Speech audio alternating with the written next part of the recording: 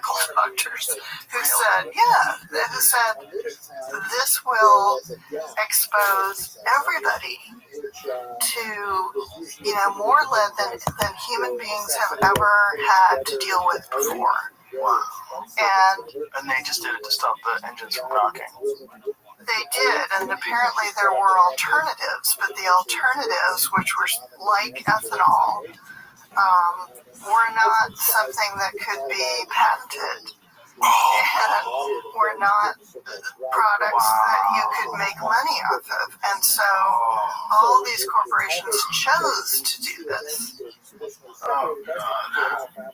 Yeah, I mean, it's really almost unreal to think about the moral failure that this. I mean, failure doesn't even seem strong enough. It doesn't. It's so evil. It's so strange how many times that has happened in human history and in fairly recent history, where companies know what they're putting out or what they're releasing or what they're prescribing or whatever it is going to damage people. And they know that short term they can make a lot of money, and so they do it anyway. Yeah, and they did for decades because, this began in the 20s and 30s. So we can assume that the smelting thing they probably didn't know, correct? Like, at least in the 1800s. Yeah, in the 1800s, they probably weren't thinking about stuff like that. They didn't have data on it. But by the time the companies really got up and running, and the smelter in Tacoma was owned by a company called Asarco, which was the American Smelting and Refining Company, owned by the Guggenheim family. Oh boy. But they've done so much for art. Yeah, I mean, it's just... That's what they like to do. Yeah, it's a total kind of whitewashing the reputation. Yeah. And they were among the, earlier corporations to do that. And totally successfully. It's so dark. My friend Peter Berg explained to me the origins of the Nobel Prize. Did you know the origins of the Nobel Prize? It has something to do with explosives, right? Yes. The gentleman who the Nobel Prize is named after, they erroneously reported that he was dead in the newspaper. And they called him the Merchant of Death in the newspaper. And you're like, oh my God, this is what people think about me because he invented dynamite. And so it's like, I've got to do something to clean up my reputation. So he devised this strategy of awarding this prestigious award named after him to all the great scientists and Nobel Peace Prize and all these different things. So now when people hear the term Nobel, like, oh, he's a Nobel laureate. Oh, he's a Nobel Prize winner. And that's the origin of it. It was just a whitewashing operation. Yeah, I mean, the same thing happened with or I'll find you. the guy who invented the leaded gas. Cool, dog. Thomas Midgley. Thanks, Blake, Rightly. Who was really a terrible guy. He invented That was really nice of you. the leaded gas stuff. I He didn't know it also was working. invented fluorocarbons, the stuff in refrigerants that cause the Ozone layer hole. the hole in the ozone layer. Quick, So, quick, like, two of the quick. most devastating discoveries, scientific discoveries in Hi, the 20th dog. century are down to this guy. Hey, And he thank was you. awarded the Blake, Rightly. highest medal from I didn't know they were American working. Chemistry They got you Association, to me, which baby. he still holds. I mean, Yeah, even though he became really ill as a result, I think, of working with this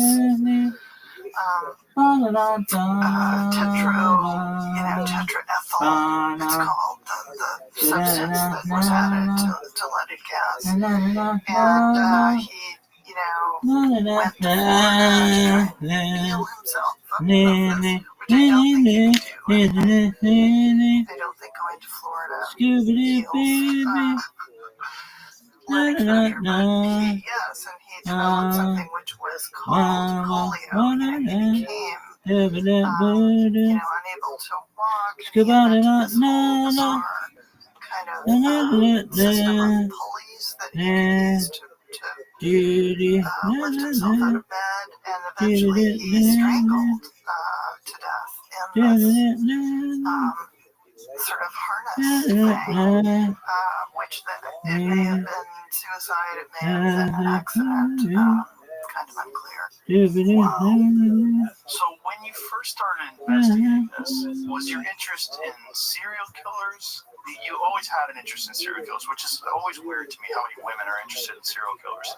Like all of the top true crime podcasts, if you look at their demographics, it's a large chunk of it is women. And I know the women in my house love to watch those true crime shows. And those serial killers, which it disturbs the shit out of me. Like my family was watching something on the Night Stalker, on Richard Ramirez, and like I can't watch this. I can't watch. I get sick. I can't watch it. They're like fascinated. Like, why is that? Why do you think women are so interested? Not women, but there is a weird thing with women in true crime podcasts. Yeah, I think that has to do with the fact that women deal with fear, fear of, and it may be very, nebulous, it may be kind of unclear what, but a lot of women have just had the experience of being afraid walking alone at night, or walking through a parking lot, or they've had direct experience of, some kind of male violence or aggression, at home, domestic violence. So I think there's a whole gamut of experiences that women have had to one extent or another that feed into that. And for me, it was growing up, just a couple of miles from the places where Ted Bundy began abducting women in the summer of, the winter and summer of 1974. And everybody knew there was somebody out there. This is at a time when the term serial killer wasn't even really in use yet. People didn't really understand the phenomenon. It was still kind of an unusual thing, and this was happening. Women were disappearing from dorm rooms or their rooms at University of Washington. They were disappearing off the street, and then they weren't seen again for weeks, for months. In the July of 1974, I was 13, and on a really hot, Sunday afternoon in 1974, 2 women disappeared from a crowded beach at Lake Sammamish, which was about, 10 minutes from my house. And so having had that experience of being around at that time, it was incredibly, it was both really disturbing, but also I just really wanted to understand what was happening. So did you plan on writing a book about serial killers, or was this understanding of the lead and the arsenic what led you down to write this book? Yeah, I never really wanted to write a book that was just about serial killers. I mean, I think that's been done, and lots of people have done that and done a good job, I mean, Anne Rule, the woman who wrote the first book about Ted Bundy, who knew Ted Bundy. Yes, she worked with him at a rape crisis clinic in Seattle. Yeah. He worked at a rape crisis clinic. Wow. He was very interested in doing research on rape. Wow. Because, of course, he was something of an expert. So, that was why that book was such a phenomenon, because she knew him before anybody had identified, anything in him. She liked him. She was friends with him. Wow. She gave him, ride to the Christmas party. Oh my God. Yeah. Was this while he was killing or before he started?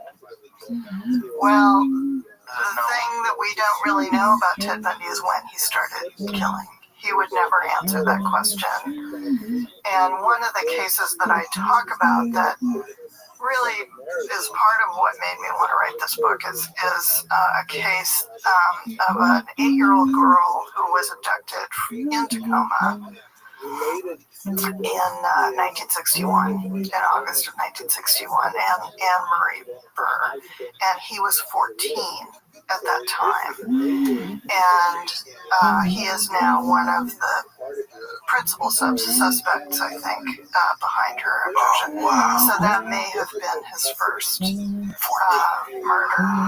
Yeah. Was there like a history of him torturing animals or anything along those lines? No, but one of the things that I think the FBI was discovering when they started doing all this, investigation of the pasts, the childhood of serial killers, was that this starts really young, that the fantasies and the obsessions with, some of them famously do torture or kill the family pets and so forth. With Ted, that wasn't the case. I think with him, one of the things you see is that he never knew who his father was. He was born illegitimate at a foundling home in Vermont, and his mother left him there for a couple of months before she went back and kind of retrieved him. And that's a common factor with a lot of these guys. They don't know their dad. They don't know who he is, maybe. Or they have, a very bad relationship with the parents. There's maybe abuse, physical abuse, sexual abuse. We don't know that about Ted Bundy in terms of the abuse factor, but he remains, I think, really puzzling to people for that reason, because you don't see some of the usual signs with him. And because he refused to answer questions. Well, he talked a lot about, various people were able to interview him. The detective in King County in Seattle, who was in charge of the investigation, he was actually quite young when he took this on. I think it was his first major case as a detective. He eventually was able to interview Ted Bundy in prison when he was on death row. Bundy, for a variety of reasons, wouldn't talk about anything that he did except hypothetically in the third person, because he was still trying to work the legal system. And so he didn't want to admit to what he'd done. How did he talk about it hypothetically in the third person? I mean, it was sort of like O.J. Simpson or something. He would say, well, if somebody was going to do this, here's what he probably would have done. And so there was a lot of that up until the very last days of Bundy's sojourn on death row. And then he finally began confessing in the last 2 or 3 days, in an attempt, I think, to get the governor interested in perhaps extending his life, because he could give information about where bodies had been left and so forth. But that didn't convince the governor of Florida. So when you saw this real estate and you found out that it needed to have arsenic removed from it, this began this sort of journey that you went on to try to connect this area with serial killers and toxins. And what did you find? Like, is there a disproportionate number of serial killers that come from that particular area?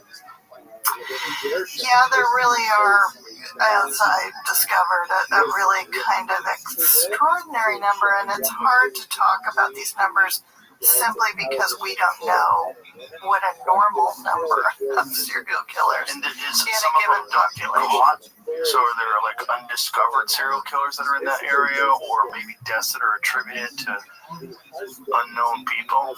There are several cases that have never been resolved. There's something called the dismemberment murders that,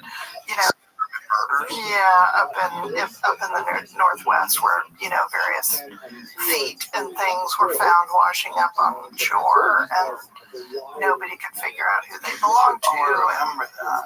That was fairly recent. Am I thinking of the same thing? It may be another thing that you're thinking of. I think this dates Another back. thing, it was like shoes that had a human foot in it. And they could have just been, bodies of people who drowned, because that's, I think, what happens in some cases. So I think that's a sort of question mark. There are a couple of others. There's one in Idaho that they've never solved. So there are those cases, but even aside from that, I spent a lot of time looking at the year 1974 because it seemed really active in terms of what was happening with serial killers around the country and in the Northwest. And it was famously the year when Bundy really kind of broke free of any restraints he might have once had and began abducting women basically kind of like once a month during that year. And in 1974, I found at least 6 active serial killers in Seattle or along the I-5 corridor who were all kind of working at the same time. And that seems like a lot to me. And just looking at Tacoma, the rate of violent crime really skyrocketed in 1974, and in the mid-70s. It's just started going up and up and up. And you see this, unfortunately, across the country. The rate of violent crime in the 70s and 80s rose to heights that had not been seen before in this country. Are there other factors? So there's lead in gasoline, which is a major factor. But what other factors do you think in terms of like environmental toxins and things? Like why 1974? Well, there are various theories that have been put forth. People have pointed out that in the mid-70s was when the baby boom generation, which was, large in terms of its population density, that those people had started to kind of come of age. They'd entered the period when you're most likely to commit crimes, which is your 20s or 30s. And so there was that. There was a lot of economic uncertainty. There was a recession. Nixon, was in the White House early on in the 70s. There was the Vietnam War. There had been a Yo, lot welcome. What up, Jay? during the 60s. How you living, pimp? How'd you find out about me? How'd you find it?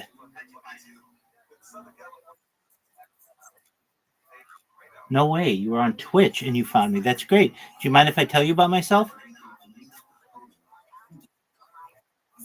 I'm Rabbi Rothschild. I stream my life 24 hours a day, 7 days a week, 365 days a year for world peace. I've been doing so for more than 3.5 years.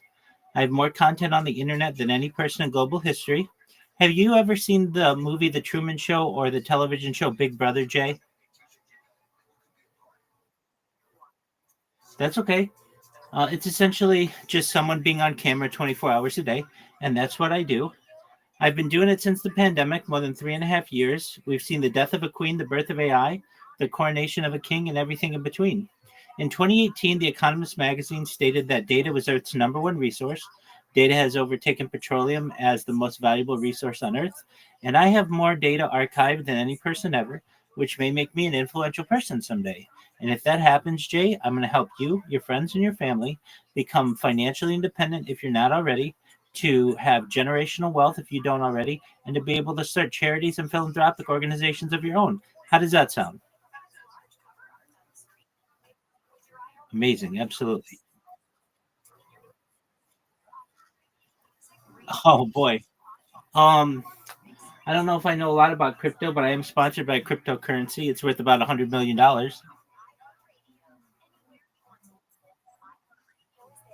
It is a lot. Yeah, definitely. Um, so yeah, what do you want to know about crypto?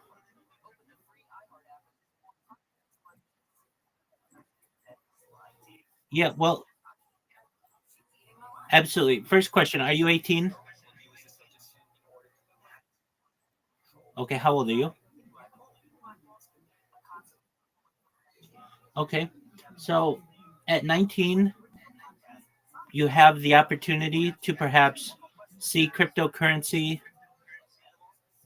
become mainstream. So that's excellent. You will have the opportunity perhaps to be able to make a lot of money on it at such a young age. So, um, do you know anything about crypto or nothing? Okay. Well, the quick and dirty of it is the first cryptocurrency is known as Bitcoin. It was started by allegedly a man named Satoshi Nakamoto. The reason why I say allegedly is this guy started Bitcoin and then disappeared. No one knows what happened to him. And so you should know as a Bitcoin investor to be, or as a cryptocurrency investor, that this is all based on someone who just disappeared. And you know how hard it is to disappear in the year 2025. And it was just about as hard to disappear in the year 2009 when this all started. But with that being said, there are alternative theories that this might be started by governments or non governmental organizations or perhaps intelligence agencies. But nevertheless, Bitcoin started about 2009 when the first Bitcoin transaction took place. And it wasn't really worth very much at all. You could get hundreds, thousands, tens of thousands, perhaps even millions of Bitcoin for a penny. It was not really worth anything when it first started, and that's not that long ago. In fact, but the interesting thing is that this was thought to be a way to be able to have a digital currency, and we had, uh, if you look at like in 2010, 2011, it started to expand, and it eventually got to be worth a penny, and then worth a dime, and then worth a dollar. And when it hit a dollar, it started to become like people started to get more serious about it. But it's funny, you'll see like video game tournaments that took place in the year like 2012, and first place was an Xbox, second place was like a Game Boy, and third place was 10 Bitcoin. Now, back then, first place would have been worth like maybe $300. Second place would have been worth $200, and third place would have been worth like $3. But now 10 Bitcoin is worth about $1.2 million. So within like a decade or so, we've seen such a quick change, a little bit more, but such a quick change. So just know it can be very volatile. Uh, okay, so how do you buy Bitcoin? Well, let me continue the story of it, and then I'll tell you how to do all that. So you had people who started to get interested in this, particularly on something called the dark web, where it was used for transactions that you didn't want traced, or perhaps for money laundering, all kinds of reasons. But it gained legitimacy that way. And one of the reasons why it is seen as a formidable alternative to traditional currency is because it's anonymous, but yet you can see the transactions that have occurred from one wallet to another. So there is the anonymity that you have that, let's say, you want to just give a friend a bunch of Bitcoin, you're able to.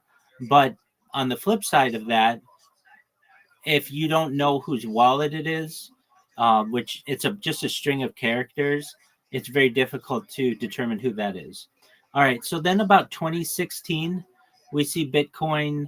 Well, it started to grow. It got to be $100, and about 2016, it got to be $1,000 per Bitcoin, and that's when it started making more mainstream news. People started getting more serious about it, and then you can just watch the chart up until the present day. I mean, it hit $100,000 like last May, or no. Last May it was $69,000. Um, Earlier this year it hit $100,000, and now it's at $120,000. All right, so what does that mean? It means that the sky's the limit for this type of cryptocurrency, and I anticipate it'll hit $1 million by the end of the decade. And other financial analysts feel confident in those predictions as well. Now, Bitcoin's not the only type of cryptocurrency. It's like if we had an umbrella, cryptocurrency would be the umbrella, and then individuals under the umbrella would be different cryptocurrencies. So the big one is Bitcoin. Then you have the second biggest one is known as Ethereum. And then you have other ones. Another one is known as Solana, and some others are like Dogecoin, and there are perhaps millions of different cryptocurrencies. But the big three are Bitcoin, Ethereum, and Solana. Now, in addition to there being cryptocurrencies, you have things called they're called meme coins. Some people call them shit coins. But they're basically coins that some people, they could be you, your friends, whatever, want to start your own cryptocurrency. And cryptocurrency gives you the freedom to be able to start your own cryptocurrency. So a lot of times you can get these cryptocurrencies for like nothing. Even people will give them to you just for free. We'll talk about how to do that in a moment. But basically, whenever you hear about cryptocurrencies, it's not just Bitcoin, it's not just Ethereum, it's not just Solana. There are perhaps millions of them, but the big three are Bitcoin, Solana, Ethereum, and Solana. Okay, so then what else do you need to know about it? Well, how do you store it? So there's something called a crypto wallet, and this is something. You have a crypto wallet? Okay, excellent. Which one do you have? Okay, that's great. So the key thing with any crypto wallet, including MetaMask, is you never want to give away your pass key. Your seed phrase is what it's called. So that's like all those. Did you write down like a bunch of words and put it in a safe place?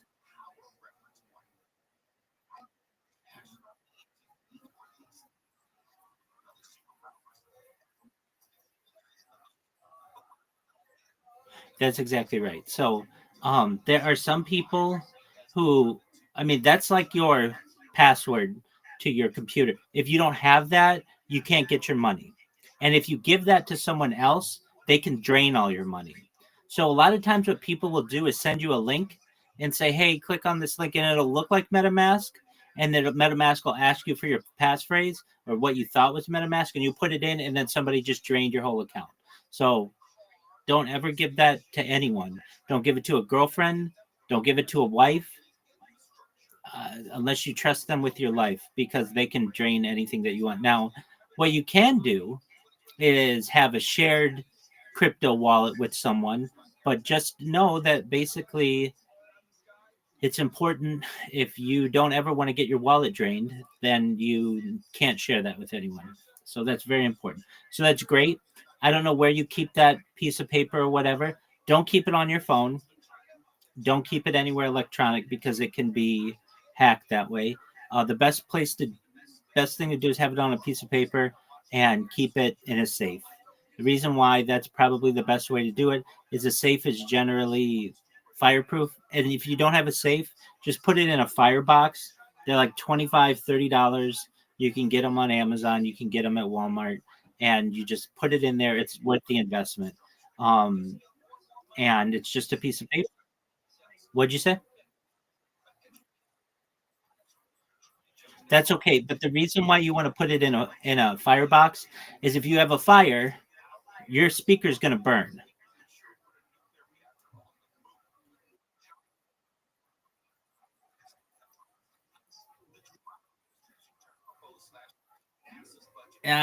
Would you trust that speaker to not burn in a house fire? I wouldn't. It's not. It's not as safe. If you've ever seen what a house fire does, it will burn through everything in the house, including speakers. But oh well, if you've never seen a house fire before, just know that nothing remains. Everything gets burned. So it's a good investment to buy a firebox. You don't have to do it today because your wallet doesn't really have anything in it. But when you start to get, let's say, more than $100 in your crypto wallet, then you want to start protecting your seed phrase. All right. So with that said, that seed phrase will stay permanent with your wallet, and it's the only way to get into your wallet. So it's not like you need a cell phone number to get a two-factor authentication. If you break your phone, you can still get into your crypto wallet. You just download the app and put your seed phrase in. Okay, but it's very important you don't give that seed phrase away, or you'll get your wallet drained. And one day you'll be looking and you'll have hundreds of dollars, and the next day it'll be gone, and you'll be like, "What happened?" And or maybe millions of dollars. So you want to be really careful about that. All right. So with that said, MetaMask is a really good one.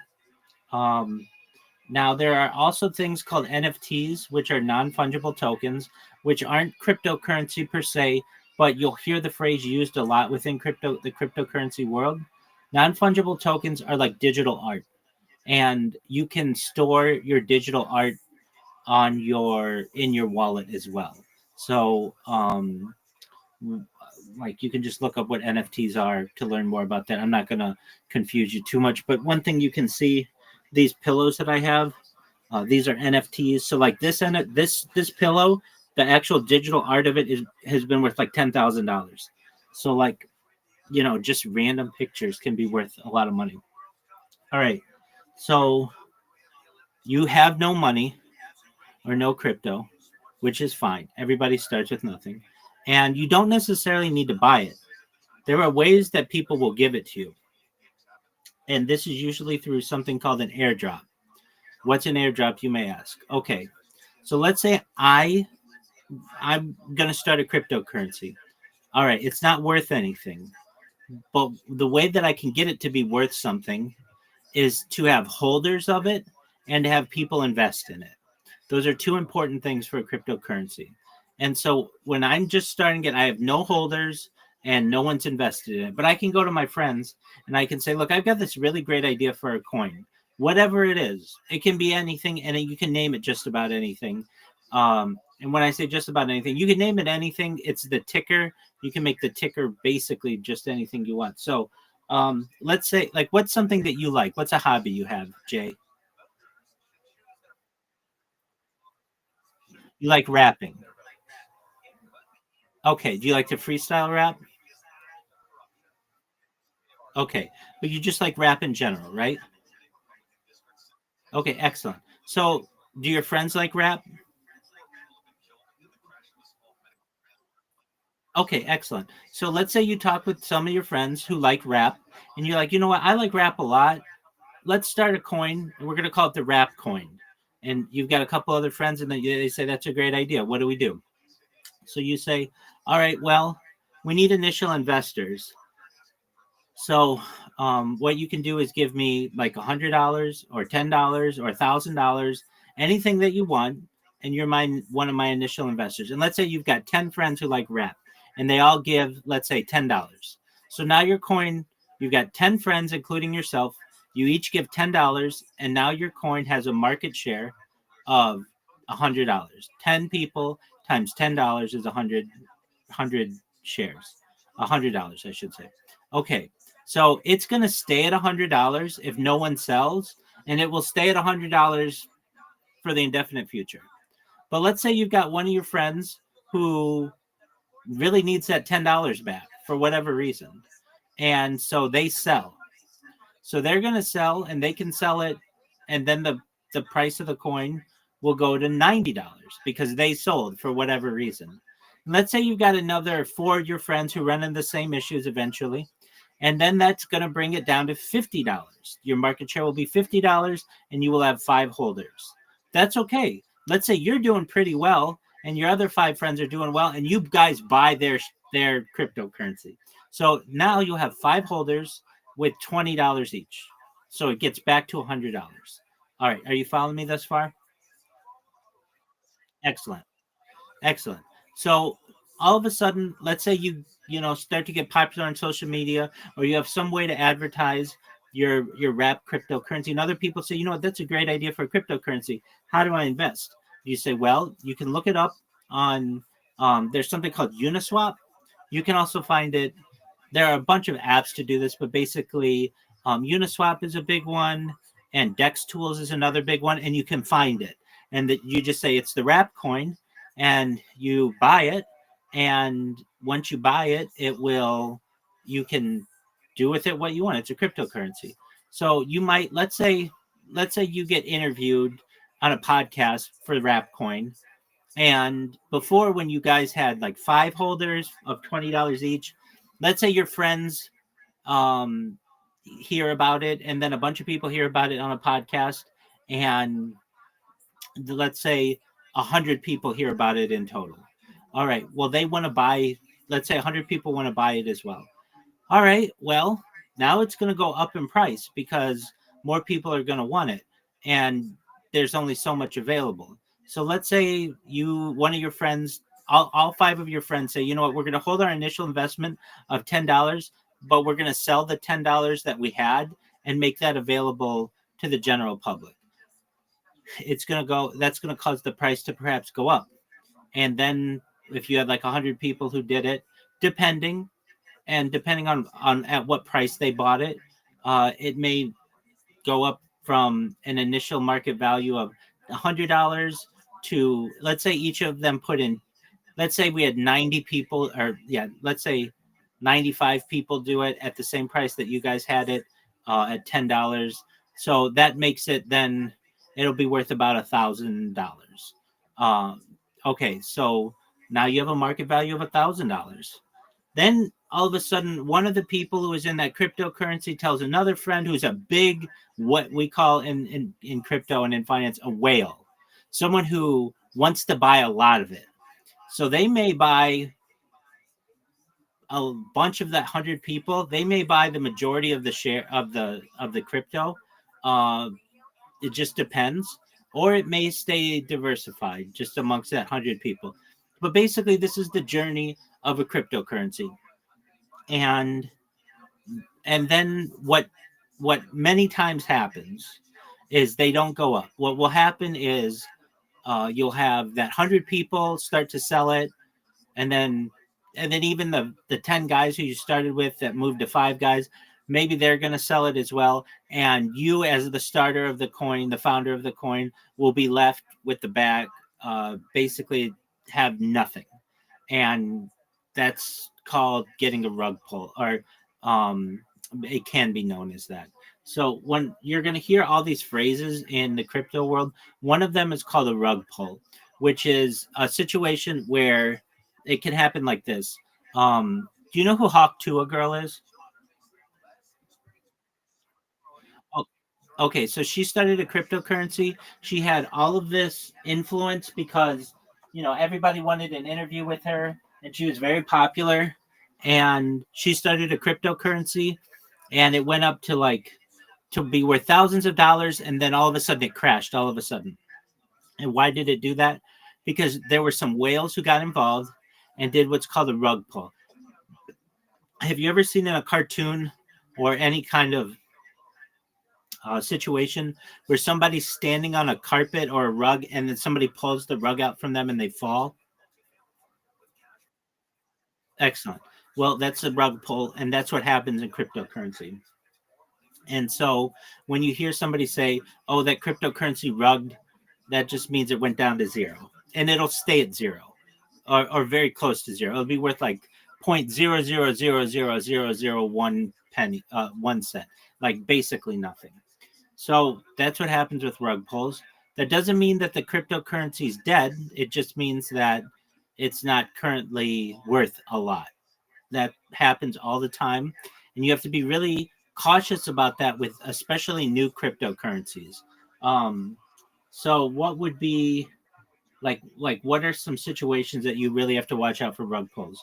Well, when an influencer endorses a cryptocurrency and a bunch of other people do, you have to be ready for a rug pull, because a lot of people are going to get excited about this cryptocurrency and they're going to buy into it, and then all of a sudden it may not do so well. This happened with the Donald Trump coin in January of 2025.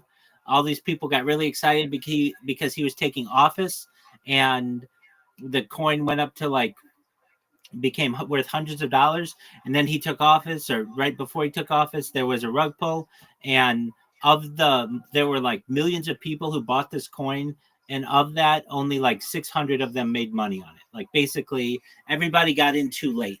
So you want to just be careful with those kinds of things. Okay, with that being said, that's kind of an initial basis of the cryptocurrency world. Now, how do you get your hands on cryptocurrency for free?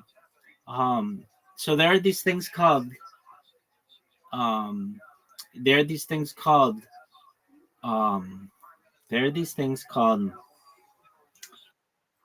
airdrops. Thank you. And what is an airdrop? Okay, so back to our scenario where you have your 10 friends. It's okay if you have 10 people who hold your coin, but that's not that many. So what you and your 10 friends may say is, look, we're going to give this coin away, a little bit of it, to a bunch of people so that they just hold the coin. And the fact that they hold the coin means that it will have more of a population and it becomes stronger that way. It's not a good situation where only a few people hold most of the coin. You want as much diversification in the coin as possible. So a lot of times new coins will do what's called an airdrop. So what does that mean? Um, Basically, they'll advertise free airdrop. You give them your wallet address. You can give your wallet address away. Don't give your seed phrase away. And so when somebody's got your wallet address, they will give you an airdrop, and you'll have this random cryptocurrency in your wallet. And your wallet may look like it's worth 0.000000001 cent or 10 cents or whatever, but eventually that could grow. And these airdrops, how do you find them? The best place to find airdrops or to learn about airdrops, I think, is Twitter Spaces. Do you know what Twitter Spaces is?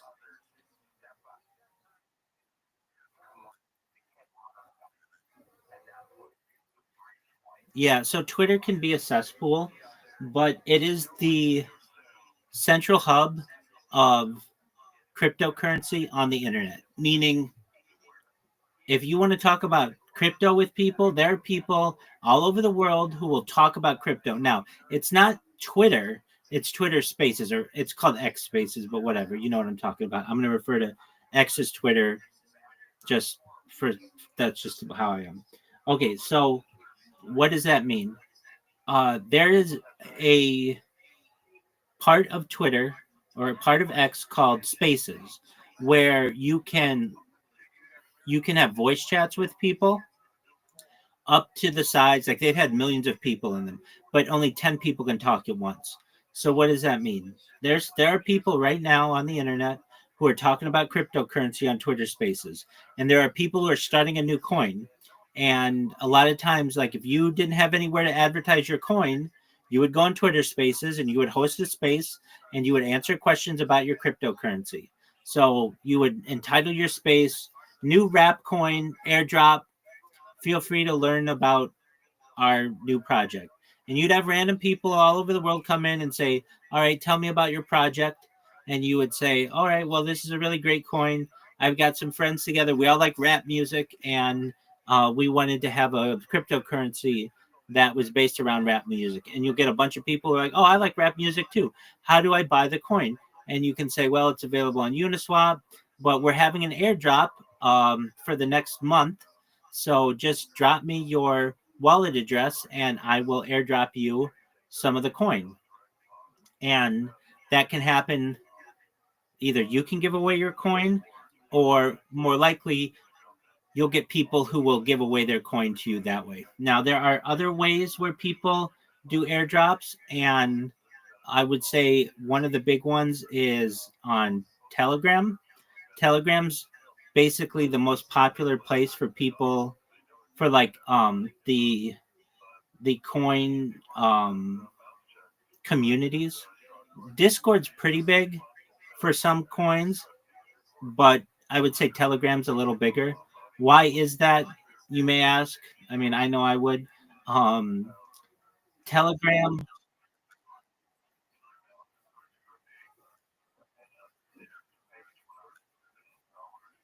yeah, they do, and that's pretty accurate. So you would go and you'll have people who say, "Hey, we're doing an airdrop for our cryptocurrency.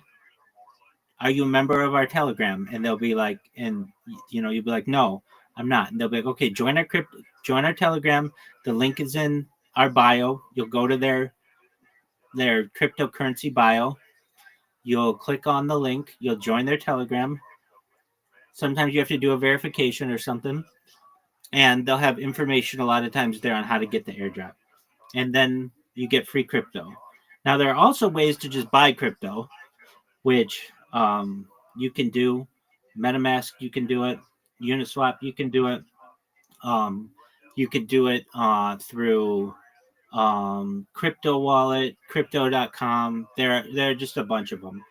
And let's say you wanted to buy one of the more popular cryptocurrencies like Bitcoin.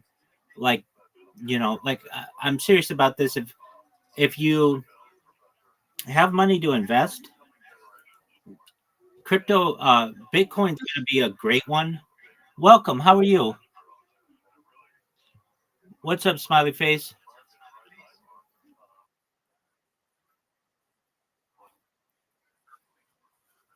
Why not?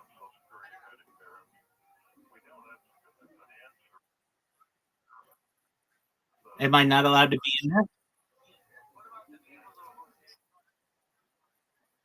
Oh, I spam everybody.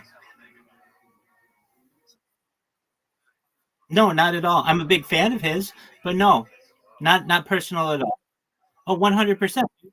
100%. I'm gonna show you him on Kick. Dude, totally. Just one more. Please do. Please do. I'd love to meet him. Please do. Are you talking about Goonie Goon? Excellent. Wonderful.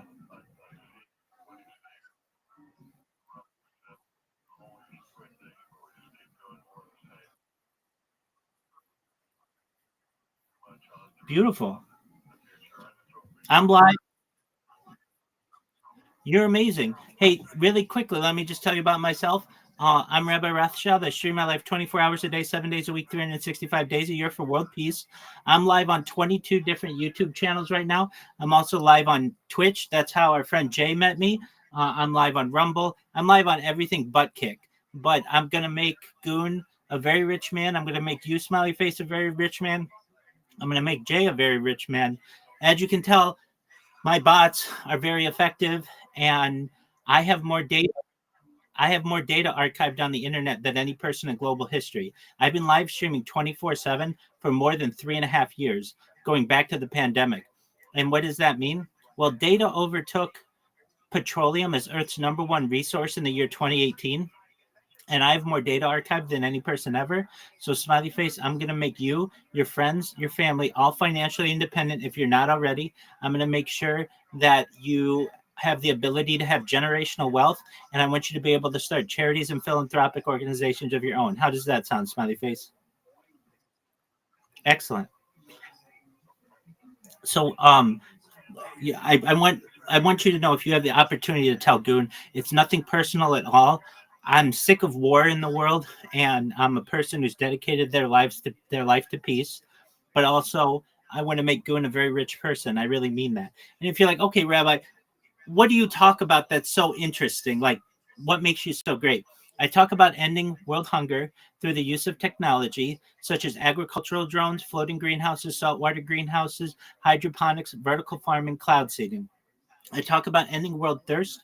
I was just talking with Jay. We were talking about cryptocurrency. I'm actually sponsored by a cryptocurrency. It's worth about $100 million.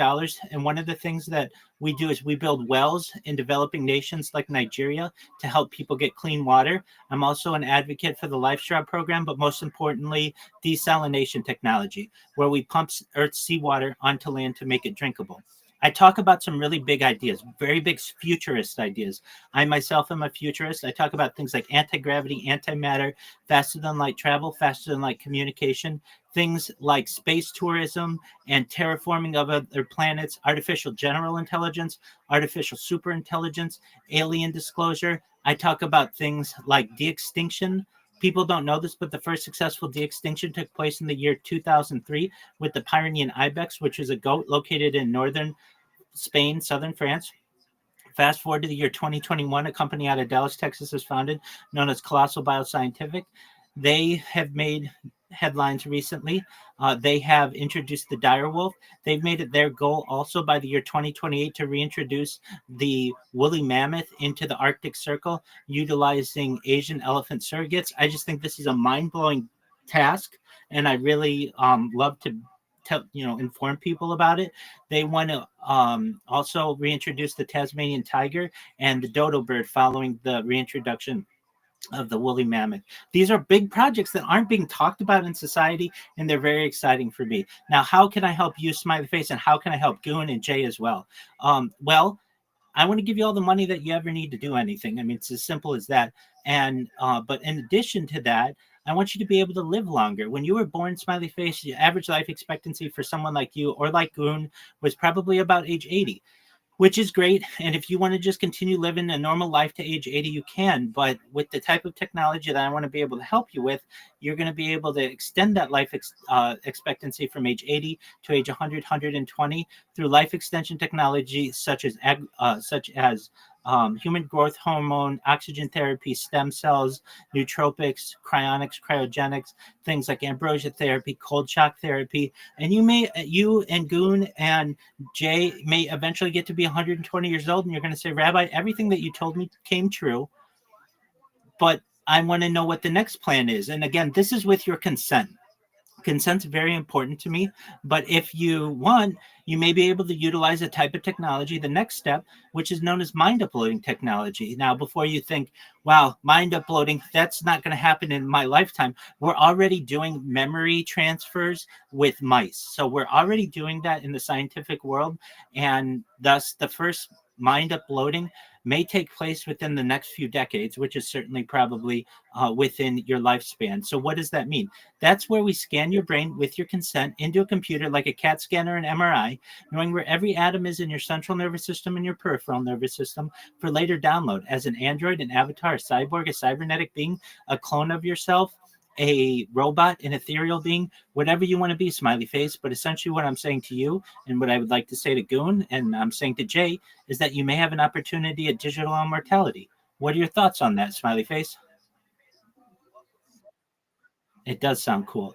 So you can see why I'm so passionate to get the word out about what I do, right?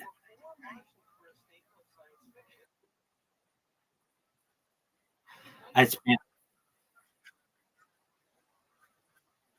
That's okay.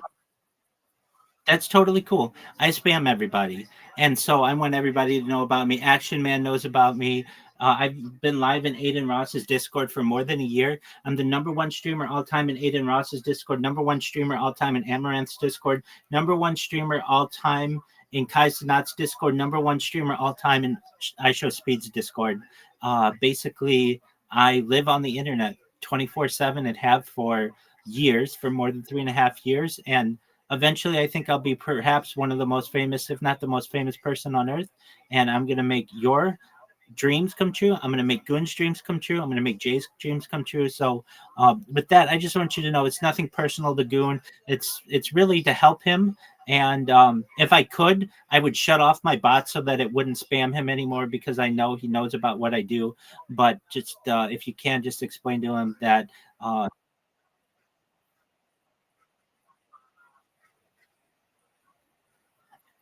Excellent. Well, that'd be wonderful. I'm live on 22 different YouTube streams right now. If you would, smiley face, in the left part of this Discord, you're going to see something that says it's got a red circle and it says 24/7 YouTube streams. Do you see that?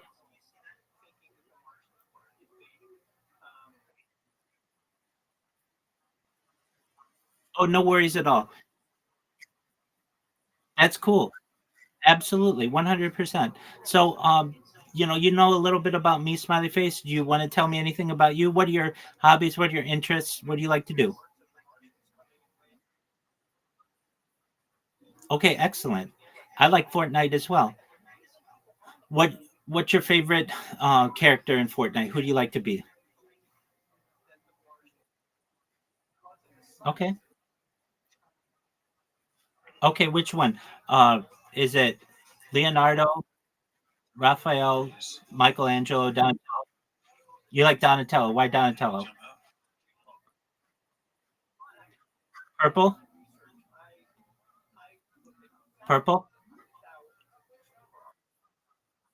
Absolutely. All right, very cool. The purple on green's very neat. Are there any other games that you like? That's all right. Do you enjoy sports?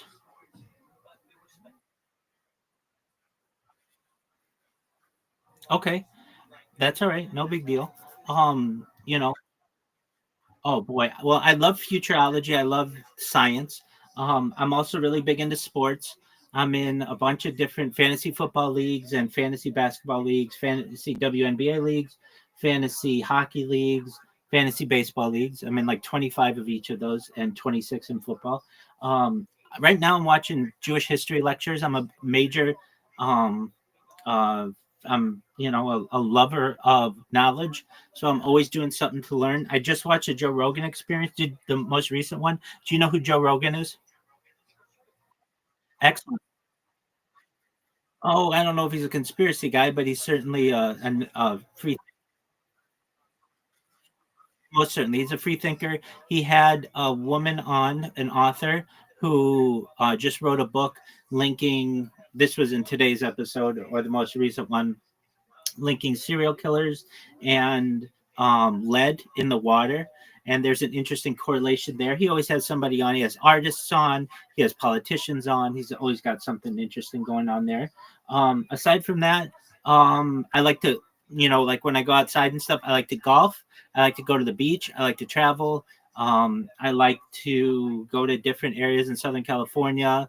I've streamed as far north as Santa Barbara, as far south as San Diego, as far west as the ocean, as far east as the desert and mountains. I've streamed in Beverly Hills. I've streamed in downtown Los Angeles. I've streamed at Disneyland, basically everywhere in Southern California. So when I can do it, I like to do IRL streaming. I very much enjoy people. I enjoy games as well. I like to play Fortnite myself. I also like mini games, so I like chess, checkers, like like even just old school games like Scrabble and Connect Four and all that kind of stuff. I like board games. Um, I also love to stream. I mean, it's my one of my big passions, especially because I stream my whole life. So I like to multi-stream. So I'm live on Rumble. I'm on 20 different YouTubes, 22 different YouTubes. I'm live on dozen different Rumbles. I'm live on D Live and Trovo and Twitch and a bunch of different streaming platforms of which you've never probably heard. Um, and then I create robots, and the robots get individuals into my Discord and allow me to talk with them and share what I do. And usually that kind of stuff is really interesting to people, and they realize, oh, this isn't a bad person. They're just trying to get out the word about a really interesting project, and I understand why they spam. And then they become an advocate and allies of mine, and hopefully Goon becomes one of those people. And I certainly am, have the privilege of meeting new people. That's absolutely fine. Let's see here. Is it just off the top of my head? Is it kick.com/goon? Right. Okay. Just one moment.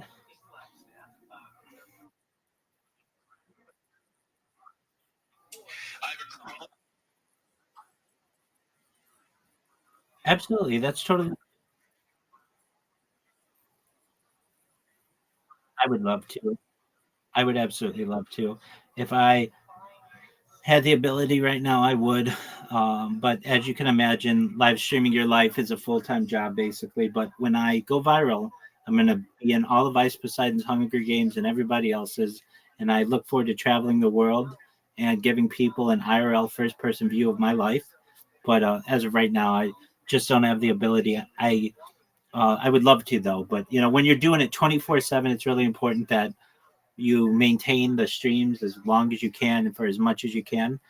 Every 12 hours, I restart my streams and basically allow people not just one view of my life like normal people, where they have one camera, but I have 22 different angles of myself, or at least streams, more than 22, because I'm also live in some other people's discords as well. So um, you should just know that you are at the ground level of something really exciting, and it's just a great privilege to come for you to come in and to be able to meet you, and thank you for being so nice. Not everybody's nice to me, and I understand. Oh, absolutely. I understand. My bots are very annoying. They come in and spam like 10 different times, and it's a huge thing of text, and nobody wants to read this huge wall of text. But if you read it, it's unlike any other spam that you're going to see. No one else talks about Santa Claus machines. What's a Santa Claus machine? It's a type of, you know what a 3D printer is, smiley face? Go ahead, Jay.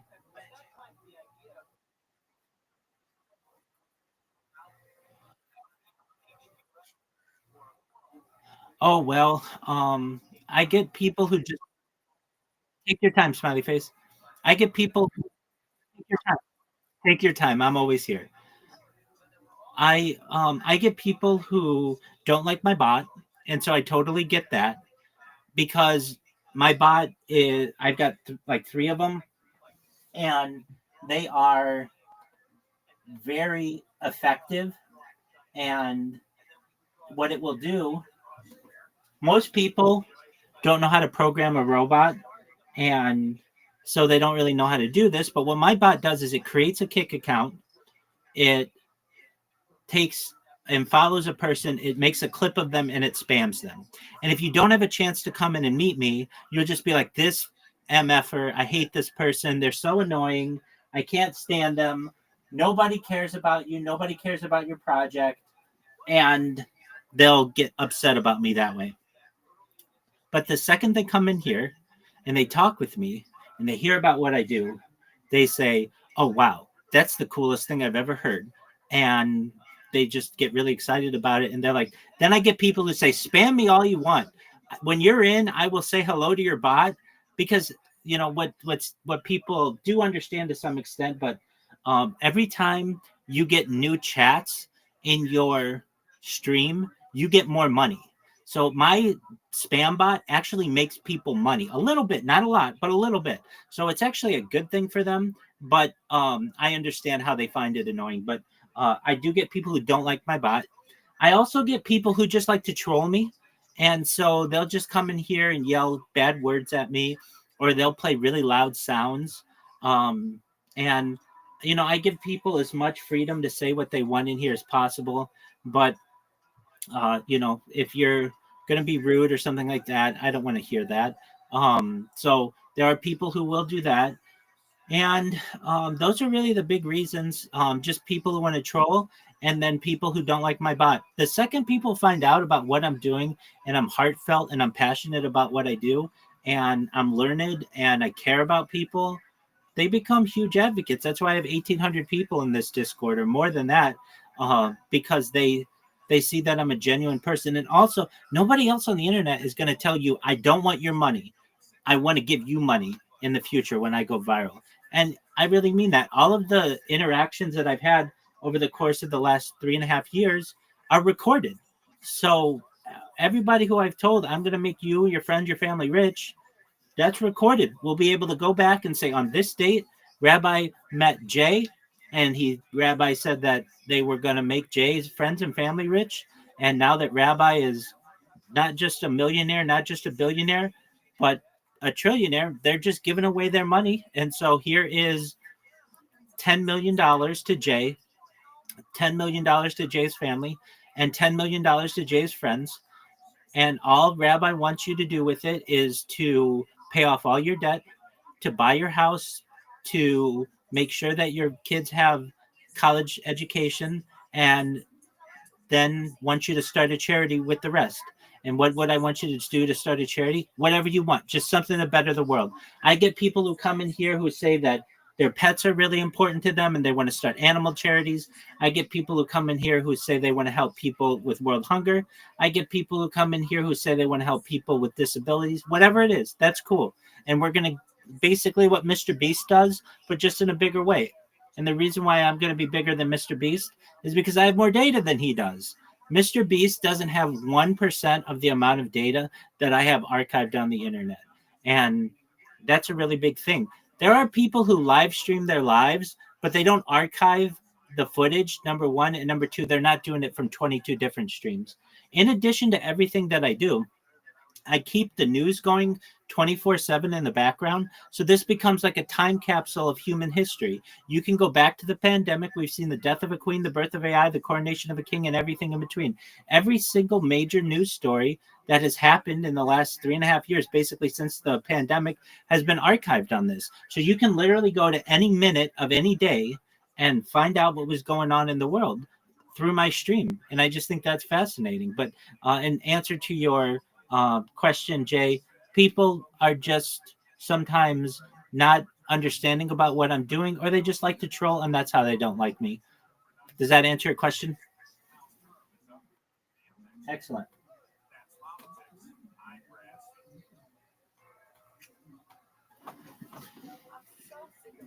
So back to our cryptocurrency discussion as we were talking. All right, so we're talking about Twitter Spaces, which is I'm in the Twitter Space right now. I've been hosting these Twitter Spaces for years, but the one that I'm in currently, I've been doing video Twitter Spaces, which is kind of a newer feature that they have, and I've been live in this one since February 14th. So why Twitter Spaces? Basically, it gives people a way to advertise and talk about their coin. When I say a coin, I just mean their cryptocurrency, and to be able to discuss it, discuss other people's. Now, let's say you were starting a new coin and you didn't have anybody to back it, you didn't have any friends or whatever. How would you get people to find out about it? Well, you would do that through your own social media. But if you're like, well, I only have a limited social media, I don't really know that many people, that's absolutely fine. You would go on Twitter Spaces, and then they have things called Shill Spaces, SHILL Spaces. And what those are allows anybody to promote any kind of project that they have. So you'll get people in there who have art projects or um art NFTs. You'll get people in there who have social media projects. You'll get people in there who have like social improvement or social justice programs. You'll get people in there who have cryptocurrencies, and you can talk about whatever you want. Usually, you get like a minute or so, and that's people will ask you, "Oh, how do I buy this coin?" And then you'll tell them how to do it. But that's basically how cryptocurrency works. Now, there are some limitations with it. You can't just go to your local, like to Amazon, and you can't go on Amazon and use your cryptocurrency yet, but you will probably pretty soon.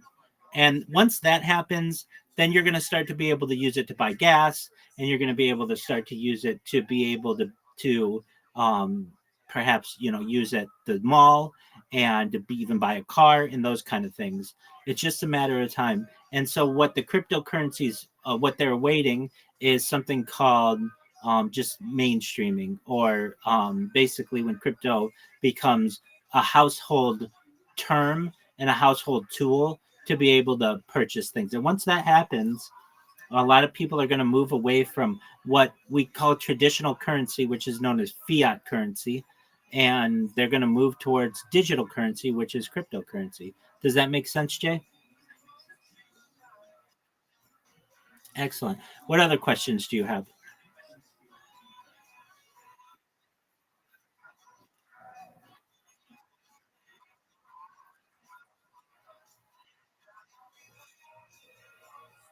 Excellent.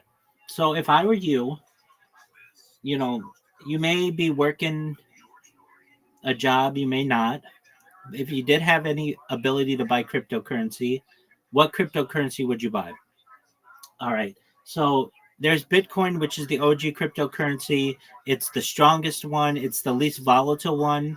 Now, you may say least volatile, it, maybe like like a year ago, well, a year and 3 months, it was worth $69,000, and now it's worth $120,000. I mean, that's a huge gain. But then also, it went back down to 70,000 like 6-7 months ago. So I don't really know if that's that consistent or conservative. That's absolutely fine. But for the crypto world, it's very secure in comparison to these shit coins that we talk about. Now, the shit coins are going to get you a lot of money if you invest in the right one. So, with someone like you would have to say to yourself, let's say we had $100 to play with. How would you invest? Uh, how would I recommend? I would say you would want to buy maybe $50 in Bitcoin, $20 in Ethereum, $20 in Solana, and then $10 you could just do with that what you wanted in shit coins. So what kind of shit coins would you buy? Ones that are of interest to you. So you like rap, cool. Maybe you like cryptocurrency education. People put out those kinds of coins. You could invest in that. Maybe you like. Do you like any sports, Jay? That's okay. What's something else you like aside from rap?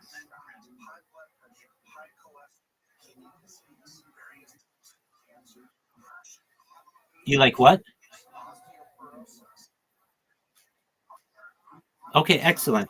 Um, so there are just hardworking coins, just people who are into what we call in the communities grinders, people who just like to grind. So you might find a grind coin that you like that has a nice history, and you might have find some rap coins that you like or something like that. Now, when I talk about rap coins, there are rappers who put out their own coins. I know Soulja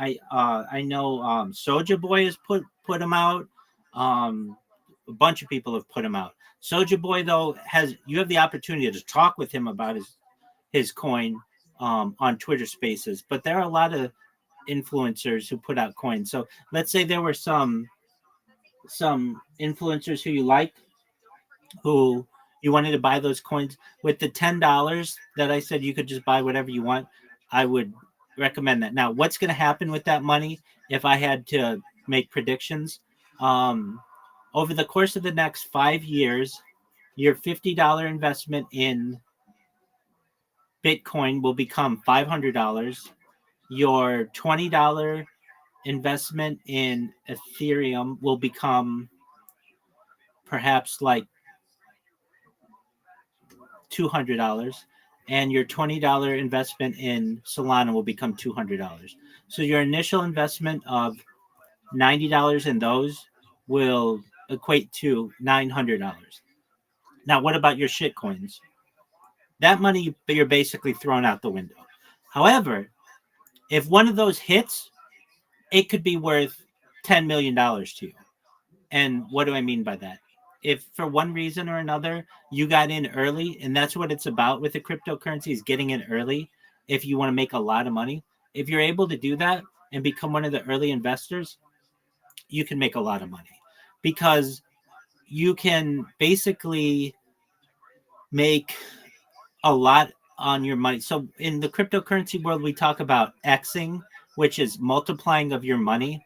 So you can buy Bitcoin right now, and in 5 years it might 10x, which it probably will, which is great. There's nothing wrong with that. That's a great return.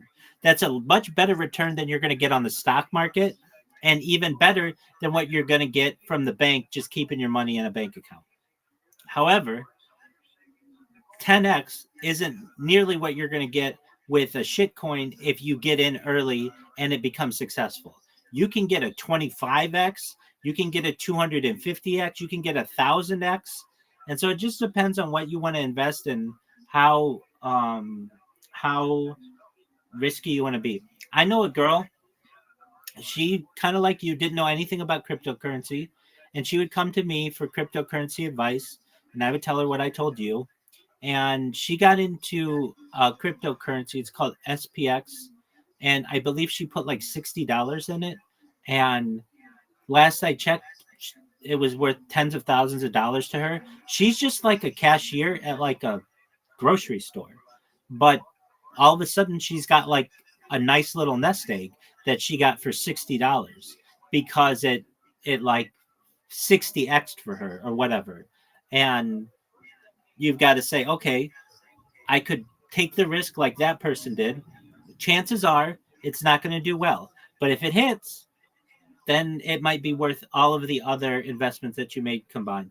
Really, what this is, at the end of the day, just like any investment, is gambling. It really is just gambling. And the reason why cryptocurrency is a lot different, or not a lot different, but why it's somewhat different, is the laws have not caught up with it yet to regulate it very well. So if you wanted, like, you can just start your own cryptocurrency. You cannot just go and start your own bank. It's much more difficult to do that. Or if you wanted to start your own business and go public and have an initial public offering, there's a lot of money involved in that. There's a lot of time involved in that. It's difficult to do. But with a cryptocurrency, you can just do whatever you want. And so long as you don't violate the few rules that are in place, there's a very good chance that you can do well. Now, one thing that all of these investors say is, this is not financial advice. I'm not telling you what to do. You buy all of the things that you want to buy. But basically, that's cryptocurrency in a nutshell. Trying to think. Let's talk about NFTs since we have a little bit of time. So again, an NFT is a non-fungible token. What does that mean? Well, non-fungible is just big words. They're just financial terms for meaning not worth money, or not to be bought and sold. Except these things are bought and sold, so they really are fungible tokens, but they're called non-fungible tokens. Okay, so what do these things do? Well, like this one that I have next to me, it's like, can you see my screen right now? It's like this red blue guy. Okay, so it looks like kind of like Sonic the Hedgehog. Basically, there was a cryptocurrency that sponsors me, has a very long name. So every cryptocurrency needs something different to diversify it. So like there are cryptocurrencies that are like the Donald Trump one or the Hawk Tuah one. The one that sponsors me has a very long name, and that's kind of its claim to fame. Its name is Harry Potter, Obama, Sonic, 10, Inu. Now, if you're like, that's the dumbest name I've ever heard in my entire life, everybody thinks that. But it has such a long name that people remember it. Yeah, exactly. Exactly. Exactly. So it has a very long name. And when it started, it was very small. And it's gotten to be worth about, at one time, like $360 million. It's like at $100 million now. But in the past, like, I don't know, 6 months or so, it's been up like $50 million. So it fluctuates. Now, one of the things, a project that got associated with it were called the Sprotos. And these Sprotos were pieces of art, digital art, like this little red guy or this red pillow I have with the blue guy on it. And there were like 10,000 of these pictures that are all unique, and you could buy them. So we talked about creating your own cryptocurrency. Let's quickly review if you were going to start an NFT. All right. So you've got your core friends who are into rap. Okay. Now, those guys bought your cryptocurrency. You say to those guys, Are you an artist, by the way, Jay, or do you know any artists?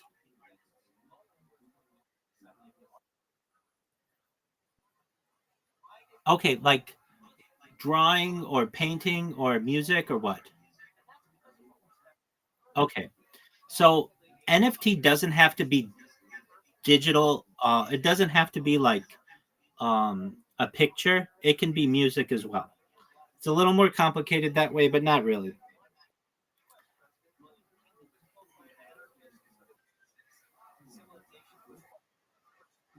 You're fine, big dog. I go through that all the time. All right. So you say to your friends, "Hey guys, we launched this cryptocurrency and it's doing really well. I want to launch an NFT."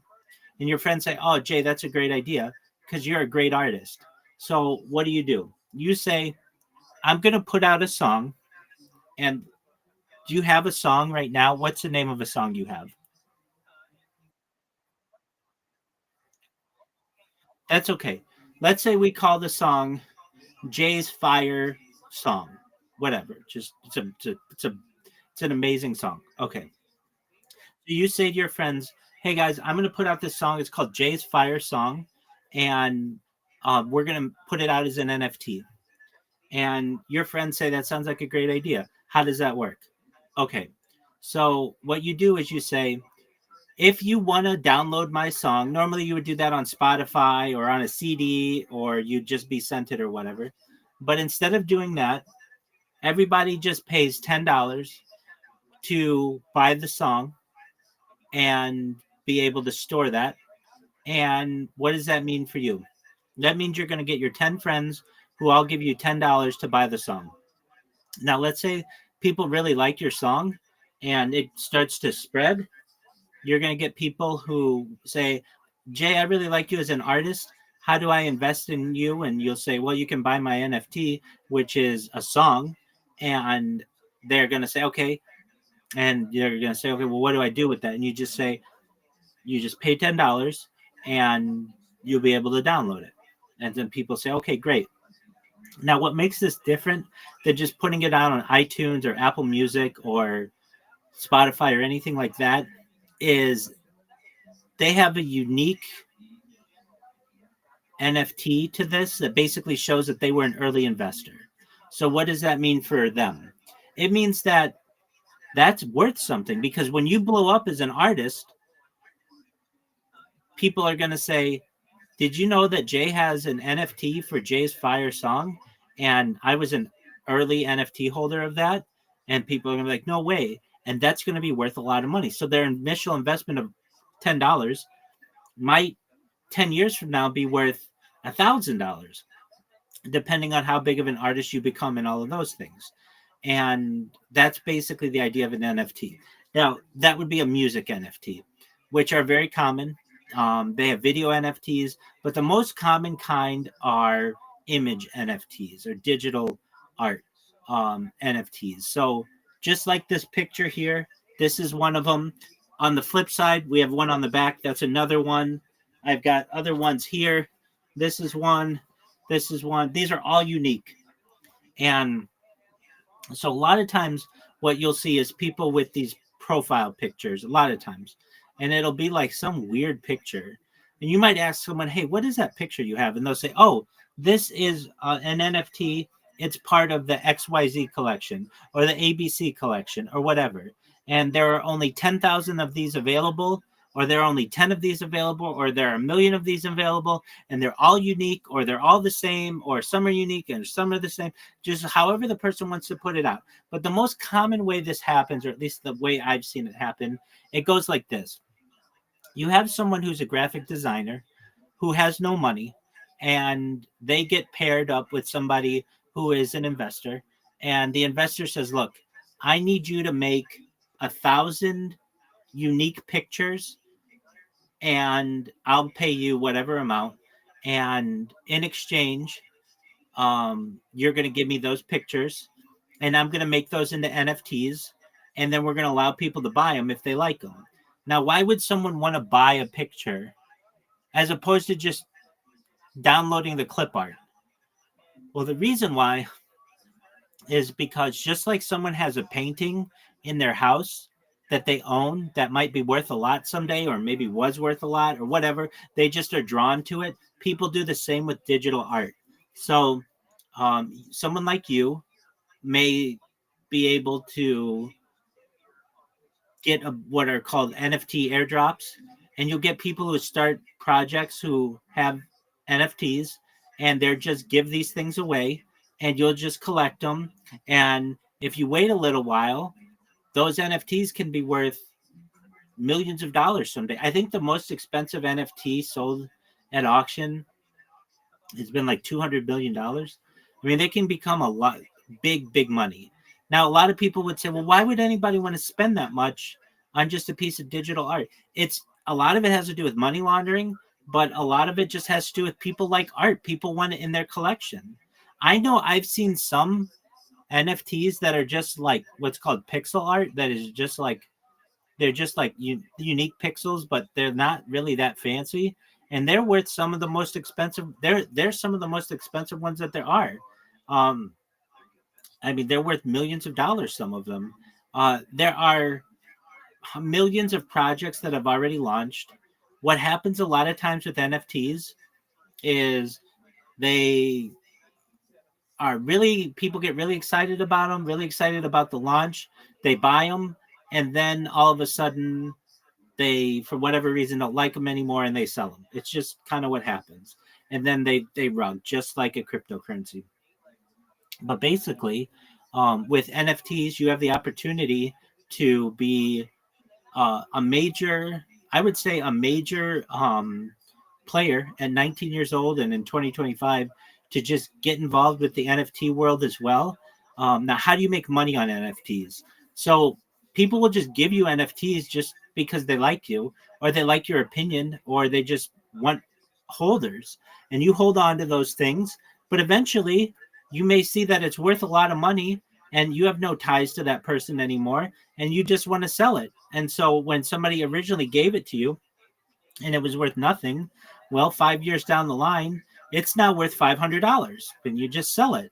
Like this one that I have right next to me, $10,000. It's just like it's a picture of an ugly blue guy, but there are people out there who know they want to be associated with that, and they buy them. I know on Twitter Spaces, it's a big deal. Cryptocurrency is talked about all the time. NFTs are talked about all the time, and there's a major movement for communities. So let's say you've got your album is gonna be, or your song is Jay's Fire Song, and the album cover is just a picture that you drew by hand. And you might get a bunch of people who are like, oh, I love holding Jay's Fire album. It's really great. And then you start hosting Twitter Spaces.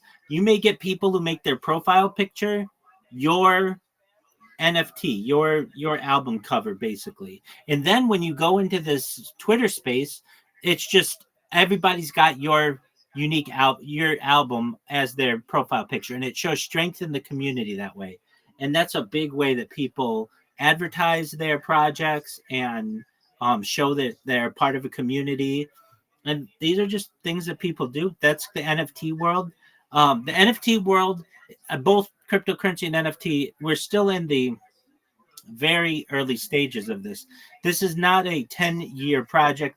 This is not a 100-year project. This is 1,000-year project or beyond. And when I talk about, mind uploading and all of this, I mean it. Like, you may be using this hundreds of years from now.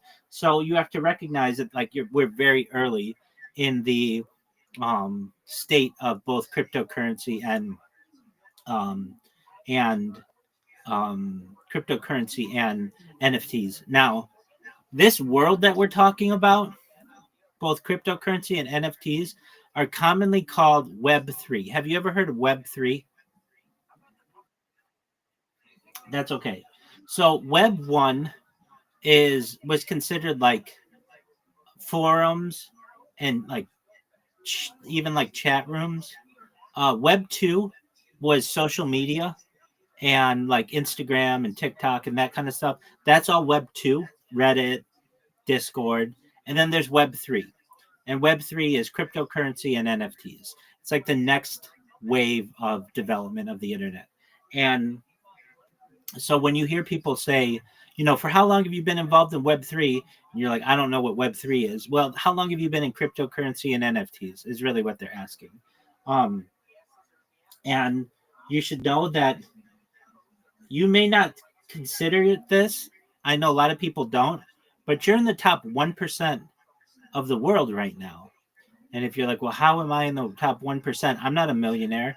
I'm certainly not a billionaire. How am I in the top 1%? So we've got 8 billion people in the world.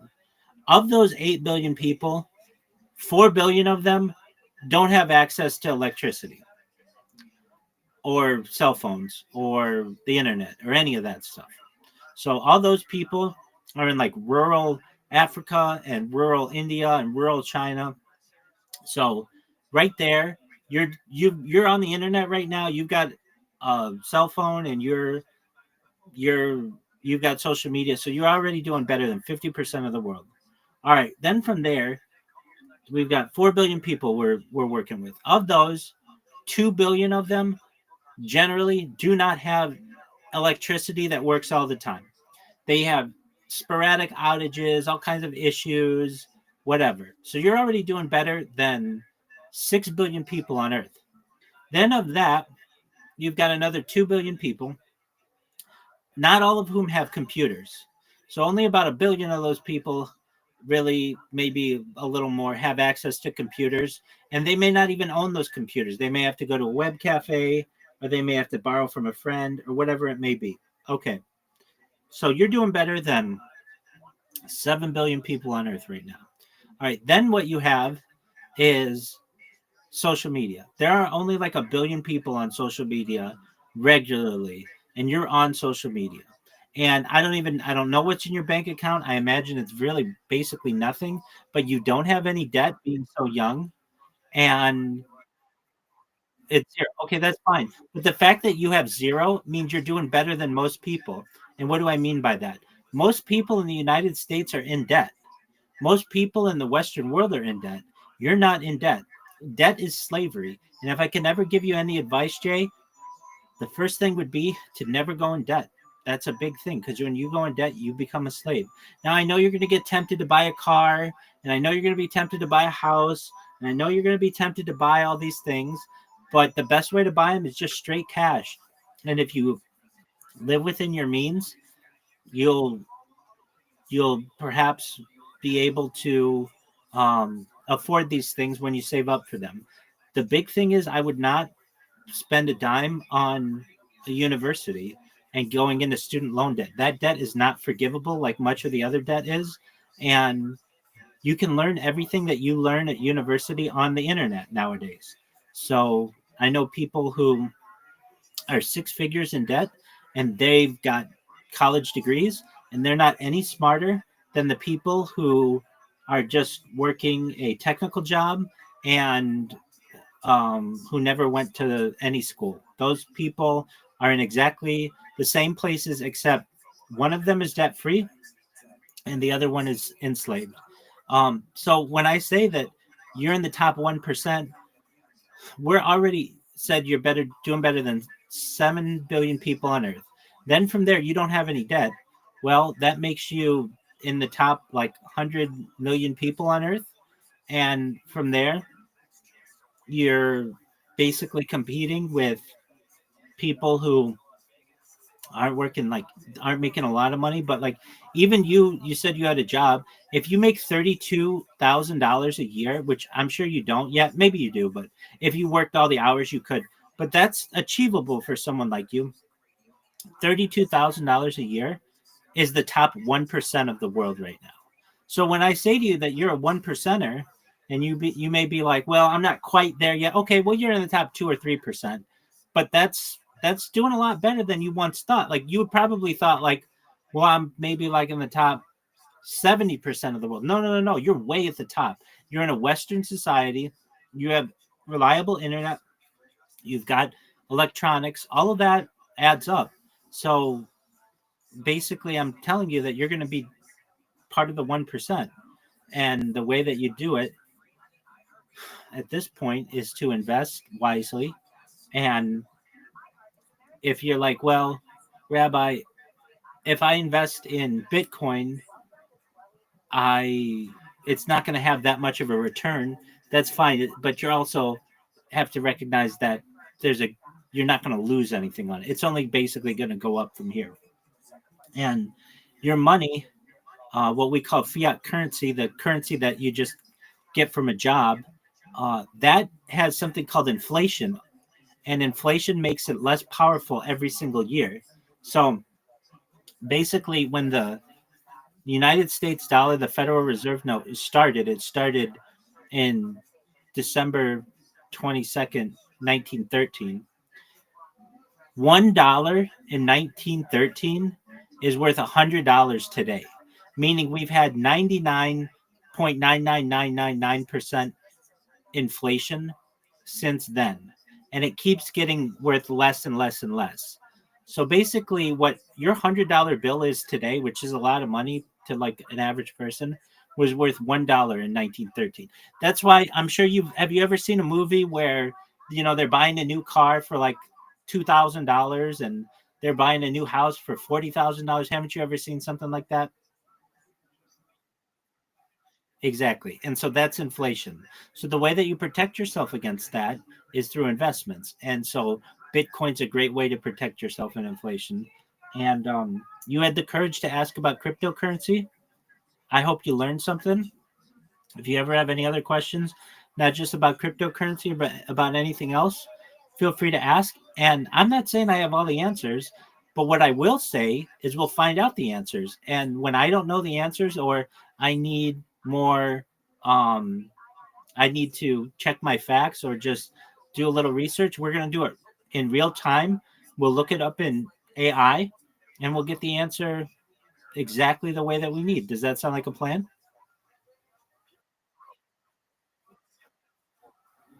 You take care, Jay. Jay, more than anything, aside from making you rich and all those other things, I want you to know I'm here to be a positive person in your life. I'm here to have an optimistic view on the world. And really, I just want to give people hope. So if there's anything you ever need from me, I'm here for you, okay? Take care, my friend. You're welcome. Bye.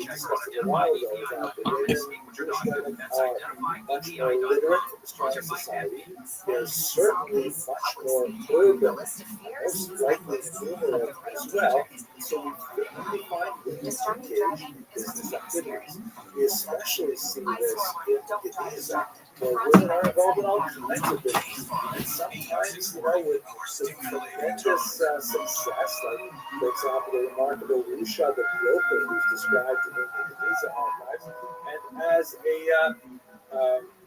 after her marriage is dissolved, she keeps her business running and defies, standards to insist on having, her way. She is repudiated by the synagogue for some unrelated activities, but she nevertheless, supports the synagogue with massive donations, Kippur and things like that.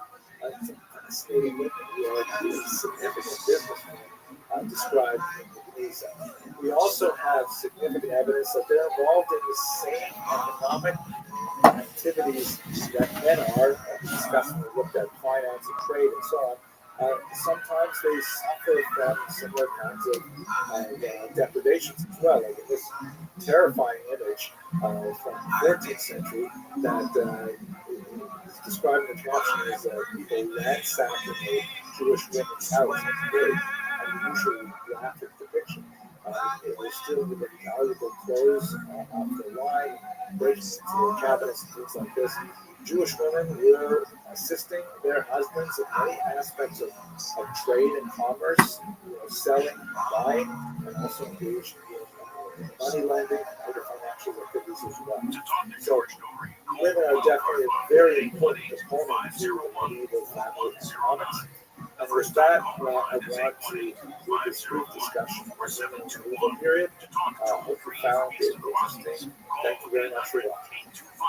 5033 from west of the Rockies, toll free.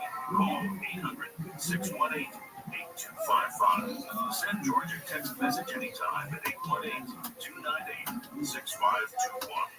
This is Coast to Coast AM with George Dory. This hour we'll take your calls with David Barrett as we talk about his work with the Martians on Coast to Coast AM. Radio is always I've spent a fair amount of time in the southern half of the peninsula looking at Arab Jewish or Muslim Jewish period of coexistence, the famous Vivencia, right? And now we're going to look at the northern half and at the later part of the Middle Ages, specifically the 12th to the 15th century, which will unfortunately culminate in the Inquisition and the expulsion of the Jews from Spain. This is going to be kind of like the scene of medieval Jewish history for this course. It's not an uncommon place to sort of draw a line and indicate that before this event of 1492, things were one way, and then after 1492, they were rather different. You can say the same thing in the 20th century about the Holocaust, the state of Israel. Things were certainly different before those two events, so closely related at time, and then after those two events. So that's why we're going to construct much of the next semester on the post-expulsion era. So here's a map that will give you a sense of what we're talking about. This is the Reconquista, the reconquest. You will recall that the Muslims come up from North Africa and they take over the peninsula, primarily in the southern region, and they make it pretty much to the very top of the peninsula. But then it doesn't take long before the northern area starts to recede back into Christian lands, and slowly the Christians are able to penetrate that way. And eventually they will ultimately expel the Jews and the Muslims from the entire peninsula. But we're going to focus on the regions of Leon, Castilla, Aragon, Navarre, and over the course of the next there's a few really interesting phenomena that are going on at this time. First, this is the era of the greatest of the Spanish court Jews. This is an institution which we'll see examples of it throughout Europe, but Spain in many ways has some of the greatest examples. Court Jews, it's hard to really translate that appropriately. It's related to the idea of being in the king's court, like a courtier, sometimes you see that word. It's something like a lobbyist or sometimes a government official, typically associated with some kind of fiscal activity. They often don't have any specific role in the court, but they're very much part of the ruling circle, advising kings, very frequently underwriting the king's activities, and exercising a tremendous amount of power. Quite often, these courtiers are also the titular heads of the Jewish community, so chosen because they are so close to the levers of power and are able to protect the community appropriately in that way. But quite often they are heavily resented by the larger non-Jewish population, and sometimes they suffer terrible falls from grace because they're intimately associated with the king that they serve. We see this, for example, with the great Don Isaac Barbanel, who of course was exiled from Portugal, and then later he would be exiled from Castile, from Spain as a whole, and spent the last few years of his life wandering around. And it's really amazing, remarkable that he accomplished so much literary material when he was in exile in these places. But he's a good example of a Spanish court Jew, and the Spanish Jewish communities in Catholic northern Spain actually had phenomenal levels of authority, partially because of the tremendous strength of their courtiers. In particular, in Castile and in Aragon, the Jewish leadership was very much involved in an institution called tax farming, which we have discussed briefly in other classes, but let us just quickly recall what we're talking about here. Tax farming is a typical medieval institution where the king is unable to actually tax every individual landowner or certainly not peasants in his kingdom. So what he does is he deals with entire communities as a whole, typically whole classes of people in particular regions, and he hires out sort of middlemen to take care of the actual collection of taxes. These are called tax farmers because if the king assesses, for example, that from one particular region he can acquire, let's say, 100 gold coins, then he will appoint a middleman, who is typically a Jew, who will go out there and, using a network of employees, typically also Jewish, they will be in charge of doing the actual collection of the taxes, the assessing of the properties, the assessing of the agricultural output, the placing of tolls on bridges and various small taxes with the authority of the king. And the tax farmer will collect maybe 1,200 gold coins.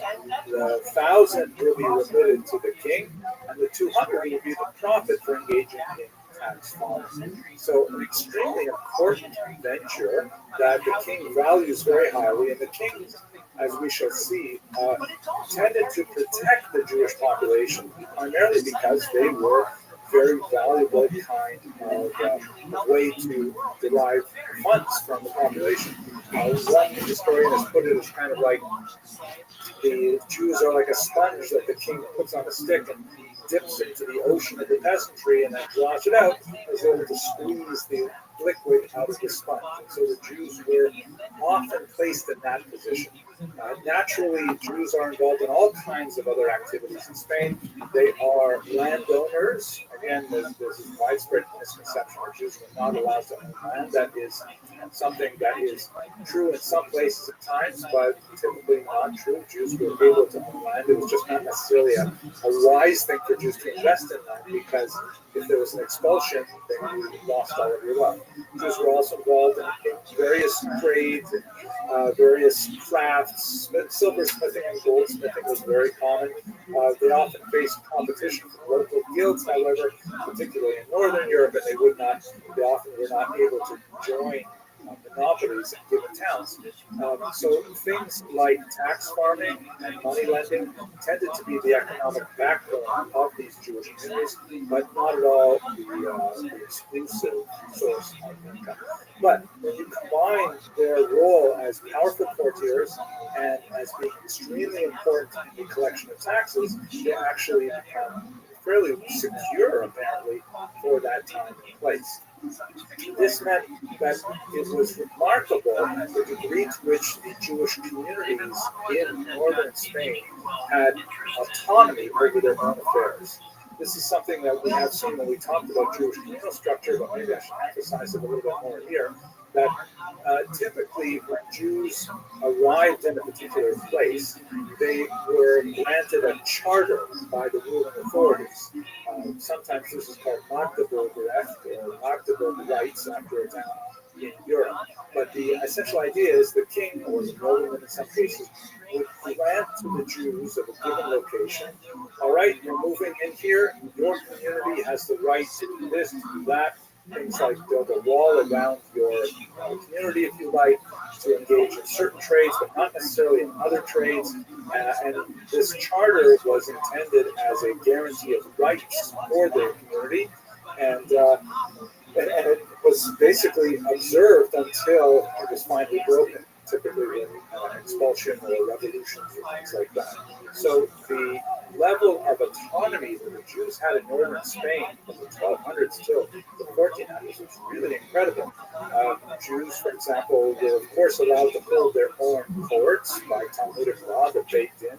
This was not unexceptional. But in many of these Spanish communities, if there was a dispute between a Jew and a Christian, the Christian had to submit to the Jewish court, which is rather unusual. And in some exceptional cases, the king not only granted the Jews the right to administer corporal punishment, which was an effective technique of controlling populations, but also, in some rare cases, to even impose capital punishment. That's an incredible thing. The circumstances under which a community would legally through the Beit Din impose capital punishment, very, very rare and exceptional and controversial. But nevertheless, this gives you a sense of the very high degree of autonomy that the Jews had in Catholic Spain from 1200 till about 1400. It was really it's not a golden era in the same way that the southern part of the peninsula was regarded as a golden era. You don't have quite the same kind of cultural synthesis that you see between Arabic and Hebraic culture, but nevertheless it was a period of tremendous power for the Jewish community and the general wealth. This is especially true during the reign of James I of Aragon, shown here, who was a remarkably strong protector of the Jews, even when some of the elements of their economic might began to wane. I'm going to explain how that happened shortly. But we'll return to James I in just a moment and talk about the Barcelona disputation, which is right now.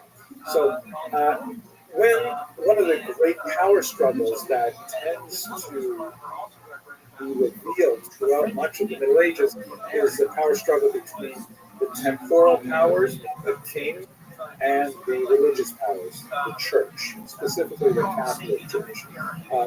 As we discussed when we looked at Jewish communal structure, who really should be in charge? Philosophically, you would think maybe the religious spiritual authority should be in charge, but on the other hand, there's a lot of nasty business involved in governing. There's a lot of patronage. Nepotism, for example, is a word actually that comes from the medieval church. It means nephew, because you would promote and hope to promote his nephew, quote unquote, even though it was actually his son. So this is a term that we borrowed for contemporary parlance to speak about administrative corruption. But the king really had the actual power, had the soldiers and so on. So the king and the church often had kind of like a seesaw relationship where when the power of the king went down, the churches went up, and vice versa. And so as we see with James I of Aragon, there was a moment where he had to accede to demands of the clergy, who were very upset about the power that had been given to Jews in Spain. And so he agreed to allow a disputation to take place in Barcelona in the year 1263. Disputations would garner a tremendous amount of interest in the 13th and 14th centuries. These were kind of like big intellectual pageants where Jews were forced to participate in debates over central tenets of Judaism and, in fact, Christianity. Now, it was impossible for Jews to win these kinds of debates. They were really more like show trials that were intended to demonstrate the validity of Christianity and to encourage, sometimes coerce, Jews to convert. The Christian side was typically headed up by a Jewish convert to Christianity who had like inside knowledge of what Judaism really believed and had greater textual skills in Hebrew, possibly Aramaic, and so on. And so the Barcelona disputation was in that character. It was one of the earlier disputations. On the Christian side was I believe his name was Pablo de Cristiani, if I remember correctly, a convert to Christianity, but not an especially well-regarded intellectual. In fact, he kind of bungled much of the Christian side of this debate. And on the other side, James I allowed the Jewish community to appoint their leader, who was, a figure of tremendous consequence, the incredible Rabbi Moshe ben Nachman, also known as Nachmanides, right? Like Maimonides is known Moses, the son of Maimon, so this is Moses, the son of Nachman, hence Nachmanides, who was actually, a thinker of tremendous depth, who had published a lot of work that is still studied avidly to this day, and although he was older, he was in his 60s at the time that he was approached for this particular task, he agreed to do it. He was on good terms with James I of Aragon. He agreed to do it on the condition that he be allowed to speak freely.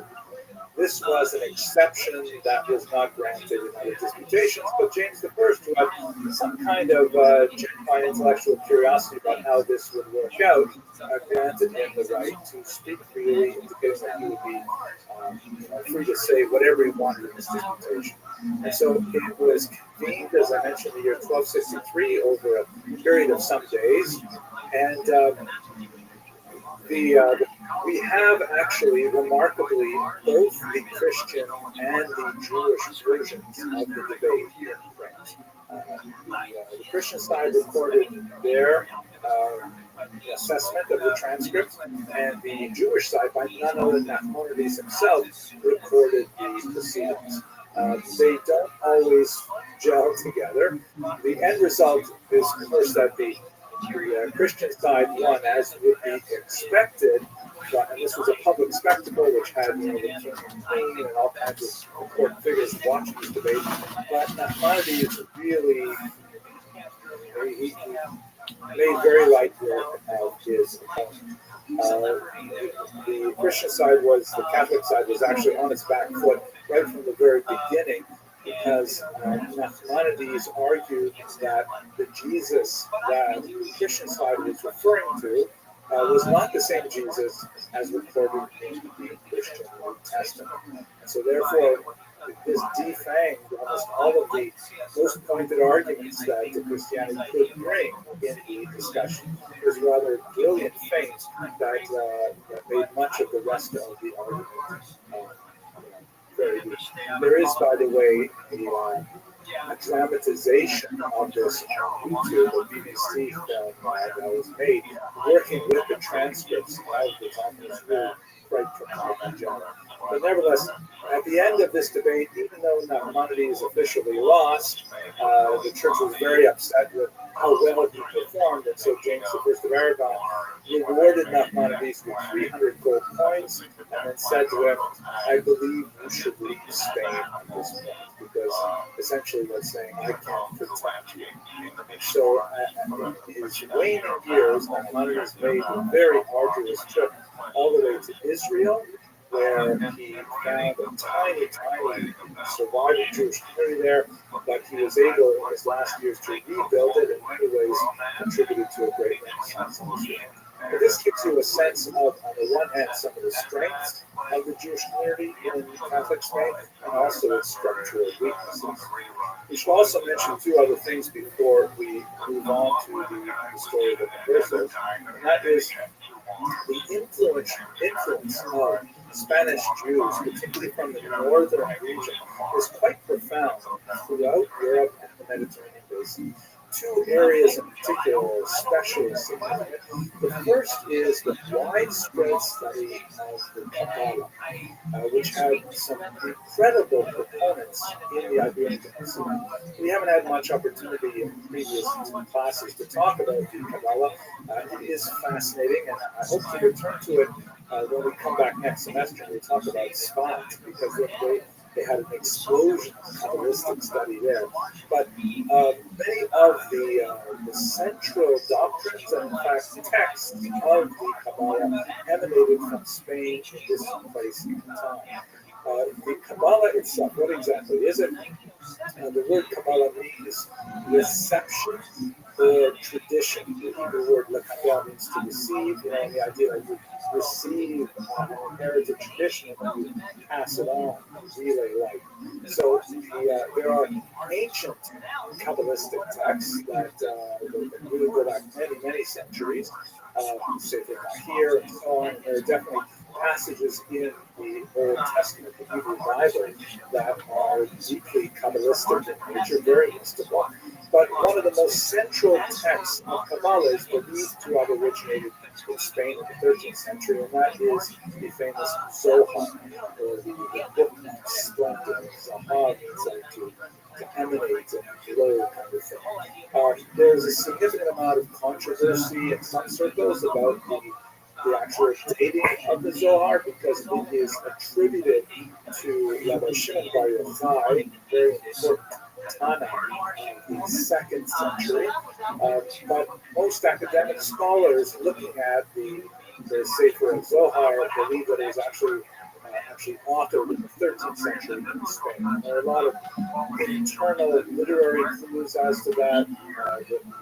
The strange fact that it's not cited before this period by others, and the fact that its attribution to the ancient period was placed in doubt almost immediately after it began circulating. Although there are some who believe that is in fact a genuine artifact of the ancient world. Nevertheless, regardless of where it comes from or when it was written, it is a work of great spiritual genius, phenomenal insight into Jewish mysticism, and it was deeply inspirational throughout the entire Mediterranean basin. So that was one very strong element of kind of Spanish intellectual export period. Another area where the Spanish Jews exported from northern Spain was their tremendous skill at translations, especially in the region of Provence, which is not too far away from Spain, just a little bit up the coast, the south of France, where there was a very unusual Jewish community. We've spoken about it in different lectures.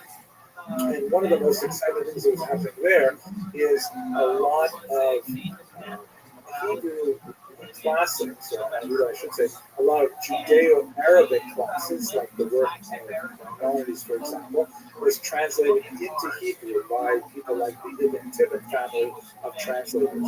So they're bringing a lot of Arabic Jewish wisdom, or Jewish wisdom that's recorded in an Arabic language, to a Hebrew-speaking language, and the Hebrew-speaking population really generating a lot of cultural phenomena. Last thing, science. The coast of North Africa is filled with Arabic-speaking scientists, many of whom are Jews, and the primary conduit of all of that scientific information. There you go. All right. All right. You got this, man. You got this. Southern Europe, Italy as well. Abraham ibn Ezra is perhaps one of the most famous of these people coming from Spain, who brought his astrolabe from everywhere in order to explain these technologies of navigation by the stars that had a phenomenal impact on Europe. So these are the kind of things that are happening in northern Spain at this time. Really dramatic and exciting, but unfortunately they you happen to be like the top 10, top 20, can be infiltrated other people's discords with alt accounts. And we have gained permissions in their discords. All the main targeted people, we gained infiltration months ago, like during the rat race, because we knew there would be another scavenger hunt. So that was step one. We're already ahead of the game. That's going to be the goal. And have you done comedy before? It's amazing. It's not. Movie Chicken Andy, everything on rotation. I'm still with exactly. There's this is a couple of things that happened in the 14th century that really begin to shape the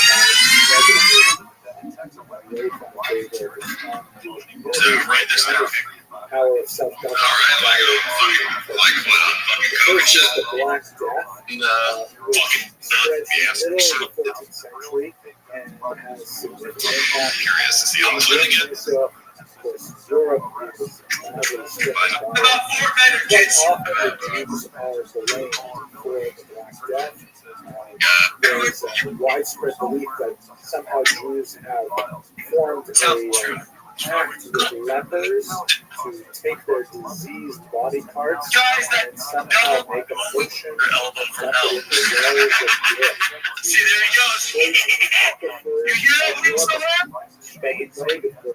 that one nonsense, but It I do. Face, you're fine. What's the matter? Why? In that call with you, I need to do the same legend. I fucking love it's that little boots and jeans. It's that little.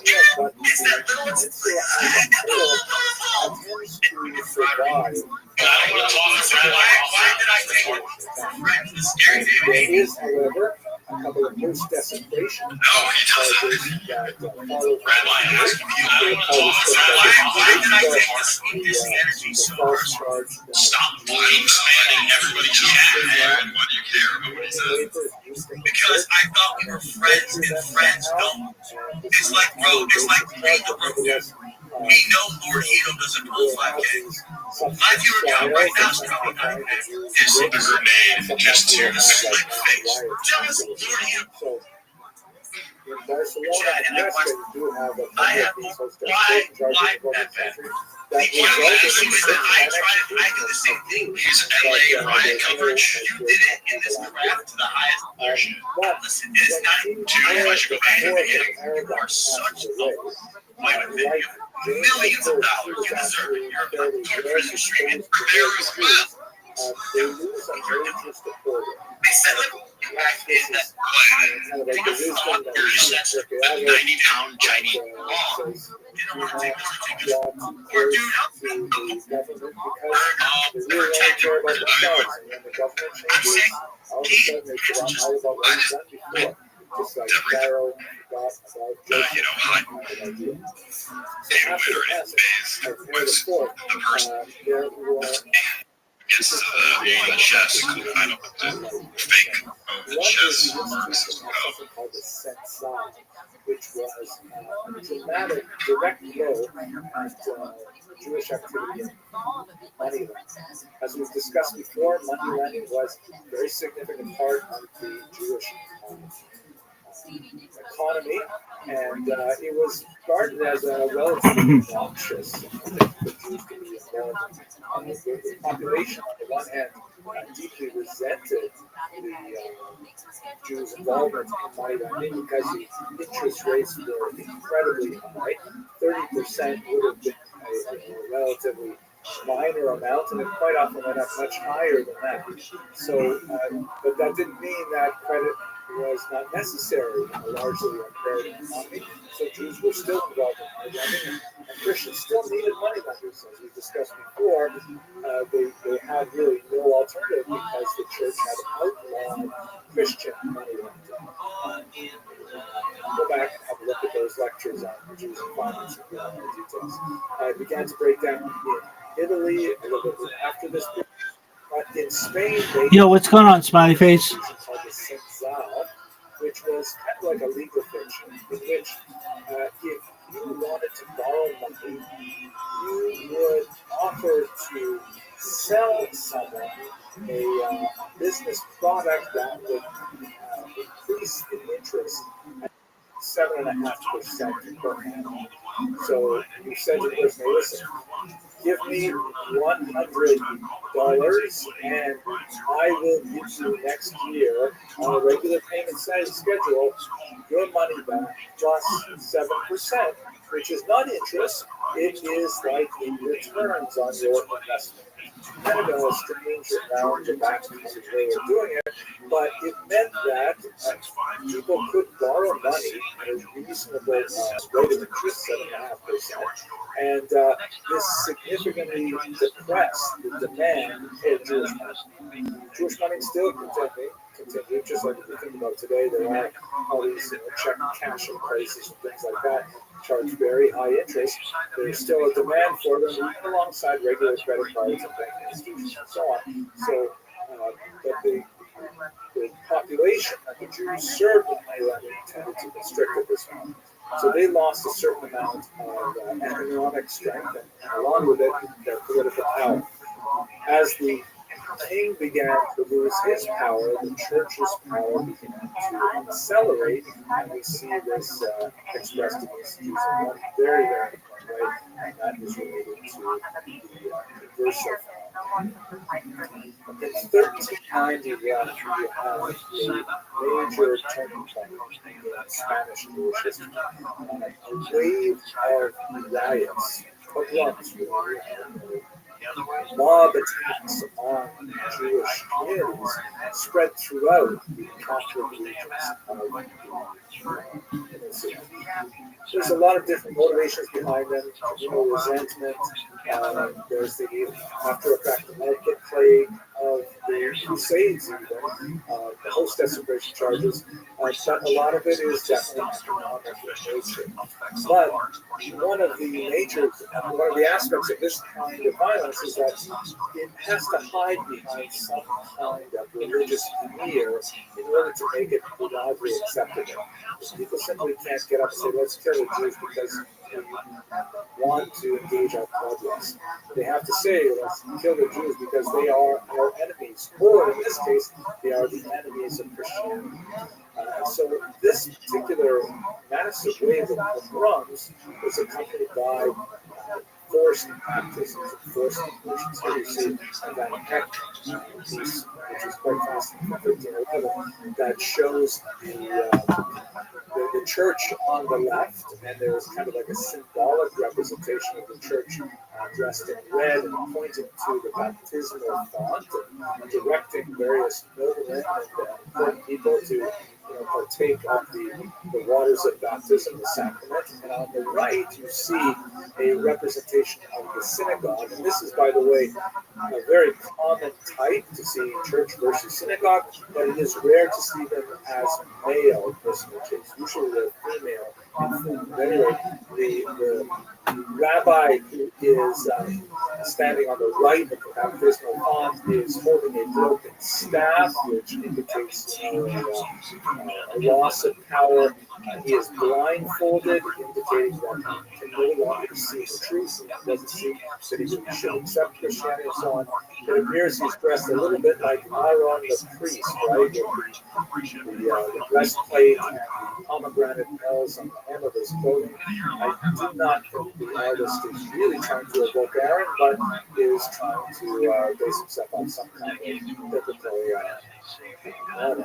And he's holding back Jews who are in various states of relating to the attraction of the baptismal font. Some clearly want to go like the individual in green cloak, and he's physically holding them back. Others are tearing their clothes open. Others refuse to hear what's going on. Others are paroxysms of fear or anger or something like that. They're all like resisting the pull of the baptismal font. So in this kind of context where Christians cannot really understand why Jews refuse to simply conform to the dictates of Christianity and accept baptism, there is this paroxysm of violence that forces baptism onto many Jews. An unknown number, but not impossible to think of tens of thousands of Jews across the peninsula engaging in forced baptism. As I mentioned in the previous class when we spoke about this, on a theological level, the church has an ambiguous attitude about this, because on the one hand, very clear expectations of many folks as well that people may not be forced to baptism.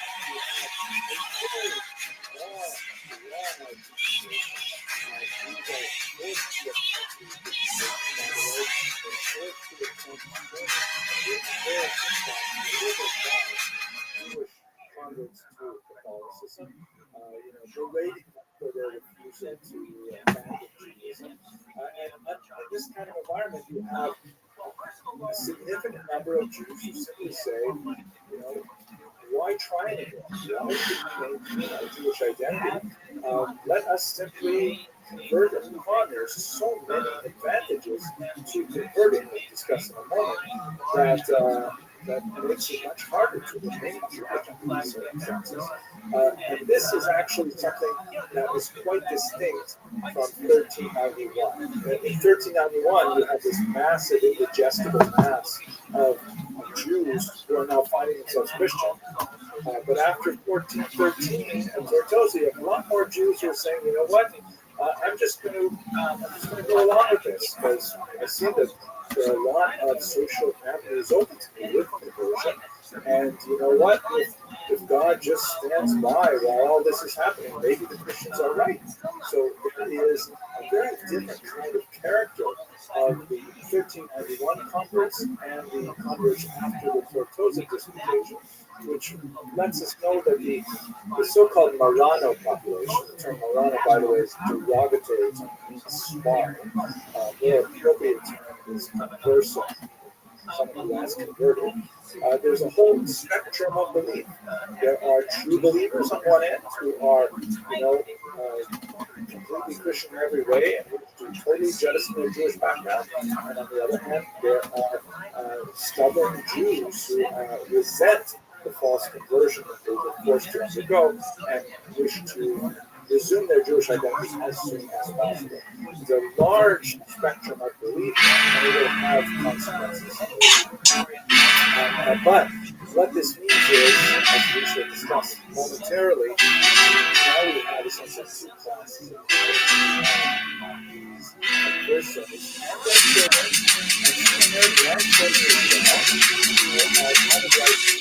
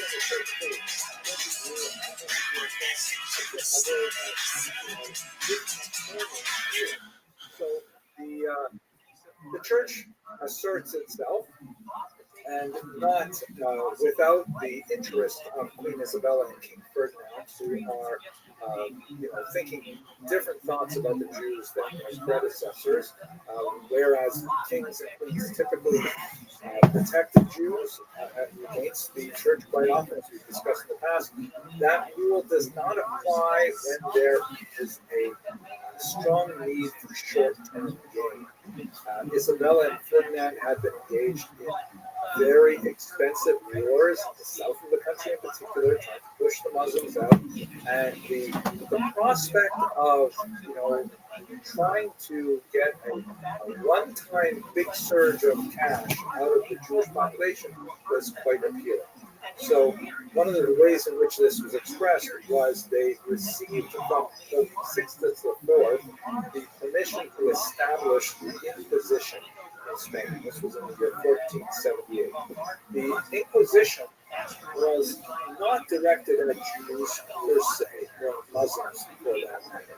It was directed at false converts, conversos who were secretly harboring Jewish attitudes or behaviors and so on.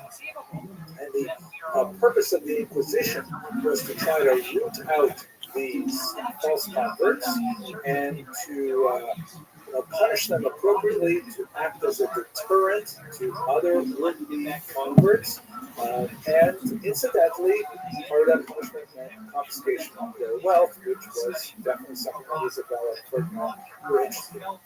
The Grand Inquisitor Thomas de Torquemada engaged in a brutal upending of Iberian society by creating this purge-like environment where, a Christian neighbor would betray a Jewish neighbor, or actually a converso neighbor, to the Inquisition. The Inquisition would arrest the converso neighbor, subject him or her to terrible tortures, and demand that he divulge the name of other conversos who were also secretly Judaizing. And under the pain of torture, this would happen, and they get a whole list of names. They go out and arrest those people and torture those people, and the whole purge environment rapidly spun out of control. In the space of a couple of decades, it just got beyond their imagination how deeply this penetrated, where churchmen were often accused of being secretly Judaizers and things like that. The Jewish community really was at a loss as to how to respond to this appropriately. Remember, the Jewish community per se was not attacked in this manner because they were not, Christians. They had not been converted, so therefore they were still allowed to practice Judaism. But they were viewed with a tremendous amount of suspicion, especially as to the degree that they may have been aiding and abetting these conversos who were secretly studying Judaism, keeping kosher, and so on. In one notorious case, some conversos actually engaged in a conspiracy to murder an inquisitor, Pedro de Arguelles, and this sparked a lot more popular resentment at the activity of the conversos and the Jews, as you can see in this very evocative painting of the murder and the saintly visage of the inquisitor himself. But it rapidly spun out of control, and it proved to be something that Isabella and Ferdinand could not keep a lid on, but they still were faced with tremendous debts that they had to deal with. So, just some of the examples of the way in which the Inquisition looked. In previous classes, I've given a lot of examples of the torture. What's happening, beautiful people? Uncle Joey here with the Savage of Love, Lee Syatt, for another fun-filled episode of the Church New Testament. It's August. These are three examples of Santelitos. They really were quite elaborate types of punishments.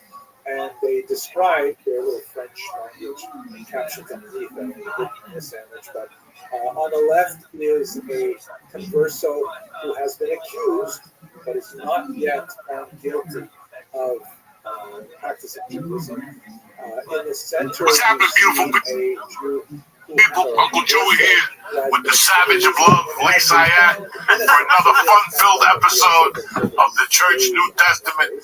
It's August the 5th. What do you want to do? Let's get this party started. Hey, it's Uncle Joey here. Listen, I'm going to talk to you about cereal. If you want cereal that's okay to eat by the handful, grab some Magic Spoon. Magic Spoon has 13 grams of protein, 0 grams of sugar, and 4 grams of net carbs. That's it. Go ahead and eat cereal for dinner without no shame. And read the box while you're eating. With flavors like fruity, cocoa, and frosted. It tastes like Saturday morning in the front of a TV. Me, I'm a cocoa type of guy. If you need to be on the go, Magic Spoon also has treats, cereal bars that you can take anywhere. Each bar has 12 grams of protein. I had the marshmallow and the double chocolate. Tremendous. What we're going to do is this. You're going to get $5 off your next order of Magic Spoon at magicspoon.com/church. Or look for Magic Spoon on Amazon or in your nearest grocery store. That's magicspoon.com/church for $5 off. Get that Magic Spoon. Take this motherfucking sweet.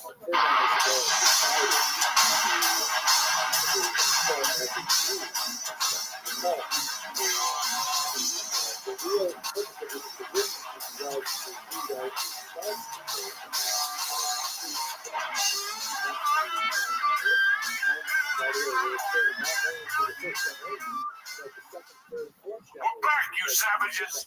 It's a beautiful Tuesday morning. The fall is in the air. What's going on, little brother? I've been having a great week. We had a fun week last week.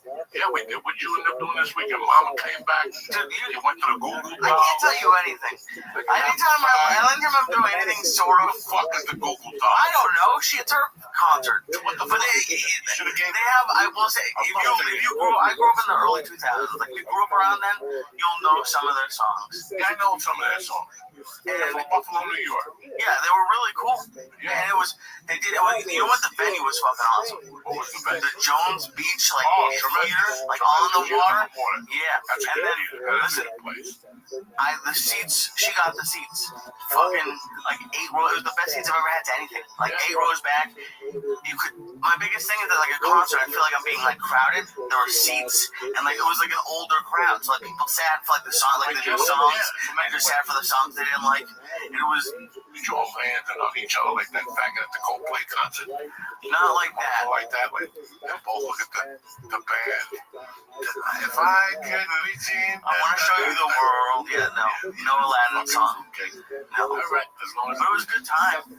I'm happy you went. I'm very happy you went. It was cool. You know what was really cool was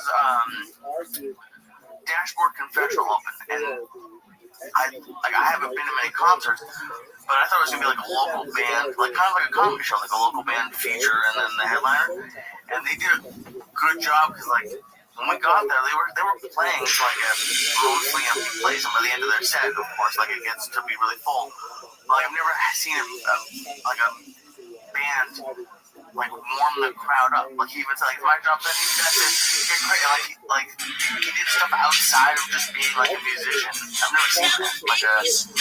Like warm and it helped. Like he got the crowd going right before the main guy. It's crazy that it's the same with comedy. Like now you understand your job a little better. I understand music acting. You know, it's like you run into all these feature acts. Okay, oh yeah, 2.9. You just go for a good show. You went for your own person. You know, now you see what a true effort is. That's why I like bringing my own guys to work with me. Because, and I learned that from Rogan.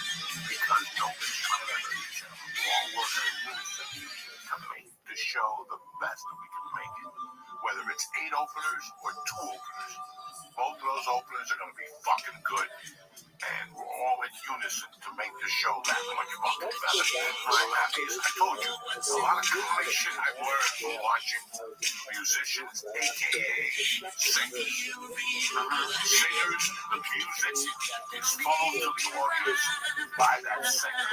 You don't even know what he's fucking doing. You don't know what he's doing. You leave there and go, fuck, Jack didn't stop dancing all day. This guy didn't stop jumping up. You know, that energy feeds the fucking audience. Nobody's better at the exact because you make the dance to the song. And if the song is kind of like satisfaction, it goes a little nuts, you might go at 80. Oh, he's still going nuts? Yeah, okay. I thought this was like 50 years ago he was going nuts. So, I don't know what he's going to do now. I don't know if they're going to come back now. I don't know. He's going to play like they fuck that. But with the money they got, they can do 2 shows a week. Right. What? 82? With the money he's got, he can do 80 shows, 2 shows a week. That's not a lot. Fucking cool guys. I mean, that's still good. So, if you fuck, still wiggle a little bit. He just had a kid. Wow. Yeah, he just had a kid. All these motherfuckers. But it's like the other thing, like every time I see music, and this was more of a like I said, a good band. But like the energy musicians have when they're performing live. Like sometimes I feel like if I'm tired and stand up, like I feel like if I'm listening to it, I can hear it in my voice and like I sound tired.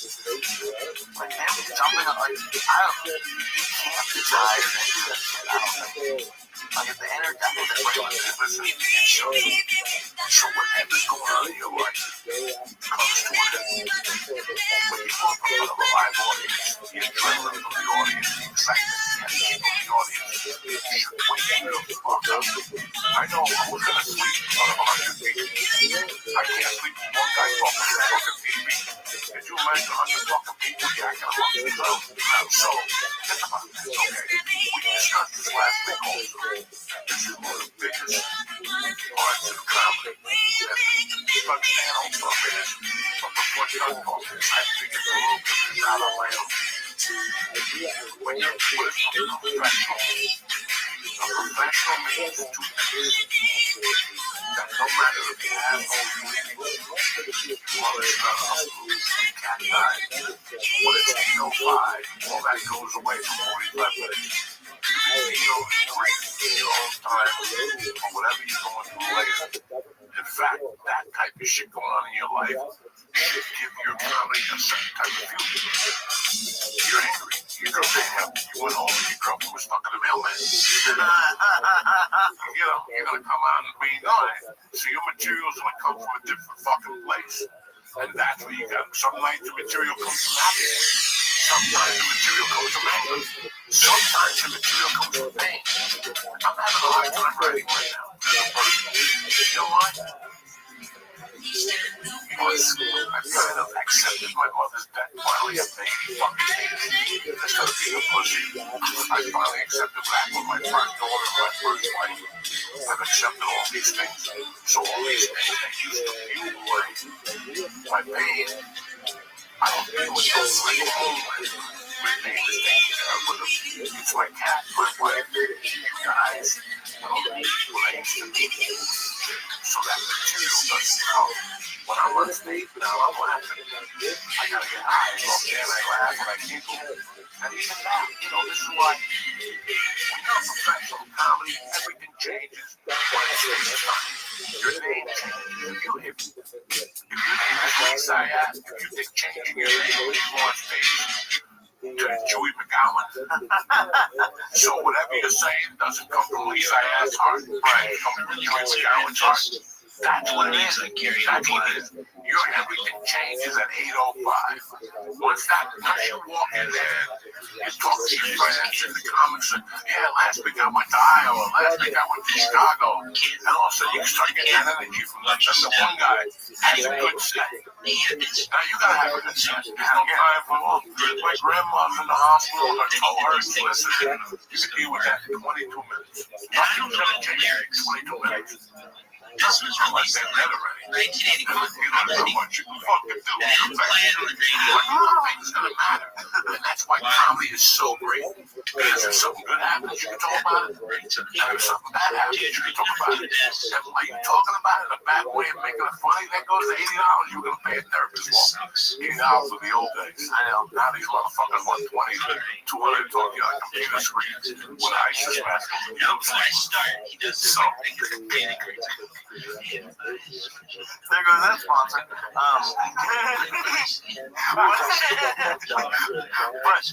the thing with like bringing emotion into it, It's like anger. Whenever I go angry, like it doesn't come out as funny. It comes out like just really angry. You're coming out with material instead of putting the material aside and talking about what's really going No, on. I'm talking about like being angry, like just saying jokes about it. What do you mean about I'll break up anything. after you bring up the day? Oh, that's what I did. Yeah. That becomes fun. One of the best acts as an open mic writer, slash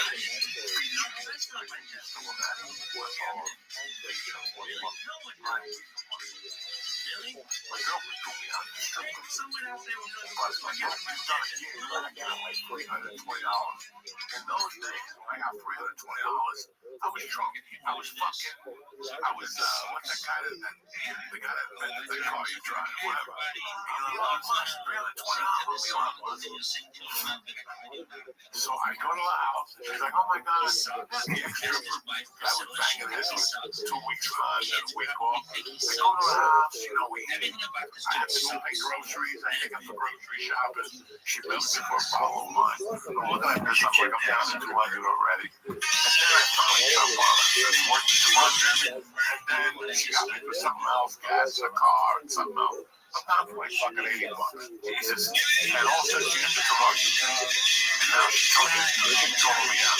All my money back. You know what I'm saying? I just bought groceries. All my groceries money back. She just goes, fuck you, groceries. You're out. So I gotta find a place to sleep, travel, and the only place I got to go is the comedy club. That's the only place I have to go is the comedy club. It was like some special show. They went there and they said, "You wanna go?" I'm gonna walk in and my bag. I'm like, what the fuck is going on? I got thrown out. What the fuck would he do? I got no money for a gram of coke. You know what I'm saying? I got no money for half a gram of coke. And you guys are some fucking drinks. We're okay. It could be worse. Now, this is the first thing. I went off about it. And I was like, and I'm really like, one joke like that for a while. Oh yeah, and it was like, I was with my stripper girlfriend all afternoon. We were alone, everything was going great. And I ran on dollar bills. For a while. But I'm just together. And somebody came up to me after that show goes, I said, hey, I go, you know, I was when I went to LA, I had a picture of I was with the manager. Wow, because it was really good stand-up. 8 minutes set. One very good set. All I was, but it was all based on the picture with a smile on my face. Because I don't give a fuck if somebody shoots at the foot and it's going up there. You're mad, but the sell is how it's not what you say, it's how you say it. Yeah, it's not a lot. So that's the other side of the coin, and that takes experience to go up there with a smile on your face when you just got evicted. And you got nowhere to sleep tonight. Tonight, you got nowhere to sleep. And I'm asking you to go on fucking stage. What do you think you can do? That'll destroy a normal person. A normal person will look at you and go, you gotta be fucking kidding me. I just got thrown out of my house. It's 8 o'clock at night. I gotta go to sleep again. Where's the spot? Where's the spot where? Like, I'm just trying to think about what I would do. Let's say we're in New York. Is it a bar show or is it a club? Whatever you can stumble into. You're in a bad mood. You gotta get out of the fucking house. Well, yeah, you don't have a house. You got evicted. Yeah, you got evicted. All right, so you're walking around the street with your luggage. Who's gonna take you? Your mom don't want to see you. I don't want to see you. But Mel's Irish pub on 12th Avenue will see you. Oh, I thought you had a book spot. You were trying to decide if you wanted to be cancer or not. You're talking about the drawing that night. I walked people like that. Well, when I go there, you want to see you. And I learned that it's very important. But that lesson came from 6 months of living in Boulder. And I would have to give my daughter back at 6. And face the both of those motherfuckers, they were like, you laughing and make fun of me. And I would have to get back in that car knowing that these motherfuckers are playing me. And this shouldn't be happening. And I'd be so upset about that that I would start fucking crying in my little white fucking Datsun. And I would open the ashtray and there was a joint there. And wherever she was, the car pulled out, I would smoke that joint. I'd wipe my tears from my eyes. I'd take the hour drive to that. And 9 out of 10, there was no cash in my pocket. I was going to Denver to fucking eat because it was that Mexican joint. They gave you a free meal. Well, that was Steakhouse 52. They gave you a free meal on Wednesday nights. And so how many Wednesdays were you there?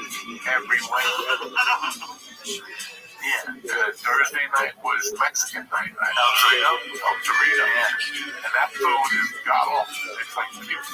Now I would still go over there, but at that time it was Denver. They had a lot of Mexican food, so Mexican food had to be good at El Torito. But, you know, I don't know how many times I went in there on a Wednesday night. Fucking war going on a Thursday, knowing that the rent is due on Monday. You ain't got it. That's something funny. When the rent is due, you ain't got it. And that's all the lesson you learn early on as a bro. Fucking common. When all of a sudden one day you get home, you live with 3 guys, you get home, and there's the eviction notice. Well, I didn't even make the rent. It's in September. Well, guess what? It's got a coat cap. He hasn't paid the rent at all. That's crazy. That's it. Nobody wants you. Waiting to stay with your girlfriend. She's one of the girls as well. She's a fucking star in comedy too. So you want to stay in all this you gotta do stand-up. When I came here in 93 and lived with George, and we were both going through our thing, I didn't know what I was doing. And I couldn't handle the stand-up because of everything I was going through. The addiction, the struggling, the not enough money, the shit that was going on with my ex-wife. It was too much for me. And I went to Denver and I narrowed the drama down. And then I did the stand-up. But at that time in 93, it was too much. My addiction was uncontrollable. I had to over to the city, get off like move into somebody. Where you had to in the city, come on, I'll give you a ride. I had to west side to get some cocaine. Well, we gotta make a stop, right? Yeah. Well, guess what? You just take me to the devil's house. I'm not gonna make my comedy run. Oh, I gotta get cocaine. I gotta put it right on the bottom. Right. That's even worse than doing comedy with. And then you get to your spots at 11:30. It's 8:45. It's like we're blowing your pocket. And then burning a hole in that motherfucker. Burning a hole in it. When you never did it, you said, no, I wouldn't do it. But then sometimes I just go, come on. And there's nothing you said? No, what's going on? I can't take it no more. What time was this? Like 9:15? How long were you there? 9 o'clock. 15 minutes. As long as I had a coke in my pocket, the rent was done. Why are we doing this? Why is she here? She ain't cooking right. I'm saying that she ain't cooking. Why is she here? That's so crazy. But it's wild. Comedy, I didn't know. You're eliminating all this shit that gets you your way. You were about to say something when you came in. We had a really good time. Yeah, like one of those fucking shows. Oh, yeah, that was At Dojo. It was fucking phenomenal night. Every week we're doing it on the 28th of August. It's Thursday night. It was a great time. And what happened that night was there was a fucking shit. It wasn't stand-up, really. It was a development night. It wasn't stand-up. It was stand-up. But my daughter, I told her, you're going to go up. And she goes, yeah, I'm going to go up. I brought her up. She went up. The next day, I got 1,000 messages from people, you know. People now out in California talking that humor when she was little. They were like, oh, that makes you blah, blah, blah. And I told them all the same thing. I go, I don't want to do stand-up comedy. Not at all. Not at all. I know what I went through for stand-up comedy. It's not a pretty fucking road. It's tough for a woman. I go, I'm just happy. That shit, no fear. Right. That's it. That was no fear zone. That is one of the scariest things in the world, public speaking. People would rather jump off a fucking building or watch that people speak. like this, the comedy scene of response to turn it down. Young people cannot, a lot of people do not like public actors, not comics, actors that came into the store and I was looking. Like, you want to do 10 minutes? And they look at me like I'm fucking crazy. That's crazy. That's crazy. You have fucking TV on sets all the time. Tom Cruise, that's who the conversation was one night. Like, he's good, though. Them motherfuckers do this all the time. When they ask me to go on stage for 5 minutes, you'll be like, I asked you to fuck up in the ass in a Scientology meeting. Oh, my God. It is a complete different thing. It's a fucking different animal. Like, when you asked her, what do you think she was going to say? And she didn't hesitate. When I saw those pictures from that day back, and I saw how bad she wanted to go out there. Oh yeah. I could see her energy that night, that she was just a push away from all coming out of the university. Oh yeah. She would have ran out of the Ran ring. out there. Not ran, she would have walked out and done whatever goofy shit she does, but I don't give a fuck. Because I just want to eliminate. I had no fear. I thought about it that night. One night, I go, great. On Friday, I used to go up in front of class to sing Frankie Valley. My eyes are tortured. Okay? That's how my comedy career started, by singing on Fridays in front of a woman. And I was ugly, but I was a crooner. And I would go over to girls and sing like real close. And they go away. And then go away. Go away, Tubby. Go away. So like, what did it feel like to see? Because you were on stage with her.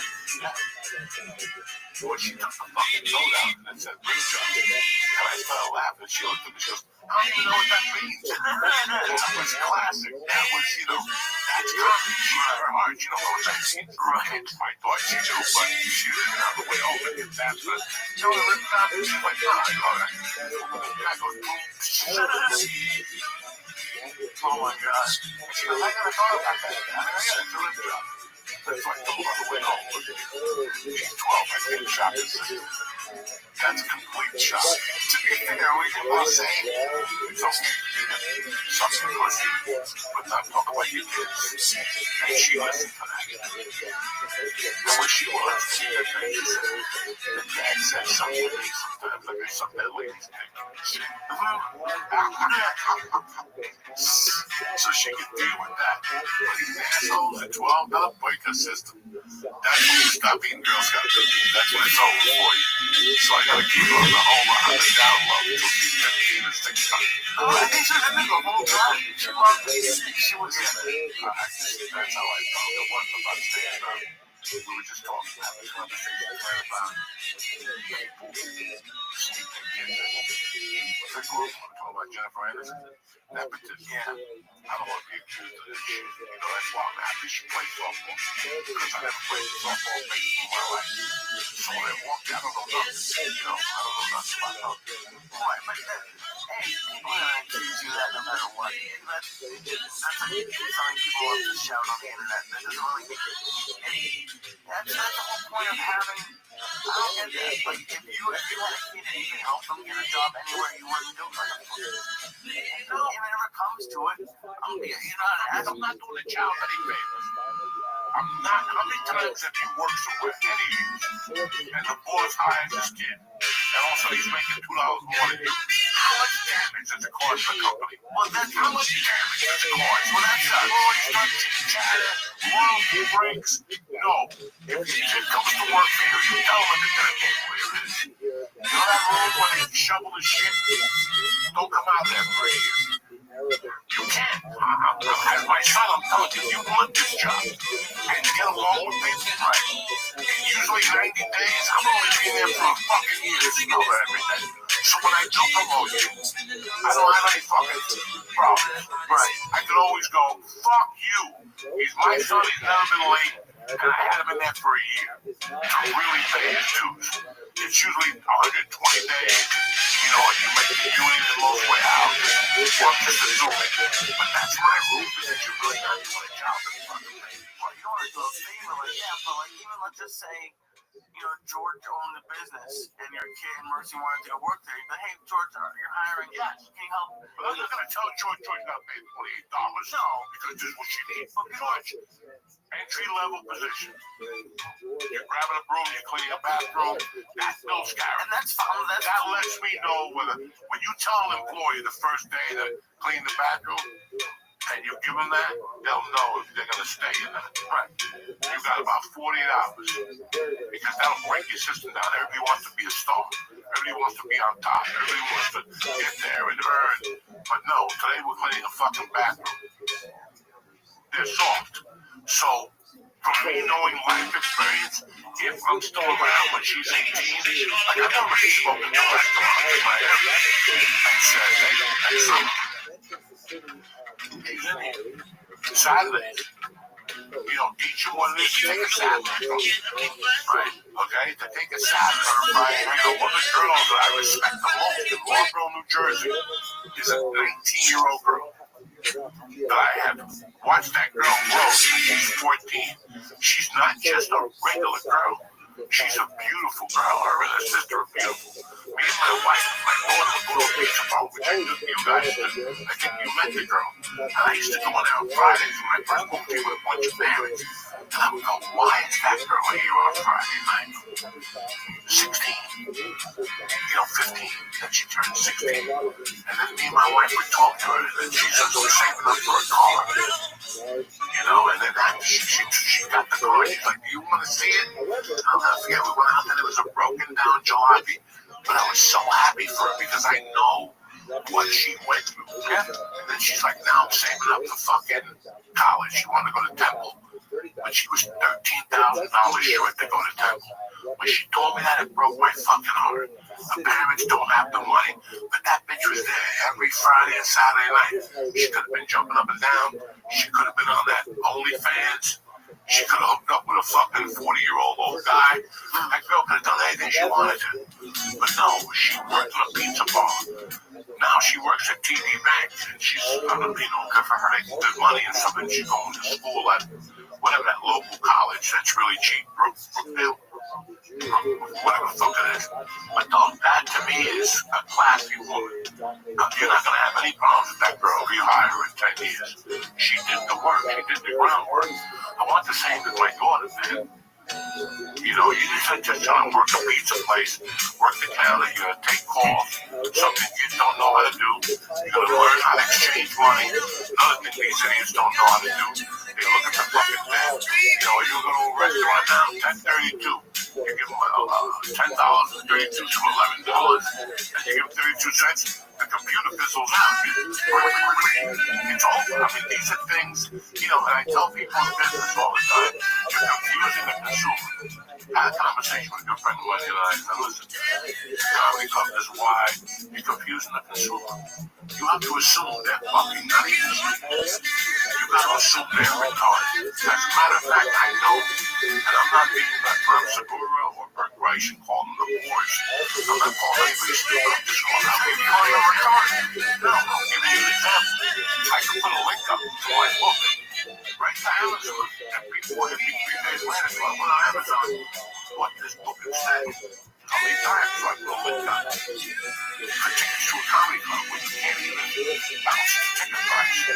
I'll put ticket prices on there. People come in and go, I went on Vivid and bought $120. Well, I put the link out for the fucking punchline or Helium or wherever.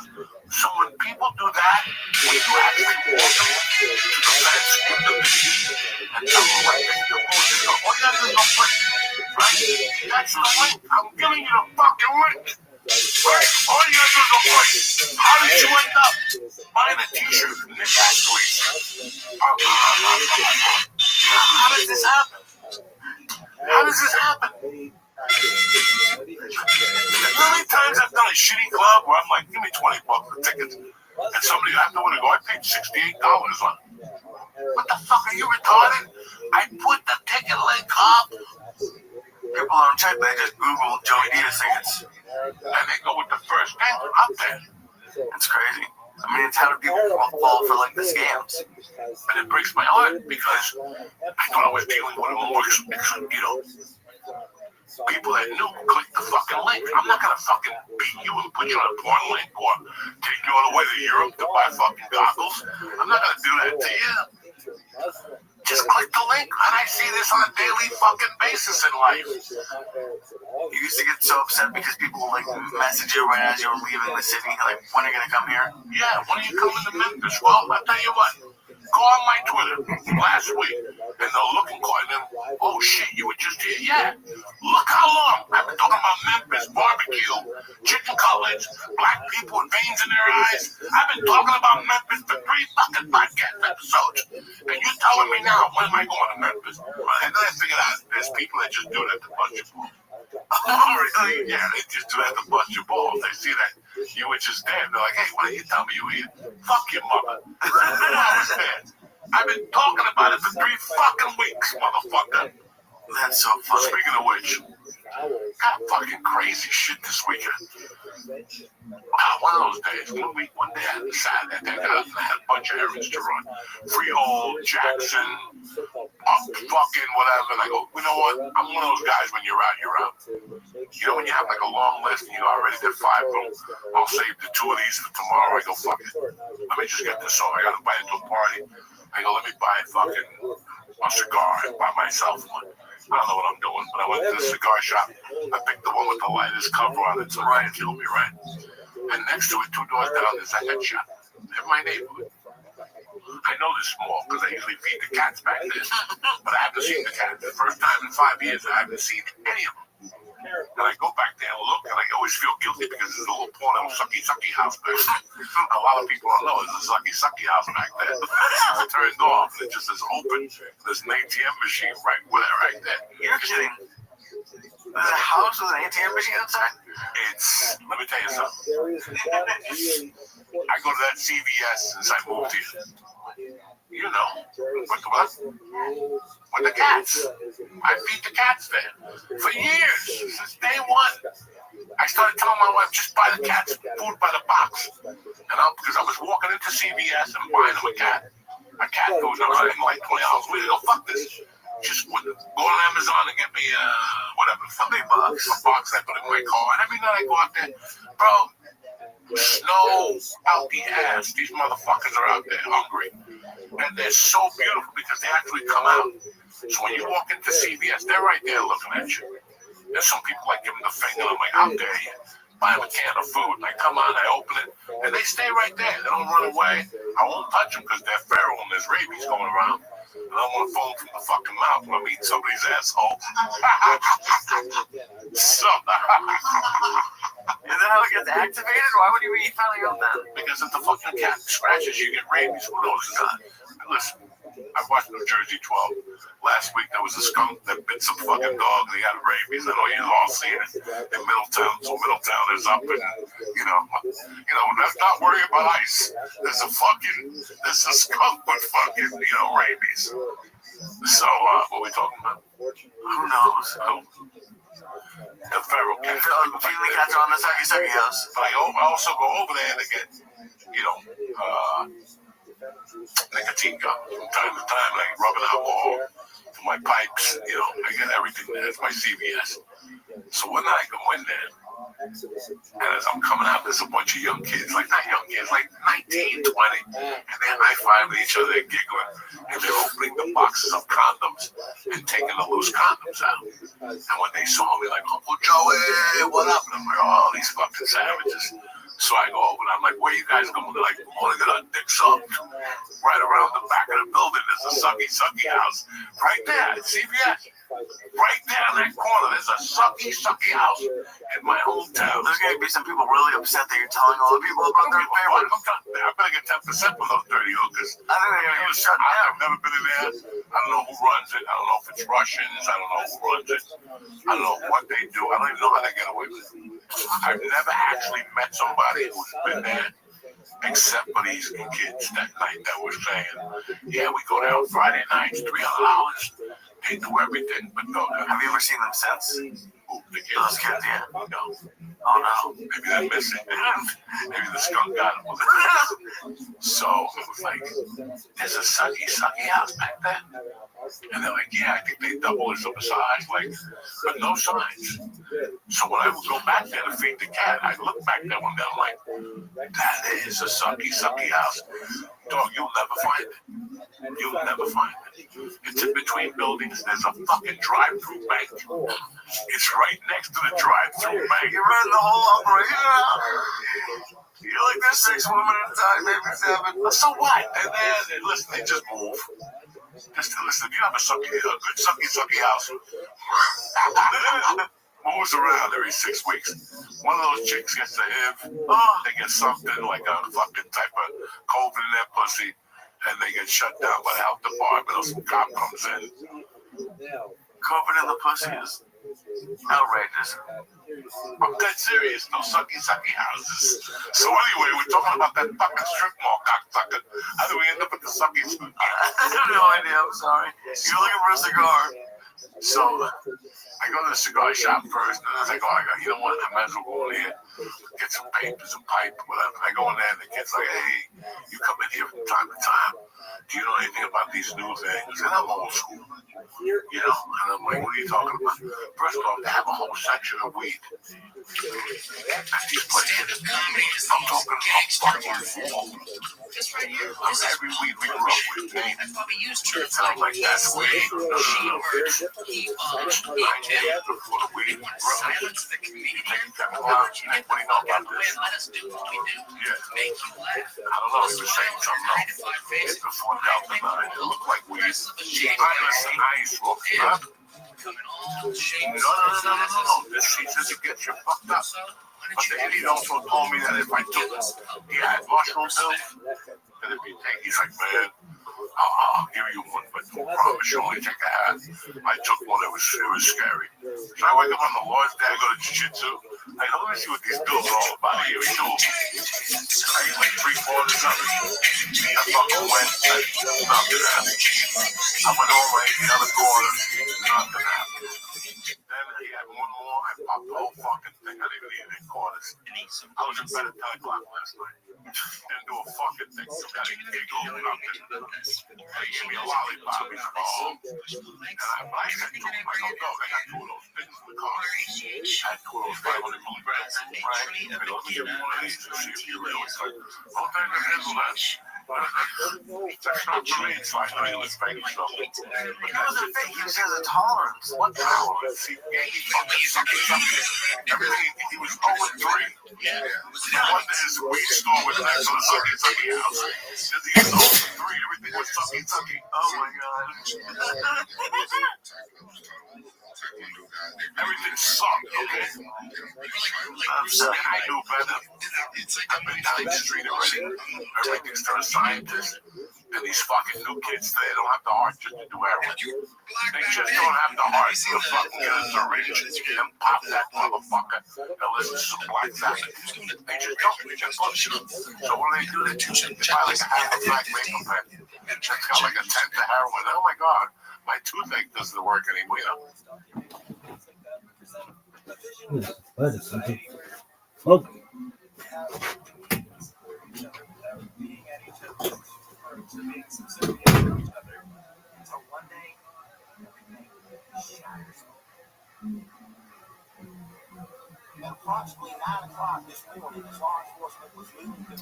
How did the Jews survive? How did the Jews survive? What is it that was perseverance to last throughout this millennial last? I will stipulate for the court, so to speak, that we're not going to discuss the theological basis for Jewish survival. A fascinating discussion, but a little bit outside my ken as a historian. You know, I put on my rabbi hat. You know, I'm not a rabbi, and we could discuss that, but I think I'll do that offline. Right now, let's try and work with the rules of history as we understand them, and try to figure out what were the mechanisms that allowed the Jews to survive otherwise incredibly inhospitable period. Everybody knows the joke, right? What's the definition of a Jewish holiday? They tried to kill us, we survived. That's the everyone has to laugh because they're also familiar. But it is it's a gross oversimplification, and yet it has a certain je ne sais quoi. It has a certain amount of truth to it. Let's just try to understand that a little more. So, one of the most traditional ways to approach Jewish history has been termed the lachrymose approach.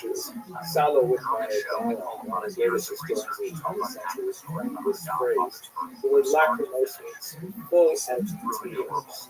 That when you look back at Jewish history, it is just one tragedy after another. viewed from the perspective of the late 20th century in particular, after the Holocaust, my gosh, the tragedies just seem to get worse and worse and worse. There's a lot to be said for that.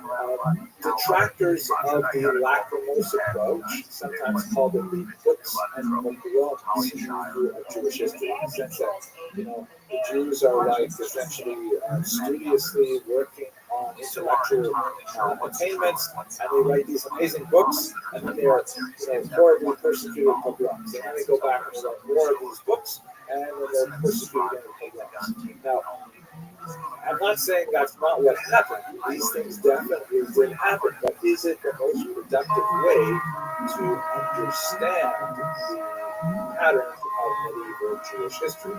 Not so sure. There is definitely, however, what to cry about. The lacrimose approach is certainly not a figment of our imagination. Now, sometimes when a person says he's paranoid, there really are people out to get him.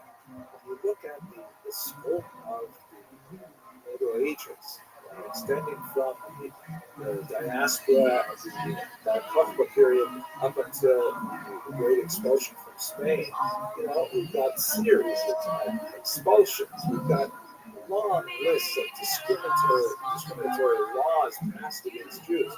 We've got these horrific charges like blood libels. What a mischievous thing to suggest. And yet, as this particular image indicates, not only the blood libels, but the even more bizarre post-desecration arguments resulted in Jews being massacred. And then perhaps the worst of the entire medieval period, the purge-like environment of the Inquisition. When we come back after the break, look at the Sephardic diaspora. One of the most terrifying things of the Inquisition is that when Jews left Spain, they were not left alone. Anytime they landed in a Catholic territory, they were subject to the depredations of the Inquisition. So there's no question the lacrimose approach of medieval Jewish history has a lot of merit. It should not be tossed out the window. There is, however, I think, corrective lenses that can be applied to understand this in a little bit more sophisticated way. One of the questions that really opens up the entire area is, if it was really that bad, if it was just unrelenting persecution, why weren't these simply massacred from existence? So many times throughout history. And the term genocide was actually coined only after the Holocaust by a Jewish Raphael. And he was searching for a word to try and describe what the Holocaust meant, because the Holocaust was such a historical moment. It was something totally unprecedented. We had no comparable example of any organized group of people, particularly at the state level, bending their entire bureaucratic engines toward destruction. The idea that an entire culture should be systematically wiped out. Historically, there have been lots and lots of massacres, lots and lots of expulsions, but the idea of genocide, the idea of something like the Holocaust, completely new. It's only in the 20th century. Jews, of course, are victims of genocides, although they tend to be kind of like the most well-known and often cited example in the Holocaust. But many others, certainly Roma, the Holocaust as well. We have Armenians, a lot of discussion of Turks, the Ukrainians, the Soviet period, the War, horrible things happen to so many people. Why don't we see that in the 20th century? Why don't we see those things earlier? So let's come back to this question. And I think to answer it, to approach answering it, I'm going to introduce you to something that I like to call the Abramson rule of history. It's just something I say to please myself. I do find that undergraduates tend to remember it, and I run into students like 20, 30 years later, and this is like a few things they remember from any of my classes. tend to put it always on the final exam, so be ready. The Abrams rule is which again, it's not really an Abrams rule, it's more like a Karl Marx rule. But the rule is you don't know why a particular historical phenomenon exists. The answer probably is. So I'm going to just answer. I think that if we step away from the Latin-Most perspective a little bit, we try to understand why were the Jews allowed to exist, but nobody really thought of genocide until a much later period of time. It's because the Jews were useful. There were lots of ways in which, even though people might have had, a xenophobic attitude to Jews, they may have had religious antipathy to Jews, and there had a lot of reasons why, for good or ill, they did not like Jews. The Jews were very useful, quite often useful to essential elements in society. The Jews were, I think, in many ways, ironically, saved by their own diaspora. Because for the purposes of Jewish living in a diaspora, they needed to be urbanized. But simply, it's very difficult to live as a minority if you're going to be agrarian. Most advertisements today feel like there's second certain jobs in communal disguise. functions that you have to have in walking distance, a ritual bath, mikvah, synagogue, as I like to say, you have to have an Asian restaurant with walking distance. Strategies that build all without sacrificing your time, Walking sanity, or distance freedom. to That's why more Asian food. Americans are choosing gold. Gold doesn't demand your attention. It So the doesn't Jews crash tended to overnight. It doesn't congregate care in who's urban trending on centers, Twitter. sometimes Build villages, thousands with investors cities. just like By the you. time we get to People the who want both 19th, profit and 20th peace of century, mind. Jews Secure their future with 30% real of the physical gold. population That's the in reason many smart large investors are cities going like back to Warsaw. basics, choosing the only asset trusted by In their civilizations for urban over environment, 5,000 they years. tend to Gold develop offers freedom urban and peace of skills mind, one ounce at a require time. literacy, Visit numeracy, nobleinvestments.com to get your and free they're water protection very, kit. very That's valuable skills. Jews as doctors, That's right. to this very day, it's very strong.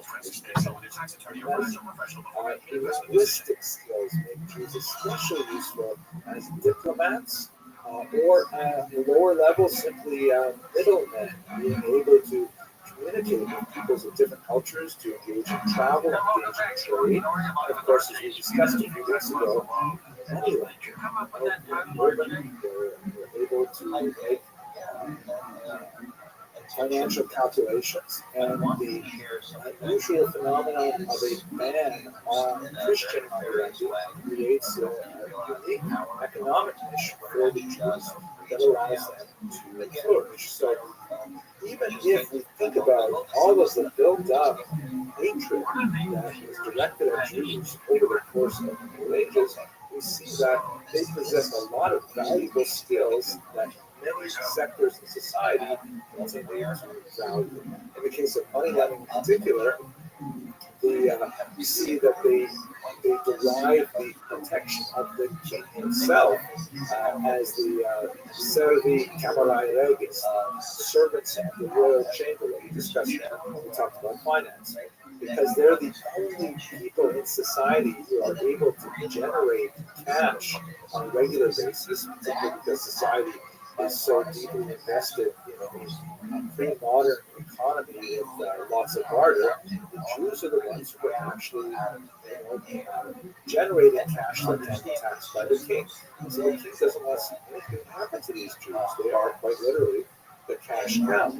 Jews are early on involved in minting and the production of money. And this is at the same time their salvation, because it makes them useful to society, and at the same time it is a source of significant resentment that is directed against them. So even though we do see this lacrimose model happening, there's no question that the Jews have certain advantages that they have cultivated over the centuries with their long history of urbanization that makes them quite adaptable to the necessities of the medieval period. And let us not forget that from the religious perspective as well, there are lots of reasons why Jews were actually protected. One of my teachers at university, Professor Alan Davies, who is a specialist in history of church anti-Semitism, and he liked to say that in reality, it was the church that protected the Jews for about 1,500 years. Now, I don't think he was really aware of the Abramson rule of history. Of course, I was an undergraduate, maybe a precocious one, but I don't think I fully fleshed out that theory at the time. But I think he had a real point, and that is because both the church and the mosque developed religious modus vivendi with the Jews. Again, it's possible, especially in certain areas like 13th century Europe, that if the church had its way, maybe we would see something a little bit more drastic than the horrible persecution that they endured. But the fact is, the demand for the Jewish presence, primarily because of their economic value, had to find its expression in a religious modus vivendi, a way of living with God. And so we have two doctrines that have ironic parallels to each other that carve out a little space for Jews to live in both Islamic North Africa, Middle East, and in Christian Europe. For the Muslims, it is the Pact of Iman, which, although by 21st century standards obviously quite discriminatory, but viewed from the perspective of the Jews, it meant that there was like a legal space for them to exist. As long as they accepted the disabilities of their Din status, which included, for example, a punitive tax rate that was not applied to Muslims. And from time to time, they had certain restrictions on their clothing, their architecture, their settlement, and even with all of these rules, there were the occasional punctuations of violence that beyond what the Baptist law allowed. But it still provided sort of like a medieval charter of rights for Jews. Not the same rights as Muslims, but certainly the right to exist, the right to be secure in their worship within boundaries, and this actually preserved the Jews.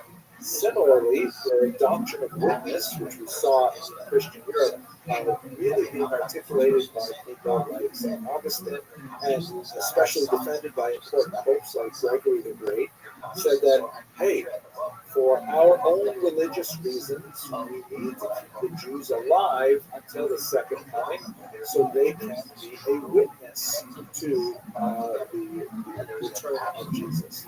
And so this is a very important reason why the Jews could not be killed, why they could not be subject to genocidal impetuses, because there's no clear impetuses at the time. Probably not. So we're getting distracted by that.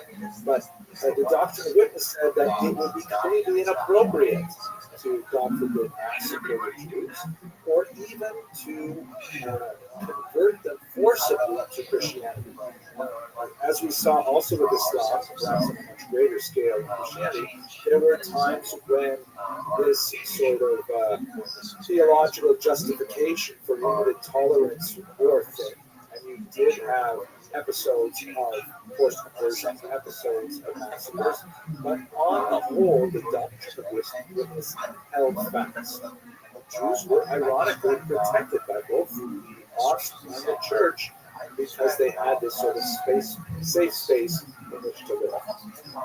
When we return to our question of genocide in the 20th century, it is only when the power of religion declines so dramatically from the 18th century onward that these kinds of religious justifications simply have no longer hold on the mind, especially on postmodern.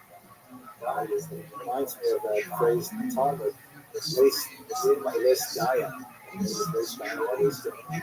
no judge, there is no judgment.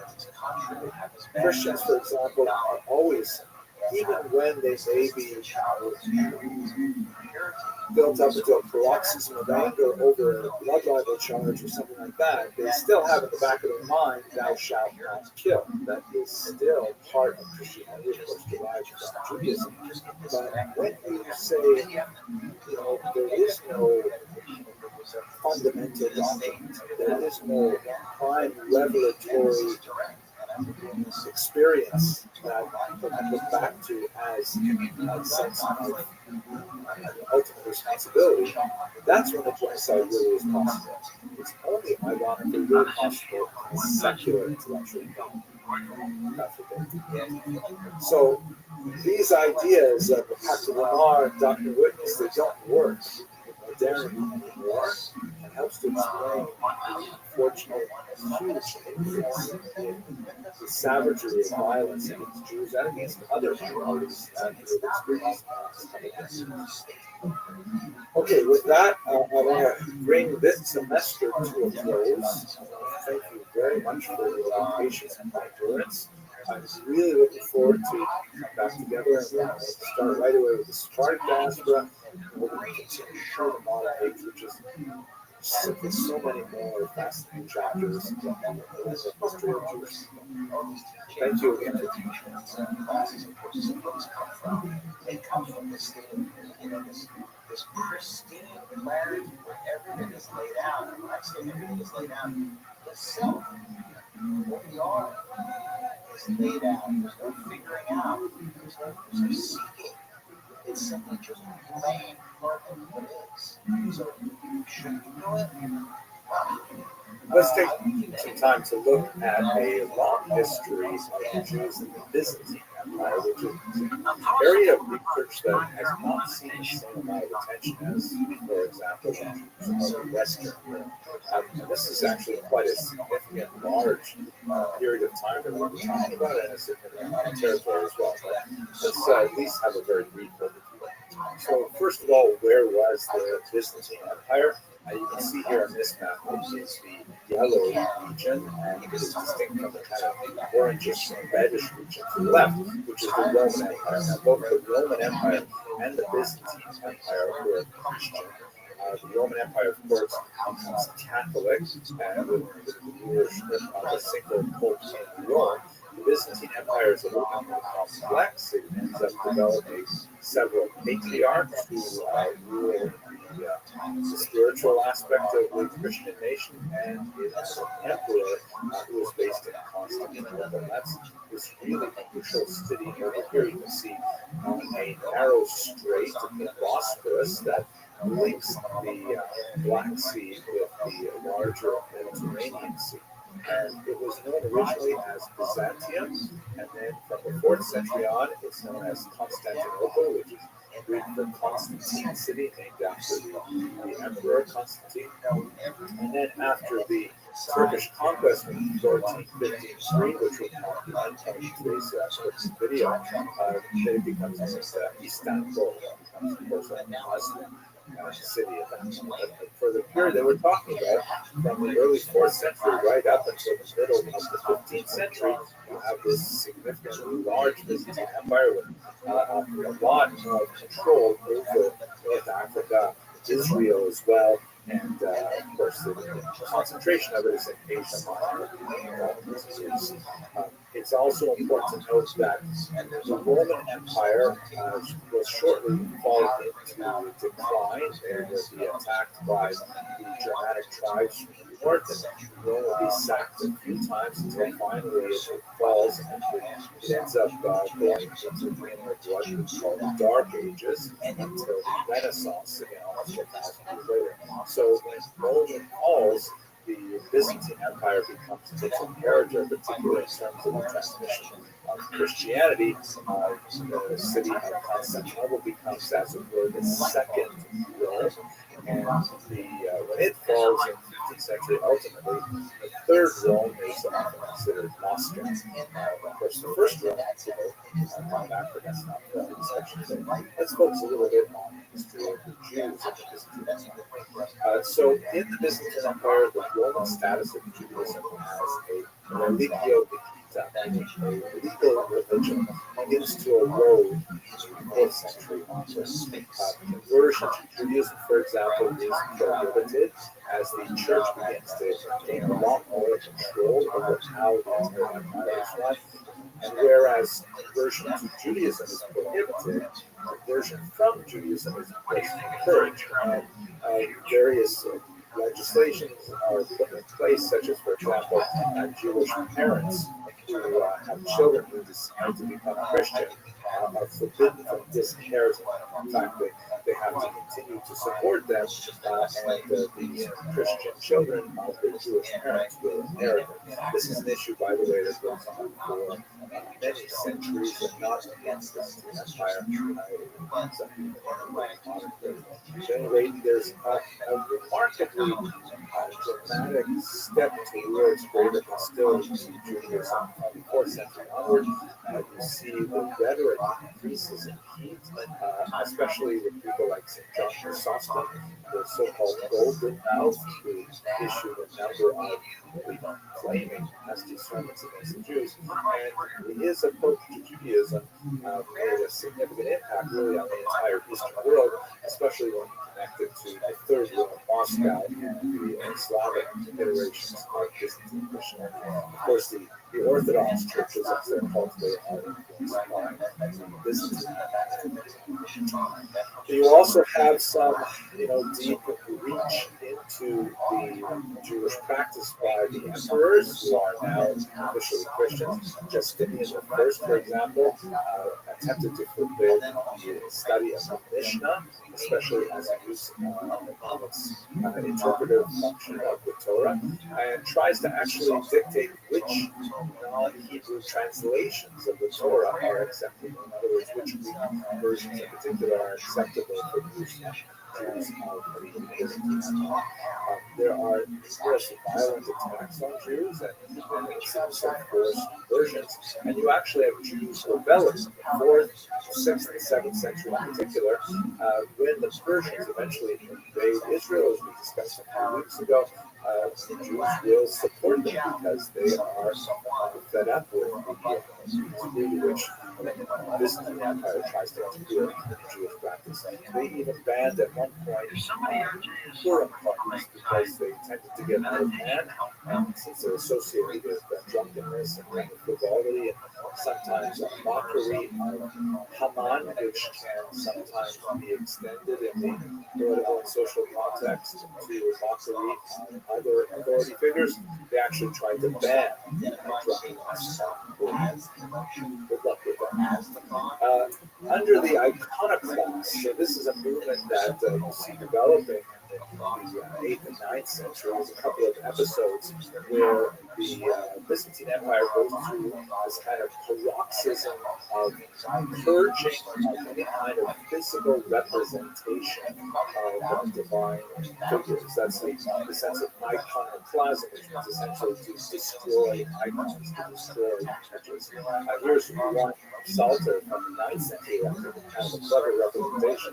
This is, of course, from the pro-icon image, or else there wouldn't be any icons on it at all. And you can see here is the representation of the crucifixion scene, and Jesus is given gall to drink, and it's on a kind of sponge on the end of the stick. And here is a representation of a 9th century iconoclast.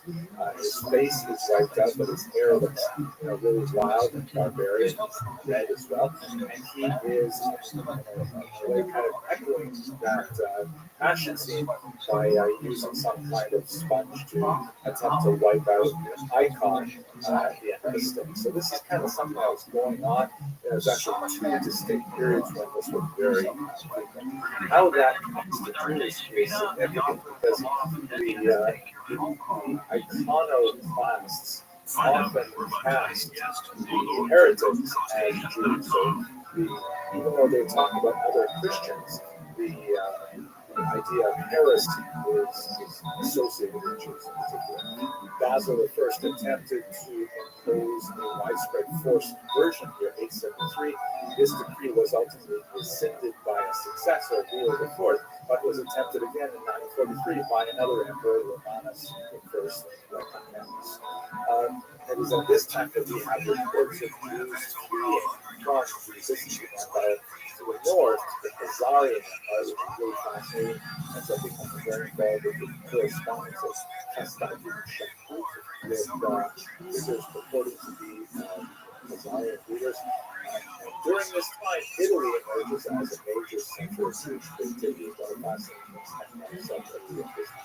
also interesting is what's going on in Bulgaria, where you have two figures, Saints Cyril and Methodius, who are very much involved in transmitting the Byzantine Christian heritage to the Slavic peoples. And ultimately, they'll have a massive impact on Ukrainians and Poles and Russians, although Poles, of course, are Catholic. But the fascinating, they seem to have some awareness of things Jewish and some contact with Jews as well. And just to give you one example, the alphabet that is associated with their activity, of course, the alphabet that is used with some minor variation among many of the Eastern Orthodox peoples like the Russians and Ukrainians, it clearly shows evidence of Hebrew. For example, the letter which in Hebrew is shin, is pronounced in English with the sound sh, together, sh. They took that sound and they took the Hebrew letter to create the Cyrillic letter for that sound, sh. And there are several other examples, like you see the word Saturday in Hebrew, Shabbat, in Russian, but there's lots of borrowings in Jewish, largely through the activity of St. Cyril. When we get to the end of this period, one of the most dramatic things to point out is the horrific Fourth Crusade, which just shows how bankrupt the entire crusading movement had become just a century after it first initiated. And the Fourth Crusade was actually the second crusade in which the Crusaders actually attacked other Christians rather than going to Jerusalem and trying to achieve what was the reportedly stated idea of the Crusade, which was to free it from Muslim rule. In the year 1204, they approached Constantinople. Again, remember, it's a Christian city, although under Orthodox rule, rather than under Catholic rule. And the Crusaders ended up sacking the city of Constantinople rather than heading on down to Jerusalem. Once they got into this massive and important capital city, they found so much wealth that the vast majority decided to stay and take their prizes, their spoils from other Christians rather than make their way down to Jerusalem. And very few of them, in fact, did so. There was not rule in that region until 1261. The Jewish quarter, of course, was also sacked and burned. Apparently, the Jews were fairly wealthy in Constantinople at this time. They were especially associated with tanning and with the textile trade. Textiles in particular, very long Jewish tradition. Father Shalom, the rest of peace, was also involved in textile trade. The Jews of Constantinople managed to survive and to recover after that attack by the Crusaders, but outside of Constantinople, there are notable moments of persecution, particularly in and this all ends in 1453, at least this happened, conceptually in Jewish history, and the Turks would invade Constantinople, and Jewish history would be especially strengthened by the arrival of the refugees, the Sephardic diaspora, and the Jews were expanding for the cultures. I hope you found that useful.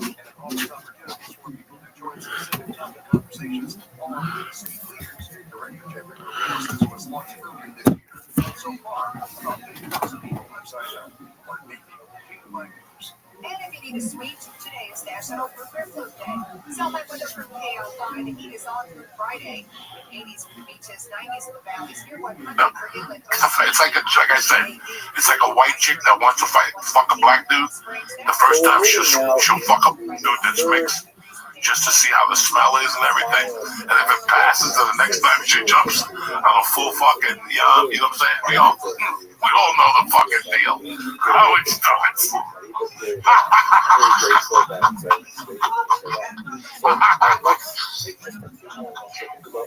That's how it is. They always fuck like a mixed. Right? You ever see that? When chicks are confused, they'll fuck like a mixed Arab. Like he's half white, half ISIS. You know what I'm saying? Just I like how you notice it. I notice all that shit. That's what I do. I got cops' eyes. I keep eye on that shit. But are these like people you know, or just people you see and you've like made up stories for their lives? I'm an observer. I'm a fucking observer. I sit, I make believe I'm doing something, but I'm really listening to those two idiots in the corner. And what they're saying, I'm about 8 minutes from stabbing them both in the fucking arm. And they have no idea. They're just talking about something in a They got no idea. I'm just giving them rope every minute. Here, take 6 more inches. You're gonna end up like that Pontecorvo on The Sopranos when he hung himself in the garage. I just wait for these fucking guys. I swear to God. I know you love people. Like, that's amazing that you're giving people rope and they don't even know they're like, No, I give them a rope. Here, take this rope. You're gonna hang yourself eventually. It might be today, it might be tomorrow. I see it. Listen, let me tell you what happened Friday night. So Friday night, my wife and my daughter breaking on me about 4 o'clock that they're going to see someone play. Now I go with them as a family, but where they going, they give you wooden seats, and you got to eat like pie. It's like a community center. I'm not doing that. And they're fucking kids. I don't want to go there and one kid recognizes me. It's like a stand-up. I would never go. I don't want to not support you, Lee. Right? But I don't want to go to walk in a club with you, and then they're like, Joey's here, and then fuck Lee. I want to see Lee. Right? I already know that's why I don't go see anybody. I will never be on the. If I'm not going behind with you to hide, because it's your show, it's like my show. You follow me? So if I go to your show, I'm gonna distract him. Joey's here. He might go up. Listen to what Lee's got to say. Same thing with kids. Right? That's why I don't make a big deal to softball games. Not about me at the softball. People love for me to get up and go, $20 for the next hit.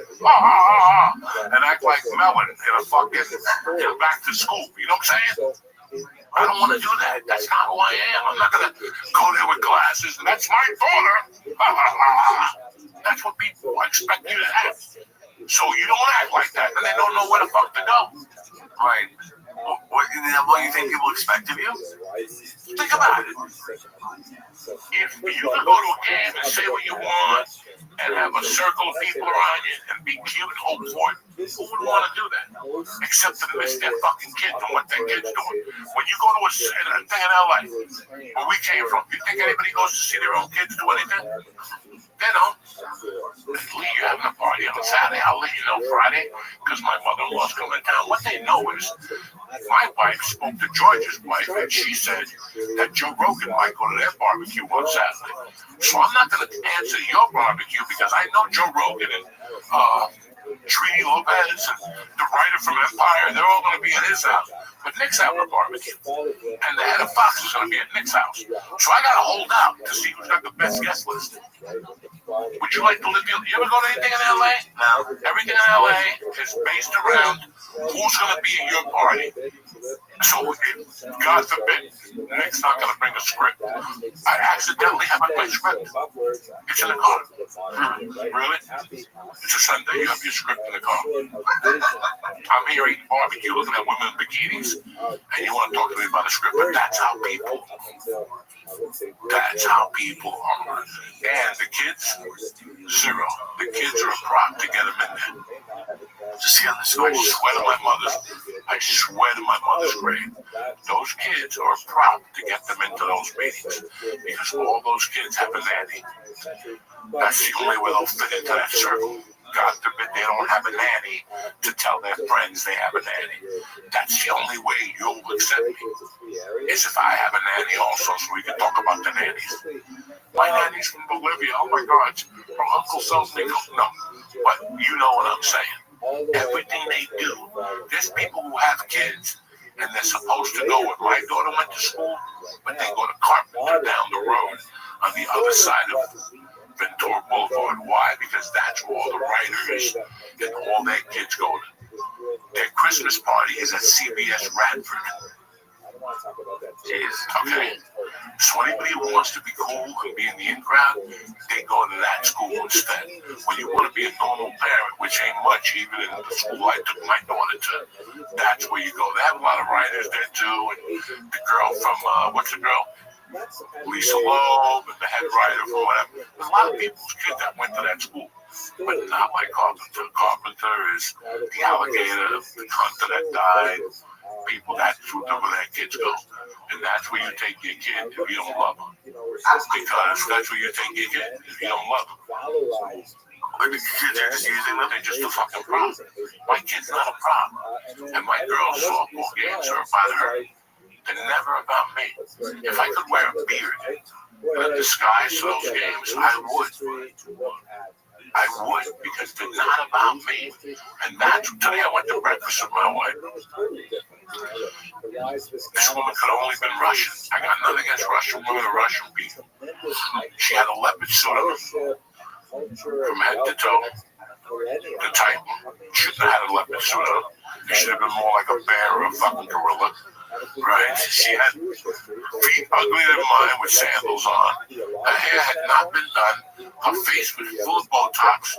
And she had those glasses on. And she didn't want to sit at the table. So she stood on the other side of the counter so everybody had to see her. Just randomly, and once they're talking, So everybody just could see her so she could be seen. Normal people don't do that. They sit at a fucking table and they don't have a leopard suit to go to a training point with fucking $200 sandals on. But there's people that's what their priority is, to be seen. I don't want to. Why go get a haircut? Every time I walk in, there's a goofy motherfucker that goes, "Hey, Joey." I don't even pay attention. I don't even look at him. That's why I finally told the owner, "Can you tell that moron to stop saying Joey when I walk in here, please?" I go, "I don't want nobody to know. Why are you telling them? Right? Don't say a fucking word. Don't say a fucking word. Just look at me and nod." is it like I guess damage your life? Do you feel like you can't go? Do you feel like you can't go places now? No, I go wherever the fuck I want.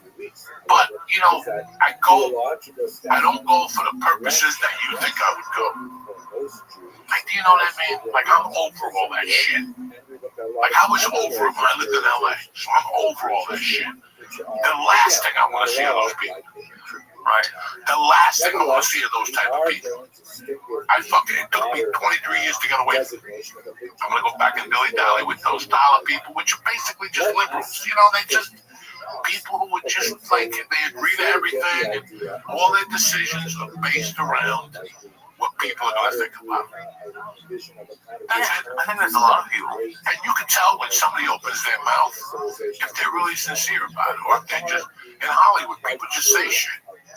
Are they really, does Pedro Pascal really give a fuck about LGBTQ rights? Or is he saying that so, why?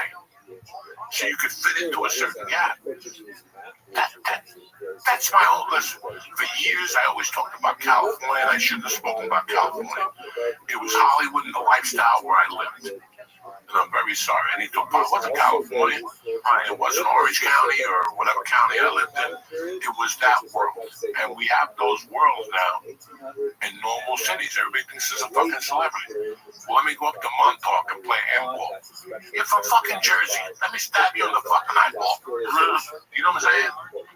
I'm from North Bergen, New Jersey. Nobody, nothing. Also, I see kids I grew up with playing golf today. They know I want to fucking shoot them.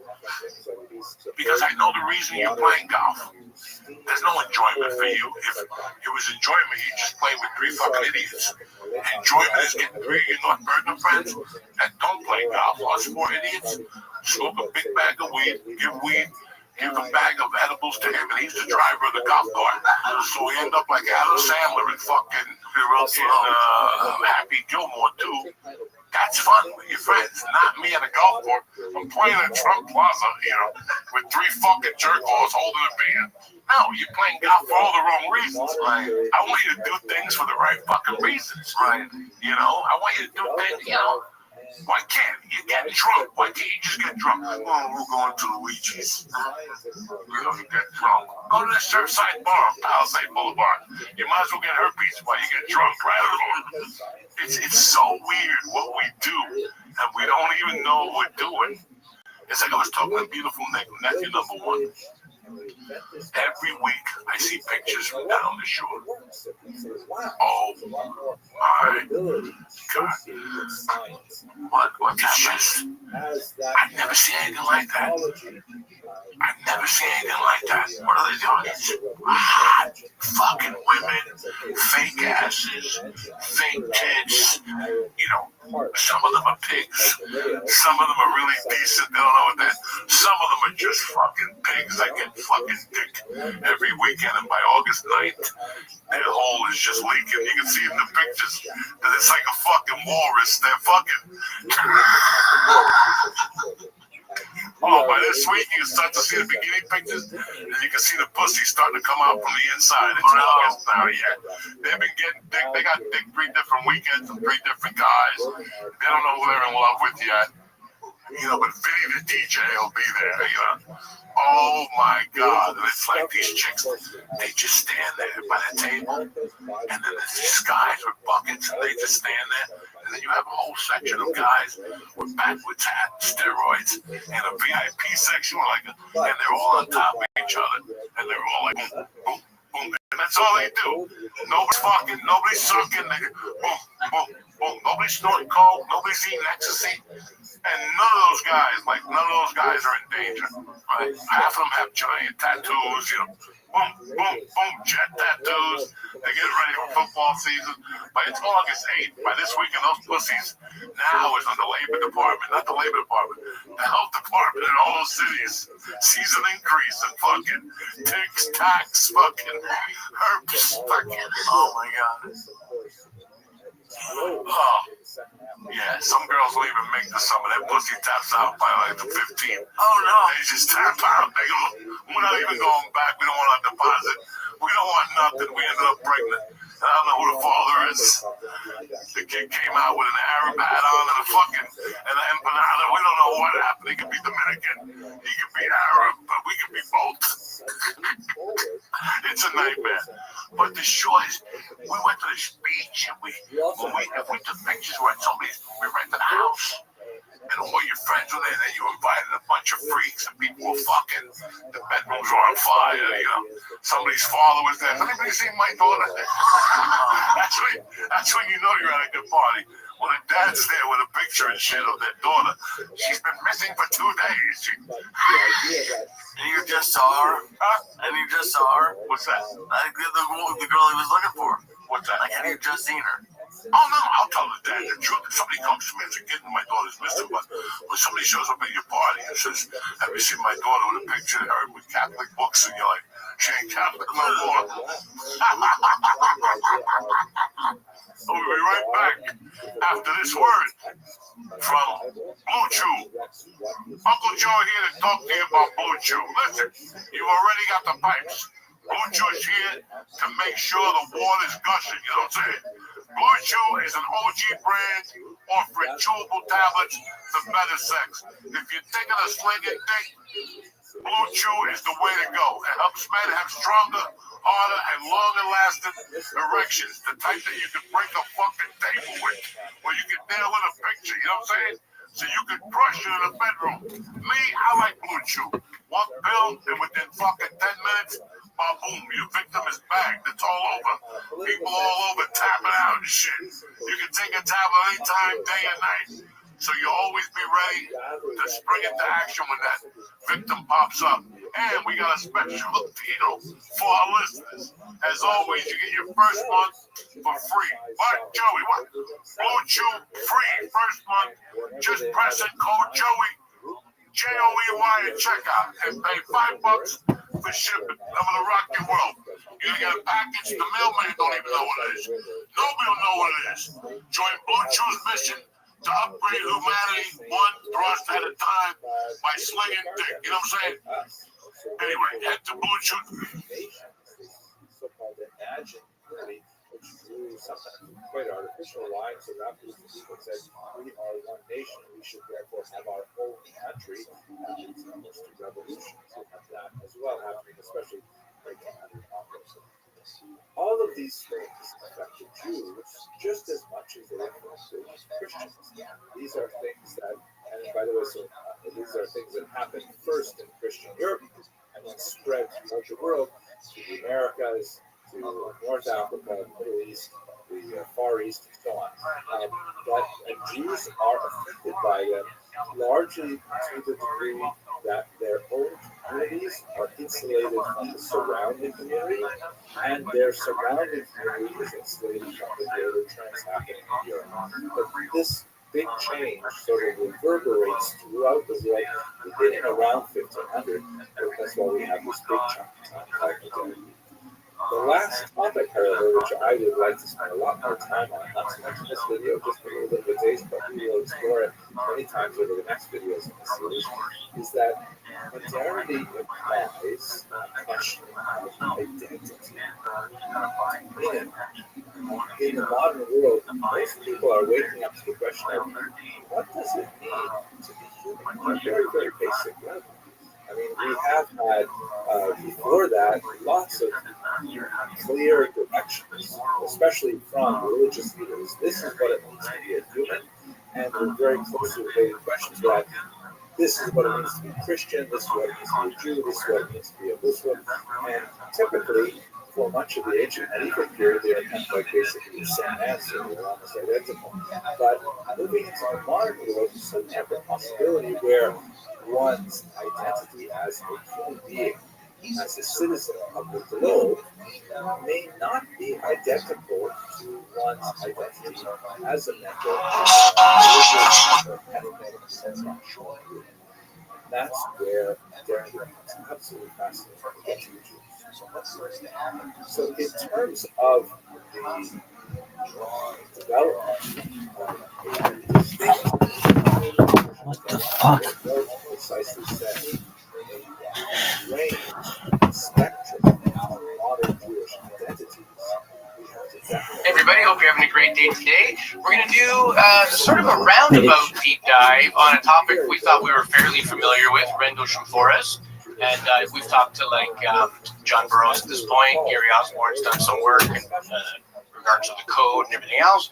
But apparently, Rendlesham was not just a couple days. It wasn't just a craft or two. It was over a dozen and spanned damn near a week. And a lot of information has been subsequently scrubbed.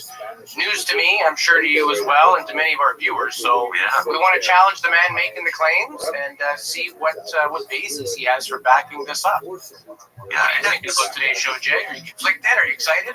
well, yeah. I'm looking forward to seeing what he's got to say. And the thing is, too, because we look at things at every angle that we can, or cover every subject that we can, we have to give people like Gary, a voice. We got to listen to what he's got to say.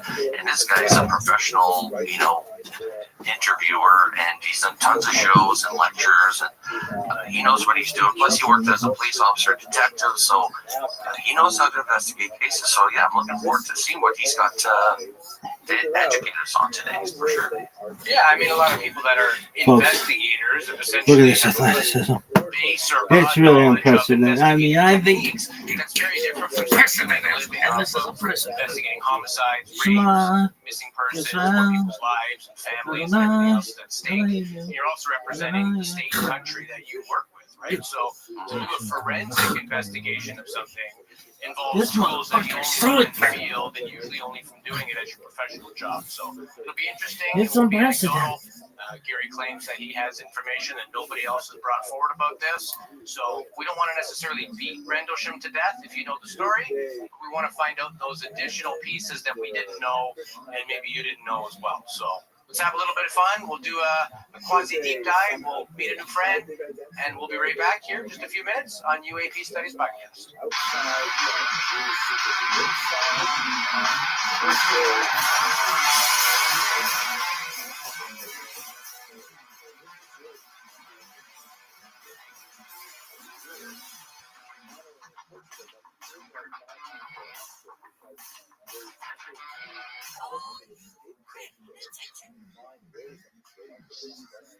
Welcome back to another episode of UAP Studies Podcast. My name is Louis Borges. Joining me as always, my good friend, Mr. Jason Gilman.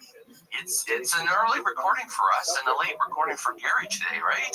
That's right. Yeah, our guest joins us from the UK, which is our second largest audience besides the United States. So hello to all of our UK fans. We love you all and see everything that you guys write and comment. It's great to be with everybody today. And today's guest is another bright mind on the subject. You know, we always do our best to bring the smartest people, the people with the most insight, the best food for thought. And Gary Heseltine is the author of Non-Human, the Rendlesham Forest Incidents, 42 Years of Denial. He's also a retired RAF, there it is right there, yeah.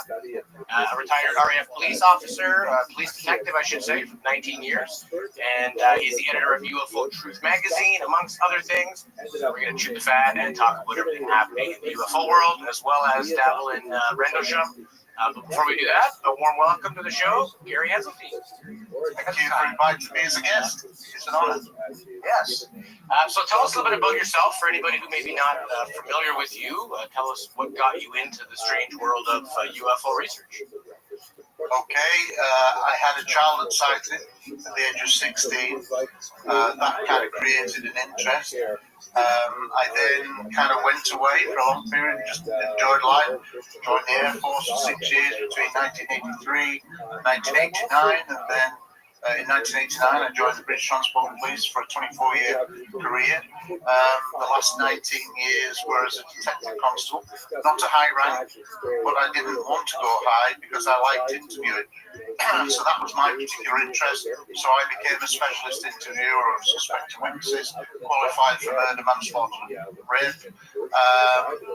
During the time when I was still a detective, I created an unofficial national police database in the UK for UK police officers to report sightings, but it also collated historical accounts involving police officers.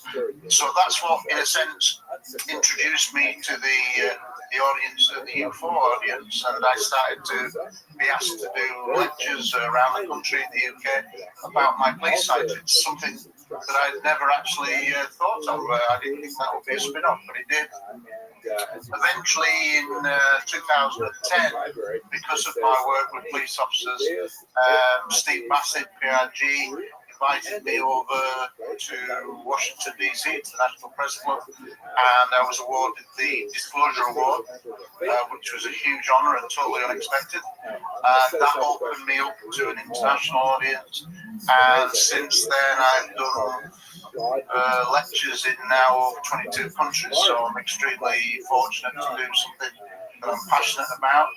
I'm one of the leading researchers into Rendlesham Forest, which obviously happened in the UK, and the quirk there with Rendlesham is that for 3 of my 6 years in the Royal Air Force Police, I did exactly the same job as the US Air Force security policemen did at Rendlesham, i.e. I guarded tactical nuclear weapons at 2 nuclear weapons storage areas. So I have an insight that most people don't have, and I always suspected there were many more witnesses, and that's borne out by my research.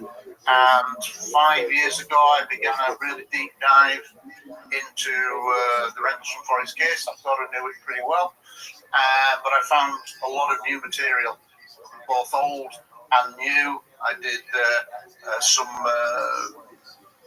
advanced interviews on a couple of witnesses, military witnesses, that seemed to work because it produced a lot more evidence than was ever known.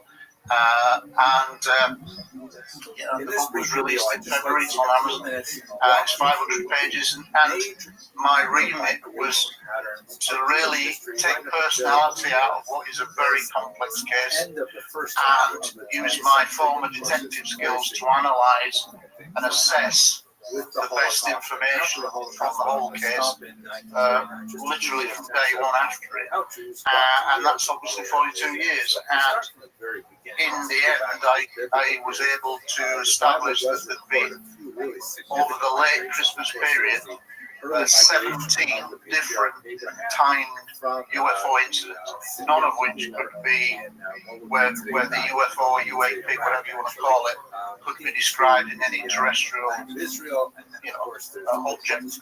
So the 17 anomalous events over what is probably a 4-day night or 4-night period, consecutive night period. But I also uncovered that there was an incident on the 23rd of December, which nobody was aware of, which was totally unknown. I spoke to a lot of the witnesses who were known, and then said, look, can I try interviewing in a certain style, which totally isn't designed, to work 40 odd years later. It's designed to work within days. But my reasoning for doing that was that if you've had a really, really major incident in your life, whatever it is, car crash, murder or something like that, terrorist bombing, it's that incident is pretty much scarred into your brain, and it's really just a question of whether you can use memory tools to recover some of the memories. They're in there, it's a question of whether you can recover them. And I was taught certain techniques to recover memories, not hypnosis or anything like that.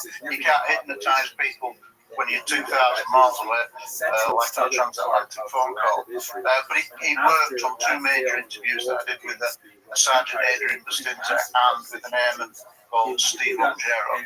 And we can talk about that in due course. But that's kind of my background. And obviously, I retired early in 2013. To launch my own online easy called UFO Truth magazine. It's not in print, it's bi-monthly featured articles by many of the world's top researchers who have obviously met over this period of time now. So I've been in public UFO research now since January 2002. So now 21 years. So I've been around a while now and pretty much met everybody who's everybody. In recent years, I've become involved in an organisation, an NGO, an international NGO, non-government organisation called ISA, the International Coalition for Extraterrestrial Research, of which I'm the Vice President and one of the founder members. And in that capacity, we now, ISA is made up of academics, scientists, and leading UFO, UAP researchers. We now have national representatives in 30 countries, and our tagline is preparing for contact. And I can't think that there's ever been a time in my life where we are potentially on the brink of a paradigm shift in the knowledge of this subject, and so that's where we are now. So we've also got a project called Project Titan that a lot of people may be following, which is a United Nations initiative where you need a country to adopt a kind of a policy and initiative, which the small Republic of San Marino, which is landlocked by Italy, it's its own state, has backed our Project Titan, and they're now in the process of going to the United Nations to talk about UFOs. So that's still ongoing. I can't really say too much about it, but we're talking at some high level there with ministers and things like that. Nice. Well, since your experience, police officer, investigator, I mean, you've investigated major cases by, what your description, and that's holy crap cases that, you need to be good at your job to be able to solve. But, we talk to a lot of people, and, one of the things that we've noticed is in their characters that it seems legit. Like they don't flinch when they talk about their story. They're like, no, it seems almost compelling, the way that they're telling it to us. I understand if somebody's not, inundated with UFO stuff like we are all week long, but to me it seems like these people are not, there's no BS in their stories, right? Yeah, so the majority of people that you speak to, you can tell within a minute or two if they're sincere. Right. You kind of feel what they're saying. And it's not absolute, correct? But more than likely you would be right that most people are sincere in what they're reporting. Now, it may turn out that there is a logical explanation. Doesn't mean what they've seen is extraterrestrial at the time. But what they are reporting is a sincere event that's open to interpretation. Right, and with could you give us like some advice or maybe some tips on what to look for? Because when we interview people, or any investigator out there that's doing field work, people like in MoveOn, for instance, what to look for when somebody's telling you a story and how to basically build the case from there. Well, I think, in terms of the fact that I was done this interview for suspects and witnesses, there's two very different techniques. But from a witness's point of view, I guess what you're asking me is why do you think it's credible what they're saying, or could they be lying? So you're then actually looking at it from a slightly suspicious angle. What would give it away? Well, people, I would say there is a few non-verbal communications. People who avoid eye contact, struggle to make eye contact with you when you're asking some difficult questions, tell me about it. If they're looking around, it's not absolute. People who are sweating a lot, people who are like tapping one leg a lot, seem irritable. When you talk advanced interview, when you're actually interviewing a major suspect, you don't do it face to face like you see on TV. You do it at an angle of 45 degrees. There may be two of you, but the lead interviewer, there was always a proper lead interviewer who's actually in charge of both.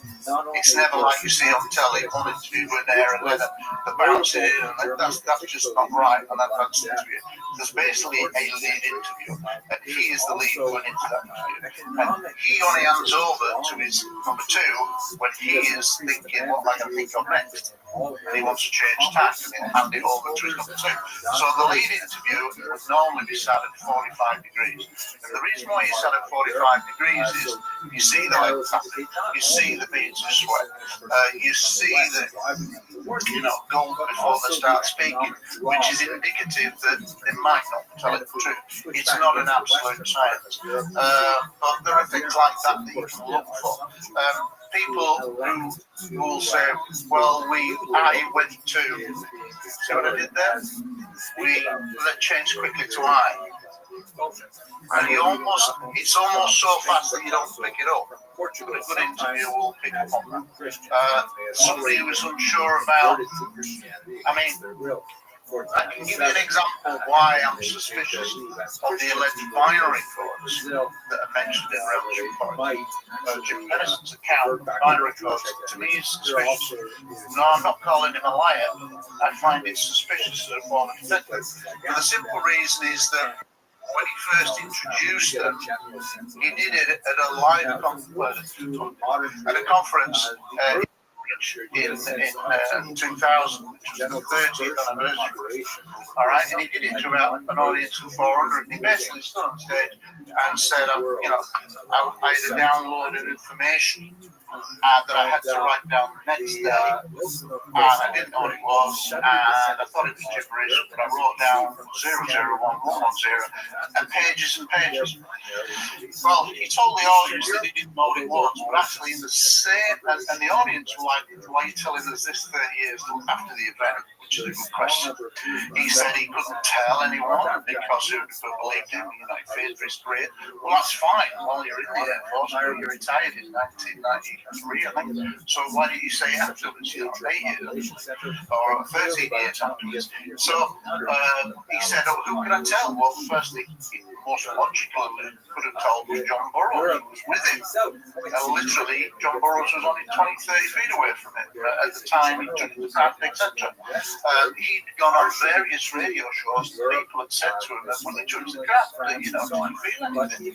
And he'd said, well, it's like warm to the touch, it's like glass, it's like raised etchings on the symbols. And he'd had lots of opportunities to say, I had a strange experience. And then even at that same conference in 2010, he actually, because the audience were like taking in this new information, 30 years download, what's it mean? And he was being hesitant about what it meant because he was signed to do he was taking a documentary and looking into the information. So he wasn't really giving much to the audience. But they would say, well, you know, what's this all about? It's strange coincidence that it is on the anniversary.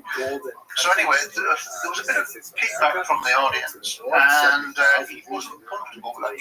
Clearly, there is a video of this. It's in the book, the reference to it. But somebody filmed this kind of 2-hour exchange, and he looks distinctly uncomfortable when people are asking audience who are a bit incredulous.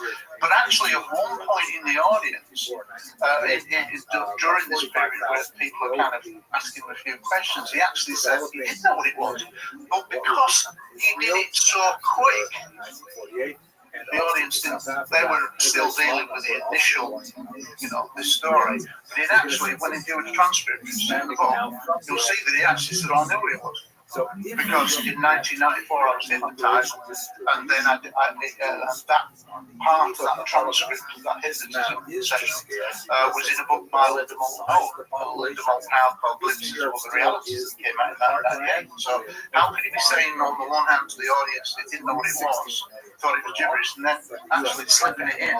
He did, but that was lost on the audience. But then a few days later, he went on an American radio show called the Angela Joyner radio show. Angela's sadly not with us anymore, but obviously the audio, and I did a transcript of it. And if you listen to that, Angela Joyner is like, at times, flabbergasted by some of his responses, because they're all over the place. And, you know, then he's saying he didn't know what it was, and then the next minute he's saying, well, I knew what it was. So she's trying to make head and tail of it. But one of the things that really kind of surprised me is when this story is binary code down and he wrote it in his notebook. By the way, the notebook that he wrote it in, the police notebook, didn't surface in documentaries until about 1997. 17 years after the event, and when he first started talking about binary codes, I emailed Colonel Holt and said, "What do you reckon to this alleged binary code story?" He went, "Well, I've looked through that notebook several times. I've never seen any pages." And he wasn't saying he'd looked through maybe every page. He hadn't noticed it, and certainly Jim had never referenced to it about them, which is a bit odd, I think. But the thing that really made me threw up a red flag for me was when he said initially that there were only 6 pages of zeros and zeros and ones. And then he said there was about 8 pages. Then he said there was about 9 pages. Then it was about 12 pages. Then it was about 13 pages. And in the end, it's 16 pages. Now, if you have this extraordinary event in your life, a one-off event scarred into your memory, I think personally I would know how many pages I wrote down. Do you not think? Because even if initially you didn't know, somebody would say, "Well, how many pages did you write?" And he'd go, 6. He'd know the answer straight away. You with me? So he'd never have to go back to it. It'd stick in your mind. You won't do it again every time, trying to find out how many pages. You just stick. Other journalists ask me that. It's 8 pages. You see what I mean? It would be a consistent answer. The fact that he at various times within weeks of announcing this, said different pages. I'm thinking, well, that just don't ring true. This is the most profound thing that's happened in your life, and you know how many pages of bizarre writing you've got down. Surely. But anyway, it's not definitive. But I'm not saying people can't have extraordinary downloads of information. I think you can.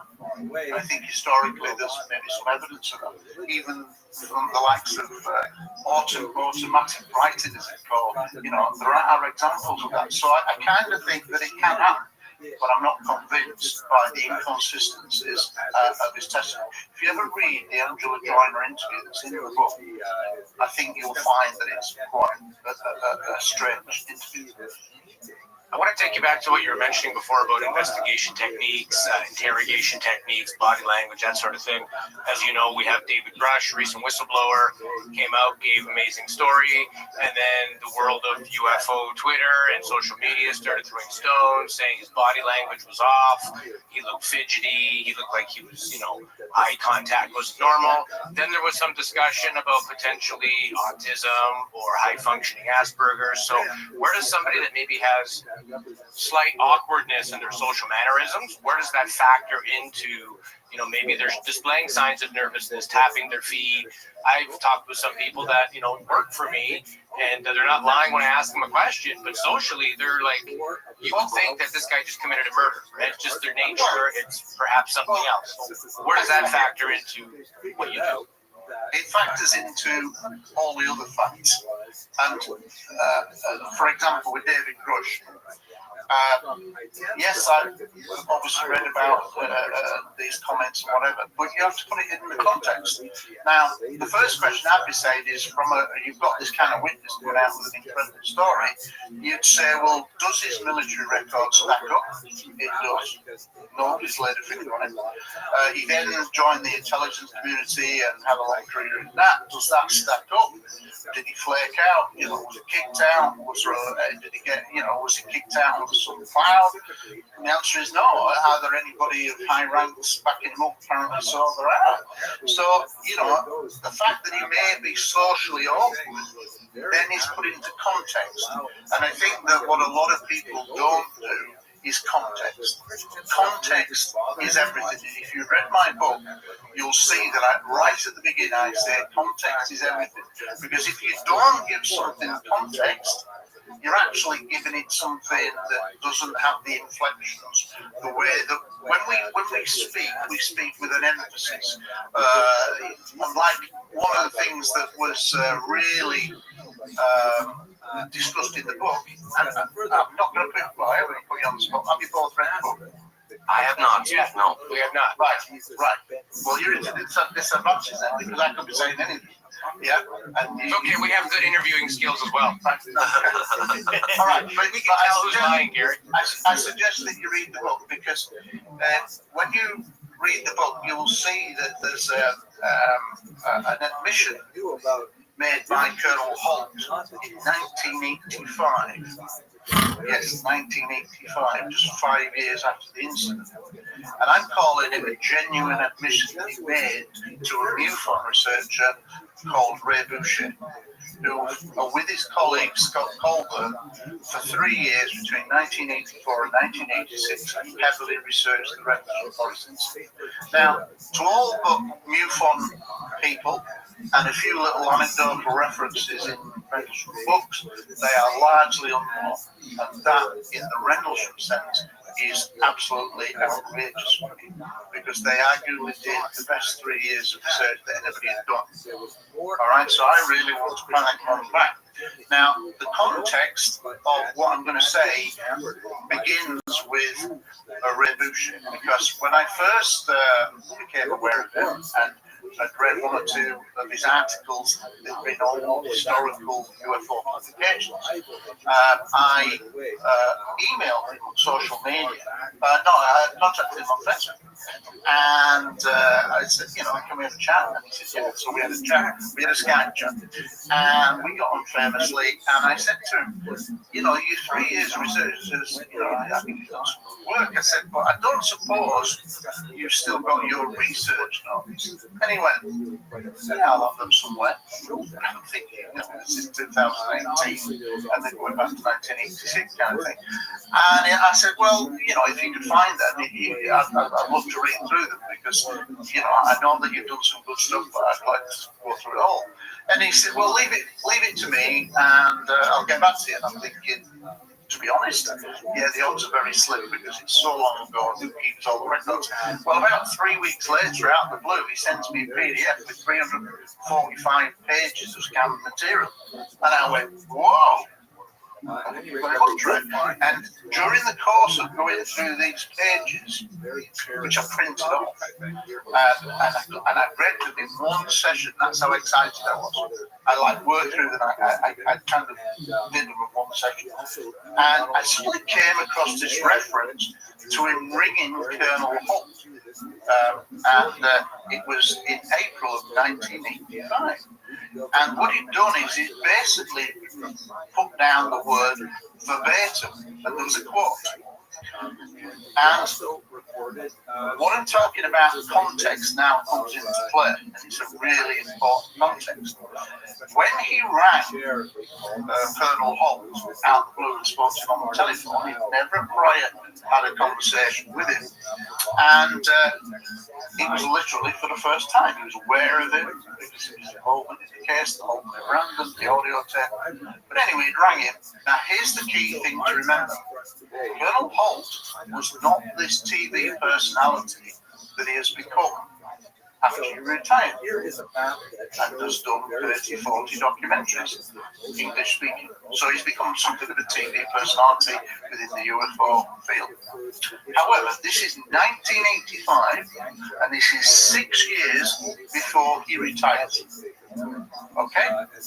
And so he rings it up out of the blue, and to put it into context, the story why he rang him is because Scott Colburn and Ray Boucher lived in Nebraska, and their state senator was Senator James Exxon, who was a long-standing senator on the Armed Services Committee. And so when Ray and Scott heard of the Rendlesham case and how the largely involved American security police officers, US Air Force security police officers, they went to personally met with the senator and said, look, you know, are you not interested in this case because it involves American servicemen? And at first he was reluctant, but they said, well, if we get more evidence, will you be more interested? And he said, well, okay, maybe. So anyway, in the process of trying to get more evidence, Scott Colburn and Ray Boucher had interviewed a few military witnesses involved, including Sergeant Adrian Stins, including Larry Warren, who turned out to be the original military whistleblower. All right? And so, by the time he suddenly rings Colonel Holt, he'd already spoken to several people who claimed to be at the scene of what was a landing. Okay? They both described a landing. And this is the controversial account where they say he was being filmed on movie motion picture cameras, video cameras, so not still photographs, that there was a cordon of security police officers around what was originally a straight ground buggy's mist, that he was being filmed, and that the base commander, Colonel Williams, the base commander, the guy in charge of the twin bases of 12,000 personnel, was present in this field at this scene of this landing. Now, this isn't the Jim Peniston landing. The key thing here is this is not the first night landing of the small 3 metre by 3 metre object in a small period. This is a clearly reference to the landing, but it's controversial. So, basically, that's the scenario. So, Ray Boucher has spoken to 2 witnesses who say that they were present at the scene of a landing, that there were security police around it, that it was being filmed, and Colonel Williams was there. So when he rings Charles Holt, he says, well, I've spoken to Larry Warren, I've spoken to Sergeant Adrian Mestinter, and they say this, and this. And the response that he wrote down verbatim in his notes was, yes, I can verify that. I can substantiate all of that for the senator. And he wrote it down, that one sentence, he wrote it down verbatim. Now, so that to me says that Holt was given all the circumstances. He was surrounded by security police officers. There was a crack there. The Colonel Williams, base commander, was there, and he was being filmed. Security police officers all around him. And he was saying, yes, I can verify that for the sensor. I can substantiate all of that. That's an admission, because he wrote it down. And the strange thing after that is when they went back with Exxon, they never were able to get in touch with him direct again. And what they later found out, that Colonel Holt had been to see Exxon, James Exxon, the senator, and whatever had happened had meant that Senator James Exxon didn't want to talk to Ray and Scott anymore. So whether being scared off or whatever, but something clearly had happened because the relationship changed. But here's the thing, Ray Boucher was really a quite persistent researcher, good researcher, he dogged. And he didn't want to let this go, he didn't want to let this admission go. So that here's the context. So he kept writing letter after letter to the staff of Senator Exxon. And all these letters he kept that were in his research. So when we talk about context, the context surrounding this admission are crucial. And so when somebody would say, well, maybe Holt just answered it and he wrote it down wrong, or he was, the admission is unambiguous. It wasn't. It was flagged up as verbatim in his notes, and when he wrote all the letters to Senator Exxon, trying to get him, get through to him, he wrote paragraphs where he laid out the circumstances, and several of these are in the letter reprinted, where he's saying, I'd spoken to X, X, and X. There was a landing of a larger craft. He was surrounded by security police officers. The base commander there of 12,000 people was there. And it was all being filmed on motion picture footage. That kind of thing. So there was no ambiguity whatsoever. So nobody could claim that it was an ambiguous comment. By the way, and I think that was an absolutely valid admission that Colonel Holt said in 1985, 6 years before he retired, that he has denied ever since. Denied admitting that to Rabbi Rothschild. Oh yeah, the guy just pestered me. I never said that. I had a 7-year collaboration period with Colonel Holt, and initially I thought, this is great.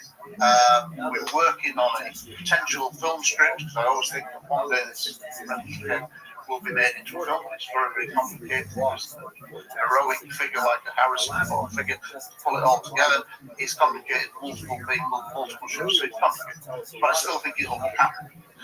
And basically, I think that what Holt did was a perfect admission, and then something happened, and then after he retired, he was then totally denied it. And over my 7 years, he'd said originally that he would tell me everything that he knew.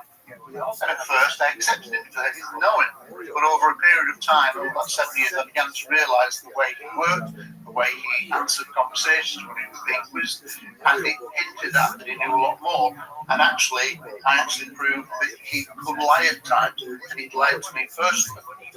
An example of that was for the UFO Hunters program in December of 2007, actually where we first met.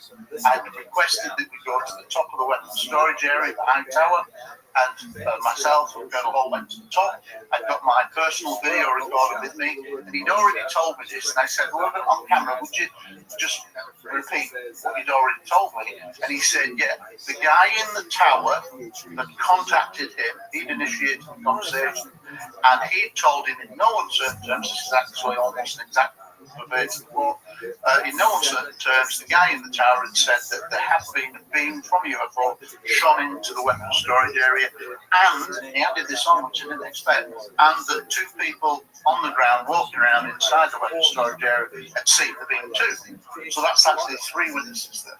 Now, when his book, The Whole Perspective, came out, I think 2015, 2016, no mention of this video interview that's been flagged up on my YouTube page, magazine YouTube page for years, because he said that. You can't take it back when you said that on camera, and yet there's no mention of it ever again. And so for me, and he denied saying it subsequently, denied saying that there were definitely beams going into the weapons storage area. And I said, well, hang on a minute, clearly you did, because it's on video. And see what I mean? So the fact is that if you're a colonel, and in the UFO world, there are very few good investigators who would challenge the story of a colonel or point out contradictions or irregularities, questions. And he basically gets away with it. Nobody challenges it. But that's wrong. Because if you can get, a Nixon put out of office for lying, if you can get, the Iran-Contra generals, colonels lying over arms deals and things like that, people can lie. So what I'm saying is he knows a lot more, and I ended the 7-year association because I realised he knew a lot more, and he was also capable. What do you think I wouldn't say fascination, but we have so many documented cases of military bases around the world having these strange crafts sort of look at the weaponry, even now with the ships that the states have. You know, they're all run on nuclear power, and it seems like now there's an interest between these objects or these entities with the nuclear power. Do you think it's more that it's a threat to ourselves, or is it a threat to them, or is it a mutual threat at this point? I think ultimately I don't know the real answer, but I can speculate. Which I tend not to do, but sometimes you're asked these kind of questions, so you've got to kind of put something. Right. And I've always felt that there is clearly, historically, when you look at the best evidence, a huge correlation between UFOs turning up around anything nuclear, whether it's a power plant, powered weapon storage area, or a nuclear submarine, or a nuclear battleship, whatever, and aircraft. And that has gone back to the 1940s. I think they've been around since then. And I think that they're around in bigger numbers when we detonate the first atomic bomb. And I think that sends a shockwave out into space. In the same way that if now we monitor various planets through the satellites that we've got out there, the telescopes, if, say, for example, there was a huge, what looked like plume explosion on Venus, we'd be able to capture it with our sensitive instruments now, and we'd think, oh, that looked like an explosion or a nuclear explosion, would analyze it. Well, I think that if you're an advanced race and you're out there, they could have picked up on our initial detonations, and it shed shockwaves in space, and then they thought, whoa, this little planet has reached the technical development where they're capable of destroying the planet. So I think that's why they come in numbers. They don't appear to interfere, at least not in the public domain, in our history, other than being seen in petroglyphs. You know, probably coming thousands of years. They may have even come very long time ago. I always say this, that we could be Martians, and it sounds crazy, but it's absolutely sensible, because we know now that Mars had an atmosphere, that it had oceans, before it became a dead planet. So something truly extraordinary happened to the planet. Now, if you had, and it's much older than the Earth, if you developed a technological age on Mars, and then suddenly, for whatever, there was a climatic change and your planet was dying, what would you do? You'd go to your nearest planet that you could survive on and try to repopulate again. It's what we do in science fiction movies all the time. You know, we want to get a moon base, we want to get a Mars base. We still want that. Well, what if you were technically capable of doing that to a dying planet millions of years ago, and they came here and they kind of seeded us and upgraded us? Who knows if you're technically that advanced? So I think it's if they did that, it's only what we would do if the Earth was faced with a similar kind of a terrible disaster in the way. We'd try to save some aspects of humanity elsewhere, and we'd go to the moon, go to Mars, we'd get everything done before the worst happened. So we tried to survive, and I think that's entirely feasible. Well, personally, I think that one of the reasons why they're interested in nuclear weapons is because in our bit of the cosmic neighborhood, I don't know, this is just speculation, in our bit of the cosmic neighborhood, I think we might be a bit like an oasis in the desert in terms of the amount of water this planet has and the amount of diverse life and fauna, all those different species of plants and animals and whatever. We might just be like a real juicy little planet going around an obscure little sun, but in our bit of cosmic neighborhood, it might actually be a bit of a jewel, a bit like the Galapagos Islands, or a bit like the Great Barrier Reef, an area of special interest. So if we were like that, and there would undoubtedly be an element of space tourism from aliens, not only scientific, that if you were that advanced, you would also visit other planets as tourism. They would look at us and think, we don't want to see that planet destroyed by themselves because they've now got the ability to destroy it through nuclear weapons. So that's one aspect. So there's that. But I also think that, and probably a more likely thing, because we know that UFOs have been seen coming in and out of large bodies of water for many centuries, but obviously over the last 75 years of recorded modern era, we know that happens worldwide. I suspect in our deepest ocean trenches that there are underwater bases that have been driven. And it would make sense, but that then says two possibilities. One, it's a very old civilization that's earthbound, that have lived here alongside of us, but basically separate to us, and they have no contact. If you've ever seen the Hollywood film The Abyss, it's kind of that scenario could be exactly like what's happened. That they're, keep themselves to themselves, and there's very little interaction. Or that they do have, in the same way that we would look to have moon bases, Mars bases, they've got bases here. So they've got personnel, for want of a better word, here. Now, you wouldn't want to see your bases destroyed in a cataclysm that could be avoided. And I think that's probably the primary reason why some of the cases, why there is this interest in nuclear weapons. Because I think if we destroy the planet, we then render our oceans uninhabitable. That affects the civilization that may be living in our deepest trenches. The key fact in all this that I find really interesting is that we know more about the surface of the moon and Mars than we do about our deepest oceans. We only know about 5 to 10% of what's in the ocean. You think about that, 90% we don't know, 95% do. So I think it's entirely feasible that they don't want to see their habitat is destroyed. Hence why they're interested in weapons. I want to bring it back to Rendlesham just for a moment, because in terms of our understanding, we've got a pretty decent one. We spoke at length with John Burroughs, Gary Osborne, who's done some work extrapolating the code. And I know you have an opinion on that, but you said there are 17 different incidents potentially associated with Rendlesham, sightings and things like that. So maybe elaborate a little bit on that, and then also feel free to give your opinion on the figures I just named. And everybody's presenting information, and it may be hard for the average person to discern, are you guys working separately? Is somebody completely nuts and somebody has the truth? I know Rendlesham can be confusing from a viewer's perspective, so your thoughts would be appreciated.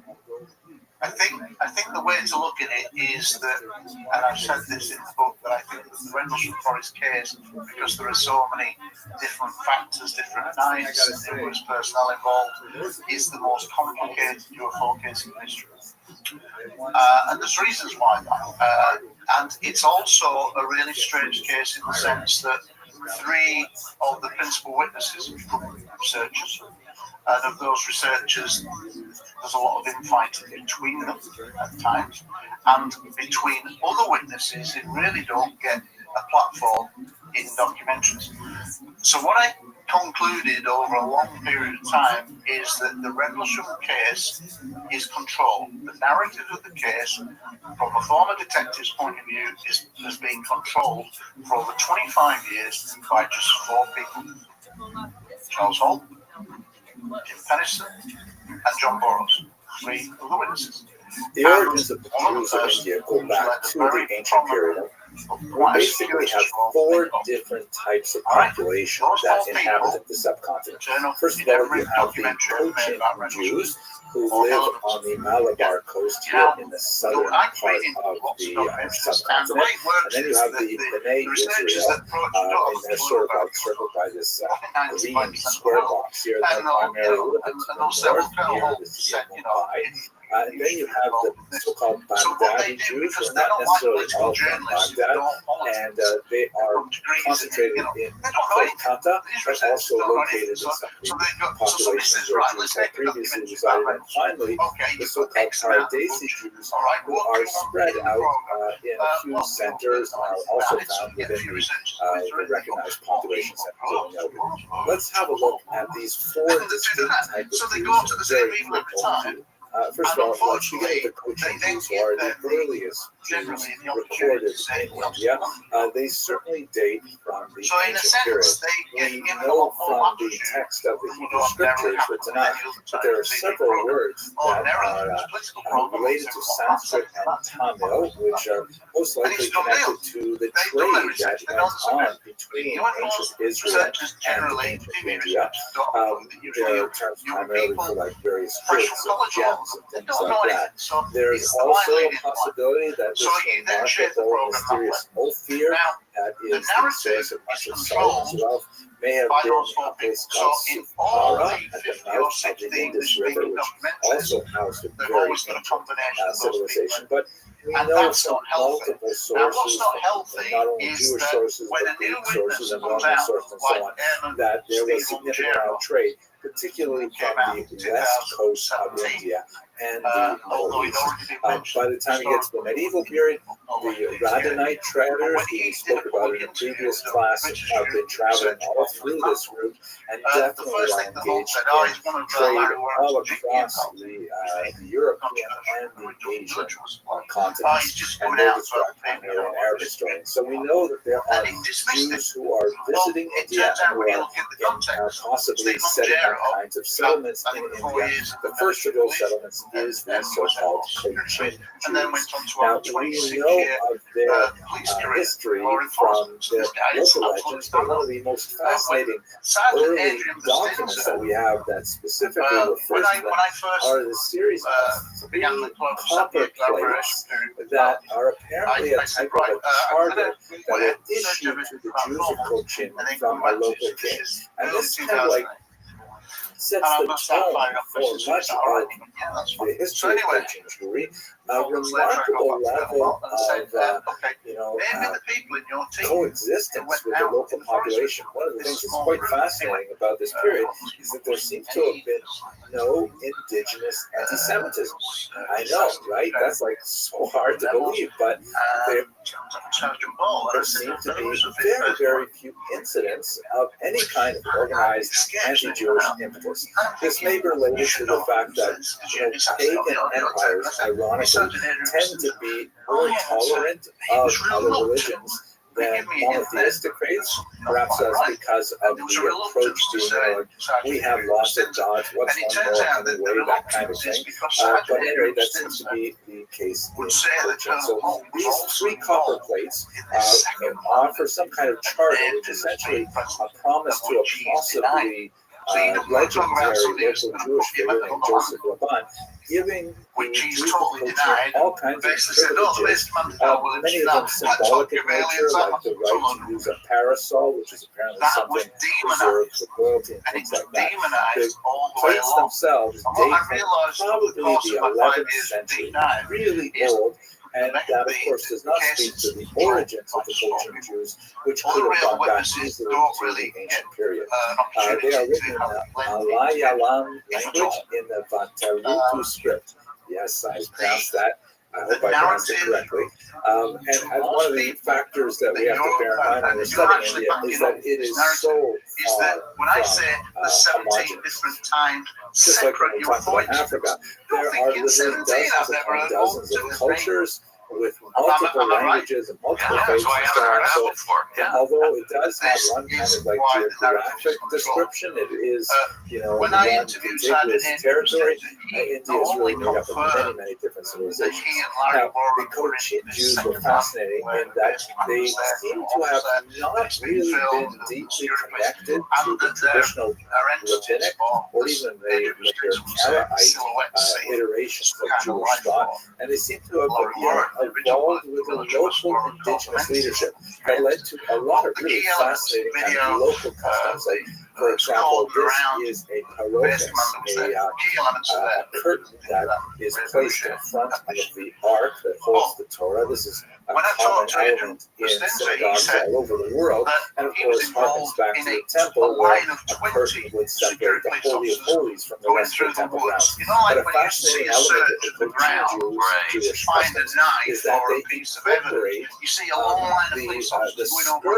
or other type of clothing of drive into the horrific itself. It's a fascinating kind of idea that actually brings to mind some interesting Kabbalistic references to the Torah as a kind of Orasa, as a bride that is to be married.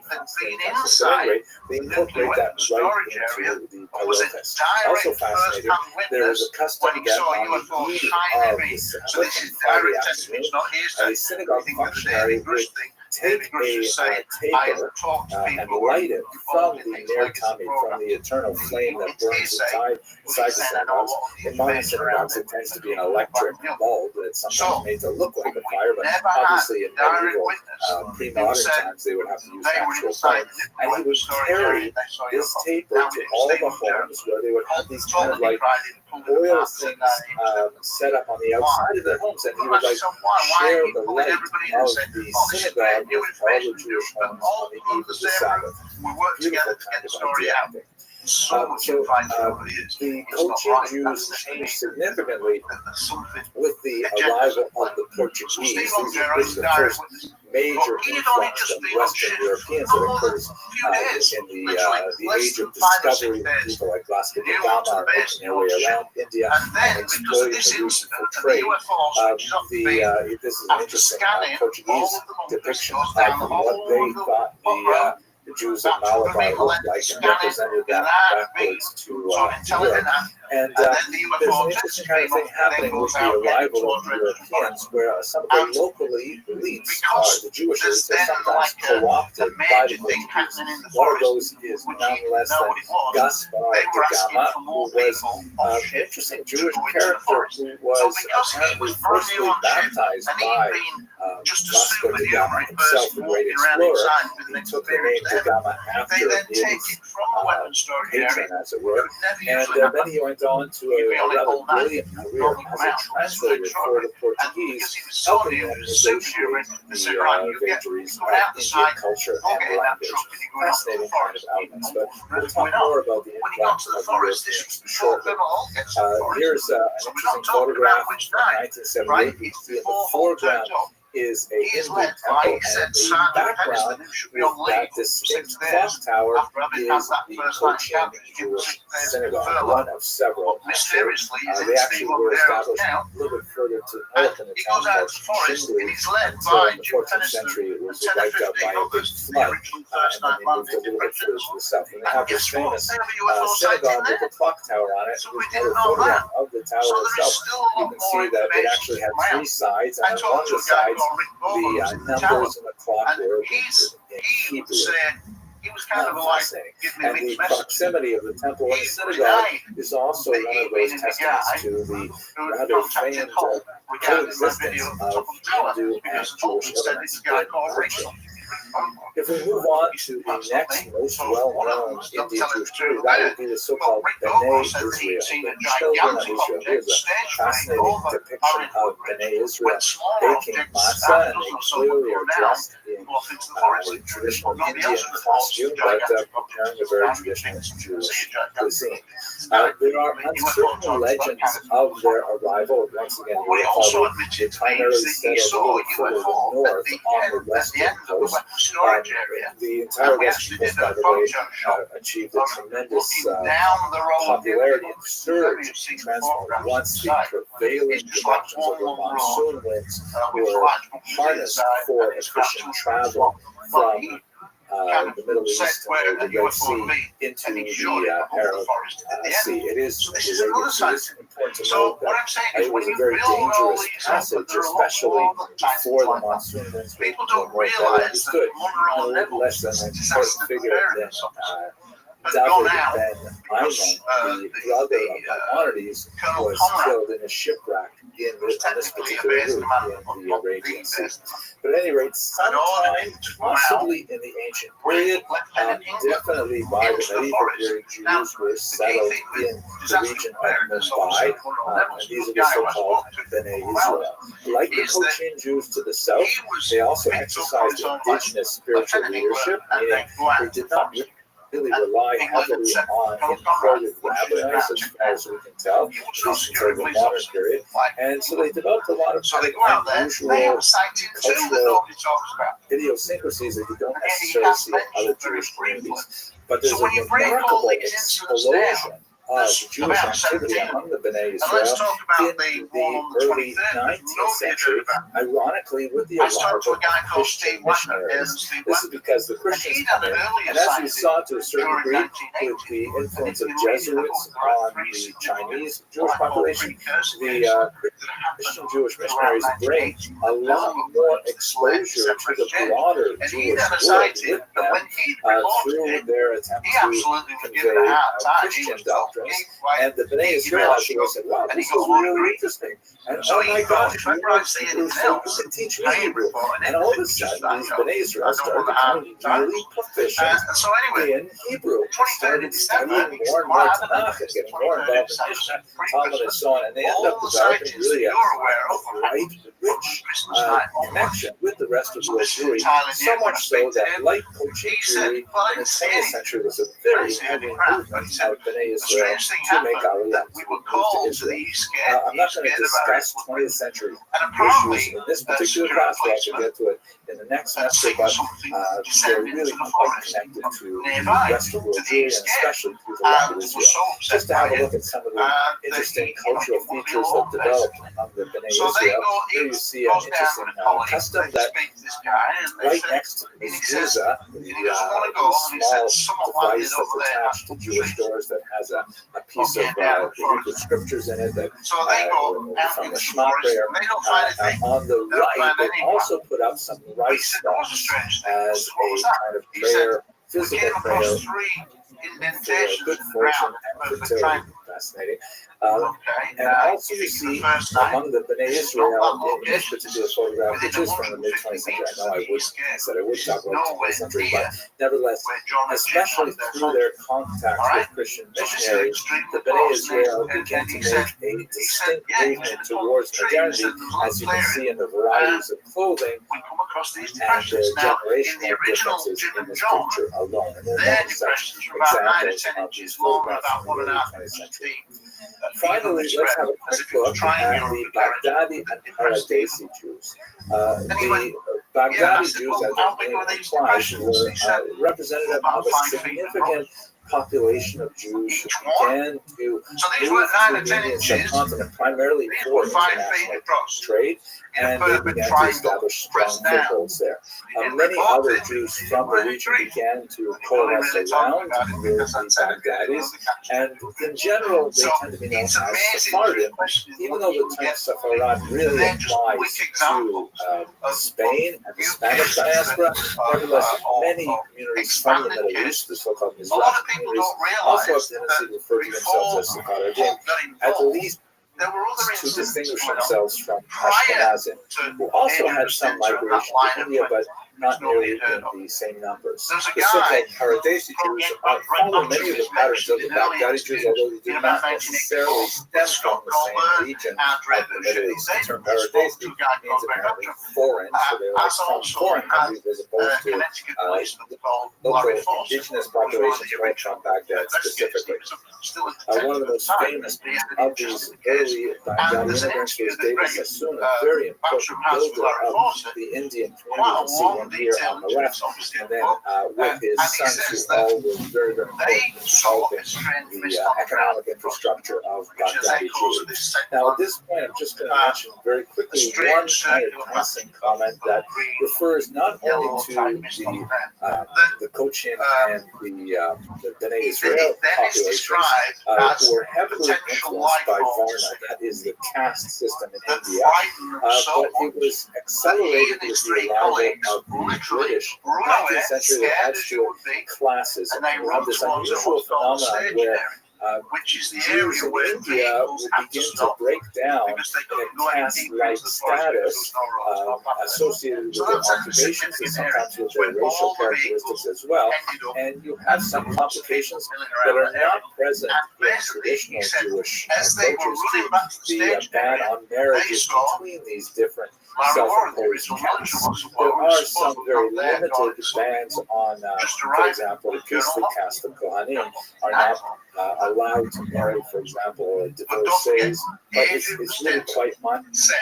In my 4.5 hours to the very transatlantic phone call complex when I did this caste system that pertained in India up until 1947, at least legally.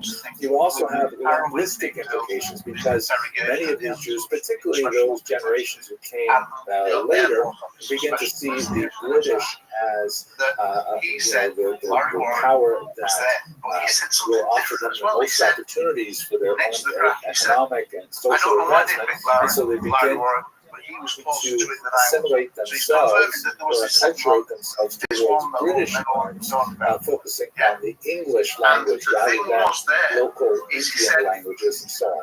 Much more to say about this, but really we're still looking at the early modern period as a terminus, so we'll have to talk about the other elements only a little further in the semester. I hope you found this topic as fascinating as I did, and thank you very much for watching, and I'll see you in more videos. Thank you. Of consecutive activity. People don't realise what happened to a woman called Lieutenant Bonnie Tamplin, who was one of the shift officers, an officer, a young female black officer. She's literally run off the road by a UFO. A vehicle is run off the road by a UFO that's travelling alongside of her. She loses control because she's so scared. On a rural public road, she rolls it, the vehicle onto its side, and she gets out and the UFO stops and is looking down at her, so she picks up a weapon and starts shooting at it. All of that covered up by the US Air Force that I got through a guy called Airman Michael Stacey Smith. So there is so much things that you weren't aware of that to do with Remnants from Forest. So if you haven't read the book, I suggest that you do, because what I've tried to do is look at the facts, step away, take personalities out of it, but just present the facts. And right at the start, it was a quote by Trey Gordon, who was a former Republican congressman, and he said, the facts are the facts, they're neither Republican or Democrat, the facts are the facts. That was my mantra. I wanted to get the facts out. When I did the book and launched it, there was no pre-publicity whatsoever, because the people would not want this book to come out, because it contains more information on Rendlesham Forest across the board than any other book. And if you read all the reviews by the researchers, professional researchers, the guy, Don Schmidt, top guy in Resmond, does the forward. He says it's like no other book going, that's his words. He says because it's a forensic examination of the case by a former detective. That his words, not mine. So I've been very humbled by the kind of words of all the researchers. So that's just a flavour in an hour of where we are. And everything else is amazing. And Gary, where can people find you on social media, and where can they purchase your book? The book is only available on Amazon in all countries around the world. It's called Non-Human, which is very typical now when you think of the David Bush thing. Non-Human, the Rendlesham Forest UFO incidents, I've had an S, 42 years of denial. Because all those 17 incidents, not one of them could be explained in terrestrial technology. People come up with stories, or it's plasma, or it's a special program, it's electronic. A lighthouse. Yeah, no, it's bullshit. Absolutely. So this is the fact, and I've laid out the fact. It's 500 pages, and it's available on Amazon. But my magazine is UFO Truth Magazine. It goes all around the world. There's a PDF. You don't have to do anything. It's 5 months every 2 months. PDF sent to you. And it's 96 pages, and it's www.ufoTruthMagazine.co.uk. Beautiful. Thank you very much, Gary. We appreciate your time, and thank you for clarifying again. We are in the process of learning, right? If you want me back to discuss things, because we kind of rushed over it, it's such a complex case. You could do 2 hours easily. For sure. Absolutely, and we may at some point read the book. Well, we have to buy it now. 500 pages. That's looked into it. Yeah. Well, read the book and let me know what you think. Absolutely. And again, appreciate you clarifying some myths, because again, it is a case that a lot of people think they have all the answers, but not everybody does. And there's more info, as you said, that may not have made it into some of these other copies, documentaries, programs. We've interviewed 2 people, and we don't have the full story. Yeah, the majority of people, especially in the United States, have not got the full handle. In fact, most people come back to me and say, I didn't have a clue about nearly half of what's going on. All historical old interviews, transcribed, new interviews, look at it and identify themselves. Be surprised at what's in there. Awesome. Thank you for joining us, Gary, and we'd love to have you back again one day soon. Thank you very much. Perfect. And just before we go, Louis, I just want to remind the listeners, of course, to just comment, below on the comment section. Let us know what you think.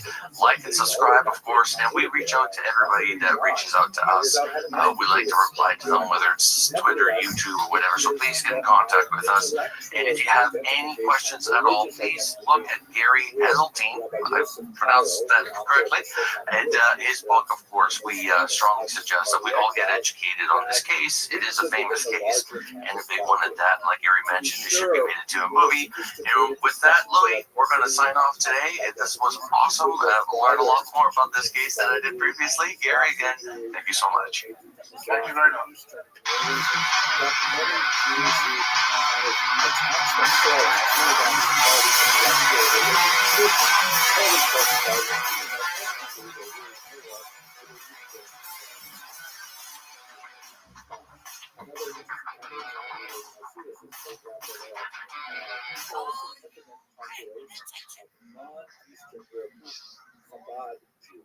So they identify as Chabad, which is a very Ashkenazic movement, but they are not Ashkenazic. So it's possible by way of accumulating identities that they can overlap, even though they don't necessarily make sense on that basis of nomenclature. Anyway, the Sephardim that we're talking about today are primarily... Hey everybody, hope you're having a great day. I'm super pumped today because I'm a big ancient history buff, and I really like Andrew Collins. If anyone's ever watched Ancient Aliens, he's been on this show for, I don't know, almost 20 years now, however long this thing's been out. But I love the fact that we see things today we're trying to understand, and this is nothing new. If anybody thinks this UFO thing is a new thing, it's not. It's been happening for thousands of years, maybe forever. We have no way of knowing. And you look at ancient texts, even religion, and a lot of the stuff that's written in there, man's feeble attempt at trying to explain extraordinary visions and sightings and angels and all this stuff. Maybe it's misunderstood technology, maybe it's misunderstood entities or beings, but regardless, it's fascinating. So I got a bunch of questions, Jay. Specifically, I want to get into things like elongated skulls. Like, what's that all about? Is it real? Is that bullshit? I want to know. And like giants. It's a fashion trend that should come back. Don't you think? Yeah. Like the elongated skull? Is that it? Yeah, well, people are like, I don't know if you see them. Occasionally, you'll see like a beautiful woman that starts going through all these plastic surgeries to make herself look like just a cat, like a horn, right? Yeah, horns, demons, and stuff like that. It's a new thing, and some, I've always been fascinated by that.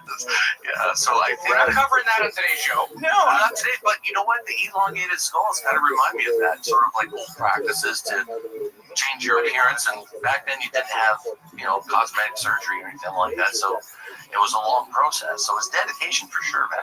Yeah, for sure. So yeah, again, we don't want to just kick the can as far as history goes. We want to know specifically in regards to UAP, non-human intelligence. What do we know for sure? What can we safely say is fact, and what can we safely say is like legend or lore? So it's going to be interesting. I know Andrew is an old school ufologist. Before he got into sort of the earth sciences, he was very much into investigating UFO cases. A very famous one in England as well that he will mention, I'm sure, when we ask him. So looking forward to it. This has been about 6 months in the making. Andrew joins us from across the pond. And for those of you listening out there, whether it's on YouTube, Spotify, Apple, or the UNX network, we just want to say we hear all your feedback, all your comments. We love you guys right back. Keep it coming. We'll keep doing what we do. This is just starting to get interesting. We're 3 years in. So with that, I'm excited. We'll be right back with Mr. Andrew Collins right here on UAP Space Podcast.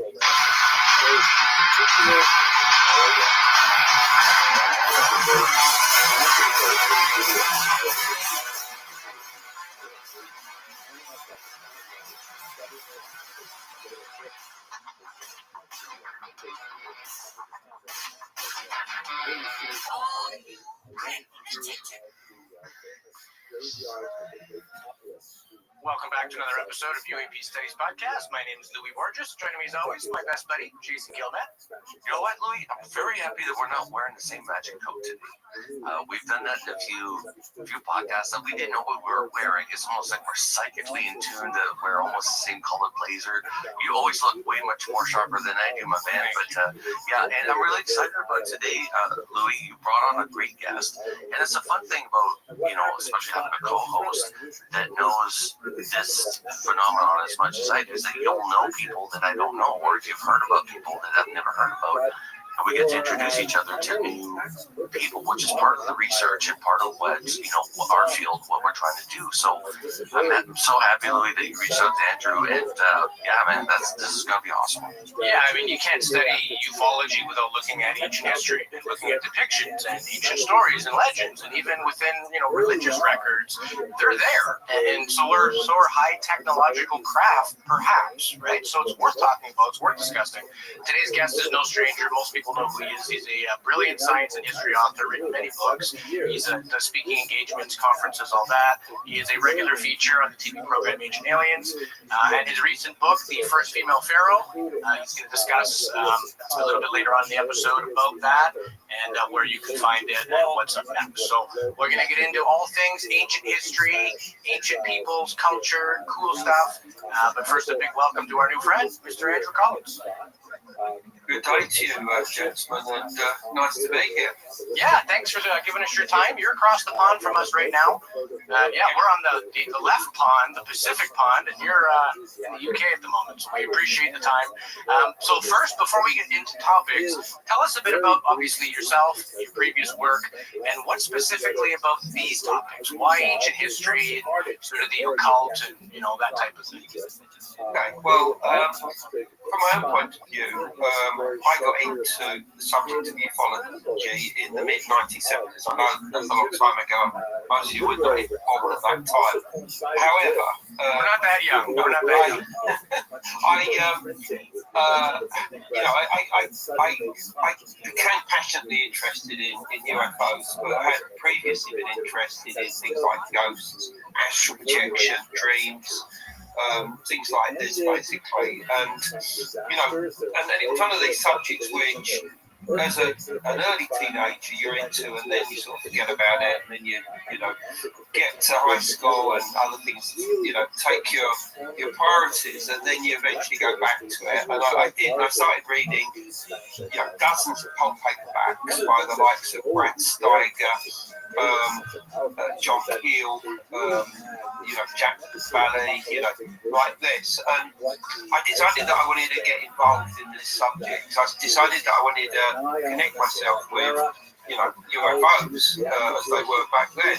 And so I became an investigator for the British UFO Research Association. And to start off with, it was a case of just going around interviewing people that's in a light in the sky or something. But very quickly, I started to get onto close encounters, and I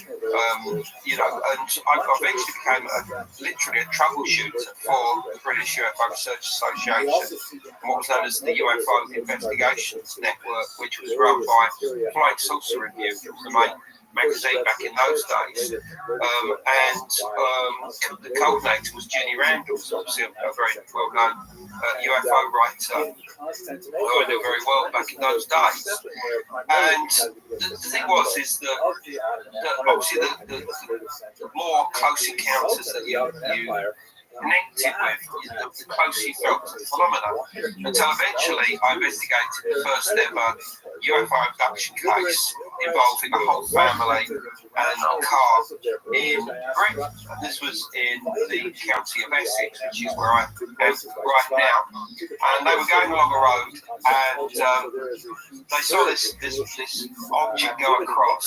It was blue oval light. They were quite excited by it. And they drove around the corner, and suddenly the car headlamps failed, the engine failed, the car radio started smoking. They had to pull out the wires as you used to do in those days, and they could no longer hear the tyres going over the the road. So they get around this corner and there's this luminous bank of green mist right in front of them. And they plough into it and everything just stops and they feel very nauseous. And the next thing they know, they're 3/4 of a mile further on. And they get home from this really short journey, it's only about 20 minutes, one they take regularly. And they realise that 3 hours are missing from their life. And they lived with this for about 3 years.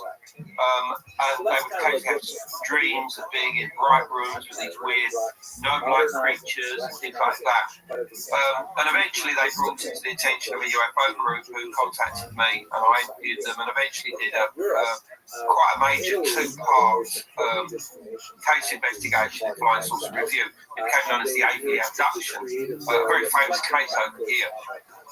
And the thing is that not only did this bring me even closer to the phenomenon itself, but hypnosis was involved, and the supposed entities involved with this abduction experience started to speak through the vocal cords, both of the man and the woman's family. And, they would come through and, tell you about propulsion systems, which, whatever.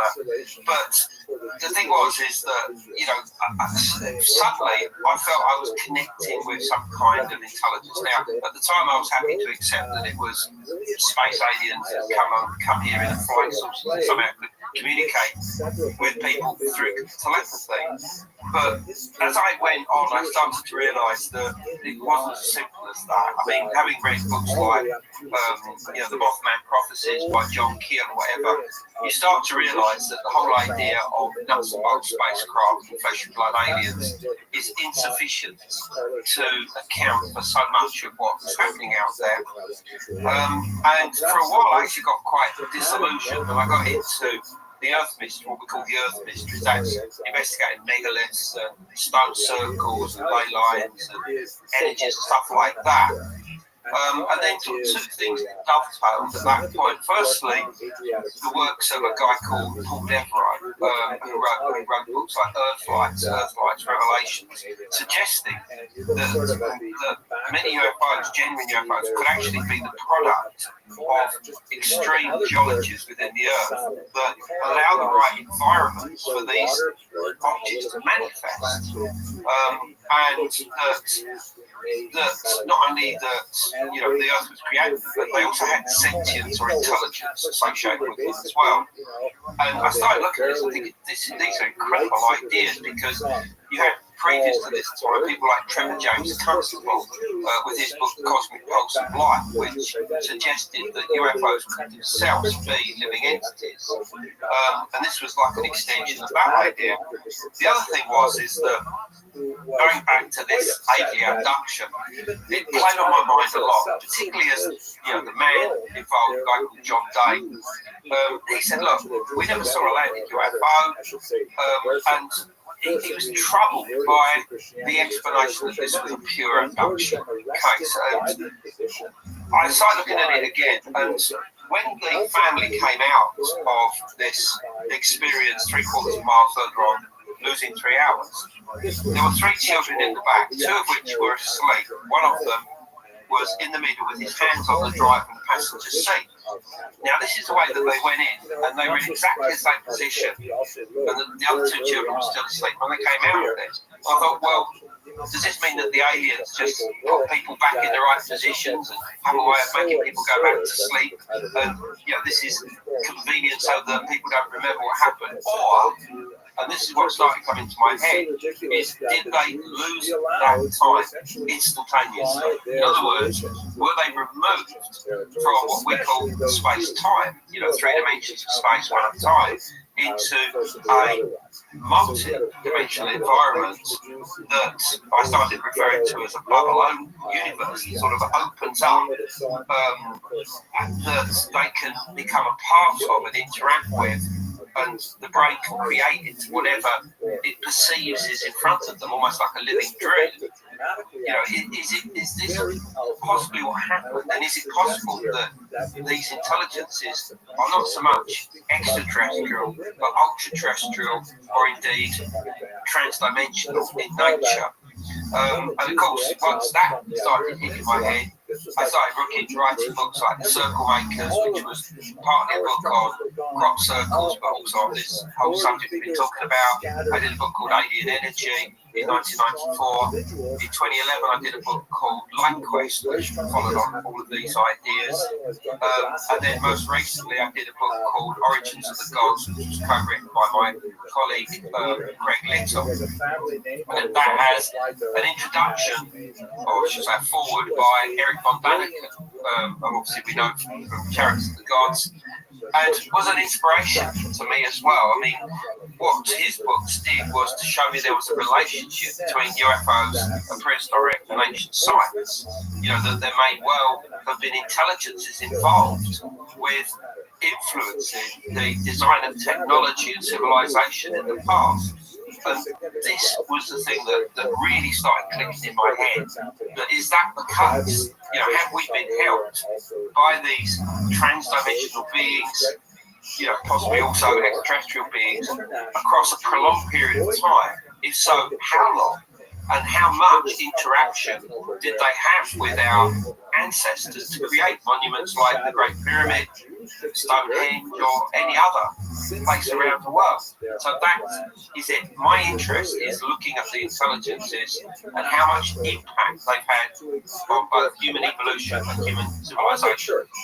And you know what? That's a fascinating thing about our situation here, and I'm curious about this because I'm sure that you've contemplated this over and over again. But in our history, we're so arrogant in what we think we understand from history, which we have very little knowledge of. I was talking to Louis about a documentary that's recently on Netflix where they discovered a cave with hundreds of thousands of bones that are not Homo sapiens. They are from our genome, but just a different species. And, you know, as we're going through time, even now with the hearings and everything that's happening in the world, when you mention, hey, maybe these entities have had an interaction with us for quite some time, and this has been going on for a long time, we're just now either rediscovering it or we're now paying attention to it. And you brought up a good point of the ultra-terrestrials. Basically, through time, how did we handle the thought of others being here? If it is the case, like, did we handle that, or can we handle that better in the past than we do now? Because now we feel so confident with our technology that the same events that would take place, instead of being in awe, it's almost a jealousy that we would have inherent human nature being what it is.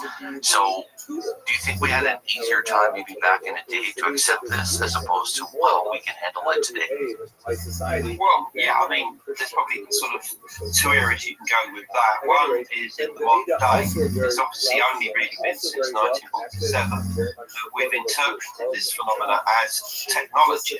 Well, when I say technology, I mean future technology that is associated with other planets, other star systems, you know, possibly even other dimensions.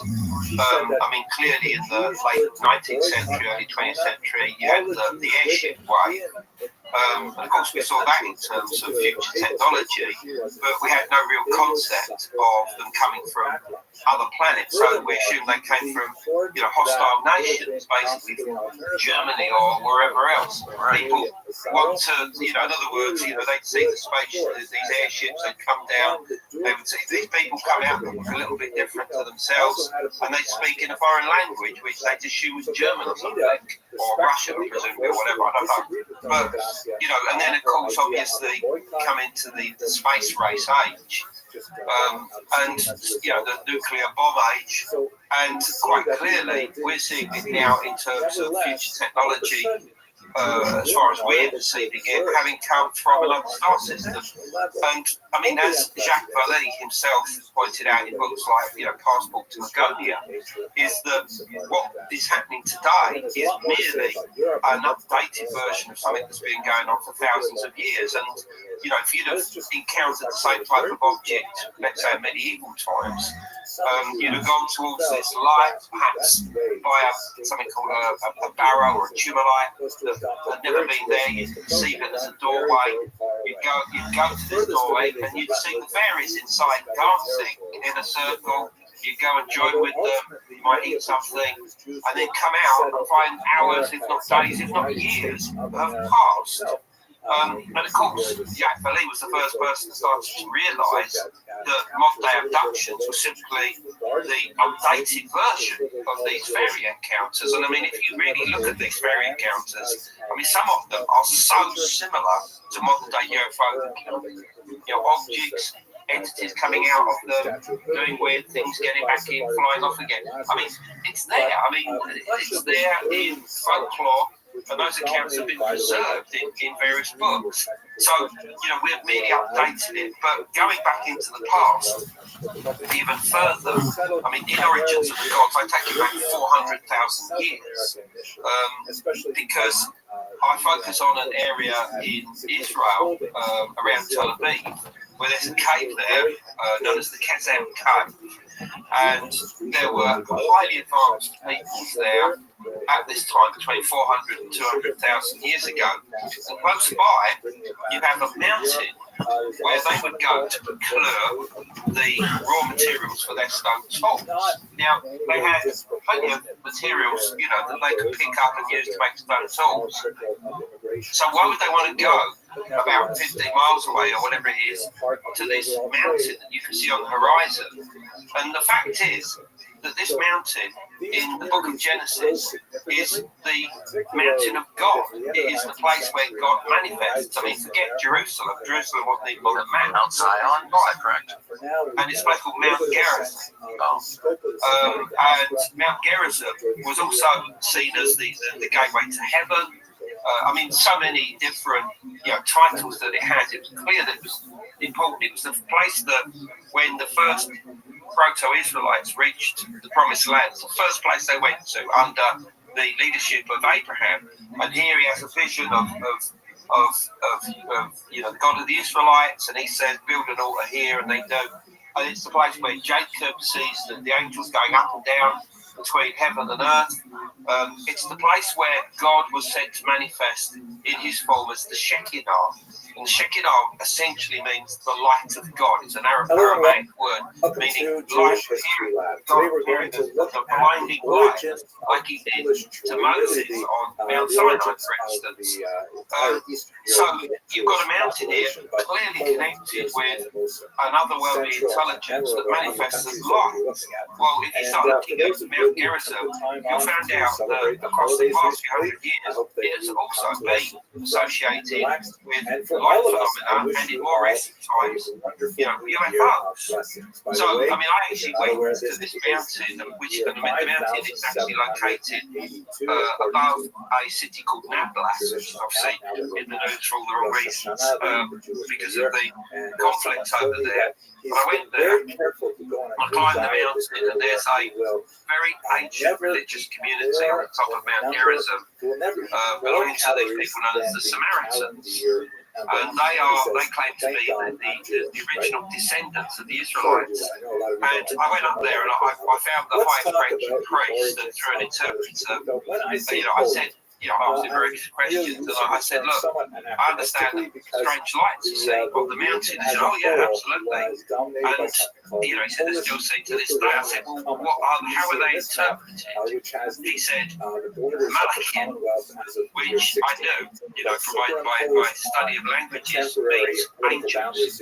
So these manifesting lights that we would call UFOs are being seen to this day as angels by this religious community. I thought, how Eric Von Daniken can you get? You know, this is like something out of a page from Chariots of the Gods, you know what I mean? And of course, all of this is written up in Origins of the Gods, and I was so happy that, you know, Eric, you know, loved this stuff so much and the way where it was going, that, you know, he agreed to do the forward to the book. But the thing is that going back to our people there in the Kezem Cave 400,000 years ago, is impossible that they were attracted to this mountain because of the lights that were appearing there. Because if these lights are a product of intense geology, you know, like fault lines, metals, certain types of minerals like quartz, whatever, you know, this creates the right environment into which this phenomena can manifest. And if it is intelligent, if it's sentient, did they interact with it? Did they have experiences that we today would refer to as abductions or close encounters? And did this accelerate their creation, their creativity? In the same way that many UFO abductees or people that have missing time claim afterwards, they suddenly become writers, they become poets, they become artists, even the family involved with the alien abduction. The man of the house became a sculptor, a beautiful sculptor. Previous to that, he was working in a factory. His wife went on to become a midwife, and she actually went out eventually to Iraq at the time of the Gulf War, and was helping women deliver babies out there. I mean, incredible career. And all of this unquestionably was the response to them having this close encounter, with this green mist and this object back in the 70s. You mentioned that it was almost like they weren't put back in the same positions when they were abducted. It was like there was a time slip where they were somehow removed from time space and then brought back in that instant. But I think that it happened instantly. I think that in our world, in our space, they went like that instantaneously. And wherever they were taken into would have had its own laws of time. It would have had its own laws of physics. So, they could have spent, I don't know, 10 hours there, and it would be completely different to the time that they were away. How long were they away? No time. But because they were placed outside of normal space time, when they regurgitated out of this high-dimensional space, it's out of sync with our linear time. So they've lost 3 hours. So we begin to see quite clearly, if you look at these folklore accounts, people lose years, and sometimes, if you read the accounts, 100 years has passed. Now, okay, let's assume these massive elaborations. But it's still telling us the same thing, that if you enter into these multi-dimensional environments, you're taken out of normal space and time. And when you're put back, it's almost like there's been gravitational distortions or something that has created these anomalies that are only relevant once you've been placed back into this world. I mean, the thing is that what happened to these people if they did lose this time? I mean, they certainly didn't slump by the side of the road for 3 hours, because I know the road that they were on, and that somebody would have stopped within 5 minutes and said, "Are you okay? You don't know whether they've got police or whatever." There's no way that they could have, been slumped in their car for 3 hours on that road without somebody coming along to see if they're okay. So, they were clearly taken out of space and out of time. And when they come back, they've lost 3/4 of a mile spatially, and they've lost 3 hours in time, temporally. And we know space and time are linked, right, with Einstein. They are relative, and the faster you travel closer to the speed of light, the more time would slow down. So in theory, if you left Earth for a year at the speed of light, when you come back, decades could have elapsed, right? So that would account. But what came to mind when you were mentioning that was sort of the extraterrestrial theory, or the thought of backward time travel. Future humans, not aliens, not anything different from us, perhaps maybe evolved, that we look different through millions of years of evolution. But what are your thoughts on the idea that they may be us in the future? I mean, many abductions, people have asked their abductors and said, like, "Who the hell are you?" And they're like, "We are you." So I find that very interesting. What are your thoughts on that? Yeah, I mean, firstly, I think that we have to be very careful about what any of these entities claim. Any information that is transmitted, or even the way that they appear to us. Because, in my opinion, we are dealing with intelligences that are so advanced. I mean, not just thousands, but hundreds, millions of years in advance of us. They don't need physical bodies. They don't need physical love. They appear to us because for us, we need that. We need some kind of what I call acceptance level. Here, that allows them to be familiar to us in some way, even though we might see them as futuristic, their technology, something that's maybe hundreds of years ahead of anything we've got. So, that ultimately, I believe they don't even need flesh and blood. Now, that's not to say that some flesh and blood, let's say carbon-based life forms have not worked out how to utilise these multi-dimensional environments to travel from one place to another. I think we have to see this as light. We have to see it that they are like wormholes, they are like black holes in their own right. They are made of something primarily called plasma. Plasma is the full state of matter, and plasma is what you see in lightning, it's what you see in stars, neutron star, black holes, the creatures around them. Obviously we use it on television, and I blew up my washing machine very briefly, perhaps this is an environment. It's not alive itself, but in the 1960s, a theoretical physicist working with plasma by the name of David Bowen, he was American, he spent most of his life in the UK studying plasma, and came to the conclusion that into it, intelligent life could manifest from a deeper level of existence that he referred to as the implicate order. His colleague Basil Haley referred to it as pre-space. Some people might call it quantum field or subspace or something like that. In other words, it's a realm without dimensions, outside of our own physical existence, our own physical reality, and that because it's outside of space-time, it doesn't have the same laws of physics and could well allow passage of thoughts, intelligence, consciousness to travel within it, to control and manipulate matter from different places, through a process called quantum entanglement, which is the idea of particles being entangled. You've got one particle, but it's entangled with its twin, it's how far away they get. In time, they will always retain that link. You do with whole systems of particles, entangled particles. Some could be in my head, the other particle could be in your head, so that they're doing the same dance. That would be telepathy.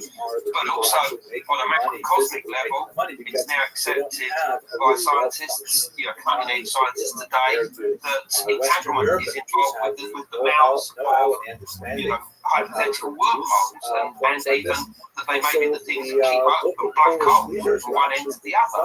So, we're not dealing with something that's just simply a quantum theory anymore. This is something that's associated with the macrocosmic world. And I think that this is related to plasma environments, and that our interaction with this phenomena involves quantum entanglement, not just to interact with the phenomena, but also the intelligences behind them. And so many people, for instance, encounter objects and feel a relationship with them. They feel that they either watching them, or that they feel some connection with them, or that they've always been around, and they'll spend years afterwards trying to remake that connection, just as same connection with a mother or a father, you know what I mean? And you have to try and answer this. It's like, why would people feel this way about this peculiar phenomenon that they observe or interact with? And it's because if you're dealing with something outside of normal space-time that's suddenly interacted into our space-time, but if it interacts with us now, then because it's outside of normal space-time, it could also be interacting with us on the day that we're born and the day that we die at the same moment, because you're dealing with something that's outside of our own linear passage of time. It's the arrow of time, as they call it. Distillation and distribution. And there's a lot of similarities too, because I mean, in religion, especially because I used to be in Christian religion, so I'll speak on that behalf, but the idea that God is outside of space, time, and sees everything at once, and all that, that's a concept that's been around for a long time. to us, I mean, this is a reality, and reality is linear. There's sort of rules, but we state absolutes as a species, which to me is ridiculous. I mean, recently was Neil Tyson deGrasse, or I always get his name backwards. Neil deGrasse Tyson. Neil deGrasse Tyson. Jeez, I can never get it right. This is why I have Louis. He's my name. But like it's almost like an arrogance that some of these scientists have. It's almost like a dogma of saying, well, no, it's ridiculous. How can there be, for a guy who studies stars and planets, the idea of having visitation from advanced civilization is just, it's beyond his comprehension. He's got to knock it down, which to me is like, you think somebody of science, somebody who's smart and intelligent would say, yeah, the probability that, we're at the bottom of the totem pole is very high. And this is the part that I always think about, going forward is, can we handle that, having a superior, and let's call it that, it's a superior intellect and technology, like you said, could be millions of years in advance. That's a huge humble pill for us to swallow, because we think we're king shit, that nothing can touch us, that if aliens invade all our Hollywood movies, we have ships that are going to take them down, and guys like Will Smith will always be there to defend Earth. And it's ridiculous. That is a concept that is not true of reality. And the thing is, however complex the situation is, we're out of our depths. Like, it's just something that, Louis, what you're saying, it's beyond our thinking, our ability to think. Yeah, it's not just stranger than you think, it's stranger than you can think. Yeah. We're limited as Homo sapiens. Like, we're stuck thinking the way that we think. We can't think outside the box. Now, I want to ask you about this, because we're huge Spoffers are fans. And he mentioned out of the 9 crabs that he saw while he was there, that one of them or 2 of them had been archaeological digs, which to me just blew my mind, meaning how long were they in the ground? And if that's old technology, their old technology that we can't even reverse engineer now, how much more advanced are they now? What's your thought on that? Like, is it possible that we have a bunch of crabs that are just laying around, and based on your history and research? I mean, my honest answer is I don't know. But secondly, I would love that to be the case, absolutely 100%.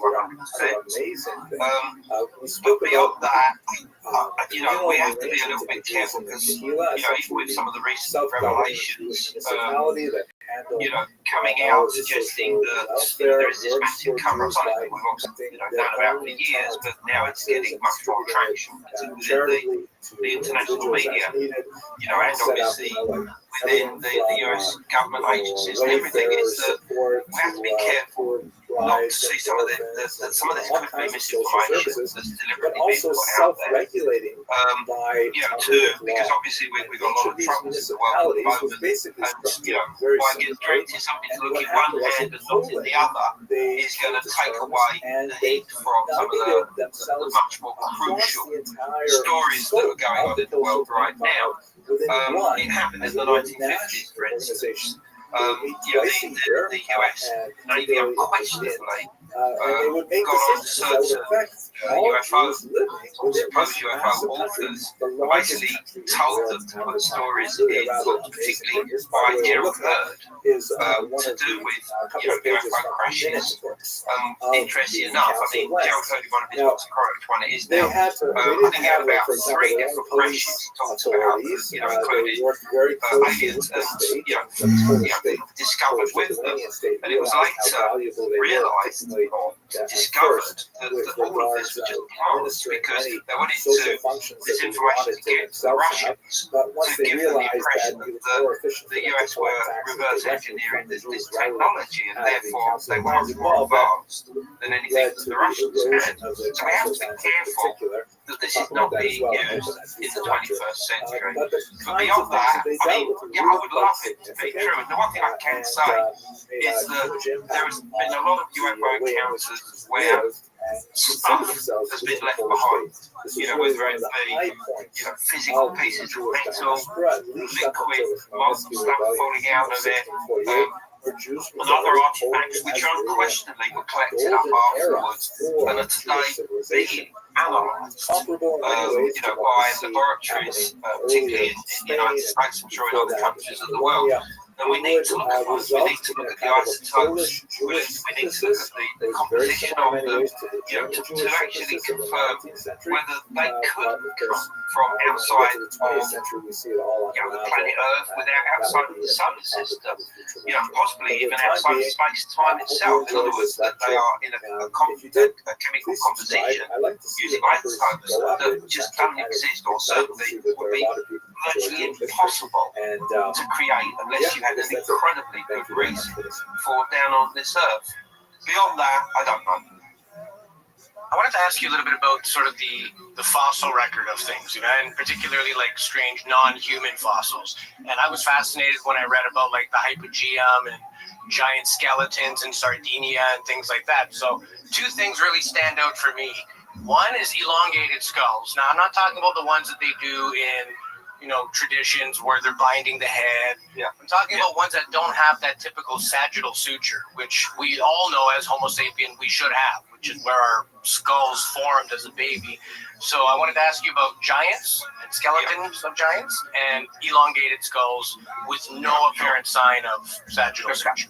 Right, well, firstly, let's go for the elongated skulls. I mean, there are unquestionably human populations around the world over the past, several thousand years that have had long skulls, but I'm not talking about huge, great egghead type ones.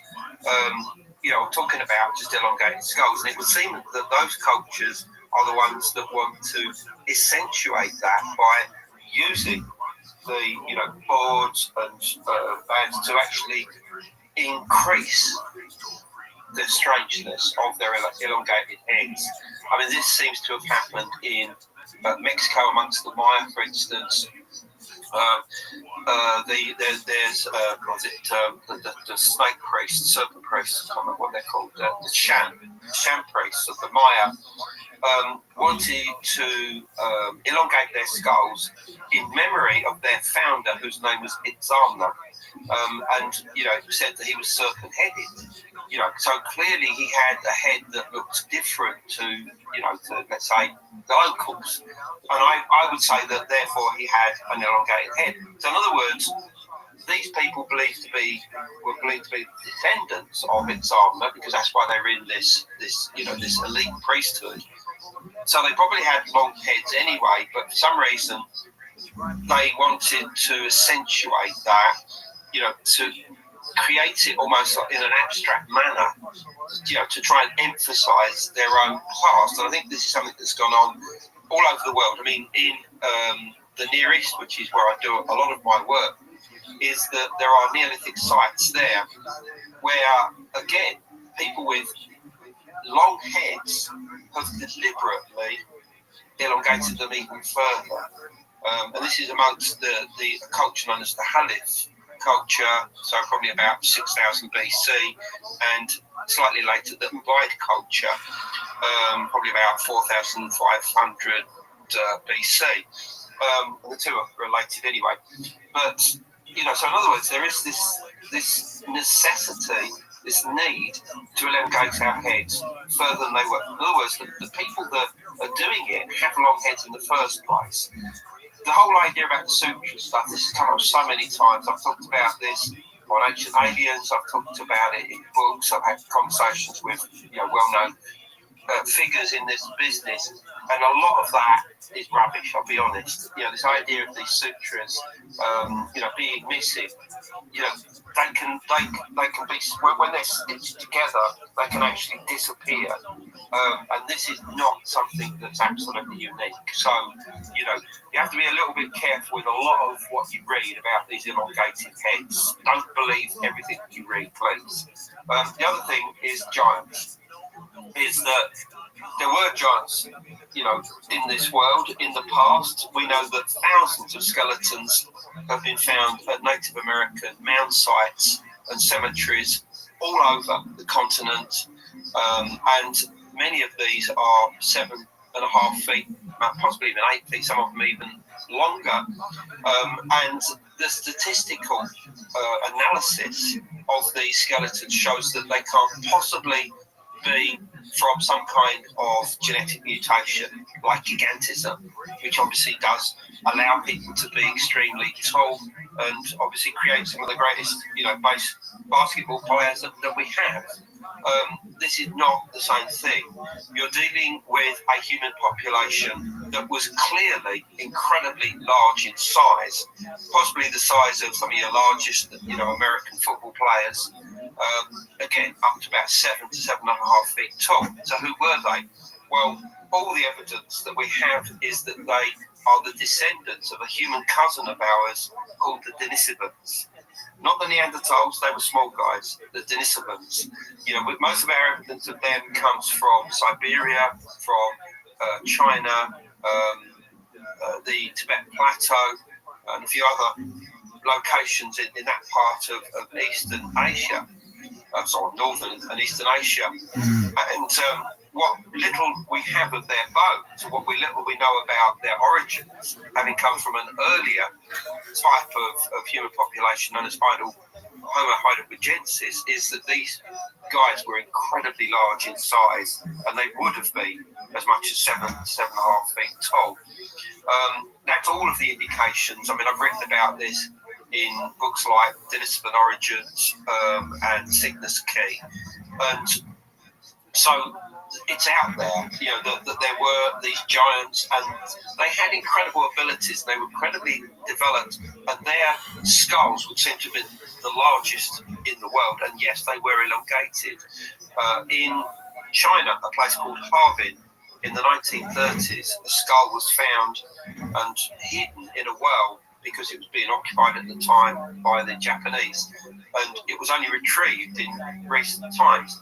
And the Chinese scientists who have examined it not only say that it's the largest skull that's ever been studied by science, which it is, properly studied, but they say that it's a unique species, and they've called it Homo longi, which means the dragon man. So it's called the dragon man skull. But Western paleoanthropologists looking at this have said this is Denisovan skull. It matches in every way what we know and expect the Denisovan skull to be. So this has got an incredibly long thing. So in other words, the memory of these people with incredibly long occipital bones at the back of their heads is real. It's not only there with the Denisovan stroke, the dragon man skull, but also with the Neanderthals. They had extremely long skulls, and when some of their skulls were discovered, particularly, for instance, in Iraq, a place called the Shanidar Cave, when they were first found, it was assumed that the Neanderthals had been binding their heads and elongating them because they were so long. But it was eventually realised, no, actually, they are natural. So this confusion between artificially binding heads and natural heads is something that's been there probably for almost 100 years. So we have to be a little bit careful. But the general consensus of why these people would have bound their heads is to replicate the ancestors who had elongated heads themselves. Now, that's our human ancestors. Obviously, if some people want to see that in terms of, replicating alien heads or whatever, that's up to them. It's a fascinating subject because, we always pose the questions of, are we alone in the universe? And the thing is, in our past, it showed that we weren't alone at all. There was other species of humans, and weren't we shorter back in the past? It wasn't 4'8" or 4'6" was the common height back in the day. So a 7 foot, 9 foot tall person must have been super impressive. When it comes down to genetics, and I don't know this as much as I should like, but we are a very easy species, let's just put it this way, and we get it on with other multiples humans. So how much of that do you think remains in our genome that, through breeding, through history, these people disappeared, but are they still, basically we have a mixture of all of them, or is there some that completely disappeared? Yeah, the big year for this was 2010 because the Max Planck Institute in Germany extracted for the first time not only the genome of the Neanderthal, who were are distant cousins of us that existed from, let's say about 250,000 years ago down to about 40,000 years ago. But the same year, they also extracted the, or sequence, I should say, the genome of the Denisovan as well. And the incredible thing about this is that once we started looking at their genome and all the genes within that genome, we found that some of them we've got. So it's quite clear that the interbreeding that took place between us and Neanderthals and Denisovans has rubbed off on us, giving us certain genes that allow us to do certain things today, whether it be immune to certain diseases, whether it be to exist in incredibly high environments where the oxygen is low. This is a gene that was passed on to us from the Denisovans, or even there are two genes that come from the Denisovans relating to autism. Yeah, absolutely. That could well have been passed on to us. And with that, it started becoming really interesting because although obviously we have a perception of autism today, you have to look in terms of the savants, that these incredible geniuses that are autistic, that have abilities with music, with art, talent accounting. In other words, have this incredible, knowledge of numbers that allow them to be able to tell you, what day of the week the 21st of June 2041 will be, or whatever, and a Wednesday. It'll be a Wednesday. If all of this had come from the Denisovans, then what type of minds did they have? Were they the first person that developed all of this themselves? The art, technology, number counting, in other words, the use of calendars, the movement of the sun and the moon, being able to calculate things like eclipses and stuff like this. So, this is what's been passed on to us from these distant human ancestors that, we call cousins, really. And I think this is the way forward. I mean, a lot of my colleagues look at that, we got our technology or our civilization from Atlantis, for instance. I don't think you need Atlantis anymore. We're beginning to understand that, these distant cousins of ours were possibly more advanced than ourselves. The Denisovans, the Neanderthals. Early on, you talked about this cave in, I think it's in South Africa, isn't it? Where, you've got, these burials of these people called Homo naledi. I think that's the term of these, this new type of distant cousins of humans that has been found there, which we only really, are beginning to understand for the first time as well. So, I don't think you need Atlantis anymore. I mean, Atlantis was a concept that Plato gave us of this island continent somewhere out in the Atlantic. I've done a book on this called Gateway to Atlantis that, covers it all and shows that he was almost certainly talking about the area of the Bahamas and the Caribbean, and that this was knowledge that was reaching back into the Mediterranean world through ancient mariners, probably the Phoenicians and the Carthaginians, that were bringing these stories not only of the existence of these islands that existed far out into the Mediterranean, into the Atlantic, but also that they were A, occupied, B, that there were cities there. I mean, obviously, on the Gulf Coast, you've got, the Olmecs and whatever would have been there, and possibly even the Maya, and they're bringing these stories, but they're also talking about this cataclysm that destroys Atlantis around 9,500 BC. Well, we now know that this was the tail end of an incredibly violent period of human history, which we call the Younger Dryas, which was probably triggered by a cosmic event, probably involving a comet fragment breaking up into the sky much earlier, around 10,800 BC. But this knocked basically the Earth out of kilter for a period of around 1,200 years, with wildfires, ice ages, floods, tsunamis, all sorts of other terrible things going on, and a complete depletion of human population. This is where a lot of our knowledge was lost of what had gone on before. But with this does not necessarily come information to do with this shining golden city of Atlantis. That's still something that's of our hearts and our dreams, not of archaeology at this time. Before we ask you about your new book, I just wanted to chat about ancient megalithic sites or ancient buildings that some say couldn't have been made by humans, pyramids and that type of thing. And my favorite is actually Baalbek and the Forgotten Stone. So this is a stone that's sort of half quarried but never been broken away from the earth. But it's 1,650 tons in one stone. And in the actual, temple of Baalbek, there's 3 of these things kind of, 10 feet off the ground. So, if you're going for simple, it's not the way to do it.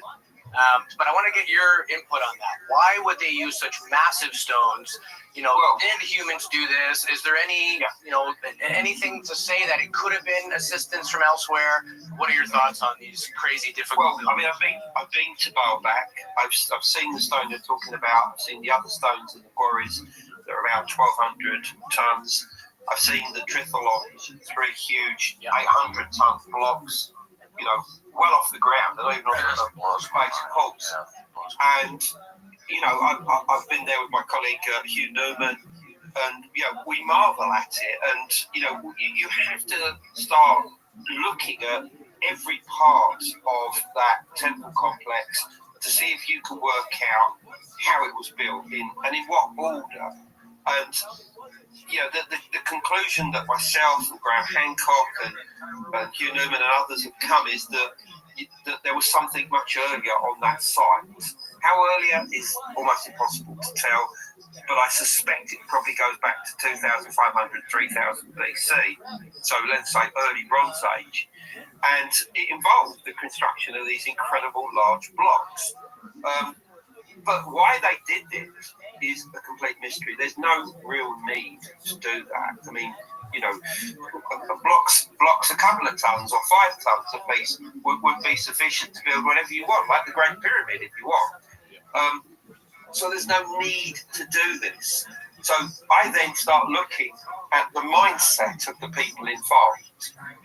What's going on in their head to do this? Right. And the way I would compare it is Pumapunka, the site in Bolivia at the city of Tiwanaku, where you've got these incredible stone blocks that are so multifaceted, not just for aesthetic reasons, but around the back and all the rest of it in areas which you wouldn't even see once it was in place. So why do that? Why do that? And to me, it does suggest a mindset that's almost autistic in nature. In other words, one that is going to absolute obsession. And to me, the most likely people that would be doing this are descendants of the Denisovans, and they were giants themselves. And if they did have, autistic genes and they were savants in their own way, then I think it's their descendants. This is the hallmark of the descendants of those giants, the Denisovans themselves. I think it was in your book, Origins of the Gods, where you said, it was written anyway, that it's almost impossible to understand the mindset of megalithic people. As much as we try to imagine, we really can't. Our genetics were different, our just everything, our environment, what we knew was possible or not, the lack of understanding with some things, maybe a greater understanding with others. We try to put that cap on today to make sense of it. It's a futile action. It's almost impossible to think the way they would have. Well, absolutely. And I mean, most of our ideas of, let's say, what the megalithic culture, the Druids were doing, or even the ancient Egyptians, we do it through academia and what they tell us was going on in the past. And the problem with that is that they always see it through their own mindset. So in other words, a 20th, 21st century mindset. We've got to get rid of this. We've got to see it through the mindset of indigenous peoples, because only by doing that will you be able to get a perspective of what they are trying to achieve, or what they were trying to achieve in the past. If you leave it in the hands of white bearded guys, lecturing at a university, it's not really going to give us the full understanding. So you've got to get yourself into the minds of those people in the past. And, you know, it would not have been like going to church on a Sunday. I mean, you know, the shamanic rituals that these people would have been doing would have been so deep, you know, so frantic, so, you know, so otherworldly that you'd think that they're all completely mad, to be honest. But they were achieving something. They were achieving a oneness with intelligences that we are now beginning to understand, whether they are multidimensional, whether they are extraterrestrial, you know, or something else altogether. You know, we are beginning to understand that those intelligences exist out there and that our ancestors were very much in communication with them. And I'm not just talking about individual entities here.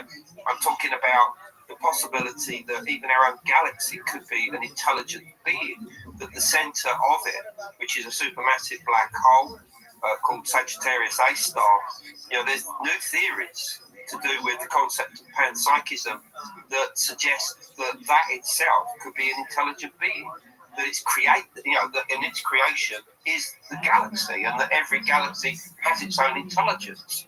You know, so we got to get to grips with that as well, that we could be dealing with some kind of cosmic entity which the ancients became aware of, and one that eventually we come to call God. So, you know, we have to grasp all of these ideas and not throw anything out at this time. Kind of like if consciousness created the universe, like there was consciousness first, and then it created the universe to inhabit and have a realm to exist. And it's quite fascinating. And even you were mentioning about the autistic traits of these species, and like just their amazing ability in thinking outside the box conventionally, and the alien abduction phenomenon, and people receiving telepathic downloads and amazing abilities. And it's fascinating because you could almost see those patterns throughout history, almost like we're getting help. Like, oh, here's a tidbit, here's your part, you do this, you do that. It's fascinating. And the fact that we've had this many species living amongst us, from the human, of course, branch, but that we're sort of like the victors, as far as we know, the victors of the survival of the fittest. So it's crazy. And you brought us some really great points. Quickly, let's talk about your newest book that you brought out, Louis. I think you had some info on that, right? Yeah, the first female pharaoh, and it's about now. Correct me if I'm pronouncing this wrong. Sobek Neferu. That'll do. Is that okay? That'll do. Perfect. Yeah. So tell us about it. The first female pharaoh. People usually think of Cleopatra when they think female pharaohs. So tell us about this character. Yeah, I mean, yeah, you're right. I mean, we think of Hatshepsut, we think of Nefertiti, we think of Cleopatra, but the first female pharaoh was a very extraordinary woman by the name of Sobek Neferu, which means the beauties of Sobek. Sobek was a crocodile god, very ancient star god, going back right the way to the beginning of dynastic history. And we know very little about her because her whole life was suppressed. And the reason for that is that she reigned just before a dark age in Egyptian history known as the Second Intermediate Period, which she eventually became blamed for. But in fact, she actually saved the day because, you know, she set up a new dynasty during her lifetime that basically was quite nationalistic in nature at a time when the borders of Egypt had been open to the peoples coming in from Canaan, Sinai, that were getting stronger and stronger in the country to the point that they were virtually taking it over. But she managed to set up this dynasty, which was the next dynasty up, called the 13th. She belonged to the 12th. And, you know, it kept alive the flame of Egyptian nationalism to a degree that eventually their descendants rose up against these invading peoples known as the Hyksos and drove them back out into Canaan, you know, modern day Israel, Palestine, and Syria. But if that had not happened, without her reign, Egypt would have fallen, there's no question, and it would just have become another city-state of Canaan. And yet, unfortunately, due to the the fact that there was so much chaos and darkness during this period, she eventually became blamed for it, and her name was obliterated from certain king lists. The place that she created this whole palace and settlement in the Fayum region, which is about 60 miles to the southwest of Cairo, was basically, not mentioned in the lists of the different districts of Egypt anymore, connected with the crocodile god. But the thing is that we know her, even though you don't know her. And the reason I say that is that in the 19th century, Egyptologists started finding inscriptions with her name, and they didn't know anything about her because there was nothing about her in the books or what been handed down in history to do with ancient Egypt. So there was a lot of speculation about who this woman was, and what her role was, and what she created. Did she create some kind of star cult? What did she do for Egypt? And these ideas were eventually picked up on by a very famous Irish writer who thought that she would be a great character in an Egyptian novel that he was about to write. And that guy was Bram Stoker. Of course, we know him as the writer of Dracula, which had only come out a few years earlier. So he wrote this book called The Jewel of Seven Stars, in which Sobek Neferu was the main antagonist. An a British archaeologist goes to Egypt, finds a tomb, brings back the sarcophagus, the coffin, and the mummy to Britain, and feels compelled to try and bring her back to life. And the weird thing is that when this book came out, the publishers called Bram Stoker back in and said, "Look, this is so dark, mate. For future editions, would you, give everybody a happy ending to this book, basically?" So he had to change it. But what's so interesting is that his story in The Jewel of Seven Stars becomes the role model of every Egyptian queen that comes back from the dead in films from that point onwards. The latest being The Mummy, which starred Tom Cruise, that came out in 2017. But the best of all of the films, there's several, was The Awakening, that came out in 1980, which really does suss that the woman, the female pharaoh that comes back from the dead is Sobek Neferu. So it's weird that we know her, but from other, but not her name. She is that character, and she's also become very important to occultists who see her as like the avatar of some kind of star cult that was revived during her age and that's permeated through to this modern day. Some people even see her as the foundation of like this Grail line of kings, what they call the Dragon line or the Dragon Kings, that sort of permeates through to various different royal families today. Now, I'm not saying that's correct, but it's interesting how all of this has developed over the last 100, 150 years, so that our vision of her is quite different to that of Cleopatra, Hatshepsut or Nefertiti. So it's a fascinating story. The book is the first female pharaoh. It's the first ever book that's written about Sobek Neferu. So yeah, check it out. Obviously it's available from Amazon or any other good online bookstore, and come onto our website, andrewcollins.com. There's plenty about her on there as well. It's amazing that cancel culture goes back that far. You know what I mean? The original canceled person. Yeah, that's crazy. Well, no, absolutely. You're right, thinking about it that way. I never thought about it that way. But quite clearly, there is a lesson to be learned from what happened to Egypt around 1800 BC, to what some people might see as the political climate today. But that's something we probably don't want to get onto unless we all want to get cancelled. So. Oh, we're not scared about getting canceled. We say what needs to be said, and we're not too worried.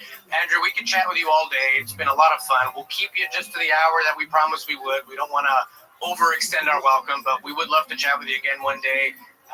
This whole ancient culture. You are so well versed in this. I chatted with a few British colleagues that you also know. They all have nothing but the highest remarks and regards of you. They say your research is top shelf. It's always accurate. You're just a machine when it comes to compiling, writing books, and you're doing this. And there's a lot of people in that realm, but you have a special flavor. You know, I've been bugging you for 6 months to come on the show for a reason, right? So you have our highest level of regard and respect, and we'd love to have you again one day soon, if you'd be so kind. Absolutely. Okay. Well, awesome. Anything else, Jay, before we say adieu? Yeah, I was gonna mention to people. Obviously, click the like and subscribe button. I think it's on this on side YouTube. here. On YouTube. Subscribe. Absolutely. And you know what? We'd like to hear the listeners' thoughts on this. I mean, we got people from all over the world listening to this, and just like in your neck of the woods, what's common, and we love to hear that. Of course, if you have any questions for Andrew as well, post them. Louis and I do our best to answer everything that comes through as best as we can. Sometimes we drop the ball, but that's not intentional. Mostly on my end. Louis is just awesome at getting back to people. But Andrew, this was awesome. I learned a lot from you today, and I hope to learn a lot from you going forward. And we talk about this all the time, how it's important to learn from different fields of study. And it's a complex issue. This whole phenomenon is super complex and involves every facets of our lives, and it's implemented in every facets of our life. And this is why it's so important for people out there to clue in how deeply rooted this issue is for all of us. And it's crazy, but thank you so much for your work. I don't think people get praised enough for what they do and what they contribute. And every field of study is important in this. I absolutely appreciate your time, Andrew. And please like and subscribe. If you have any questions for us going forward. Also, not quite sure when we're releasing this, but Louis and I are starting to do YouTube live sessions, and we are promoting them about 3 days in advance. They're fairly random, so we'll give you as much notice as we can. Check out our Facebook page and follow us, because that's where we're making mention that, hey, we're doing a live show. It'd be cool to have Andrew on a live show. I don't know how that would work time-wise, because right now it's like 10 o'clock in Canada, and 6 p.m. in the UK? It's so it's hard to find a time that's not too early for one person and not too late. And when we had Mary Rodwell from Australia, we got it screwed up because our Saturday, or her Saturday, was our Sunday or something like that. It was literally a day off. So logistics become difficult. But we'll leave it at that for the day. Check out our Facebook, our YouTube, Spotify, Apple. We're on the UNX network. And drop us a line. We'd love to hear from you. And thanks again, Andrew. We wish you all the best. No, thank you for having me.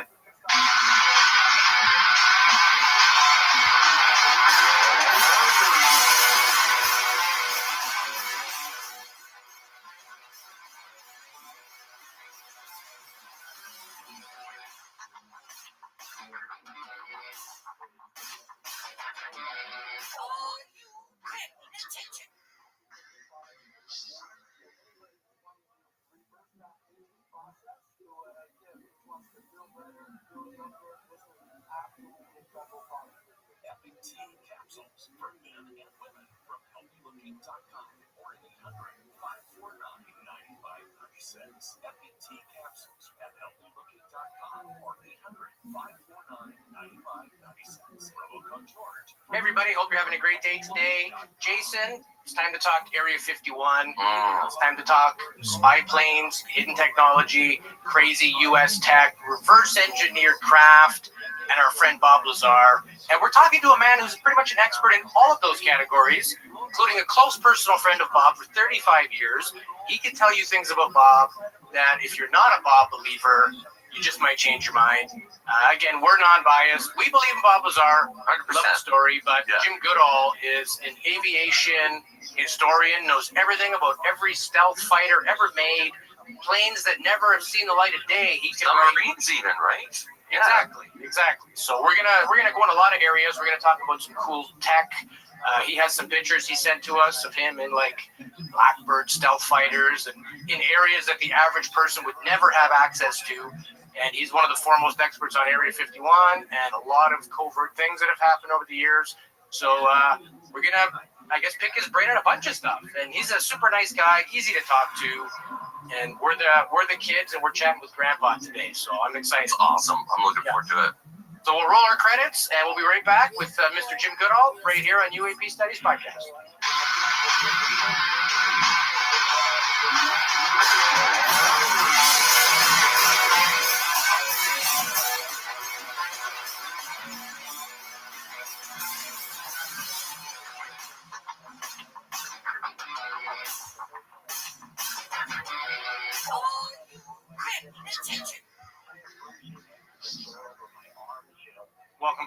episode of UAP Studies Podcast. My name is Louis Borges. Joining me as always, my best buddy, Mr. Jason Gilman.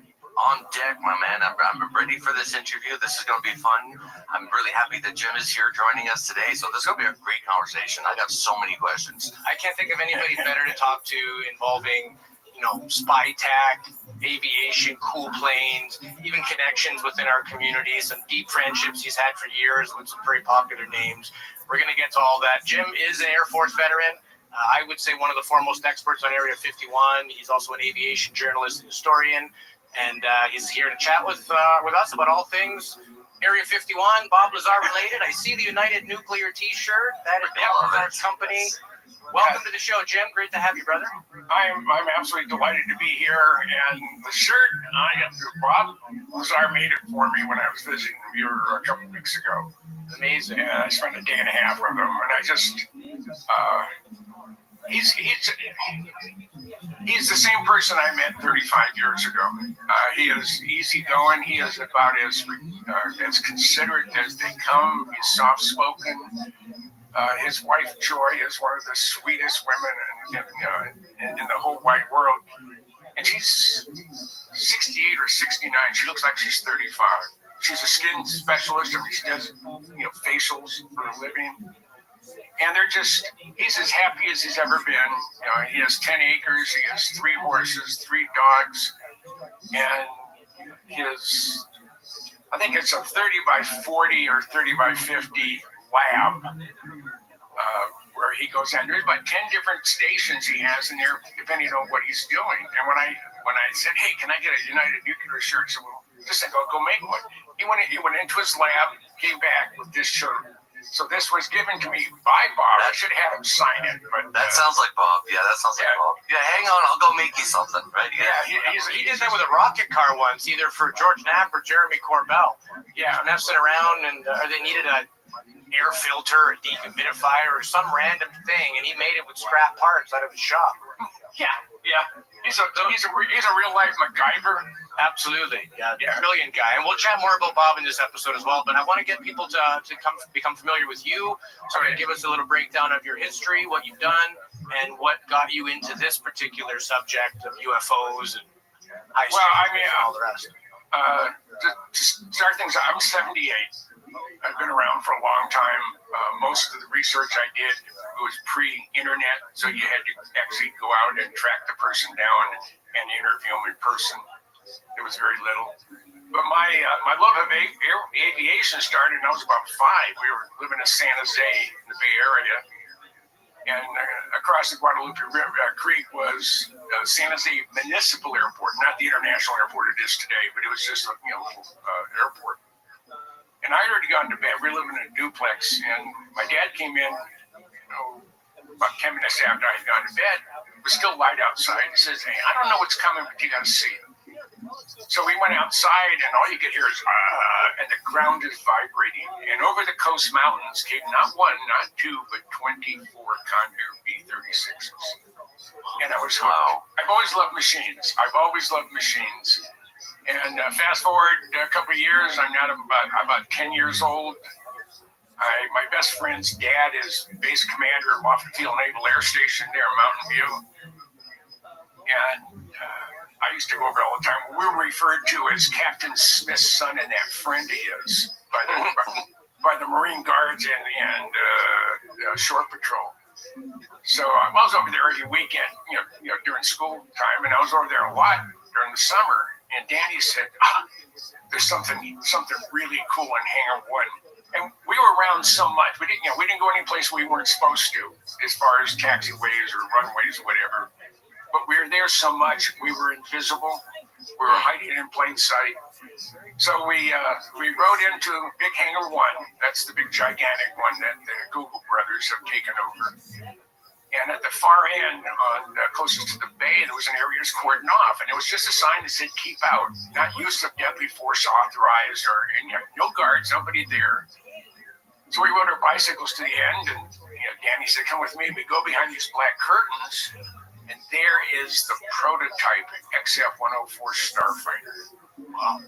Now I love airplanes, and I saw this thing, and I mean, it was they advertised it as the rocket with a man in it. And it was just unbelievable. It was still classified secret at the time, and there was no guard, but things back then are different than today. Danny said, "Get in the cockpit." So Marty ladder over, open the canopy. It's a side open canopy. I get in, close the canopy. He latches it. I'm in there for about 2 minutes, and I said, I'm sitting on an ejection seat. And I didn't realize the time because I was only 10 that it's been de-armed because it was in the wind tunnels there at Ames. Ames big wind tunnel complex there at Moffett Field. And Danny and I couldn't undo the latch. Oh, damn. So you were stuck inside the plane? I was stuck inside the cockpit. Oh, my. So he had to run and get some maintenance guys and the Shore Patrol and the Marines and Lockheed guys. And it's been almost 70 years and my butt still hurts. We talk about getting my butt chewed out. But that's where my first love affair started with Lockheed airplanes, Skunk Works airplanes particularly. So fast forward to March 10th, 1964. I'm an airman second class. That's an E3. They don't call them second classes anymore, or third class. That would be politically incorrect. And I was there at TDY, temporary duty, from Lowry Air Force in Denver to support 3 programs for ground-based telemetry. And I was a communications specialist. And the first airplane that I saw in the orders was the YC-141 Starlifter, the XB-70, and a classified program. And I didn't know what that classified program was. It was classified. So the morning of February 29th, leap year, and it came out on a Saturday morning. 2 YF-12 Blackbirds came over from Area 51. They came straight in. They'd been flying out in the desert, but they came straight in, pulled up, to get pushed back into their hangar. And the engines are still running, and the heat from the J-58 set up the deluge system, which dumped about 16,000 gallons of water into the hangar. I mean, it just almost drowned the poor Lockheed reps. Whoa. And all the alarms went off. Hey, there's something crashed on the flight line. And we're 8 miles, our barracks are 8 miles from the flight line. And I went out, running out to get my truck, and it was already gone. So I heard something incredible over the next 10 days. And I worked a lot of overtime installing the systems at both ends of the information gathering part. And so I had some time off, and it was a Tuesday. It was about 3:15 in the afternoon, and I'm waiting for the Northrop shuttle. They had a Piaggio, and it's a going pusher type of thing. It was going between Edwards and their offices in Hawthorne, California, in LA. And there was room, so I heard a roar. I mean, an incredible roar. I've been hearing all week long and not seeing it because I've been inside. I was running down the taxiway. I look over to the XB-70 test pad, which hadn't rolled out yet. And I thought it was the X-15. Fire coming out of the back end, blowing dust halfway across Rogers Dry Lake. But the people were too small. And all of a sudden said, "Hey, we're loading." So we come running back in, get in the airplane. We go down the taxiway, and we just took off over the lake bed. We bank over, and I look straight down on a YF-12 Blackbird intercept. They only built 3 of those. And I looked down, and I could not believe what I was seeing. It was absolutely the most incredible thing. And to get a relative footprint, they had just shut down the engine, and they were towing a C-130 by in front of it. So I could see just how big that puppy was. And the following Monday, when I got back to the base, I got handed my work order, and it was a Lockheed hangar. And I walked into the back of the Lockheed hangar, and I'm looking at the ass end of 2 Blackbirds, and I'm 18 years old. It's 1964, and that was the most incredible thing I had ever seen in my life. And I was stuck, so I never thought I'd be where I'm at today, as far as knowledge on the Blackbird. But when I got out of the service at the end of '66, and I I ended up working for the phone company in LA, then I ended up going to work for Xerox. But in 1968, I sent a letter to Lockheed, to CIA, to the Secretary of the Air Force, Secretary of Defense, and some other people asking for color 8x10s of the Blackbird. And their official policy was not to cooperate. So I started digging.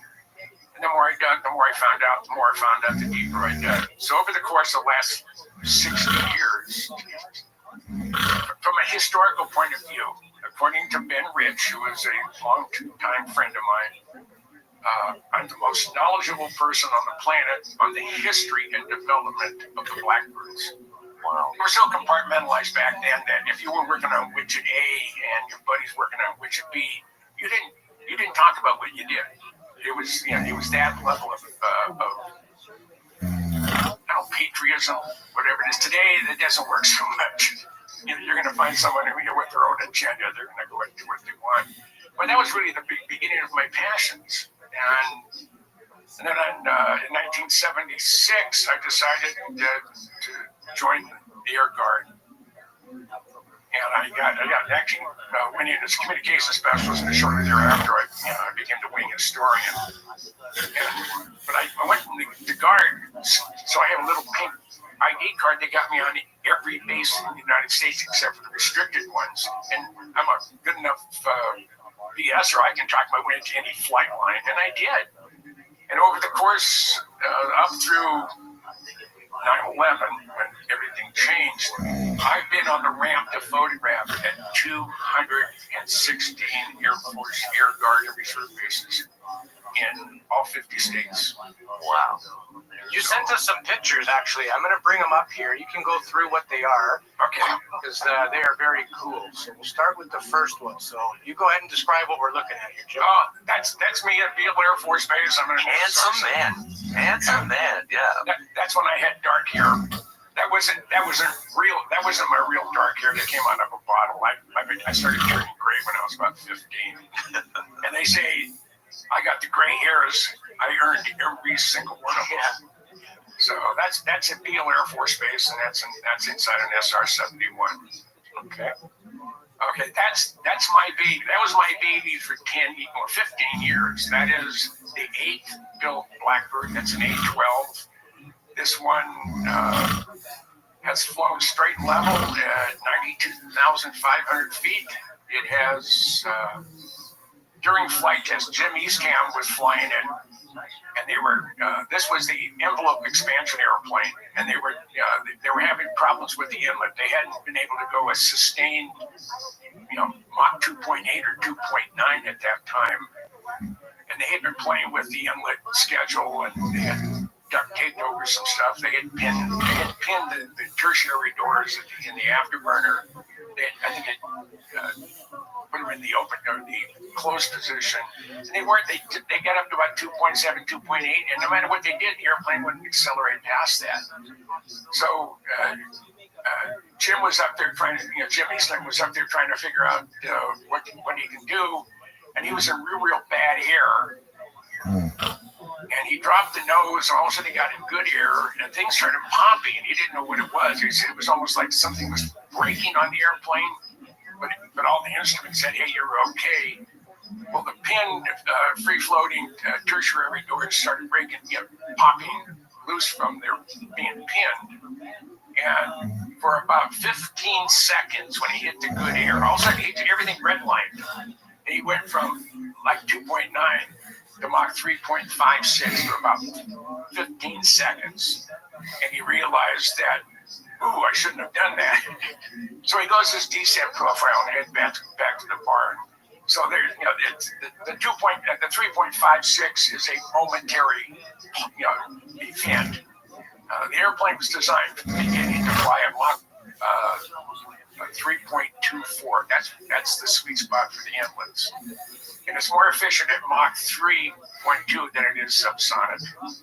And it's just, I've been over every square inch of that airplane. I've had every panel open. And of course, we had to cut the wings off, put it inside a C5 to get it to Minnesota. But we put it back together, and after 15 years, the CI said, well, we want that airplane. So the SLPs took it from me, and I was the rat bastard at the Air Force Museum approved it. And they did it over the Thanksgiving, Christmas holidays when no one's around. And we had 60 days to respond. They made the front page of the Wall Street Journal fighting in the Air Force Museum and the CIA. But that's me, a young me. God, that was 35 years ago. It's amazing the crystal clear images too. Like they look HD, so that's amazing. Yeah, I know. I've always shot with good cameras, so I've had Nikons most of my life. Yeah. Okay, well, the next pic here. What are we looking at? I think that's the plane with the wings cut off you just mentioned. Yeah, and the guy sitting in front of it, it's Jim Eastham. He was the first guy to fly the airplane. The third guy. And he sat in the cockpit of our airplanes. This is the first time I've been in the cockpit of an A-12 in 25 years. And when we loaded it up, the loadmaster said, I don't think it's going to fit. We had 1.5 inches of clearance when we rolled that puppy back into the C5. That's nothing. Yeah, it's hardly. But the way I got the airplane in the C5 in August of '89, a longtime friend of mine, Ben R. Rich, the president of Lockheed Skunk Works, we had it wasn't a pen pal. We would call each other. He'd primarily call me. This went on about once a quarter for over 20 years. And Ben calls me at home and he said, Jim, says, I have it from the horses. Yeah, he stopped for a second. He was to say but he stopped the horse's mouth that the blackbirds aren't going to make it through Congress. And if anybody could scrounge one, it's you. So I said, okay, I'll accept the challenge. So I went over to the base and I got on Autophone or DSN, which is the government phone system. And I called the Adjutant General of the state of New York. The secretary answered and I said, General Weaver's office. I said, yes, ma'am, this is Sergeant Goodall with the 133rd. Is General Weaver been? Just a minute, Sergeant, I'll put you through. So General Weaver gets on and said, Sarge, how can I help you? And I said, sir, I have a question. He said, shoot. He said, how would the New York Air Guard, excuse me, like to move the world's fastest airplane in a couple of your C5s? And dead silence for a few seconds. He said, you mean the Blackbird? I said, yes, sir. He said, when you're ready, you call Oklahoma. So we had that taken care of. So I went to my boss, Major General Al Schwab, and he said, General Schwab, I want to get a Blackbird for our museum. He starts laughing at me. He said, sir, do me a favor. Rather than say no, give me the opportunity to fail. He said, all right, Smarty, how are you going to get it here? And I said, I already got that covered. He said, what do you mean? I said, I talked to the AG at New York, and he said I could have a couple of his C5s to move it. So that part was taken care of. Arnie Gunnarsson from Pratt & Whitney was trying to get a Blackbird for West Palm Beach, and he'd gone to Air Force, not Air Guard, but Air Force, and asked if they could lease a C5, and the Air Force said yes. It's about $970,000 a day plus gas. And I scrounged 2 for 8 days each for free. So I have to be the best scrounger in the United States military, because not only did I get a Blackbird and an A-12 Blackbird at that, but two C5s to move it. But that isn't the best part. We loaded the thing up on the 27th of October, 1991. They didn't have gas at Palmdale, so we flew to Travis, spent the night. Next morning, we took off, and we're heading out. We're about 35, 40 minutes out, and the Chief Master Sergeant Loadmaster is going down to check the load. I said, can I go down with you? And he said, normally the answer would be no, but since this is your project, sure. So I went downstairs, looked at the airplane. I'm just sitting there, just grin. You couldn't slap the grin off my face.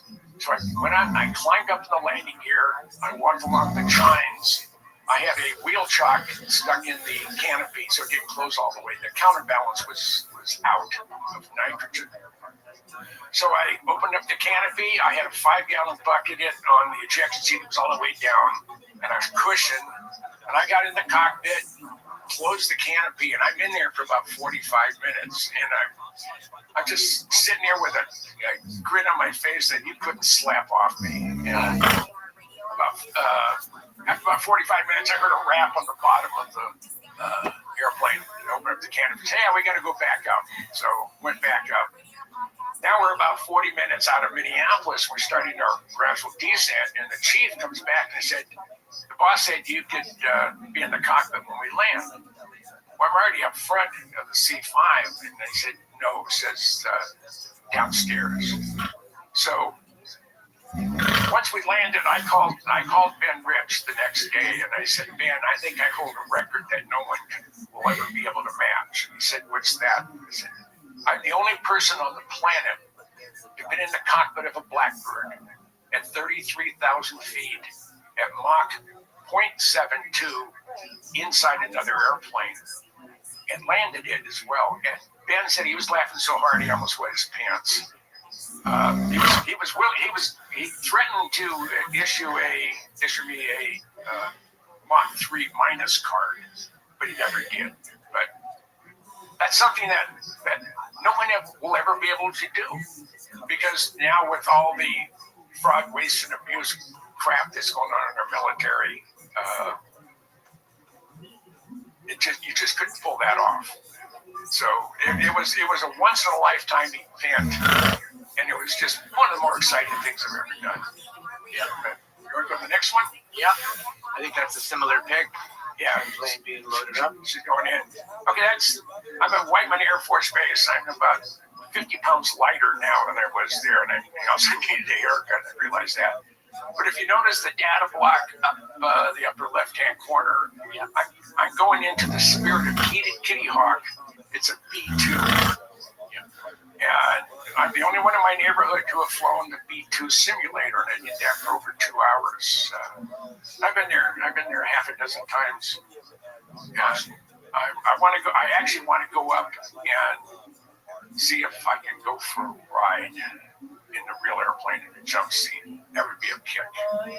So that's one of my goals in life. I don't know if I'll ever pull it off, but I'm well thought of in the B2 community, and with a few exceptions, I'm well thought of in the Blackbird community too. There's a couple pilots for whatever reason.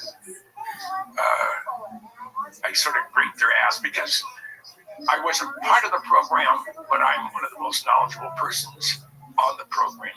Yeah. So you go to the next one. Okay, I love this shot. This just shows you just how wide that airplane is. We're just beginning to take the skin panels off.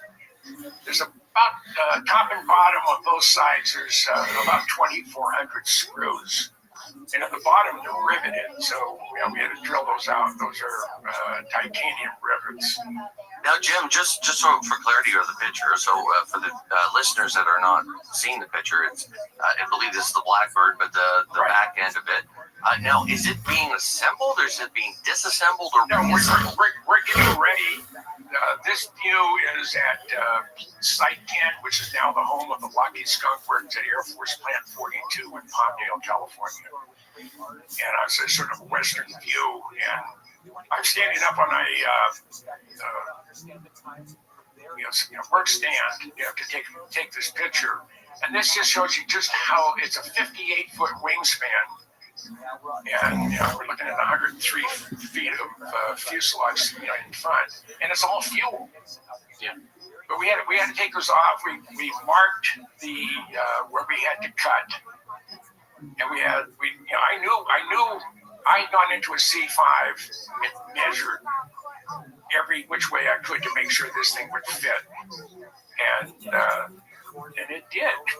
You said you had 1.5 inches only? 1.5 clearance. That was total clearance on the floor against the floor wheels. But I had taken into consideration that if it was too tight, we could put a come along between the landing gear and torque them in to give us another inch or two.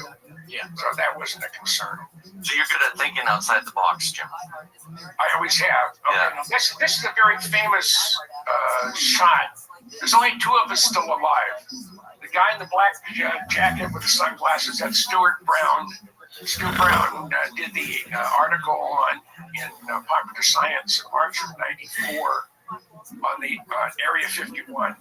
6 million people read that issue. Of course, the handsome guy with the red hat and the camo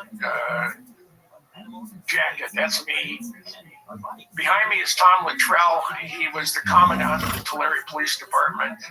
Lost him to cancer years ago. Glenn Campbell, who ran and started up the Area 51 Research Center in Rachel, he's gone. The handsome guy in the blue, he's a breaker, whatever, and black hat. That's Bob Gilliland, the first guy to fly the SR-71. He's gone. And then my very, very dear friend at the end, John Andrews, he was the development manager for testers. He came out with the big F-117 kit. He came out with the F-19, the quarter-inch SR-71 and YF-12. And he was like my brother. We talked every day. And I referred to him as Spy 1, and he referred to me as Spy 2.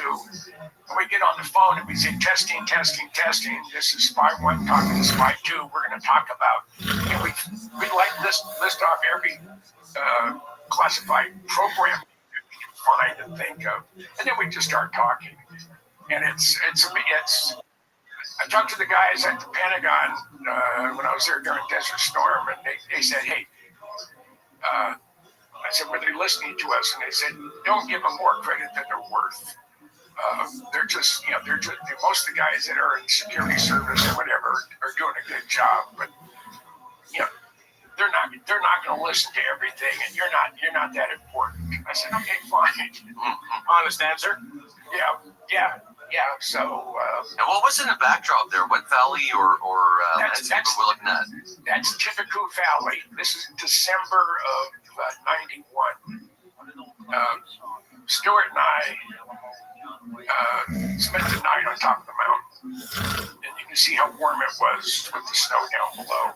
It's cozy. Yeah, it was 21 degrees that night with about a 25-mile-an-hour constant wind. It was cold. But I lived in Minnesota at the time, so I was used to it. Stuart, not so much. This is my airplane after we brought it back, put it back together, painted it in authentic Black Shield markings. Now, I took the liberty of taking this shot, cutting off the landing gear, and cutting off the ground and putting it into the air because it's the only. I don't have any shots of a CIA A-12 in the air. So I put one in, and I use it in my business card, and I use it on other things as well. So, but this airplane now sits on a pedestal at the headquarters of CIA. It was really funny. They used one of my photos in a book on Archangel, a booklet on the history of the A-12s. And you open up the book, the first picture you see is mine. First of all, they didn't ask my permission, and they didn't give me photo credit, and that really was my jaws. So my good friend Jim Stevenson, who's also an author, he lives in D.C. He did the $5 billion misunderstanding on the Navy A-12. He's a specialist on copyright and copyright protection. He said, Jim said, if our government uses a copyrighted photo in a publication without the permission of the copyright holder, you can charge them and get up to $37,500 for that. So I sent the CIA a bill for $37,500, and I get this nasty gram back from them saying, "Oh, we could have purchased that photo from a stock photo company or got it from Lockheed." Because I shot it from the top of our alert hangar, looking straight down on it. I said, "If you would have, you could have, you would have." I said, "How do we know it's your photo?" So I sent him 10 examples that has been in publications with my name, with a little C with around with a small circle, the C inside of it. Yeah, that funny little symbol. I said, so I get a call. I sent this back off to him. I get a call from the chief legal counsel of the director of Central Intelligence. You don't get much higher up the food chain than that. And he said, Mr. Goodall, we understand that, yes, this is your photo, and we do apologize. The gentleman who put the booklet together has a new understanding on the improper use of copyrighted material. And trust me, he won't do it yet. But I can't accept $37,500. I'm thinking to myself, I'd go for 500. Yeah. I said, make me an offer I can't refuse. He said, $5,000.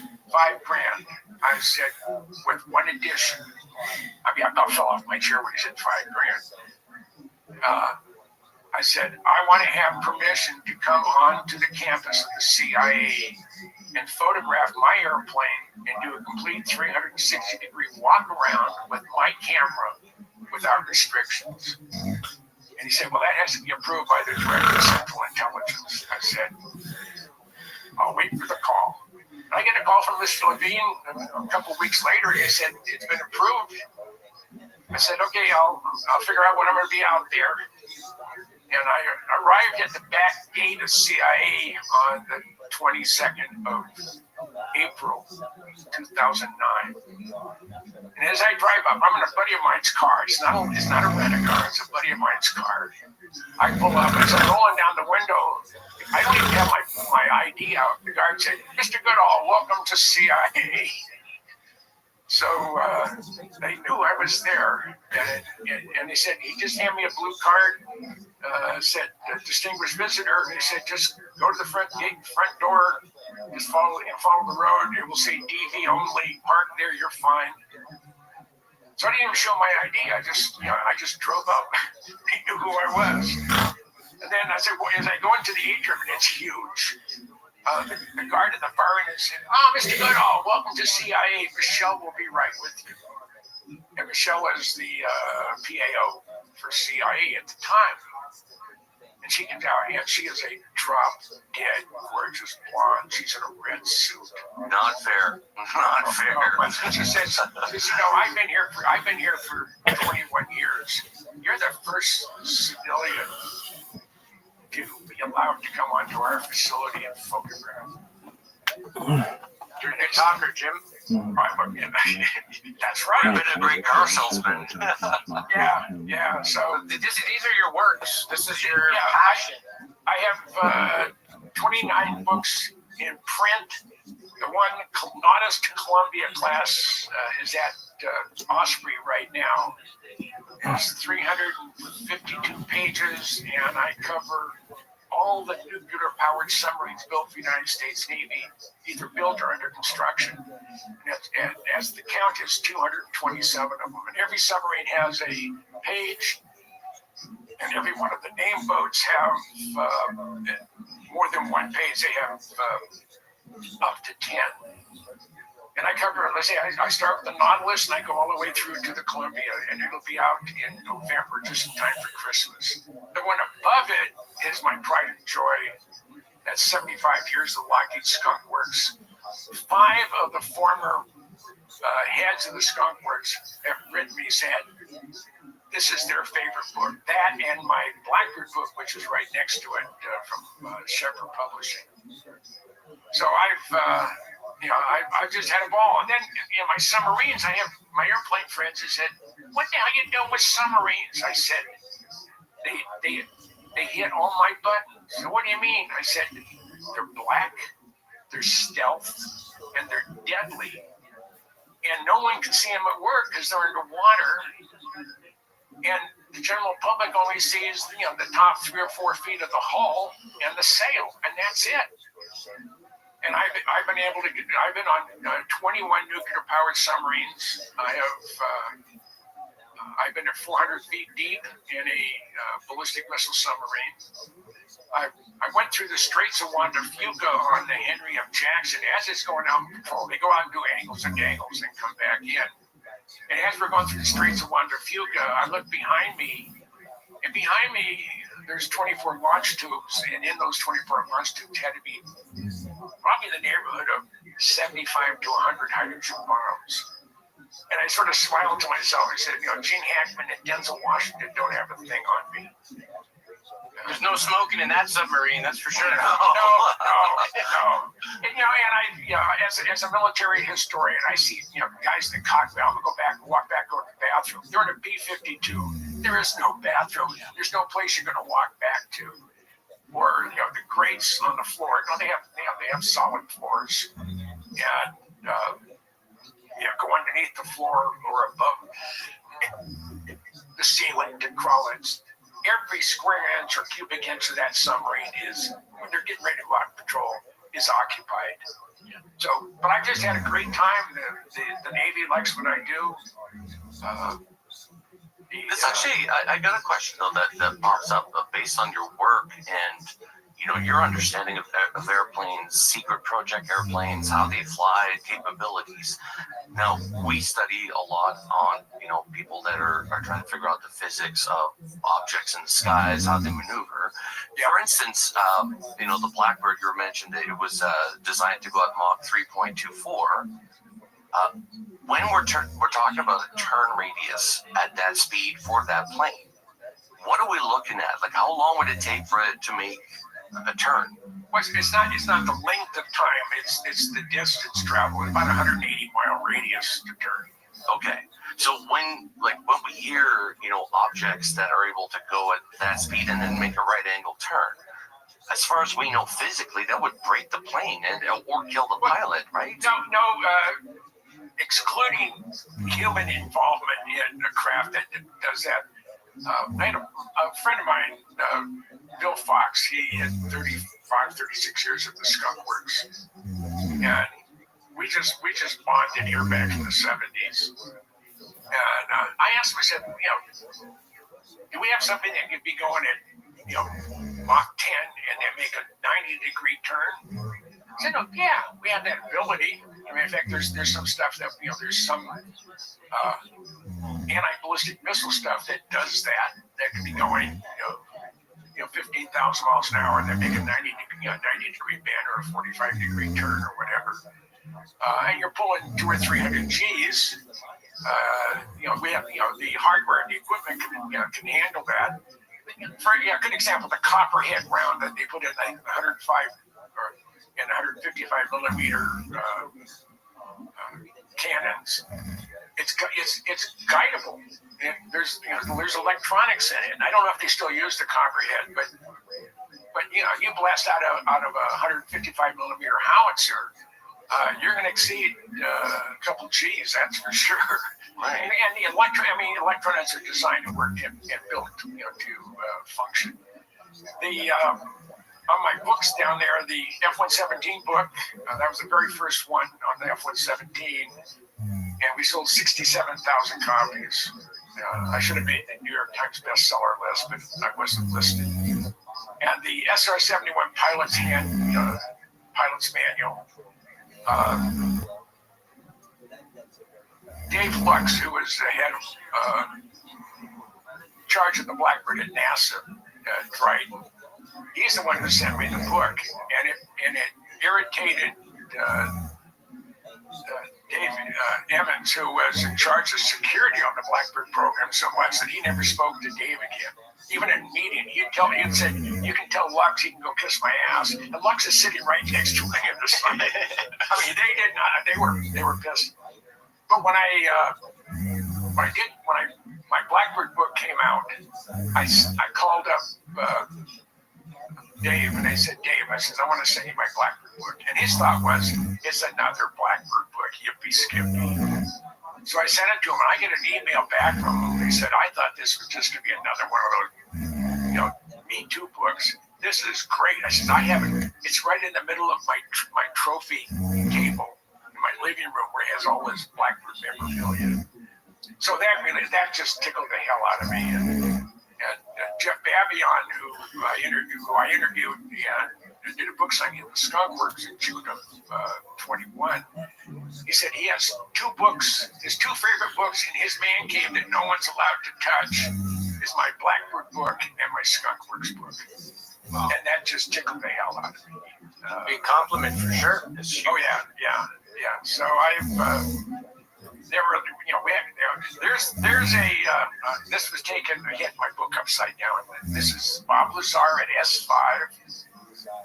This was taken on the 23rd of May, 2023. S5 is what he's codenamed his lab, correct? Yeah. It's the big brother to S4. But no UFOs there. Someone suggested he get put together a hand scanner at the front door. Yeah. He could build one. Yeah. Oh, absolutely. He can build one that works. Bob Lazar, what people don't understand, Bob Lazar has a photographic memory. Yeah. I mean, he could read something, and 20 years later, he can tell you every word on page 23 or 410 or whatever. And he is one of the sweetest people I've ever known, and his wife is equally as sweet. And my next thing I'm going to get from him, what I'm going to get a teacher, I'm going to get an EG teacher, because it says reverse engineering of alien technology on the bottom. How did you guys meet, Jim? That was the funny part. I met him through John Lear, and John and I, we go back to 73. So what's that, 50 years? And we lost him last year. We lost John. I'm surprised he made it past 2015. But this is in November of 88, or November of 88. They announced, the Air Force announced the existence of the B-2 stealth bomber and the F-117. They released it on the 11th and the 22nd of November. First week of January, I'm on my way to Las Vegas, and I call up Lear and I said, "Hey, I'm coming to town. We're gonna get in a car. We gotta find out where this F-117 is flying out of." And he said, "Well, I already know it's flying. It's supposed to be flying out of a place called Tonopah Test Range." So I said, "Well, let's go." So we jump in the car. We're heading up US 95. We're just north of Scotty's Junction. Scotty's Junction is sort of famous because that was a legal whorehouse or house in ill repute, however we want to use it, that the federal government took over because they hadn't paid all their taxes and they ran it out of business. That's just how efficient our government is. Yeah. So we're about 10 or 15 miles north of Scotty's Junction, and an F-117 flies over about 45-degree angle off the road at about 1,500 feet, and about crashed the car. So we get into Tonopah, we grab a quick bite, and we head east on US 6. You go out 14 miles. There's a big, huge sign that says Tonopah Test Range. So we head down that road. It's 18 miles to the main gate. I can't get into a restricted area, which TTR is, but so we drove down the fence line. Now this is before digital cameras. So I normally shot with Kodachrome, but being as I wanted a quick turnaround, if I was able to shoot anything, I was using Kodak Color 100, very fine grain color film. So we drive about 2 miles west along the fence line, and you can see the whole Tonopah Test Range facility. You can see all the 60-plus hangars, the runway, and everything else. And I look to the north after we're there about 10 minutes, and there's a black fuzzy ball about 15, 20 miles north with a white light underneath it, and then a little bluish-white fuzzy ball right next to it. So I figured that's got to be the F-117 and the chase plane. So I'm there with my Nikon. I have my 70 to 200 millimeter Nikon lens. I'm shooting with red film. And I see it's coming, it's getting closer and closer, and I'm up there, and all of a sudden the airplane's starting to fill up the viewfinder. And I'm like a 10-year-old boy seeing a naked woman for the first time. My whole body is just vibrating. I mean, literally, it was like I was on a vibrating machine. I couldn't stop the shaking. So I didn't know if I had any good prints. And then finally, he went by us and landed. I said, "John, let's get out of here. Let's get to Las Vegas so I can go to a photo mat." You have to have white hair to know what a photo mat is. Back in the day, if you had film you wanted processed, and you went to your local Safeway or Raley's or whomever, there was a little kiosk in the middle of the parking lot, and it was yellow and red with all the Kodak colors. And if you go by, you wouldn't even have to get out of your car, open your window, then hand an envelope, you put your name on it, put your film in it, hand it back to them, come back the next day, you have your prints. So I knew we weren't going to get back to Las Vegas in time to go to a photo mat, and it was bothering me. So we head east on US 6. We get to Warm Springs, which is the northern terminus of the extraterrestrial highway, Nevada Highway 375. We head down there. We stopped at Little Lady Inn. Joe and Pat Travis ran the place. Had a bite to eat. Then we headed back off to Vegas. We got to John's house. It's after 9 o'clock, about 9:15. He said, "Hey, I got a buddy of mine coming over. He just moved here from Albuquerque. I think you'll like him." I said, "Just seemed like a nice guy." And about 10 minutes later, we knock on the door. John goes and gets him, opens it, brings him in. He introduces himself as Bob Lazar. I said, he's waiting, for his final interview or clearance, whatever it is, to go to work out in the desert. He doesn't know what he's going to do, but he's been hired. So I tell him my dilemma. I say, I have this print film. I know I have some good shots. Hopefully I have some good shots in the F-117. But I have to wait until 2 days before tomorrow and then following day before I can get the stuff processed. And he said, "Well, I have a C-41 processing unit at my house. Let's go over there and process and see what you got." So Lear lives just south of Nellis. The backdrop is Sunrise Ridge, which is that neat mountain behind Nellis Air Force Base. It's also behind John's house. And Bob lived off of West Charleston, the other side of town. So we jump in his car, and we're not more than a block from Lear's house. And Bob looks at me and he says, "I feel sorry for that dumb son of a bitch, John Lear." And I said, "What do you mean?" He said, "He's from this world famous aviation family." He said, "My God, his father brought Learjet to the world, and the dumb son of a bitch believes in UFOs." He said, "I'm a nuclear physicist. If I can't prove it mathematically or put my hands on it, it doesn't exist." He said, "And you couldn't put a gun to my head to convince me that UFOs were real." That's about to change, isn't it? Yeah. And so I asked him when I was visiting him, I said, "Do you remember what you told me the first day I met you, the first evening I met you?" He said that I didn't believe in UFOs. He said, "Yeah." I said, "I didn't. They didn't. There's no way in the world they could exist. My mind's been changed." Big time. Yeah. Big time. What do you say to the critics of Bob Lazar? A lot of people say, he can't validate that he worked there. His education is screwed up. Like, they throw every stone they possibly can. We are supporters of Lazar. We believe him 100%. It's too improbable he would know what he knew in '89 in terms of element 115. Yeah, okay. Everything's coming true. The thing about the government made him a non-person. Right. He had a college degree, very nice one. I didn't pay any attention to it when I went over his house for him to process the film. And when George Knapp was doing investigation on is Bob real, George went to Albuquerque and he went to the Sandia Library. And there's two sides: a classified side and a public side.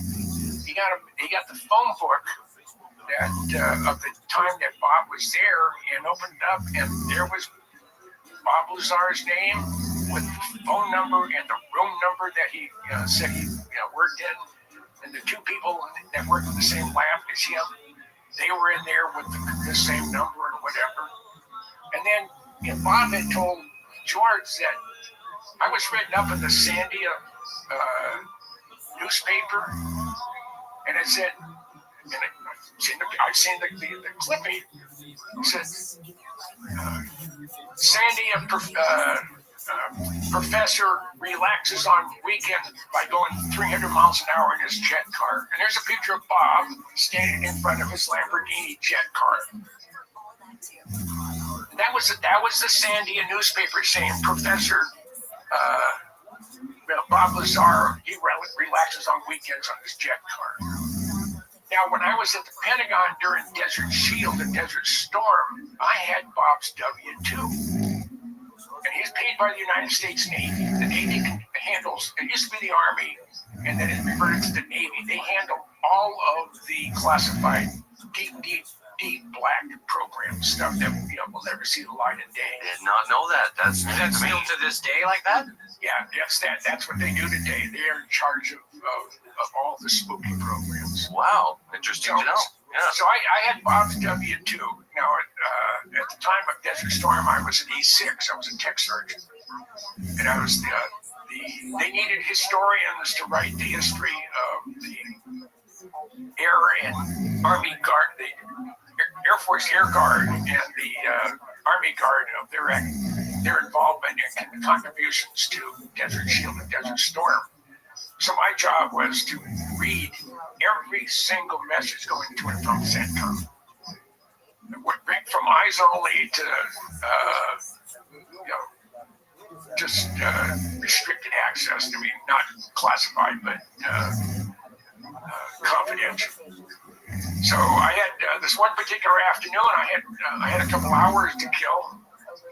There was stuff that nothing was going on. There was conferences. There was other stuff going on. So I had some free time. So I got on the Pentagon computer and I'm looking for the location of the Department of Navy that paid Bob Lazar. And I couldn't find it anywhere. And I couldn't find the zip code anywhere.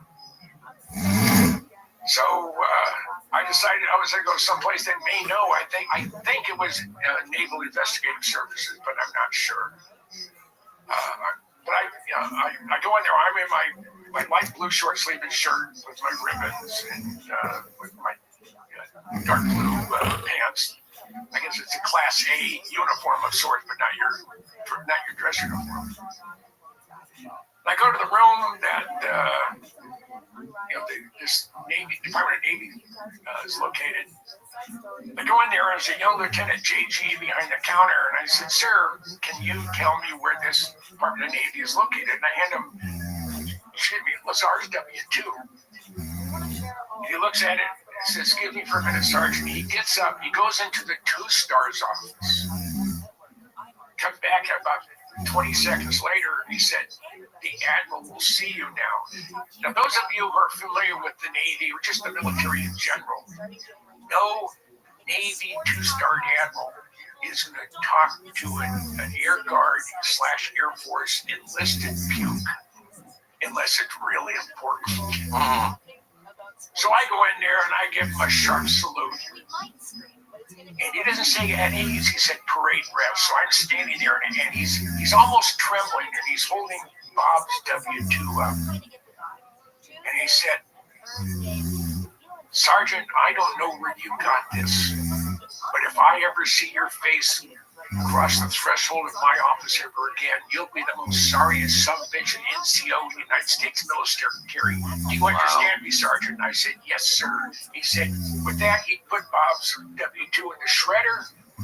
He said, "You're dismissed." I gave him a sharp salute, did an about face, and walked out. And I said, "Whoa, did I ever pull that guy's chain?" Yeah. So if Bob was a fraud, if Bob wasn't who he said he was, why would this Navy Admiral even want to talk to me? And why did he chew my butt out? And so it just adds more credibility to Bob Lazar. And his story has never changed. Yeah, and I was going to say this. Obviously, he doesn't believe in it. He gets into this program. But what he did when he came out, I don't think that they had prepared for that or even anticipated that this was a possibility, that somebody would go out and be public that much about S4 and Area 51. And legitimately, I know that whenever we defend Bob Lazar, people are like, "Oh, well, his story doesn't pan out, whatever." And I'm like, I beg to differ. We all know of Area 51 and S4 because of Bob Lazar and George Knapp bringing it to the attention. How did Bob Lazar know about this installation? And the other proof as well is that he knew the exact location in the middle of a desert at 7:30 p.m. on a Wednesday night when people would see UFOs, and he brought tons of people out there to see it, even to the point at the end they had Winnebagos and whole parties, and they got almost arrogant about how cool it was to be there. That would have not happened, and all these people testified that yes, we saw this. There's even footage of people recording it. So people dismissing his story is purely just because I don't want to believe it, or I don't trust the man, or like we have this expectations as human that you need to be infallible, like that you need to be, Jesus quality of human to come out and say, hey, I've seen something bad. Even recently, somebody said, oh, he was just a janitor at Area 51. I'm like, I would still listen to the janitor at Area 51. Right? Of course, they'll need a clearance to be there. Yeah. Yeah, even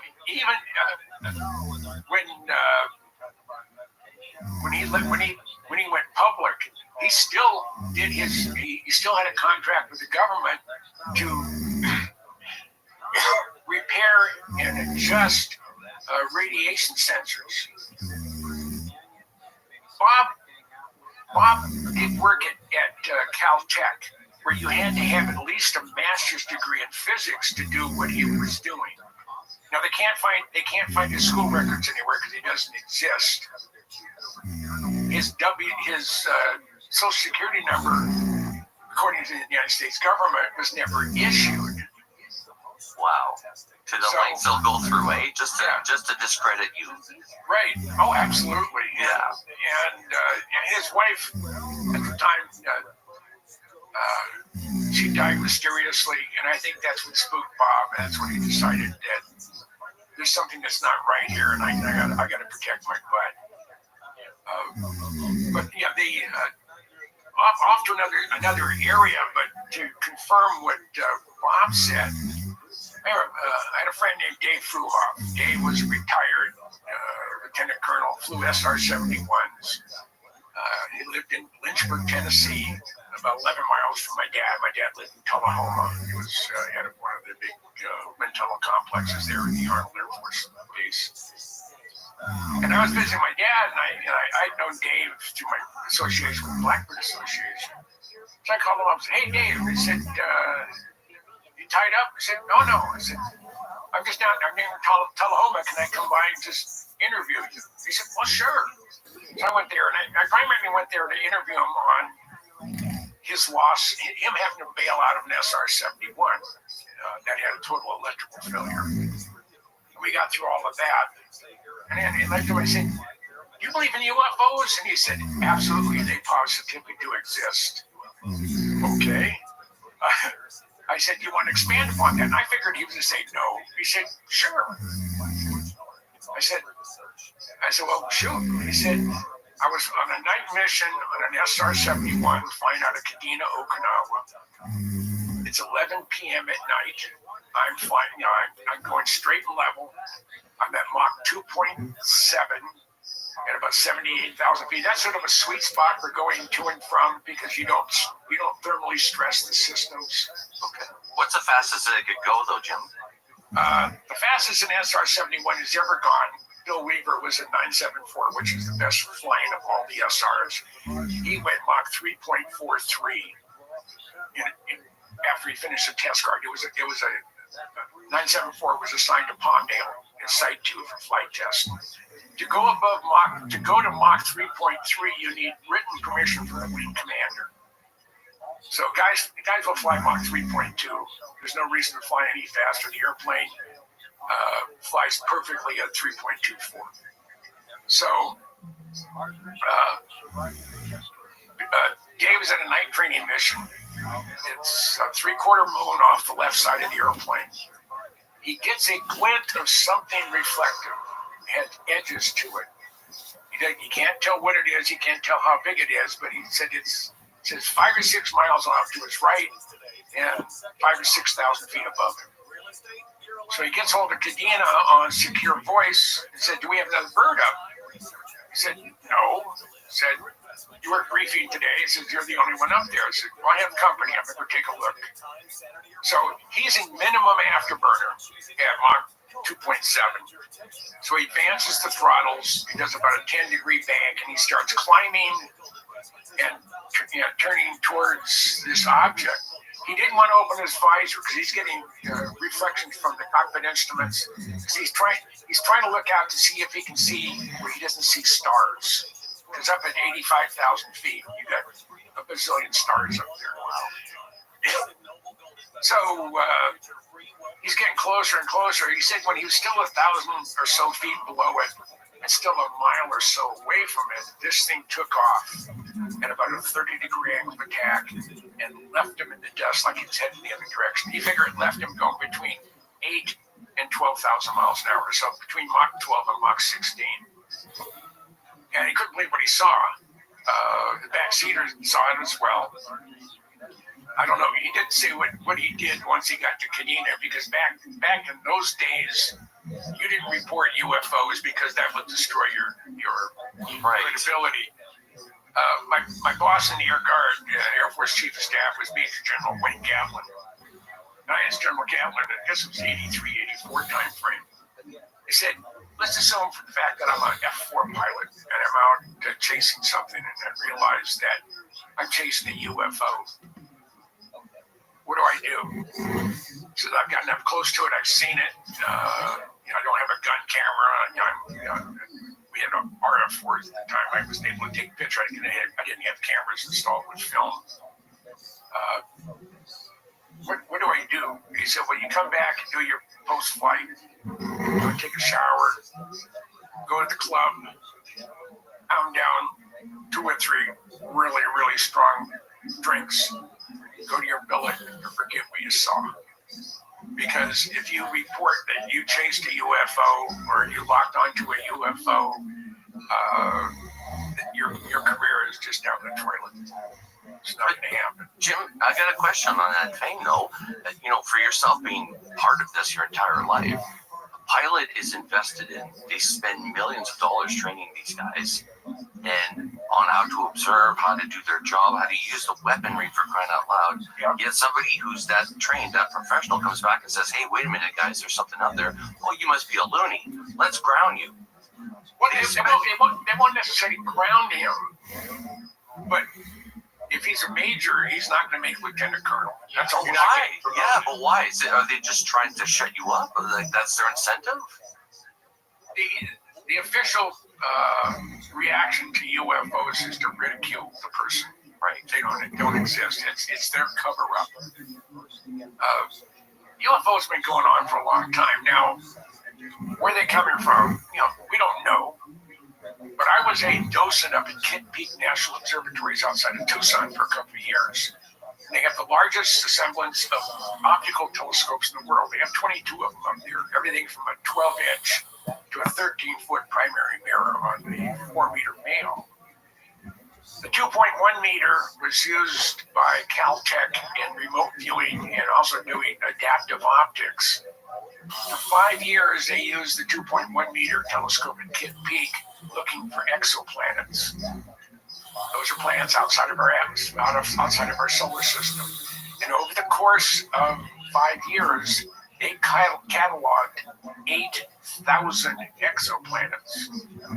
And just before I left, they had got a new volunteer coordinator that talks down to people. And you talk down to me, that's going to last about 2 seconds, and then I'm out of here.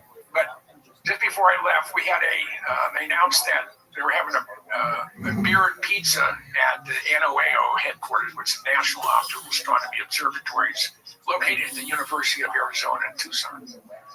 So there said all the astronomers, all the technicians, and all the docents were there for a gathering. They were going to hear about from the head of the National Science Foundation as it pertains to astronomy. And this gentleman got up and started talking. He said he had just returned from a worldwide conference on exoplanets. And he said, based on all the information gathered from all these different telescopes, using a proven mathematical formula for probability, we calculate for every star in the universe, there's 1.5 planets. Think about that number. And out of that incredible number, there are 2 billion, that's with a B, 2 billion Earth-like planets orbiting a similar-sized brown dwarf star as our sun in the inhabitable zone with liquid water. If we're the only ones, what a waste of space, as to quote Jodie Foster's character in Carl Sagan's book, Contact. We're not alone. We've never been alone. Now, one of the things I'm doing has nothing to do with UFOs or airplanes, but it has to do with possibly alien involvement. I'm in the process of, trying to raise money to do an excavation of the largest Mayan pyramid complex in Belize. And there's 3 pyramids, and there's a village or a city below it. It is the only location in the country of Belize that is not controlled by the federal government. The Belize is controlled by the village. Because this village was isolated up until 2012, when they cut in a 6-mile road into this village.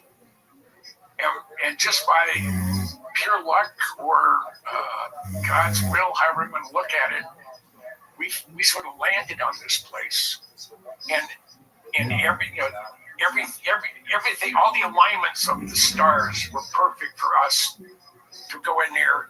And we've gotten received permission. We're working on the formal paperwork. We have exclusive rights and access on the excavation and restoration of this three pyramid complex. So we need to raise initially about $1.5 million, and we're going to employ most of the able-bodied men in the village because it's a subsistence type of environment there. They grow everything they eat. None of them really have jobs. Some of them do construction work on the outside the village. There's 700 people, men, women, children, and Alfredo, who is the mayor, he's a short guy, about 5 foot tall.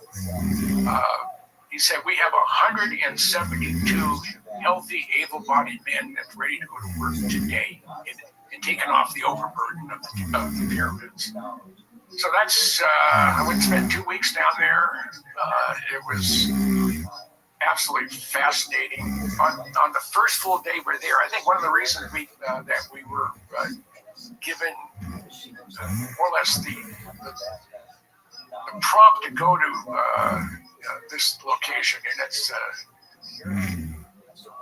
Benton Kai Pyramid Complex, because we were at one of the excavated sites in Belize, not that far from Punta Gorda, and it's about a 1.5 mile walk, and we were almost at the very end of it. It rained.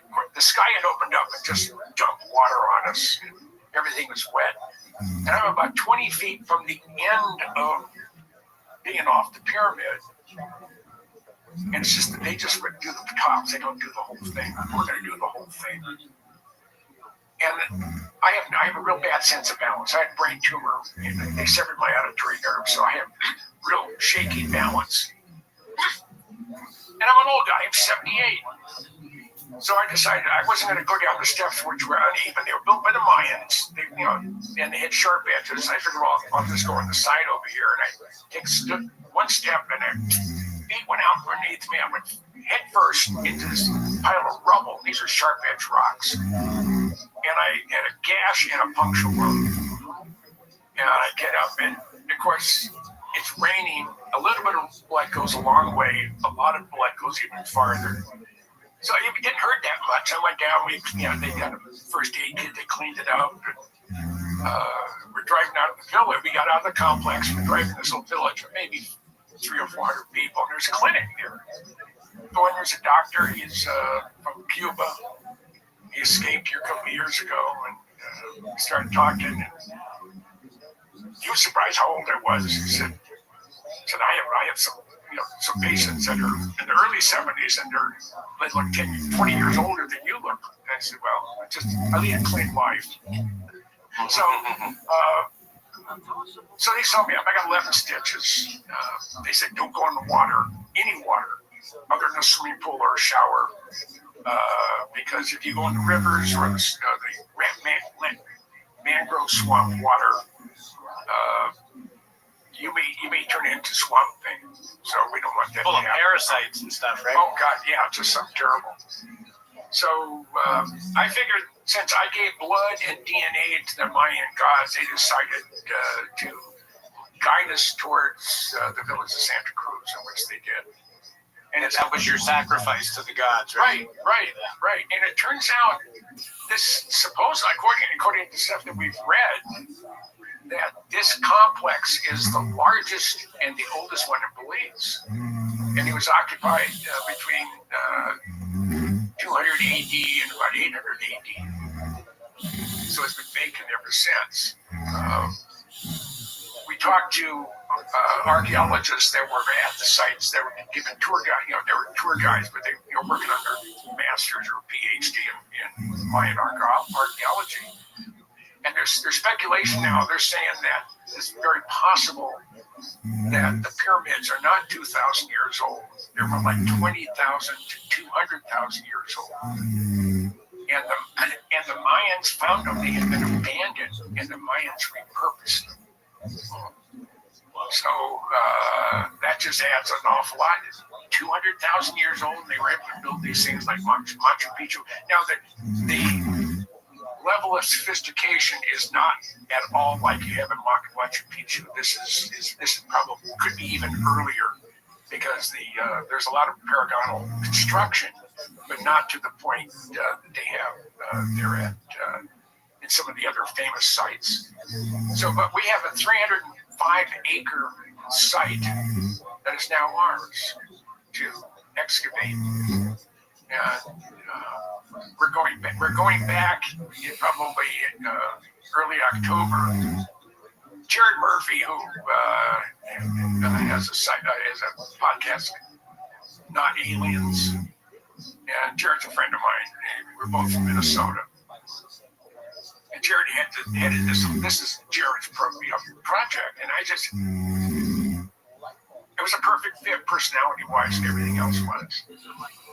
But Jared decided on Memorial Day, 150 years old, I think it's time for a massive heart attack.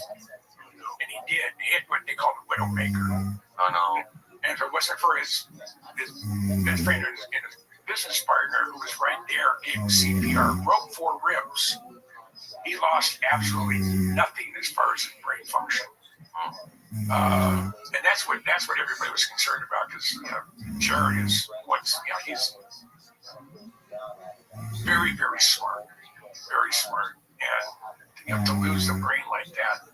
But I knew things were going to be okay when he was. I think it was day 3 of his heart attack, and he was on a respirator for 8 days and unconscious for 5 of those days. But they're trying to see if he has any brain function. There's tests that you can do if the only thing alive is your brainstem. And that's the bottom of the foot. If you get a sharp object go like that, the foot will curl. And his did. So, like I say, it hasn't been 72 hours yet.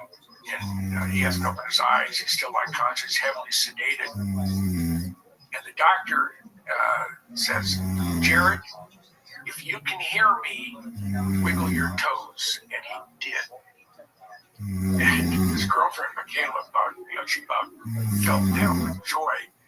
And he said, if you can hear me, squeeze my hand. And he did. And just right after they took out the breathing tube, he's still semi-unconscious.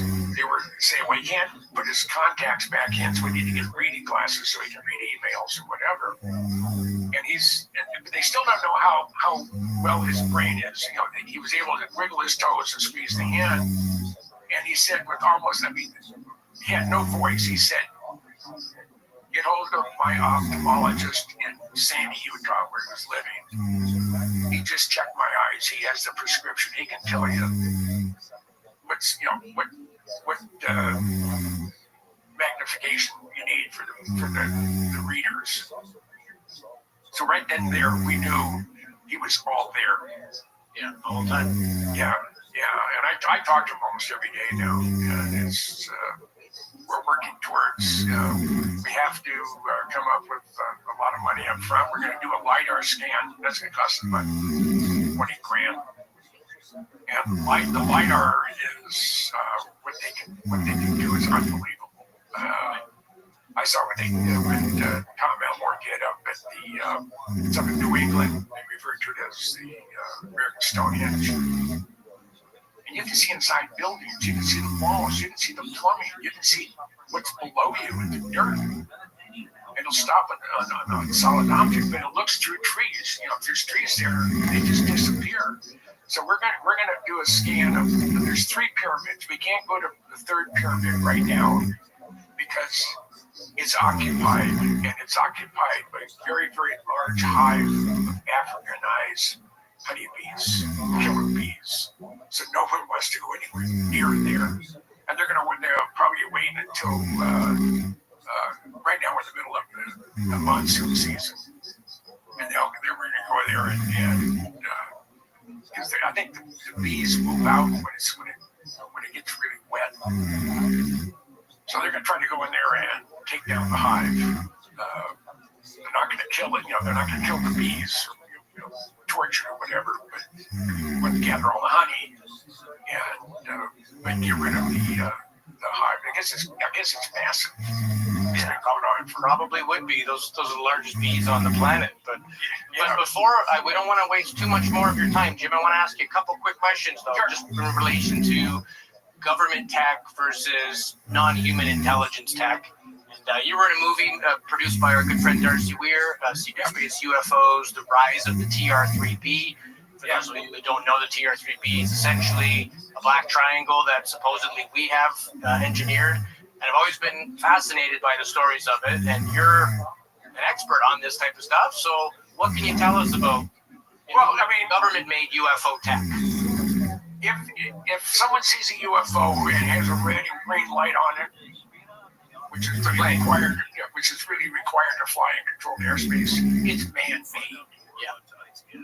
If it has rivets and seams on it, it's man-made. If there's only one, if we can only prove without a shadow of a doubt there's one real alien craft, that's all we need. That's right. But the governments of the world have been hiding this stuff forever. I mean, you look at some of your Renaissance paintings. They have discs up in the sky with beams coming down. The Romans talked about the flying shield that was spewing out fire or whatever. And to quote Jodie Foster's character, if we're the only ones, what a waste of space. The TR-3, there's a TR-3A. It's built by Teledyne Ryan. It's a flying triangle. And it may have been, some of the prototypes of what they're doing to build the TR-3B. I've known people have been at work at Area 51s since they found the lake pit in 1954. I've asked all of them, you believe in UFOs? And all of them said absolutely. They positively do exist. And, but I don't have anything I put my hands on. Just before he passed away, I was talking to Ben Rich. He was at USC Medical Center. He was dying of esophageal cancer, probably brought on by the solvents used in low germinal coatings on F-117 and half blue and other ones. And we were talking about our lady friend John Andrews and a bunch of other stuff. And just before the end of the conversation, he said, Jim, we have things out in the desert. And he wasn't referring to Area 51. He said, we have things out in the desert. That's 50 years beyond what you can comprehend. I can comprehend a hell of a lot. And he said, if you've seen movies like Star Trek or Star Wars, we've been there, done that. From inside, it wasn't worth the effort. I said, Ben, you want to expand upon that? He said, no. He said, very typical Ben Rich. And then some bitch had the nerve to die on me 10 days later. He drops a bomb right before he leaves, right? Yeah. So, to that point, do we have a Space Force? Is there a fleet of craft that non-terrestrial officers, like people full-time? Is it like Star Wars? Do we have ships on patrol out there? I have to believe, yes. Do I have proof? No. But my gut tells me that we haven't been using all this alien technology for naught. I mean, Bob Lazar said if you wanted to go from one end of the universe to the other, if this was the universe, you're here, you want to go here, you focus up there, and as soon as you release the power, whatever it is, you're there. There's no time interval involved. Now, I don't know how it is when you come back from that location. Has the world moved on 60 years or 6,000 years or a million years? I don't know. But if you've seen movies like Star Trek or Star Wars, we've been there, done that. We decided it wasn't worth the effort. And I don't think he would have told me that just to yank my chain, as he knew he was going to he wasn't going to be around any longer. Well, and I mentioned that a few times, Jim, that they're building Space Force. But to build Space Force, do you get do you recruit people first and then build the ships, or do you build the ships first and then recruit the people to operate the ships? It's kind of like which came first, the chicken or the egg? I think it was parallel. But you think it was growth at the same time? Yeah. You have to. Now, when I was doing my book signing at the Skunk Works with Jeff Babion, who was the vice president, general manager, #1 guy, we're heading over to the U-2 operation at Site 2 in Palmdale, Air Force Plan 42. We're in the back of a limo, and I'm about 2 feet from his face. I look him right in the eyes. I said, all right, Jeff, how much alien UFO technology is being utilized in Skunk Works programs? And he responded almost immediately. I don't know if he was ready for it. He didn't look shocked or jumped back. He said, I have absolutely no knowledge of any alien technology that's being utilized in Skunk Works programs. But I don't know what was built in the past that I may not have a need to know about. I said, my job is not to look back. My job is to look to the future.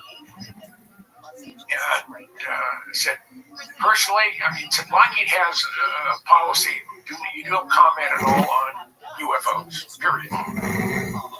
Personally, I feel we can't be alone.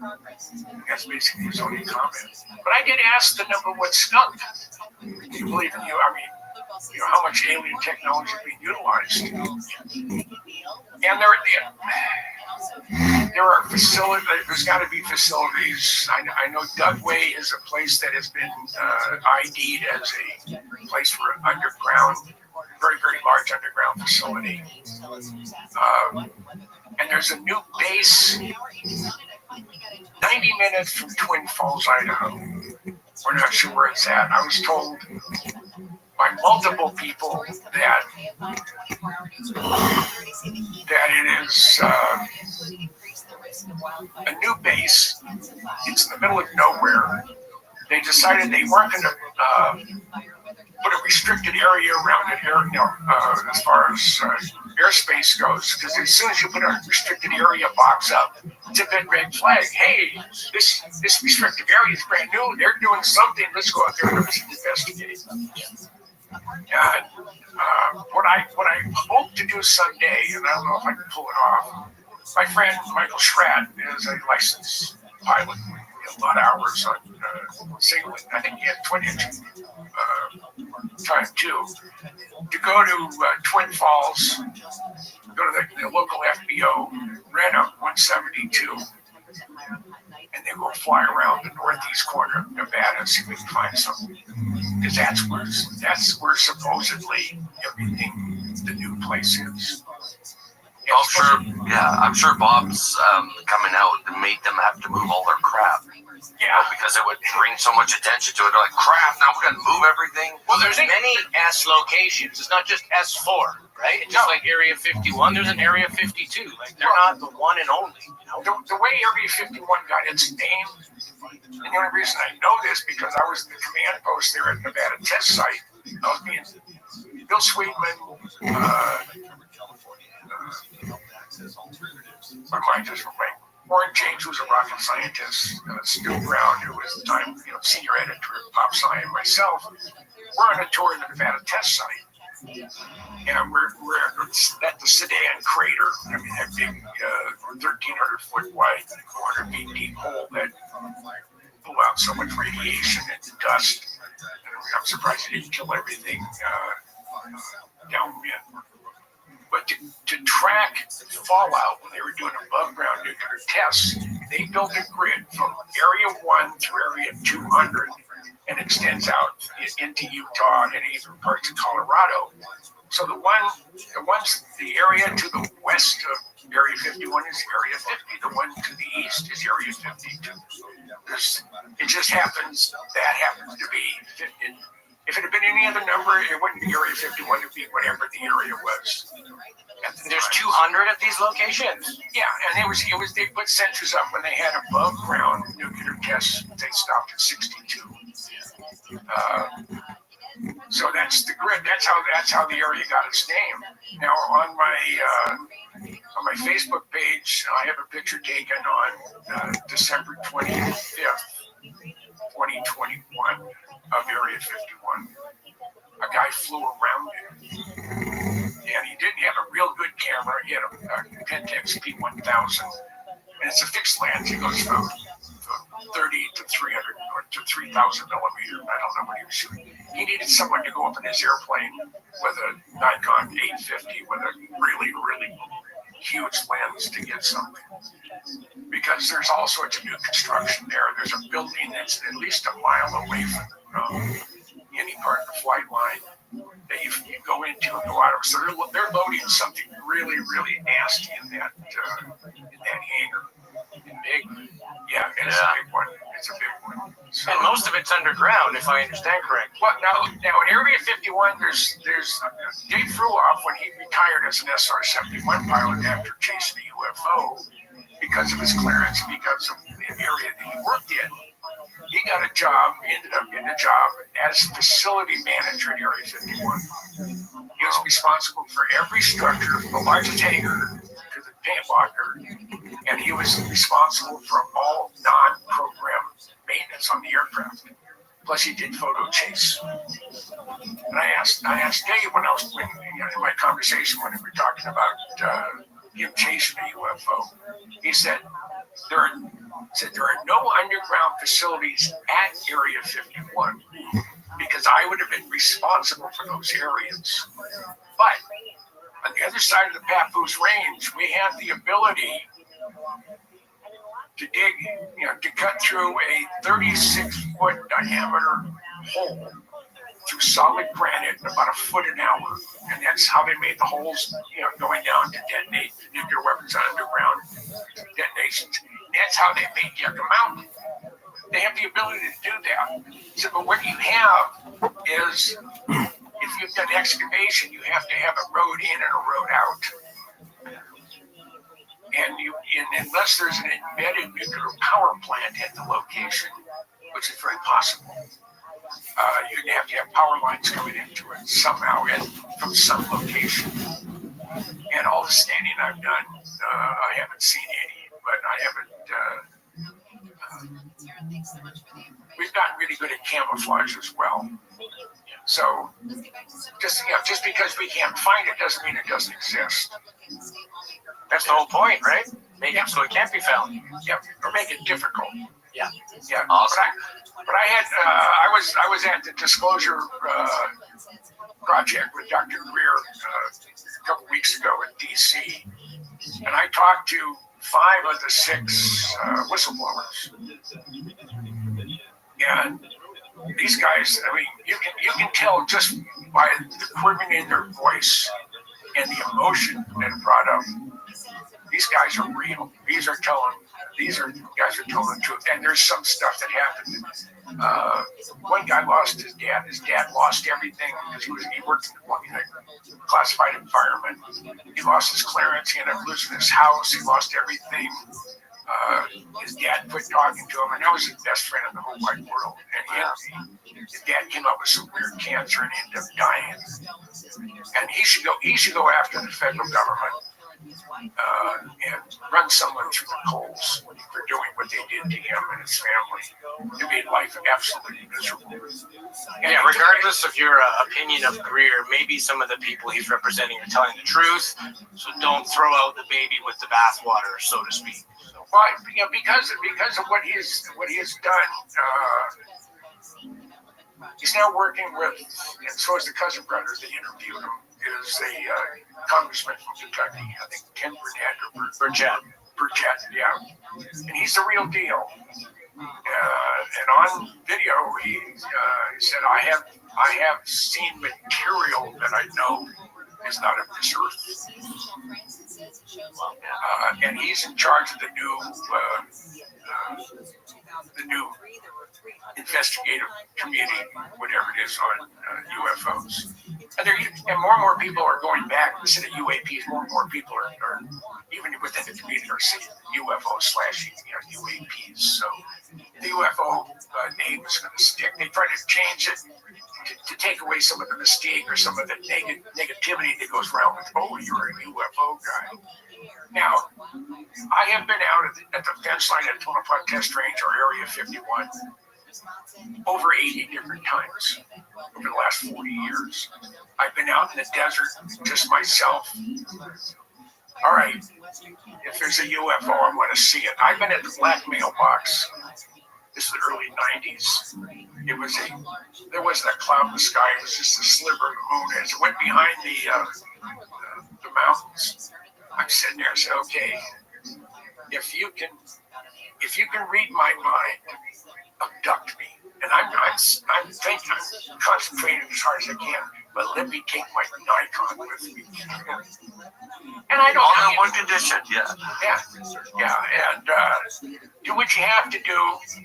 Make sure I get home intact, because I do have a wife, and I think she'd be really upset if all of a sudden I left this universe, I left this solar system and went somewhere else to be experimented on. So, are UFOs real? Yeah. Millions of people are reporting them. Millions of people have had experience with them. With John McLear, one of the things he did, when he worked for ATA, American Transair, he went out and he actually tracked down people who had said they had been abducted. And he'd fly into that particular city. He would contact the local psychiatric community. He said, I need the name of a certified hypnotist that specializes in deep dives. I want to go into your deepest, darkest secrets. And he would pay for him. And I don't know if he would give the person being interviewed or being hypnotized anything. He never said one or the other. But he had 15 candidates, and over the course of about 5 years, he said 13 of the abductees had the exact same story. 2 of them were full of you know what. And they could tell just by their reactions, even under hypnotism, they had gotten to when they weren't really going under. I've been hypnotized a number of times for various things, and I guess the smarter you are, the easier it is to hypnotize you. Oh, really? It's the dumb sluts You believe it's possible. It's the ones that don't think it's going to work. It doesn't work. Yeah. Because of hypnotism, I lost 170 pounds. Wow. Yeah. That's an amazing feat. At one time, I was 375. This morning, I was 205. So, wow. But the fraud that I was married to was trying to kill me. I would probably consume 5,000 calories of garbage after dinner every night. Wow. And I gained all that weight the 10 years I was married to her, and she was hoping I would die. Yeah. Kill you with food? Yep. Yeah. Well, you're going to be around for many years to come, Jim. We hope, anyways. Well, I'm 78. I have a real strong heart. I have great blood pressure. I don't have problem with cholesterol. All the parts that are critical to my existence work perfectly. It's the parts that wear out. Like I have artificial knees. I've had carpal tunnel. I know I have shoulder surgery someday. Maybe not. Maybe I can make it to 100. And I know I'm going to live to be over 100. And my mom is 100% Sicilian, and 5 or 6 male members of her extended family lived to be 103 to 107. These are all rough and tumble Sicilian fishermen, or hitting it, one of the two. Mom said there was 2 sides to the family: the Cardinales and the Brunos. The Brunos were fair-haired, blonde, redheads, green or blue eyes. They were the artisans. They were the stone masons or whatever. So then we had the Cardinale side: the black hair, the dark skin, the dark eyes. They were the murderers, the loan sharks, the hitmen, and Straight up mafia. oh yeah, my father referred to it as the Mothers and Fathers Italian Association. Yeah. Like that one. Jim, we'll have to do a part 2 because obviously your knowledge is extensive and there's no way we can cover it all in an hour and a half. But we'll definitely do a part 2 if you're okay with it. We'll go ahead. Absolutely. Yeah, we'll It was fun chatting with you. It's cool to get some of this perspectives because you've talked to the big name people. A lot of them are passed away. There's no more testimony coming from them. The trust you had, the relationships you had, they told you that if Jason and I were to interview Ben Rich, like, he's not going to tell us anything, right? But because you've been so engrossed in it. Ben and I talked about once a quarter for almost 25 years. Yeah. If I didn't call him, he called me. And last time I saw him face to face, he'd already retired. We had an office across the street from the Skunk Works in Burbank. And he gave me a box of slides, and they weren't anything to go ooh about. But they were a program called Senior Prom. They were a baby F-117 looking cruise missile. And it's still classified today. But he said, as far as Lockheed's concerned, it's not. And he said, don't show these images to anybody until I've been dead for at least 5 years, because then it's harder to drag my butt out of the grave and wake me up and punish me. But I don't know how I got the relationship with Ben. It was because of my friendship with John Andrews. John would write letters to Ben all the time, and he had beautiful penmanship and a brilliant mind. And he's the one who asked Ben. He said, "Ben, do you and Kelly believe in UFOs?" And there's 2 categories: both man-made and extraterrestrial. And Ben came back, and it's been published in multiple places, with his corporate letterhead, President of Lockheed Skunk Works.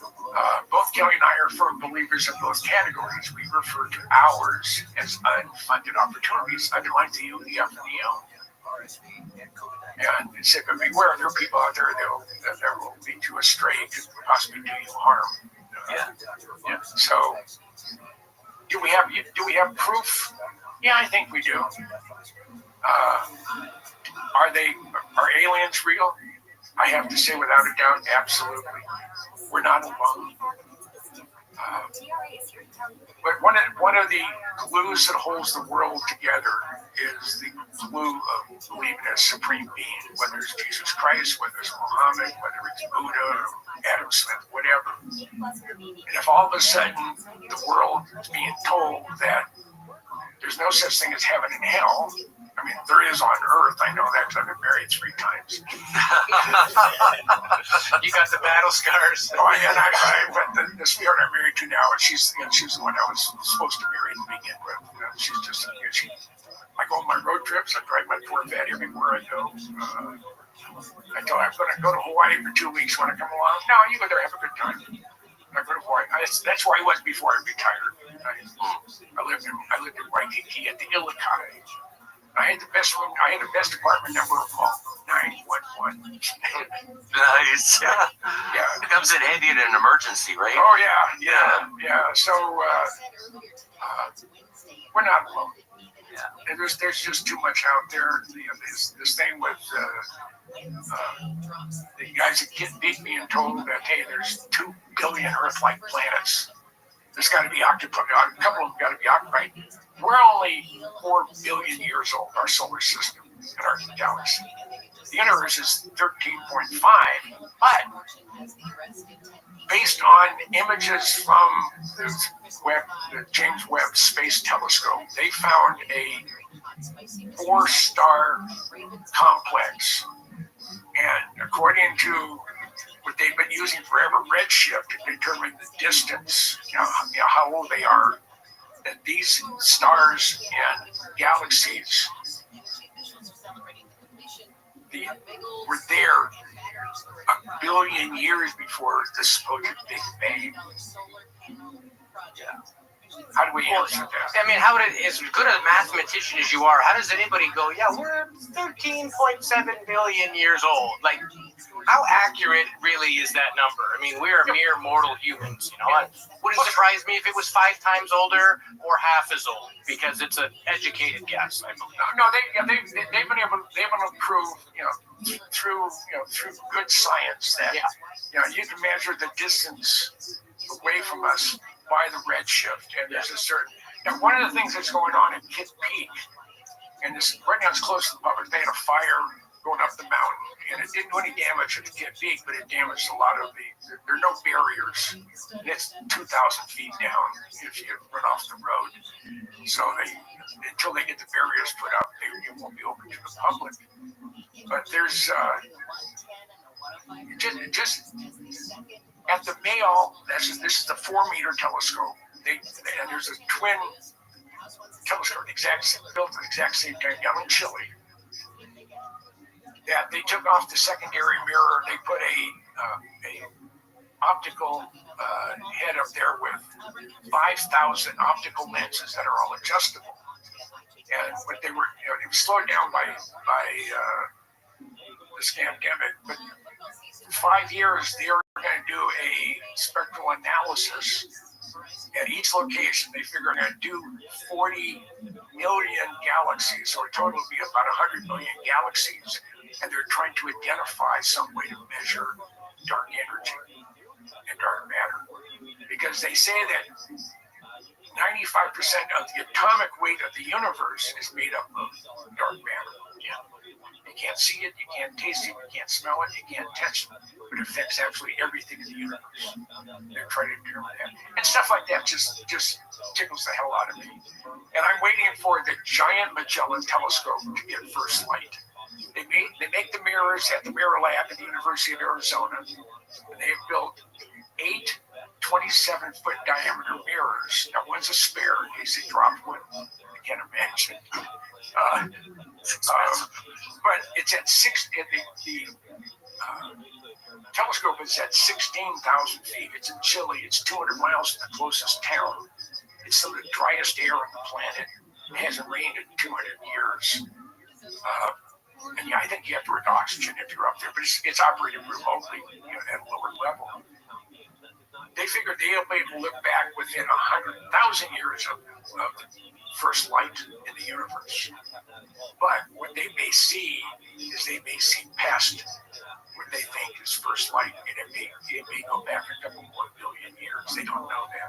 And every big telescope that they put up, whether it was the Hubble, whether it's the James Webb, whether it's going to be the giant Magellan telescope, or even Galileo's telescope, every time you make that jump in technology, all of a sudden you realize, I don't know squat. Everything I thought I knew is not real anymore. It doesn't happen. So it's going to be exciting. So I have my fingers in a lot of things. People say, well, you're retired. Why don't you slow down? I said, if I stop moving, I'll die. Yeah. I have to keep this thing working all the time. I have to challenge my brain. I have to use my brain, and I enjoy it. It keeps me refreshed. I guess that's probably the best way to put it. And I'm a news hog. I mean, I read everything about everything around the world, but I don't listen to anything of the mainstream media here. Everything I read is your European or foreign press, but English language foreign press. And I have friends all over the place, and I get stuff, and it's just what I do, and I enjoy it, and I'm having a time of my life. And it's an inspiration for guys our age too, young guys, be able to sit and chat with somebody like you, friends with Bob Lazar for 35 years. Tell him to come on our show, would you? See, I asked him, because I wanted him on either with SOR or when I'm with Jared Murphy or I'm with Ron Mason on Wednesday nights. He said, right now, I can't do anything like that. But that's just right now. That will change. So I'm one of the very few people who have never backed down on my belief in Rabbi Bob Lazar, and he knows it. Yeah. It's even in writing when I can't remember his name. He did a book called Dreamland Chronicles, and our chapter is called the Elders, and the chapter's on John Andrews and Jim Goodall. And I in there, I say, look, I'm a real skeptic about a lot of things, but everything my gut tells me and everything I see from Bob Lazar, he's real, and I believe, and his story's never changed. Even when it was beneficial for him to say, yeah, I saw graves. He never did. He never saw aliens. He saw references to them, but never saw any bodies or any. They call them the kids. The other thing is S4 real. There was a Mormon historian that was looking for the lost Mormon tribe and following their path through the Nevada desert. And they were stopped at the, coming from Salt Lake, they were stopped at the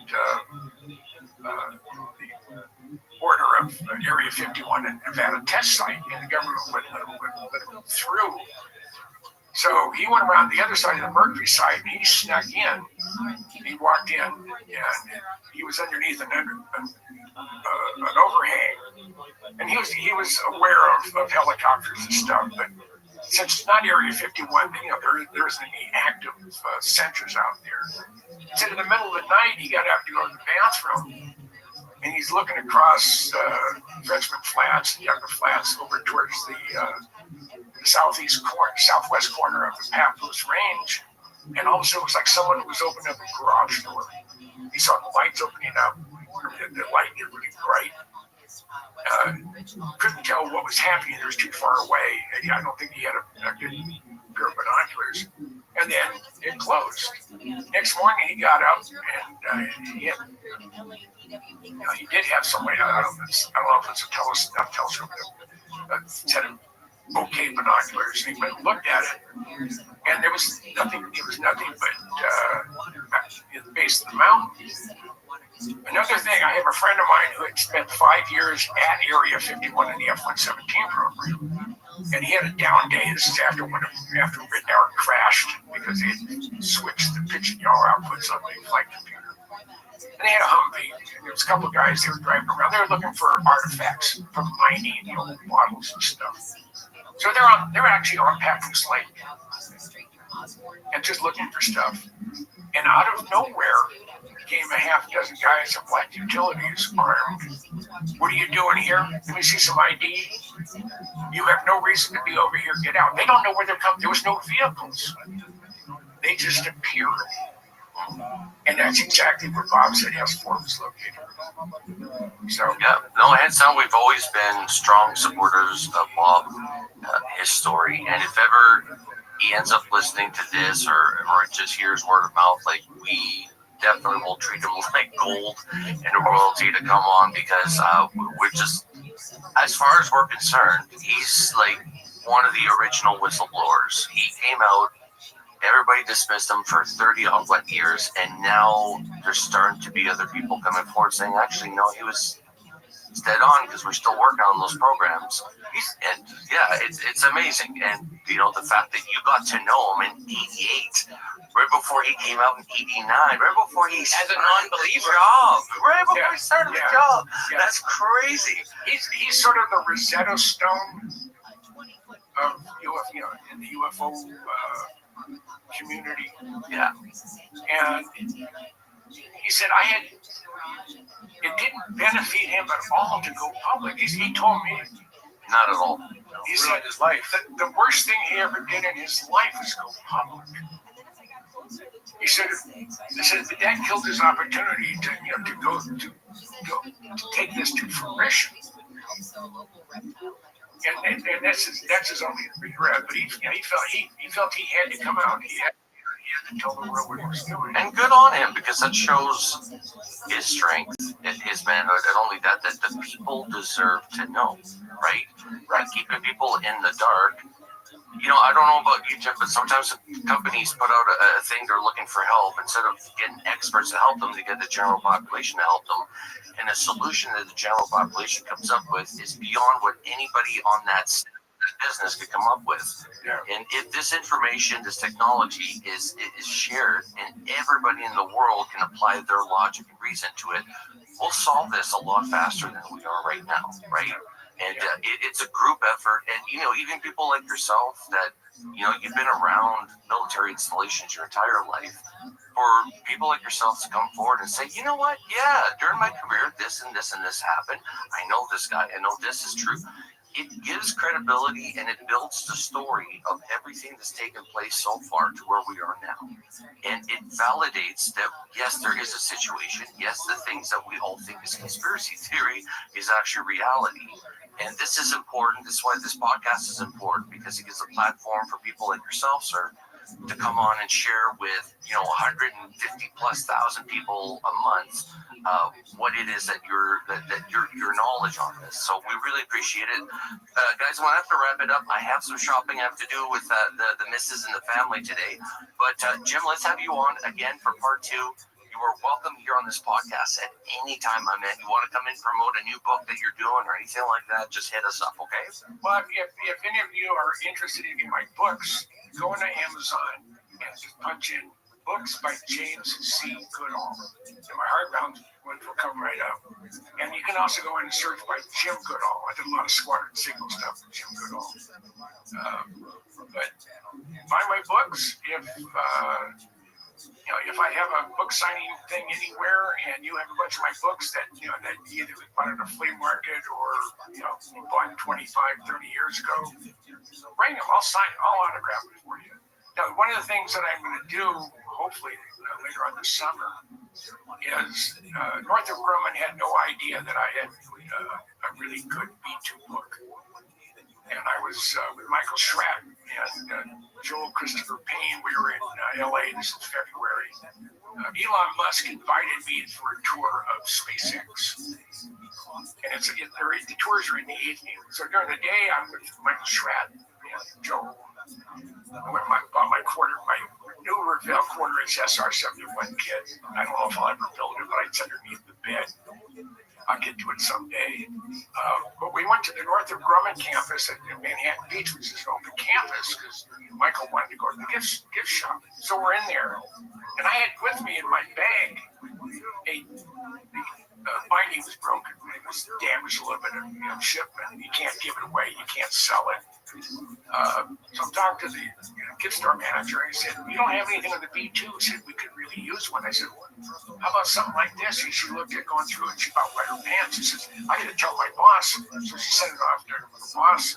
She called me up and said, "This is great." I sent it off to my boss, and Lou is in charge of everything. And they're going to order a whole bunch of them. And they want me to come to Plant 4 at Air Force Plant 42 is where they built the B-2 and the B-21. So I have to be escorted in. I said, I won't be able to see the B-21, but I'll be within 150 feet of it. And they're going to have their books. The books there, I'm going to do an autograph party, and everybody that has any books of mine, bring them, and I'll sign them too. Awesome. Everybody support Jim Goodall. Go check out his pages. Jim, thanks again for being on the show. We really appreciate it. As Jason said, you're welcome back anytime. And best of luck with everything in the future. We'll chat with you again soon. And you want to do part 2, just tell me when, and I'll be more than happy to join you. It was a fun time. And how long were we on? Ooh, just shy of 2 hours. So we broke our hour-long nugget rule, but that's okay. Good content is good content. So all right. You guys appreciate you, Jim. Thank you, sir. You have a great week coming up, and I had a great time, and I'm looking forward to coming back. Awesome. Take care, Jim. All right. Adios. Take care.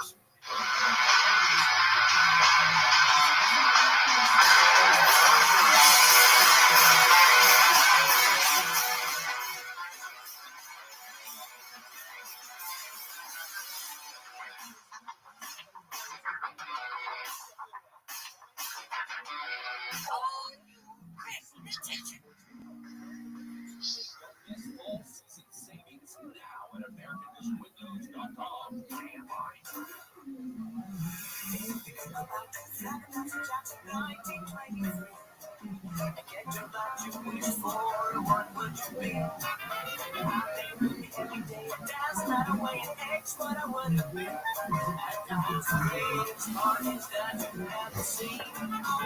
everybody, hope you're having a good day today. We're going to do a first for UAP studies, and we're going to get to know sort of the UFO legends and lore according to the Aboriginal and the Native peoples, not only of North America, but around the world that reported this. And one of the more famous gentlemen who's been on TV and willing to speak about this is Rabbi Rothschild. I know I've seen him on TV a few times, Jay. I think he's fairly new as far as your research. Yeah, I haven't run into. There's a couple of people that you've introduced me to that I did not know about or have not researched, weren't even on my radar. But Avery Tafoya, you've introduced him to me, and he's quite interesting. So I'm looking forward to talking with him today for sure. Yeah, we were actually supposed to do this recording a couple weeks ago, but there was a big snowstorm in New Mexico. Weird. I mean, we're in the Pacific Northwest. It was 18 degrees while it was still winter. And here in New Mexico, the desert practically, it's a snowstorm. Go figure. So we couldn't do it a couple weeks ago. He is back today. He's using his phone because he doesn't want to chance his internet or anything dropping out. He says he may have some connection issues, so we hope it's okay. We'll do our best to snip it all together. Again, if there's anything that you folks missed out or couldn't quite understand, you can just contact us. We'll be happy to either put you in touch or answer your question. But again, this is an area that's very much like Skinwalker Ranch. I know with the popularity of the TV show and just the vast array of phenomena. Everything from lights, craft, Bigfoot, spirits, cryptids, dogman. Well, I mean, this land, the Hickory Apache Nation, is bordering Utah. So it's in essentially the same part of the world, and high strangeness is not limited to just Skinwalker Ranch. That's right. So we're going to hear it from the source himself. He is a tribal member, former police officer, EMS, a gentleman with a reputation, and somebody speaking on behalf of his people. So he's not the type that's just going to make something up, because he does have a status within his tribe. And it's a first for us. I'm super excited, Jay. Let's see, let's dig into an area where the government hasn't had permission to go and steal everybody's photos and videos. Yeah. It's in its native land. So it's a very interesting spot of land for sure. Like you mentioned, it's further. It's not just Skinwalker Ranch. There's a wide, space where this activity is taking place. So that's right. Yeah, it's going to be good. We're super excited. And with that, we'll be right back with Mr. Rabbi Tafoya right here on the UAP Studies Podcast.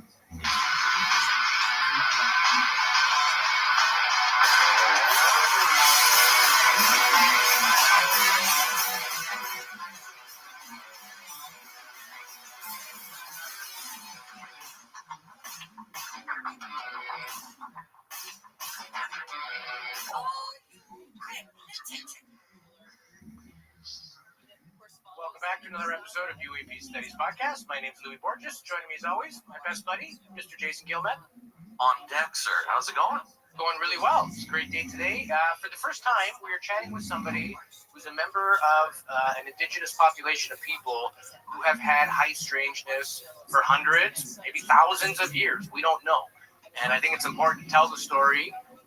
And also kind of the fact that it's not crazy in a lot of, Aboriginal people's legends around the world, that this is just something that's accepted. Yes, there are star people. Yes, there are ancestors. What's the big deal? And we're all still debating on, is this real or not? And these folks are like, yeah, it's real. Like, let's move on. So very interesting to have Mr. Rabbi Tafoya on today. He is a tribal council member of the Hickory Apache Nation. He's also appeared on such shows as UFO Witness, Mysteries Decoded. Today we're going to talk about all the weird things that have been reported on their land. And again, of note, this is also the home of Archuleta Mesa and the home of the rumored Dulce base, which is supposedly a human-alien cooperation that even big-name people like John Lear have said, yeah, it exists, and there's proof. So it's going to be a great day today. But first, welcome to the show, Mr. Rabbi Tafoya. Thank you. Awesome. Glad to be here. Yeah, glad to have you. I've seen you on TV a bunch of times. I always thought you were a well-spoken guy, very polite, and I like your style, so I thought we got to have him on the show. And so for those that maybe don't know you, tell us a little bit about yourself, and also the connection between your people and strange phenomenon that's gone on for centuries. Okay, well, for starters, I'm a Chapoya. I'm a full-blooded Icari Apache, also a council member for our Icari Apache Nation. Lived in Dulce pretty much all my life. Went to school in California for 4 years, came back. Had or held various jobs from, a bartender to a fire chief to police officer to EMS. So my background and my jobs is pretty well scattered in different fields. Right now, I am a council member with our tribe, our nation, and I got a year and a half to go on that. As far as our connection to, I guess I'll use the term star people. That's what a lot of the indigenous tribes use. The history goes back, way back, probably when we were first here. And actually, last year we were out hiking around and we found some petroglyphs. And, I had heard that those were there in that area. So we went looking around. It took us a little while to find it.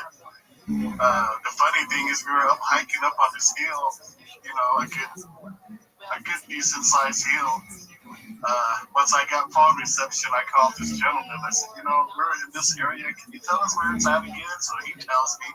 We end up walking all the way down the hill, right beside the road. It was covered by a big old tree. But anyway, they had different petroglyphs. And actually, they had some of what I can only describe as big. They had a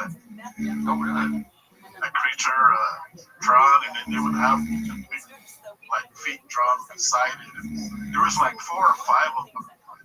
And I never got the chance to talk to this other gentleman, but he can decipher all that good stuff. So I'm kind of curious what the story is of that. But as far as, the history goes back, and a lot of this is for a lot of the indigenous tribes in North America, South America, wherever. The sightings and the connection with the UFOs, UAPs, whatever you want to call them, goes back, since we've been here from way back in the beginning. And a lot of those will be on petroglyphs, as you all know. You can go anywhere, New Mexico, Arizona, Utah, Colorado, and they got petroglyphs of different symbols and stuff. And actually back in 2020, excuse me, I went over to the Hopi lands in Arizona. And they say that's the center of the universe. That's where mankind, all races originated. And they have this rock, it's carved, they call it a prophecy rock. And it tells the story of how we all came out from underground and branched out, and how we became to be where we're at today. And the thing that's extraordinary about that is they have a line where they actually detonated the nuclear bombs. They have it to a game, the first one, the second one. There was supposed to be a third one, but they never detonated it. And I never got the whole story of that. I'm curious about that, though. That's an ancient painting or an ancient petroglyph that had those depictions? Yes, it's carved in a big old rock. Somebody had prophetic visions for sure, eh? Yeah. Second Mesa, Arizona. Actually, they have one that's called Prophecy Rock, and they have another one that tells more of their history. This gentleman was telling me a story that he had taken a couple of military guys there. And this gentleman got irate and upset. He was telling his elder, have that on the rock. And apparently it was a carving. And I guess in the military, that carving meant nuclear I don't know if you want to say the device or just nuclear. And he said, that's not well known. That's not out in the public. Nobody knows that certain insignia, I guess you would call it. So he was upset, saying, how do you guys know? Where did you guys get this? And he goes, oh, well, this was carved back hundreds of years ago. They were told by the star people. And the story I was getting to is where we were created, supposedly over here. That's where the star people were. And along those lines, they were saying we were underground all this time. And they decided to climb out of the hole underground and come up to the surface of the earth. And once they did, they branched out and they made all the races. So, from what I gather from this elder Obi man, we were all originated in that area. And when we were underground, they were saying they had bad people. In the Hickory way, they also tell a story of we were underground also, and that we were with bad people. So, it makes me wonder, are those reptilians? Are those, what are they? So I'm still divulging into that aspect of that too also. So I'm curious if these beings actually look like that. The pictures, antennas, everything, Well, it's been mentioned a few times, Avery, from different experiencers, that sometimes some people see these entities almost being bug-like, big black eyes and just a very smaller face. So it seems to be a reoccurring thing that we keep hearing, and I'm not surprised to hear that it dates back thousands of years, and stuff that's carved into a stone pretty much at this point, is that there seems to be something to these entities. There seems to be something there.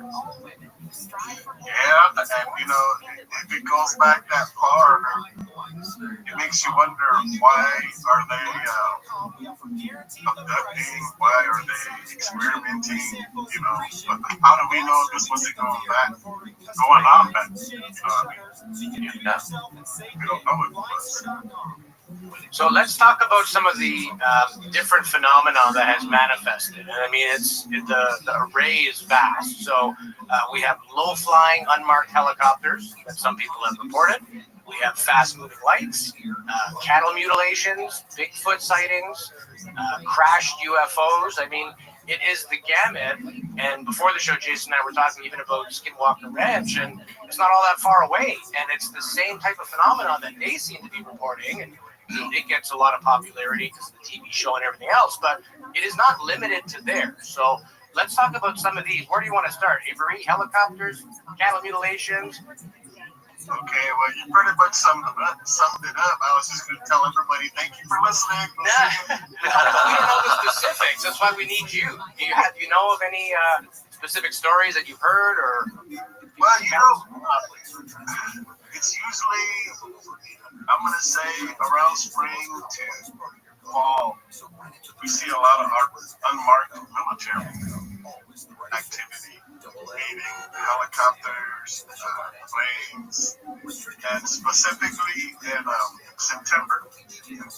Okay. We have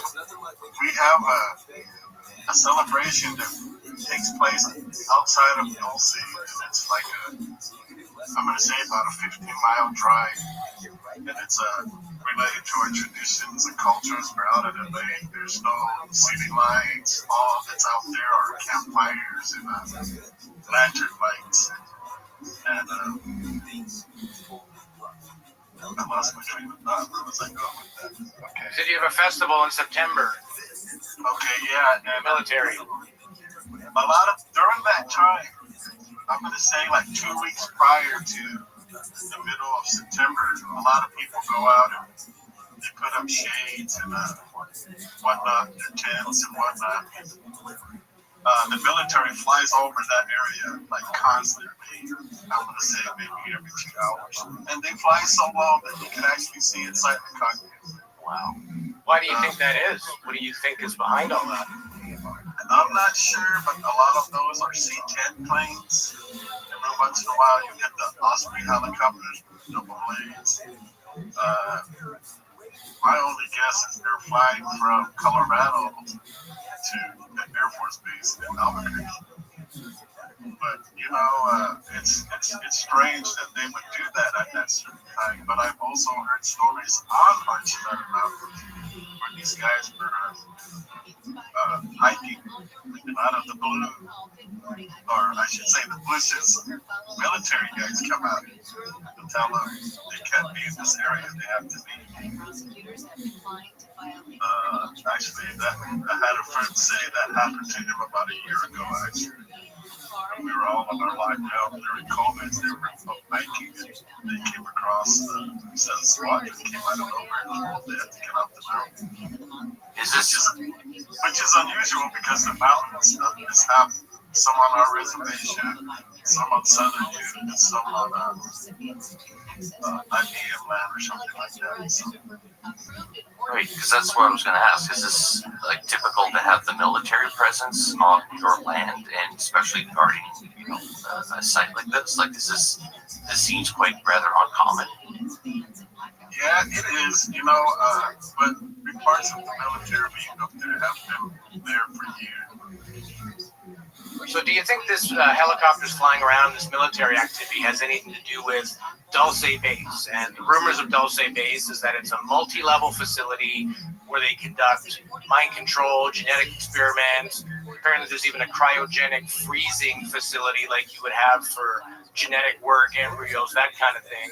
And in 1979, there was a gentleman named Paul Benowitz, and he was convinced he was picking up electronic or electromagnetic communication somehow, and he thought it was a crashed spacecraft. And then after doing some investigations, he claims to have discovered a secret UFO base. And in 1990, John Lear confirmed that he had proof of the base itself. So very interesting. What can you tell us about Dulce Base?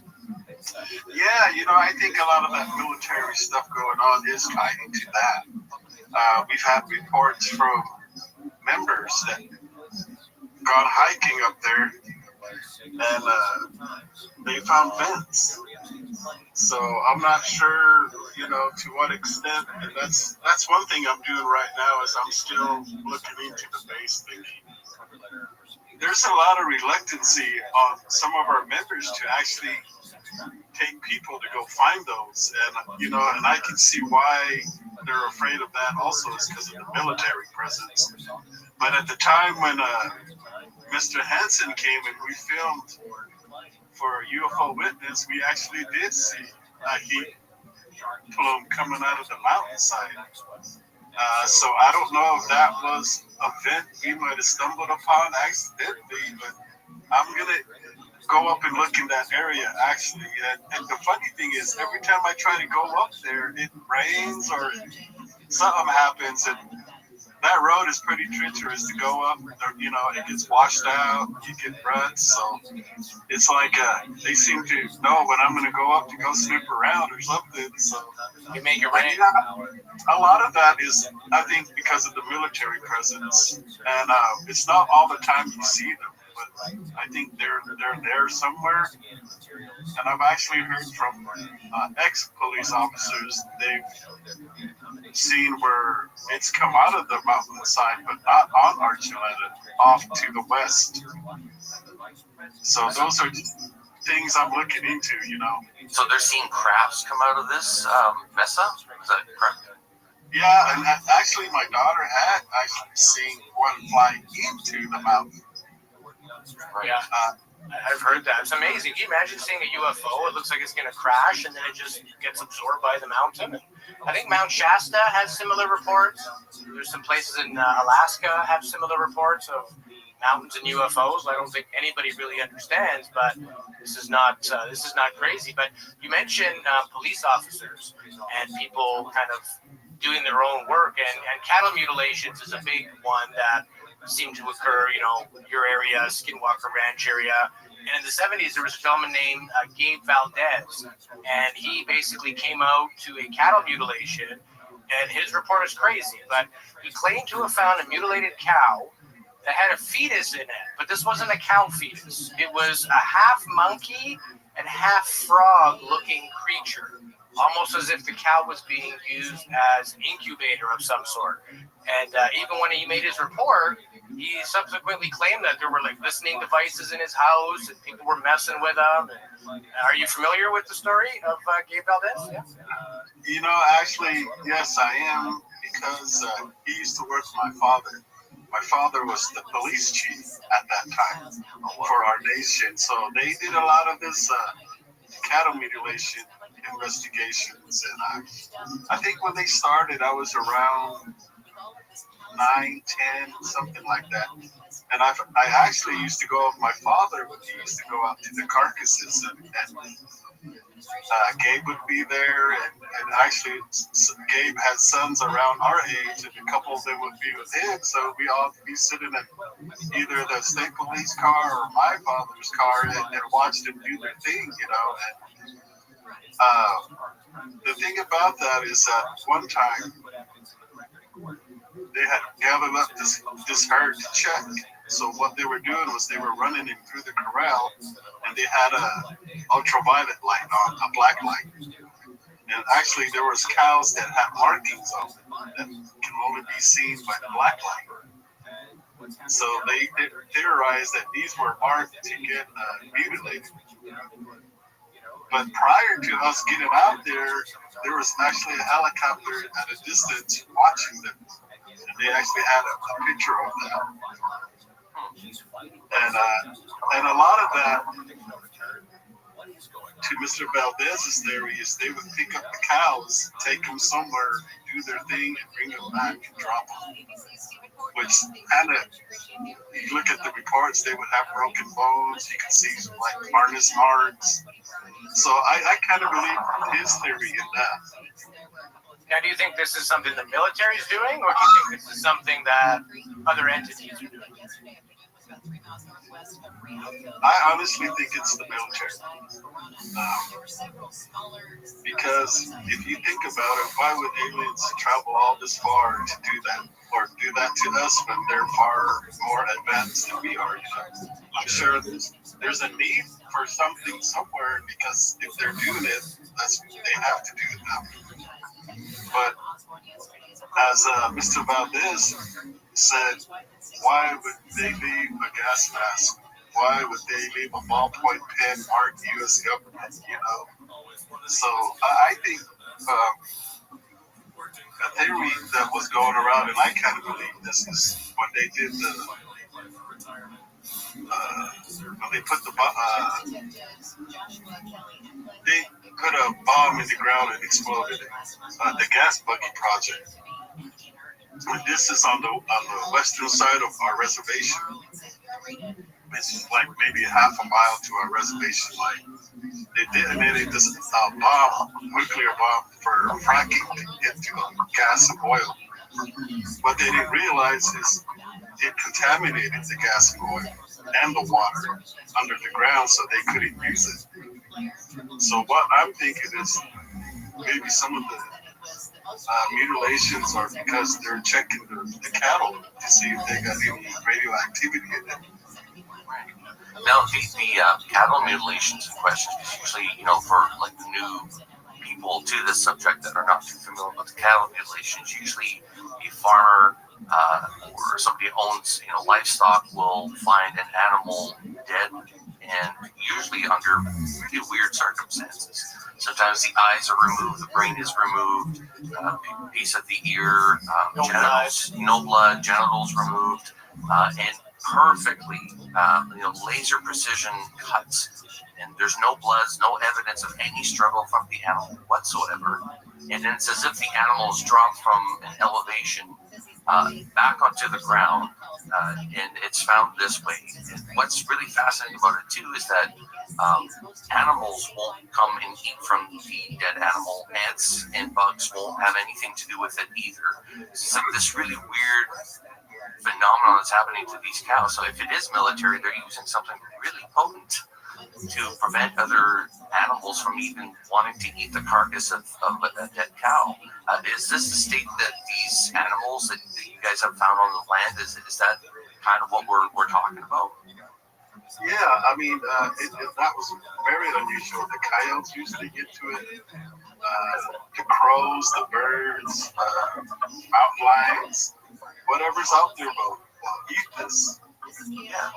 But they won't come near it. They, that's really the strange thing about this. They won't come near it at all. They won't touch it. Yeah, it's as if nature itself is opposed to it. Yeah. So let's talk about some craft now. And obviously UFOs are a prevalent thing that's happening. In fact, one of the elders of your people, a lady named Geraldine Julian, she's been very outspoken. She was on the episode with Ben Hansen and yourself as well. And I mean, this lady's awesome, not scared to speak out. She looks like she's about 4'9", but you wouldn't want to make her mad. And I mean, she flat out said she's seen like a huge spaceship over her house, flat on the bottom, domed on top. Other people have claimed that they photographed them, and there's no lack of UFO evidence in and amongst your people. So, anything interesting or any stories you can share with us regarding actual UFO sightings?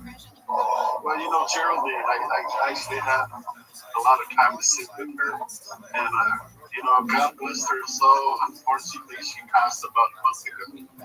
And she takes all that knowledge with her, all the sightings she's seen, all the stories. But she was telling us this one time that she actually seen something also come out of Fortunata Mountain. A big old bright light. And, I think she describes it in that episode. They said that they would come visit her. So I think a lot of what was going on with her is it goes way back from she was young. So I think it was like a connection thing. You can come to Dulce and talk to anybody. They probably can show you a video, a picture of some strange light. And I'd say in January there was a lot of activity. A lot of people were texting me and sending me pictures saying, look at the light, look at, it was doing this, it was doing that. Excuse me. One night I actually went out. I just went out for a ride. We can drive about 5 miles and we're out into the woods, either direction from Dulce. So I went out about 10 miles and just parked. And the weird thing is when I rolled my window down, something flew over my ride. I'm going to say maybe 100 yards, maybe less. I couldn't tell you exactly what it was, but it had like red and like blue LED lights. They were really bright. No engine noise, nothing. It just quietly flew over my ride, and I was trying to get a picture. By the time I got my phone out and everything, you could just see the back end of a red light going in the distance. So I honestly don't know what that was. If it was military or, a UFO, which is kind of strange because I honestly didn't think anything. I just figured I'd go for a ride and kind of scope out the skies. I wasn't prepared to see that actually. It flew right over me, so they knew I was there. And I tried turning around and driving down the road and trying to get a better view, but it was gone. I lost that. Then I actually had one of our fish and game officers actually tell me one night he was parked at this one lake and something flew over him. He said it had green lights the shape of a stop sign. And he said it basically flew on top of the road or along the highway. So he was able to try to catch up and drive to catch it. He said he followed it for about 7 miles and it just flew off. But the weird thing about this is I think that was the military. Because when we were out at our celebration out at the lake, I'm going to say about 2:30 in the morning, we could hear like a plane or something coming up. So we all got out from our shade area, our camping, stood outside, and we saw this 2 planes fly over. This is what I would think they are, but the second plane had the green lights with the stop sign. So I'm thinking what that officer saw was a military. And Avery, just so I could get this clear image, is it normal or typical for planes to fly that low to that site, like on average, like every year, or is this just something that it's not normal for planes to fly that low to the ground, but they seem to be doing it at this specific time of year? No, it's not normal. It's not at all. Yeah, in aviation, height is your friend. I have a friend who's a pilot, and I said, like, because I hate flying. I traveled for about 3 or 4 years of my life. I've flown 300 times. I still hate it. And he was telling me all the different things about it. And basically, he was saying that, oh shit, I just lost my train of thought. Just about flying, it's not typical low flight. Yes. Yeah. So the whole idea of flying, because I said, why do you got to fly at 40,000 feet? There's no small accidents. And he says, no, elevation is your friend. If something goes wrong, the pilot has time to fix it. They can, even if it stalls or whatever, you need that elevation to be able to drop the plane, bring it back in. The most dangerous way to fly is 300 feet over the ground. If something happens, you're done. So, so it doesn't seem like it would make a lot of good sense for aircraft to be that low ever, let alone over like native land, which they probably have no business being over in the first place. Very strange. Well, they even fly that low over Dulce, the town. Oh, really? Yeah, I mean, that's the thing that scares me because, like you said, you need the altitude to correct your problem. And if you're flying that low and something happens, you're going to crash into it. Yeah, exactly. Nowhere to go. Now, do you think this has to do with the land itself, the topography? Because mesas seem to pop up in a lot of different areas that have anomalous things. Even Skinwalker Ranch, I mean, the biggest area of what's going on is the mesa. So do you think the land itself might have anything to do with this? It might. Maybe there's some kind of magnetic draw or something that's drawing these crafts and phenomena that's going on. Yeah. And just for the listener, because I just learned recently what a mesa is, because it's not common. Like here in British Columbia, we got mountains, but we don't have mesas, and I know other landscapes across the world are not really typical with mesas. Can we explain to the listeners in the audience what a mesa is, so they have a better understanding of what, if there is a military operation going on, what does that involve? Well, it's a mountain basically, which is the flat top. The top of the mountain is just flat, and there'll be like rock draws pretty much all the way around. Nice. And so, how much of those occupy the landscape where you guys are located? Oh, it's everywhere. Yeah. I think they're formed from erosion or something, right? Water or wind erosion. Yeah. That's basically what it's from. So I picture the Grand Canyon. I mean, that's the biggest example of it. But, you have what was there, and then it's all bored around of what erosion has removed, and you're left with the mesa. Right? Yes. The Great Ice Age did a number on it, right? Yeah. So we have that, activity that's taken place over quite a large landscape. I mean, this is going across a couple of, at least 2 states, as far as I know, right? Utah and New Mexico. So with that, have you heard anybody say, with interactions with entities? I know, Bigfoot. Avery, we've been discovering this subject more and more, and I was not a big advocate of Bigfoot before. I always thought that was something silly. Of course, UFOs are real, but Bigfoots are silly. And I'm starting to understand that the two are correlated together. But have you had any stories of people having encounters with either Bigfoot or other entities, like alien abductions or anything like that, taking place on the landscape or people that you know? Yeah, I personally know quite a few where they say they were taken away from their house, and then when they come to, they're in a room It's all white. There's tables, obviously, and other people in there. I had a friend tell me that after he had what could only be described as an abduction, he had a triangle, 3 dots on his inner thigh. He said he don't know how he got that, but he faintly remembers a white room laying on the table, and there was other people there. I've also had people say they were parked, stopped to use the restroom, and all of a sudden this bright light comes on over them. The vehicle dies. It won't start. And it won't start till after this UFO or UAP disappears or flies off. There's, just a lot of stories like that. And like I said, we're out in the wilderness, so when you're parked out in the middle of nowhere or using the restroom and this happens, it's quite an experience.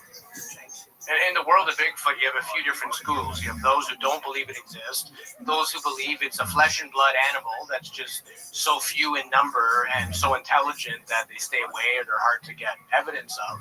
And then you have people that say, no, they are some type of a galactic being, that they manifest here, but they're not actually living here, and it's not flesh and blood animals. So what are your thoughts on Bigfoot? What actually do you think it is? I see it more as like a spiritual creature. But there's that fine line there. You got footprints, you got hair, and then on the other side, if you go spiritual, they say they can disappear, blend in. You could walk by them and you wouldn't see them. So I'm still trying to figure that one out. I'd say it's a more spiritual, but at the same time, I'm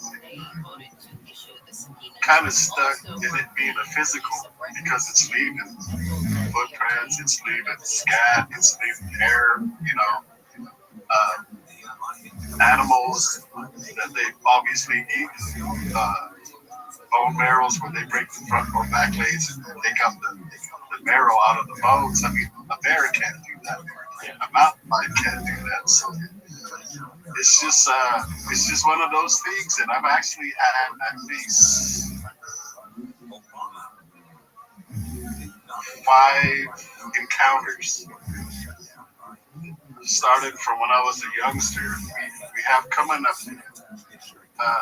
The females have a coming of age feast, and we all go camp out. We cook out there and everything.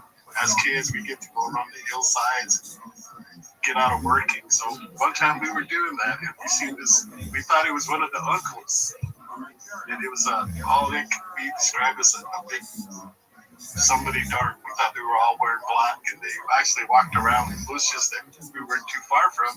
So we go run in that direction thinking we're going to see somebody. There was nobody there. Excuse me. We go back to the camp and we asked them, so-and-so, uncle, grandpa, somebody up there. They told us no, everybody was down here working.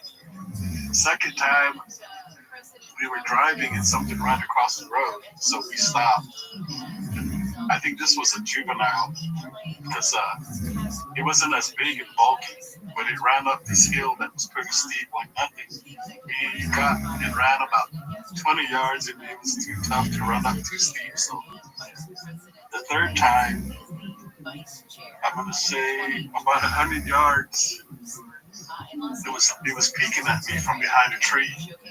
Big black, jet black hair. I'm going to say about maybe 7 feet. I'm going to say this one was a male. I didn't see no breasts, no anything like that. I could see half of his body as plain as day. We had went out the night before. We could smell it. We could hear something walking around, but we couldn't see anything. So the next morning, I went out to that same area, same place.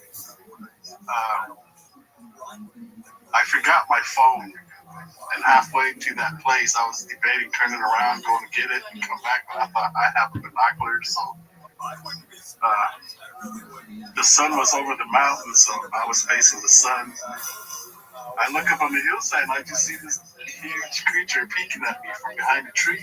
I take my glasses off, rub my eyes, put them back on, it's still there. So I know I saw something.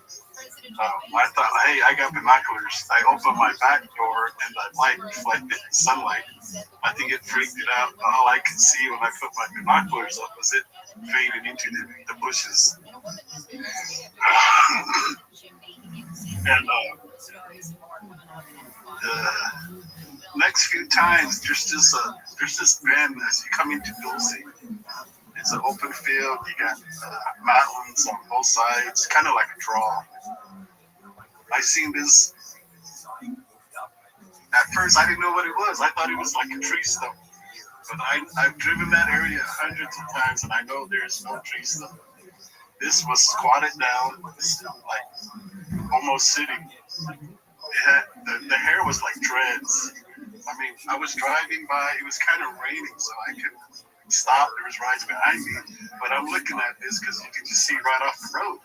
So I go down the road, I turn around, I come back, and I pull into the driveway where this trailer was. It was up on the hill. It was just sitting there.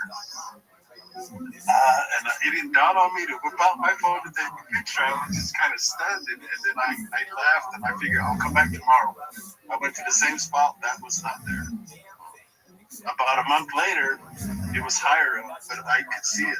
Same thing, same colors, dreads, you know. So, probably here in about a couple weeks, I'm going to that area to put some cameras up and see if I catch anything, because I've seen that there about 4 times so far. And this is just right off the road. That's crazy that it's that close to civilization that it just doesn't care if it's spotted or not. No, we've been pretty brave. They're like, they don't care now. And Avery, what about cryptids? Is there any events that's been taking place, as far as you know, around you with cryptids? I know it's very popular with the Skin Rock Ranch. They're seeing a lot of weird animals and strange entities sometimes. Does that happen at all in your neck of the woods? Yeah, you know, they do strange stuff. I actually, my daughter had seen something as can only be described as a skinwalker, but it looked like a horse. And she had seen it in the field, and it was standing, and when she looked back on it, it was crawling on all fours, like an army crawl. Oh, really? But it's as large as a horse? Yeah. That's kind of freaky. Had a horse body, basically. Yeah, I know the Dogman is a popular one out there. Some people have set up trail cam. I think I saw it on a documentary somewhere, but there was no actual picture of the quote-unquote Dogman. But in the first slide, it was perfect snowy ground. There's no prints. And then all of a sudden, these wolf tracks appear in the next capture from the cam because they're motion activated. But there was never a wolf or any animal associated with the print. It's like 1 minute there was nothing, and then there was wolf prints. So oddly enough, that seemed to have come out of nowhere. All right, hit record again, Jay. Yeah, you know, that is weird. Me and myself, I do look into these things, but for me, I don't really touch the skinwalker stuff, because that's more of a tradition culture thing among us indigenous people. They say it can bring bad luck, it can come visit you, it can go on to your family members. So I'll listen to stories about it and that, but I myself will not go out to go look for that. Yeah, well, we were talking with George Knapp and Colm Kelleher and Thomas Winterton from the Skinwalker Ranch, and that's what they're saying, is that sometimes they bring home something with them, and it affects not only them, but it affects their family as well. Like, whatever it is that is the hitchhiker effect seems to be a legit thing. Like, it's actually happening to a lot of people. So yeah, I don't blame you. I would stay out of that myself. You know, I'd rather do the UFO thing and you know, I know we're talking about the skinwalker now, but I had my own experience when I was a young child, about 5 years old. I actually did this. Oh, Avery, there seems to be some issues with the audio. Yeah, it's very garbled right now. Okay, that's better. That's better. Yeah. Okay, yeah. When I was small, I had a being come visit me. And the strange thing about this is it was when we landed on the moon in 1969. I did research on it and I nailed it to that specific date that we landed on the moon. We were having a celebration in the summer and everybody was out of the house. I was taking a nap on the couch and my brothers were out back. I went to go use the restroom. I walked by the door in one of the rooms and I see something on the corner of my eye. So I thought, there's nobody in here. It's just me. So I walk back, I look in that room and I see this bluish colored being. It wasn't the almond-shaped eyes, ET. It had like a bluish glow to it. It actually had what I think was a suit on, like a one piece. I didn't see no digits. All I saw looked like mittens, the hands. It had like a little slit for the mouth. Probably had a nose, but I was smaller than this being, so I'm kind of looking up at it. I freak out. My mind can't comprehend what I'm seeing. So I run out of the room, I run outside the front door screaming my head off. By then, I'm pretty sure my brothers and them can hear me screaming my head off in the back. I see my mom and them walking up the road, and pretty soon they're in a full out sprint to the house. And for some reason, I run back into the house. I run back into that same room. It's still there. But this time I noticed what looks like a pod behind it. I'm not sure if we communicated in any way, which I'm pretty sure we did, because we stood there looking at each other. And then I ran out of the house the second time. When I ran out of the house the second time, I looked up, and the pod was shooting up into a bigger UFO. In our culture, in our traditional ways, something unusual happens. Out of the ordinary, we seek a shaman, a medicine man. So we had this guy come and he did a ceremony, and all he would tell my father is, I seen something out on this earth. Mind you, I'm about 5. Kind of got tucked away when I got older in high school. I started looking into it. This is how I found out it's the same age.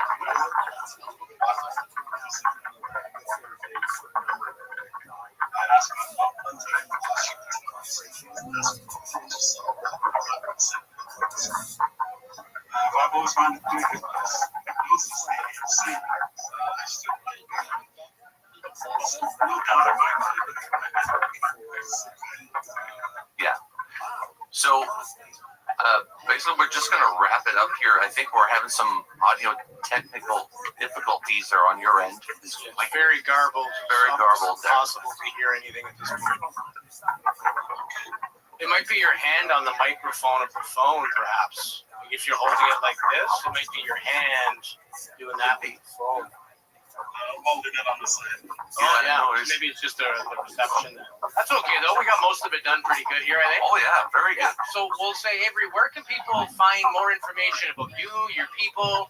If they want to know more, where can they find out more? The internet. The internet, yeah. Leave me alone. Check the internet. Yeah, look at the Avery Apache Nation. Come up. Facebook. Sure. Okay. Perfect, Avery. We thank you so much for joining us today on UAP Studies. It means a lot. Let's do this again. We'll figure Yeah, out if you a way get anything on your trail cam footage, Bigfoot-wise, we're not. I don't think we've ever done a Bigfoot episode. We're mainly UFOs, but there is a connection. If you find anything amazing, you let me know. Let Jason know. We'll definitely do another show on it. You sure will. I'm actually gonna go find all the cameras I have. I got like places picked, and I'm gonna leave them up there for like 3 months and see what I get. See what happens. Nice. Perfect, Avery. Thank you so much, sir. Thank you, guys. Thank you very much.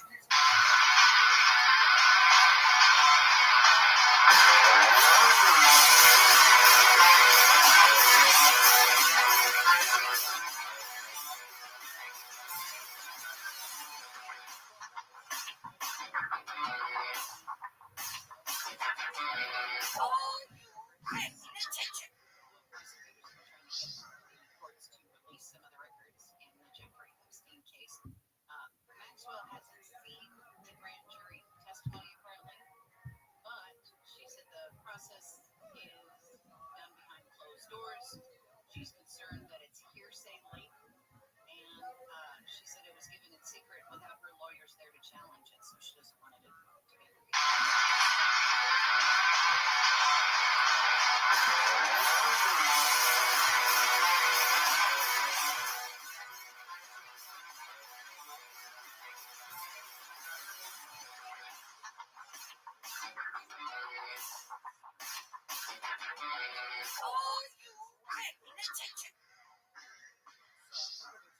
Hey guys, welcome back to another episode of UAP Studies. We're joined again by Michael Glosson, which is joining us from the States. I forgot, Michael, what state are you in right now? I'm in Charleston, South Carolina. South Carolina. Sweaty armpit of America right now. Yeah, I bet it's pretty hot right now, eh? Yeah. I think they actually gave us warning just to not go outside at all today. So I canceled all my plans for the rest of the day. That's a pretty serious warning when they say just stay indoors, right? You know it's freaking hot. Yeah. Stay indoors and check on your neighbors was the 2 things. So I'm not checking on my neighbors because they're all like 23 years old. They're all jerks. I'm not checking up on them. They're all jerks. This is part 2, guys.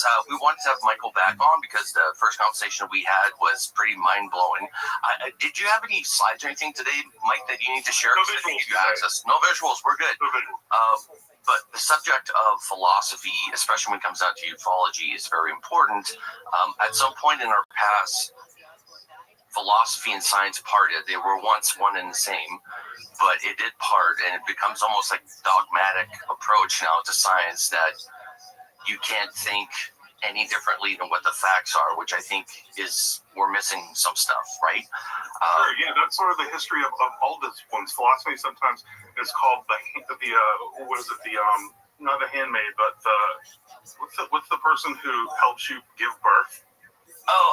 The doula or whatever. Yeah. The doula, midwife or whatever, right? Yeah. Midwife discipline. So we sort of give birth to all these other disciplines, and before they're ready, they were always philosophy. You know, politics used to just be philosophy. Science used to be called natural philosophy. But at some point, you get a list of like standard questions and standard methods that you use, and it kind of goes off on its own, becomes its own discipline. But then, of course, like you're saying, there's that danger that you're going to become a sort of dogma. You're going to become set in stone, and you're going to have boundaries outside of which you can't think. And that's what philosophy is here to always do. It's help you think outside of those boundaries that you've set for yourself. Right. And knowing, I think, when Aristotle, Plato, Socrates, when they sort of really started emphasizing, what is thought? Like, did you think this through? Why do we do this? Right? Like, just the questioning. That's a beautiful aspect of learning that you know nothing, which is the first step, I think, in learning anything, is to understand it as much as I think that I know now at 42. I just understand, it's weird. It's like a reverse effect. You think you know everything when you're young, and then by the time you're older, you realize how little you know and how much time you wasted not knowing the things that you should have been knowing. It's so weird, but it's like a psychological effect of life, and I think the longer we live as a species, because we didn't have time to think that far back in the past when we lived at 22, 24 years old and died of gangrene or some sort of weird infection, right? Our whole life working, And then just surviving. You didn't have time to think, what am I? What are these things, right? I think that came along with civilization. We started questioning things. We had more leisure time because other things were provided for us. We didn't have to worry about that. And it's interesting because we started reflecting on ourselves, our nature, and just fighting against our own species to make them realize something that should be evident, right? And I think as a philosopher, for you, it must be maddening when you just, like, especially now on YouTube and Twitter, and ufology in question too, is that everybody's opinionated. Everybody thinks, no, this guy is valid, this guy's not valid. Like, they're so certain of themselves. Well, I'm not certain of anything. I'm just like, I have to observe it, right? Yeah, it's sort of maddening, but in one way it's encouraging because people are thinking, right? People are finding their own positions on things. And so as a teacher, I taught at universities for over a decade, and one of the more frustrating things is when people come into your classes and they don't seem to have any view at all, or at least they don't feel any confidence in expressing what they think. That's more disheartening than a person who has a view and sticks to it, because you can maybe wiggle them out of their dogmatism or their sense of security. So in one sense, it's encouraging, but in another sense, it's discouraging because as a philosopher, maybe the thing that sort of distinguishes us the most is that we have this love for not knowing, this love for that experience of going like, oh my God, that's a complicated question. I have no idea what to think of that. For most people, that's deeply uncomfortable. And for me, it's like the equivalent of a roller coaster or something. It's thrilling to wade into a topic that's interesting and about which I just can't figure out what to think. Yeah, and it forces us to think differently than we'd like to go. Because the thing is, with this subject, especially for dealing, let's say, with non-entities, non-human entities, the question of philosophy needs to come back. Philosophy needs to be implied here big time. Because it's not just the science of it, but the implications of it all. The technology leaking into society, society's use of this alien technology, eventually understanding what aliens are and non-entities are. And like, there's major implications to our civilization. And even like, I think back, because you know, you study this stuff, but everybody said, I know you're not a big fan of Ayn Rand. I am. I like some of her philosophy, not all of it, but some aspect of it I like. But you mentioned something that was quite interesting, that you prefer people to come into your class with a foundation or a base already on an opinion, rather than somebody who has done. Why is it dangerous not to have an opinion and just to be neutral on anything? Well, I think that it's sort of our natural inclination is to gravitate towards some idea that we can use and like get through the world with. So when a person feels reluctant to, I don't know, lean in any direction at all, or sort of identify any direction as the one that kind of appeals to them the most, it kind of signals to me that they've been taught against their own natural nature to not commit intellectually to something. And so they just sort of sit back and observe a lot, which can be good, but I think there's something sort of unnatural about people who are like, I just don't even know what to think. I don't think about that. That tells me that they've been kind of traumatized out of it or discouraged from doing their own thinking. And that's kind of just our natural state, is to think and wonder and lean in one direction or another. Yeah, and also socially, people teach us what's appropriate, what's not. Like when people used to bring up UFOs, even 10 years ago, people's natural reaction was to laugh it off and to dismiss it. And that's not, it's not the case today, but there was a shift there, right? There was a shift in mentality or approach to saying, okay, maybe it's okay for you to talk about it now. But that did a lot of damage, not addressing something. It's like saying, hey, leaves are green, and everybody argues with you. So stating facts, and I always think about that, like, what are the implications of mankind? Just for those, like you mentioned, that don't think or don't have a foundation, like this will rock their world because they've never contemplated anything outside the limited space they allow for themselves. Sure. What do you think that does to the individual? And in the second part of that question, what do you think that would do as a civilization? Like, what do you think the implications of that are? Yeah, that's a great question. So the first thing to roll back just a little bit on is you mentioned that when we initially started talking about UFOs in like the late 40s or early 50s or whatever, people kind of laughed at it. But what I think they laughed at was not at the phenomena that we use the term for, because those seem to have been around for a very, very long time, like all of human history. We've got some analogs to, things flying around in the sky. If you go to pretty much any time or place in human history and ask people, Like, do you know anything about like little people who fly around in shiny objects? Everybody's like, oh yeah, we hear about the crazy people or whatever. But so it's not that they're laughing at. It's when we gave it a name and sort of conceptualized it that we could also start like putting it into Hollywood movies and making tabloid headlines about it. That's when it became a subject about which we could laugh. It was that framing that somehow American early sci-fi era America put around this phenomenon that made it laughable.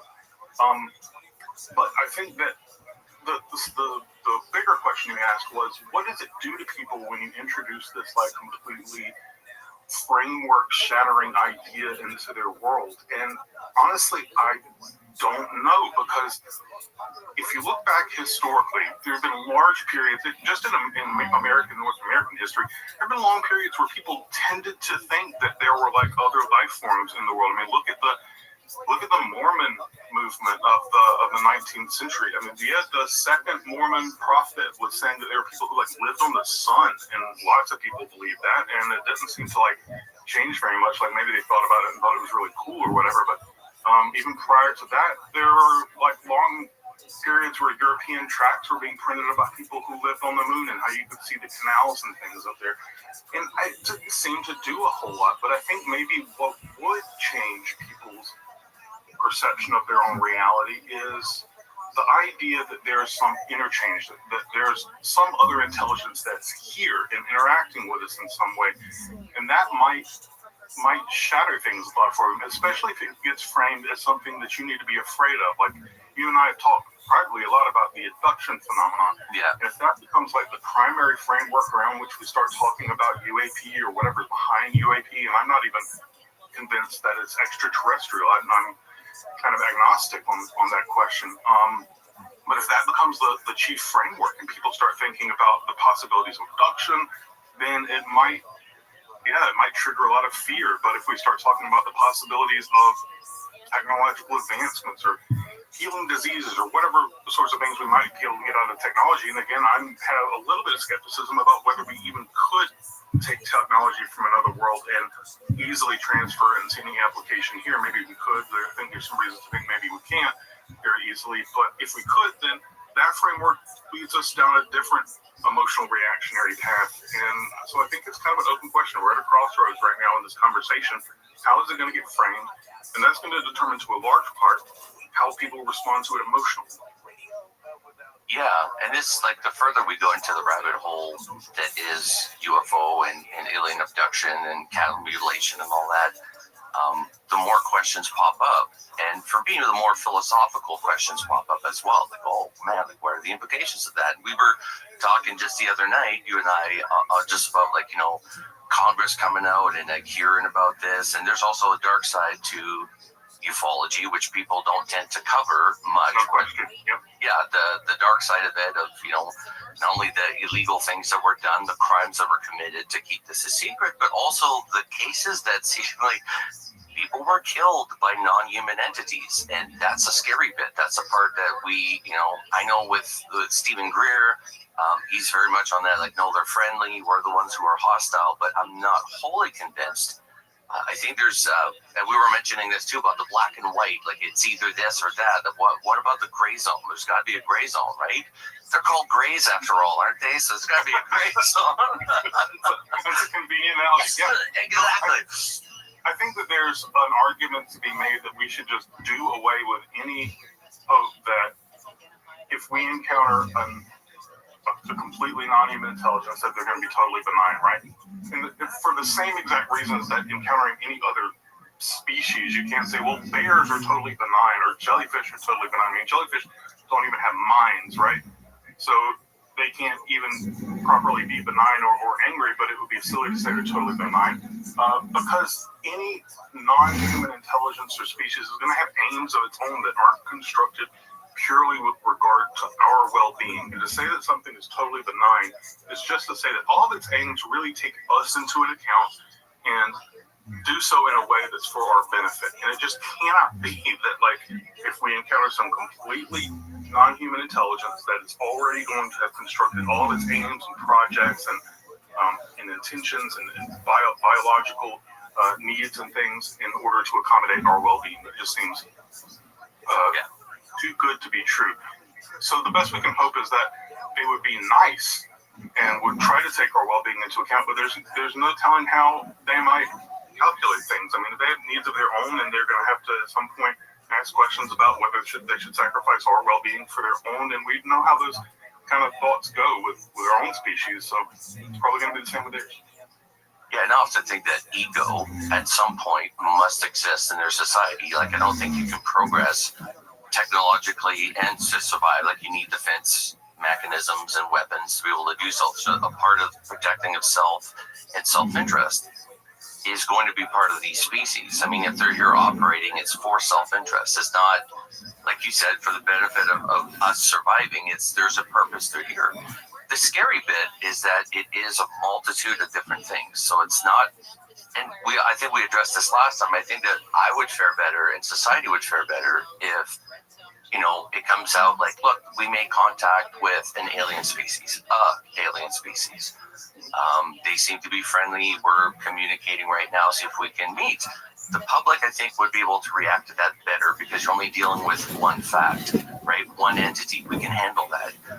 But this subject might be really deep in the sense of it might be extraterrestrial, ultra-dimensional, interdimensional, something that's already been here, something that's from the future. Like, there's a multitude of possibilities, and they could all exist in the same realm as well. We don't know. That's a scary bit, because there's some, I'm sure, are friendly and don't mean us any harm, but the others, even we're talking about the cattle mutilations that humans are found in the same ways as these cattle. And I was thinking about this after a conversation on Friday. And if we were to send a drone out to another planet to dissect an animal that's there, do you think we would care if the droid did it with finesse or kindness?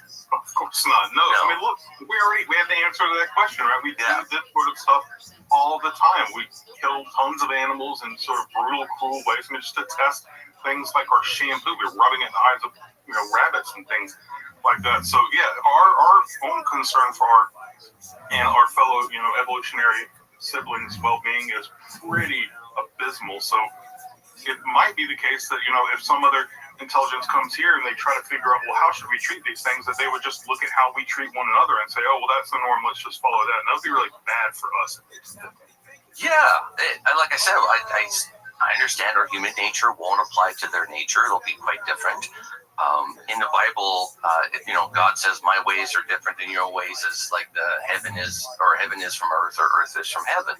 Meaning it's just such a different way of thinking that you're not going to get there. And I think this is the issue that bugs me the most, because we're going to throw all our scientists and everything that we can at this, and philosophy and people of different fields of study need to investigate this and try to put this as a collective, because it bleeds into every aspect of our lives, like every aspect, even to the core of consciousness. We're talking a bit about consciousness, and what does that mean as the individual? Like, let's say your rights, it's not really a right. It's amongst ourselves, it's a right, human rights, but for them, they can come and go and just do what they want to you at any point in time. And there's nothing. Our right to you're talking about our right to not have our own free will impinged upon, like in abduction cases where a person says that, I was just completely paralyzed, or my memory was completely wiped, or something. Yeah. It's like that being sort of like a violation on us, right? Absolutely. Yeah. And you hear that a lot in the abduction cases, that it's a violation of your body because you can't control it, violation of your consciousness because you do whatever they tell you to do. They tell you to forget about it, you forget about it. Like, that superiority, I think, is the hardest part for these abductees, is to explain how superior these things are to us. And it seems like they have every right. People say you don't have a right to do this, and they say, no, we have every right, or you signed up for it. Like, there's a weird thing that's going on there. But I think that maybe that's the part for these abductees that is the hardest part to cope with, is a complete lack of any control over it. Yeah, that's a violation. I mean, so this is something where my philosopher hat on, I can actually contribute something straight from my discipline. Please, yeah. Rights are something that just the whole concept did not emerge until way late in human history. I mean, we're sort of John Locke's era in England with John Donne and other people we're so it's fairly recent. Yeah, fairly we recent. didn't really have that concept guiding our ethics for a long time, and it sort of fell out of legal theory. Like, what gives you the right to something? It started with questions like, what gives you the right to a piece of land? And the idea, well, at least Locke's idea that America's legal philosophy is founded on is like, oh, you work a piece of land with your bare hands, and that's what gives you the right to sort of ownership or something. So that whole concept fell out of these sorts of discussions. It's not something we automatically bring into the world, and so it would be kind of strange to think that when you talk to an alien race or an extra off-world race, that they would have developed that same concept along the same lines, especially if their biology or psychology are completely different. But what more deeply, what people seem to be objecting to in these abduction cases that you mentioned is what we call in philosophy bodily autonomy. The right or the ownership of your own body, and to direct your own body's experience, and to be the one who controls what you go through and what you experience and how you experience it, right? So a lot of times in moral philosophy, we talk about like rape, for instance. The wrongness of rape is construed in terms of violating a person's bodily autonomy, what position their body is in and what they feel and things like that. That should be yours. So it seems like that's kind of the ground upon which a lot of people are not complaining, because that makes it sound petty, but the way that they feel traumatized by the experience of abduction is that their autonomy of their own body has been violated sort of in like a rapey way, which I can understand and hear. But if whoever's doing the violating doesn't have a similar relationship to their own body and their own consciousness, then you might not expect them to understand what it's like to go through that. Yeah, good point. Because that's something that they're used to, or something that they do themselves. Like, they wouldn't see from our point of view that, and there's no, for the people that do come back relatively unharmed. I mean, there's some issues there, but it's interesting. It's interesting that they could do that to you, but yet, we often joke like they don't throw you out the airlock when they're done. At least they return you to the right place where they took you from. Most of the time, we don't know. Maybe there's some. Yeah, what's his name? Is that his name? Tim Scott, the guy who was abducted and then dropped off like several miles away from where he was a few days later. I can't remember. Randy Scott. Are you thinking about like the fire in the sky incident, or? Yeah, that guy. Okay, Now, you got Tim in my head. It's not Tim. The audience is going to kill us right now. They're probably just shouting it out right now. Just look into the comments and they'll tell you. Right? Yeah. Blowing around our heads right you said Tim, and now my head is stuck on that. Fire in the Sky was Tim Walton's? Tim Walton. Yeah. But that's crazy, but the thing is, that was a rescue mission. Because they took him in the middle of the woods, they had no place to put him back, or we're not going to put him back there. Right? That's a good point. The nearest town, near a phone booth, like they did him a service for sure. And you hear stuff like that, you're like, man, that shows kindness. Like when he mentioned Travis Walton, not Tim Walton, Travis Walton. Thank you. Sorry, I'm getting you murdered in the comments section. Fair enough. It's early. But it's crazy because he thinks that it was a rescue mission after a while, because his friends left him. He was in really bad shape, and when he woke up, they were working on the painting behind me is from his point of view when he woke up, and he could see three entities above us. Yeah, that's his hand up there or whatever. I mean, that's not legit what happened, but a rendition of it. And it's scary because you realize that there's no ill intent there. They did him a service. They brought him back. They kept him alive. It was a weird experience for sure. Like, I think and that's the thing. It's an alien experience. Like, how do you describe it? And they always say, oh, it was like this, but not really. Like, and I could totally understand. We don't have the lexicon for that yet, right? And that's really one of the things that when I started getting some level of interest in people's experiences with UAP and abductions and things, one of the things that was most compelling to me was reading testimonies where people would say that they didn't quite have the vocabulary to explain their experiences, right? Because people don't mistake some normal experience for something they don't have any vocabulary for, right? If you see something streak across the sky and it was actually a weather balloon or it was actually a meteor, you might mistake it for something else, but you don't mistake it in a way that says, oh, you know, it was just some color that I've never really seen before. I can't even talk about what the surface texture was like. It was sort of like aluminum, but it was also sort of like woody or transparent or whatever. Those sort of outside of your normal vocabulary experiences kind of convey a truthiness to me, a truth-like quality that I can't find in other places. You just don't find them in the realm of normal human experience. And that's kind of what started making me think like, oh, these people experience something. Well, I knew they experienced something, but it's not just a mundane experience that they mistook because it's outside of their normal vocabulary of experiential descriptors. Yeah, I think maybe the closest thing to that is somebody has an acid trip and they go through and they see different things. They can't describe it. They've never had that happen before. There's no point of reference.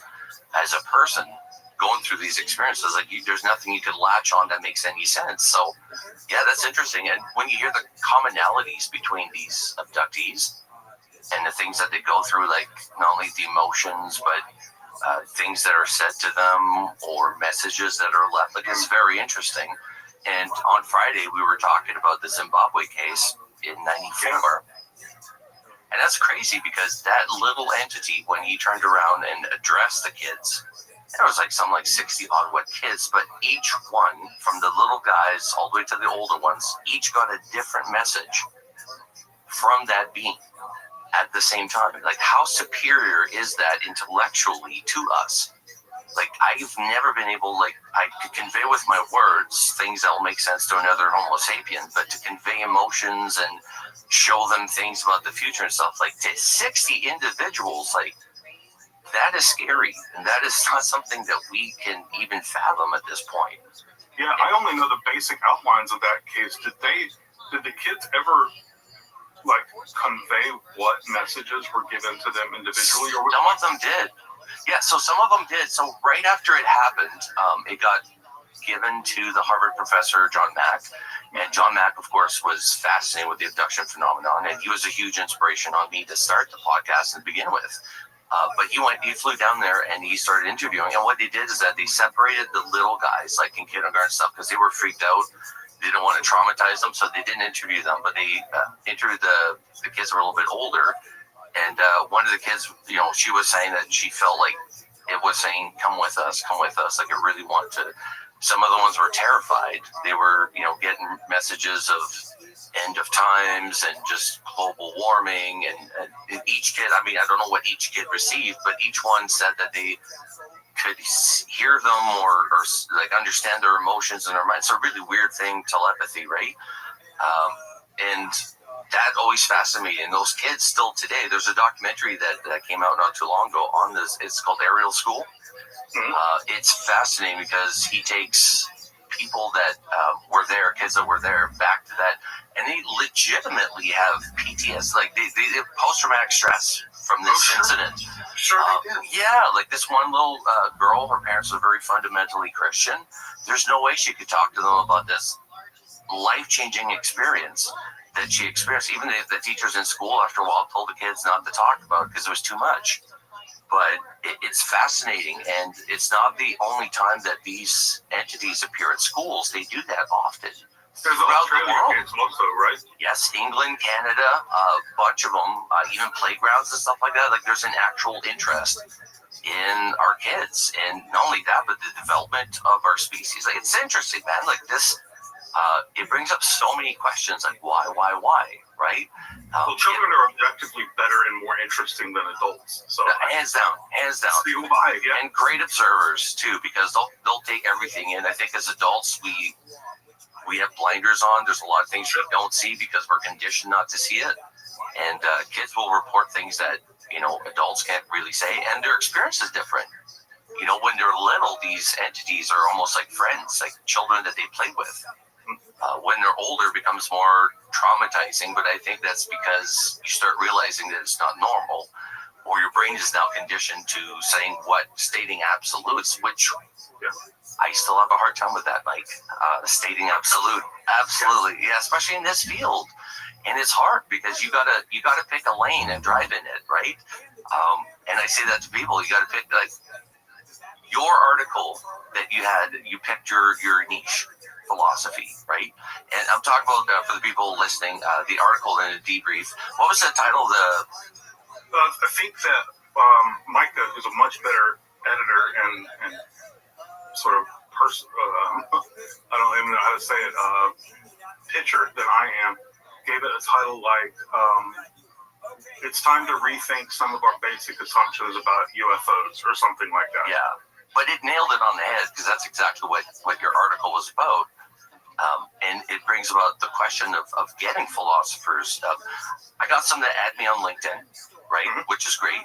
But I'd like to see them more engaged, like yourself, to actually cover this subject because it is a huge part of it. That the questions of why, the implications. You were talking about disclosure, the implications of disclosure. You brought up like multiple angles that I never even thought about, like. One thing leads to another, right? One problem leads to multiple other problems, and depending on which path we take, you had a chart which was just like fascinating. I'm going to put that up at some point in the next 2 weeks or so, and I'll let you link to it. But the idea was to show like how complex any particular disclosure scenario is, and how many implications it has, and questions for policy, and questions for international diplomacy, and how to handle like homeland security, all these other things. Like every one of them is so deeply fraught and complex that there's a million ethical questions to ask for how you'd handle it. And one of the disappointing things of thinking about this is that it makes me much more sympathetic to a point of view of maybe government insiders who are like, just hide everything. Just don't tell anybody anything because the risk is too high and the complexities are so unknown. I mean, governments especially don't like engaging with the unknown. It's just they can't control it, right? So I can really understand why there's hesitancy on the side of anybody who knows anything to tell people.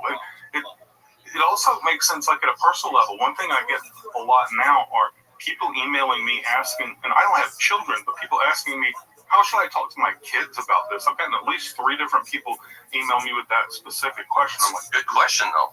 Great question. Yeah, I mean, as a person who doesn't have kids, I'm like, just tell them everything. Just tell them whatever you think is true, and tell them here are the options that other people think, and we don't really know, but here's the evidence that we're considering, and so forth. And I think they're afraid that'll overwhelm their kids, and maybe it will, but I was overwhelmed by everything as a kid, so I just kind of don't have the built-in sympathy for that experience because it's going to be fine. Nobody's going to like their head's not going to explode or whatever. But I'm probably not the person to ask, actually. So for those of you who are thinking about emailing me, asking me for parental advice, I'm just give them some LSD and let them. Parenting time with Michael Lawson. Yeah, right. You got puppets and stuff. Yeah, that's pretty.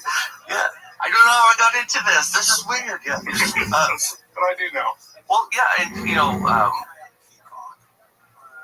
the thing is, we were talking about the crimes that are also involved in this, and the implications of once these crimes come out, people being mad and more distrust in their government because now they know their government went above and beyond what is morally right to keep this secret. I think you were talking about cover-ups and the crimes of like military people being endangered or physically harmed by their influence with these things, right? I mean, I know Gary Nolan is working on a lot of real cases right now with pilots, I think, who had UAP encounters and who suffered what can be characterized as brain damage from it. And of course, there are other lots of examples. I mean, you and I talked about the flap of Chupa cases in 1977 in Brazil and the burns that people received from that. And so that's just civilians, people who've been dispatched to specifically interact with these kinds of technologies or beings or whatever it is that they're encountering have certainly gotten physically damaged and psychologically damaged too. Yeah. Well, even now in Peru, I think there's something going on too. Yeah, tell me about this because I haven't followed this story. Well, my basic understanding is that it's a remote village, but these villagers have been attacked by some sort of predatory entity, has claws or something, but it's also camouflage. It's almost like, think Predator with Arnold Schwarzenegger. Like literal Predator. And they said that it slashed one of the girl's throats and they saved her, but it wasn't pretty. And that these villagers have been attacked almost nightly by these things. So they're pleading. And you got to think too, Michael, for some to be like, I mentioned that before, but some to be remote to get attention from the U.S. government to go down, or to get any government to go down and investigate it. They must have been going through this for quite some time, and dangerous enough to send out people to go get help, right? So I'm not sure. I'm following up on it every day, see if I can get any more news on this. Today we are August 13th, so when we're recording this, it's August 13th, so there might be news that comes out since this podcast is released. But yeah, that's my basic understanding right now, and it's not uncommon that attacks take place in the southern part of the hemisphere. Like, you know, you mentioned the 1977 case, like people seem to be hurt or found in really weird ways down there. I'm not sure if it happens in North America. If it does, it's very much diluted amongst our population and nobody talks about it. But down there, it's prevalent. Like, it seems like it's not good. They're being attacked or being zapped or major implications. Like I said, it's a scary bit of ufology that we never talk about. It might be there's like a selection problem too, in that if we found people with slashed throats in America, we'd almost certainly attribute it to like one of the, I think there's like 1,000 serial killers loose at any point in North America. So you would probably just attribute it to something like that. I mean, you're going to have to go through a lot of weird evidence before you knock all those things off your list of guesses and start saying, well, maybe this was some extraterrestrial or exotic thing. Whereas if it happens in a small village and you've got everybody kind of testifying, maybe it's harder to attribute it to something like a serial killer or whatever. But I don't know. That's a bizarre story, especially the degree to which it kind of mirrors a real fictional story that we have in like the Predator films or something. It makes me think of Jacques Vallée's control hypothesis, where the phenomena actually manifest according to like cultural icons and stories that we already have. Like something sort of feeds off and takes forms that are familiar to us, or specifically for the purpose of being confusing or absurd. That's kind of the feeling it has a sort of sense of absurdity if like real predators are starting to like pop up into reality, which of course I have no idea what's going on down in Peru, but that's my initial thought. Yeah, but I just think like how scary that would be if you're like, okay, once you admit that this is happening, then you're like, okay, this is happening, right? We need people now at this point, and trying to convince people that your life is threatened by something that doesn't seem to be human. But again, you hear stories like that all the time. Skinwalker Ranches, things walking on hind legs that should not be, and just from fictional, science fiction that becomes science fact at some point. Somebody said that a while ago, and I love that because it's true. Like whatever it is that we can dream up is probably somewhere out there in the universe, right? Yeah, so that's the scary bit. But yeah, we were talking about the crimes and admittance, of course, of that, and the implications of not only the crimes that the government has committed, and I say government, it's not government, they're not aware, but these clandestine operations have done a lot of things. They're not so keen on killing people now because it's a lot more evident. People go missing, and suddenly their TikToks, their podcasts are no longer coming out. There's going to be some problems. But in the past, they've ruined families, divorces, and just from fear that they've caused. And I always think about, yes, a lot of these people are dead, but there's got to be some sort of accountability at some point, right? Because of this closure, and that's coming as well. What are your thoughts on what should be our approach when we start asking for questions on their behavior on this? Like, how would we go about that? Yeah, one thing that occurs to me is that probably a lot of this like intimidation behavior, which no doubt exists in all sorts of forms, especially when it comes with the military, this sort of intimidation behavior of like, you'll hear people tell stories of, I think this happened in one of the Pentagon Papers cases where it wasn't Bob Woodward or some other informant dude said that a guy had told him to his face, like, you didn't see any of this, you don't know of this, if anything comes out, you're dead, or something. It's like some really shady, very like cliche threat. And what occurs to me in retrospect is that there are a lot of people in the military who have absolutely no authority to do anything to your family. They couldn't do it if they wanted to, but they can certainly say that and intimidate you, and then there's no possibility of accountability because they can deny that they ever said it. And then they can also say, well, I couldn't have even done such a thing, so why would I say it? Like, I imagine that a lot of these intimidation tactics are just, they're just bluffs, right? If the person ever shows up at your door and says that they're going to burn your house down if you tell anybody about a UFO that you saw, my guess is that they're probably bluffing. But then we have to ask, what about the people who've really been harmed? And the ones that I know the most about are people who've been harmed through sort of psychological, manipulation and constant harassment, like gaslighting type thing. Yeah, or like Billie Holiday. The FBI tried to get her to commit suicide by just like being mean to her and depriving her for heroin and things like that. Based on David Grush's allegations, they do that within the military. Like they'll demote you and kill your entire career if you even approach the subject. Sure, that is real. I mean, certainly they can do that. Yeah. So when you ask about accountability for that, probably you can get accountability for ruining somebody's career within your own organization. I mean, there'd be some sort of civil rights lawsuit, probably, or employment rights lawsuit, but the government has already constructed, especially the military, has constructed these organizations in such a way to have all these levels of opaqueness that you can't see, that a court can't just dig into. So as sad as it is, there's probably not a lot of hope for accountability in the end for a lot of these individual cases. When you get to weird cases where people have actually died, been killed or something, which I don't know many of those cases, there's probably a higher hope because there's just no, at least as far as I know, there's no protocol for just summarily executing a person for doing something wrong on their job. But I don't know, are there specific cases that you're troubled most by? Well, I was talking to a gentleman once, and he's a field investigator with MUFON, and a past experiencer. And he was mentioning he was investigating the case, and he realized he's being tailed by, government-looking cars. And he says everything's fine. He hits the highway, and then all of a sudden he's 40 minutes away from where he was, driving, I think, in the opposite direction, something like that. And it was caused by these people in the car, which, you normally hear about missing time when, you hear about alien abductions or some sort of encounter. Oh, he's 40 minutes away from where Yeah, exactly. He notices that he's being, it was him and somebody else, I think, in this pickup truck. And you think, well, what? That's pretty scary. Like, do they have a weapon? Do they have something? You know what I mean? Like the accountability of what's being used on us based off of this technology. That to me is a crime against humanity. Using alien technology, that's treason to the human race, as far as I'm concerned. You're using something that's too powerful that can't be created by humans against humans.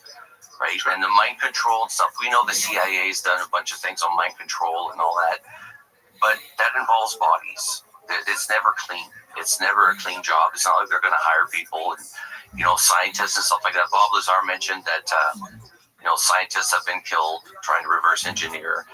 Russians have been captured. They were working at S4 and they had some sort of breakthrough. Within 24 hours, the 4 Russians had been kidnapped. And that's when they handed Bob Lazar a gun. They said, you need to defend yourself.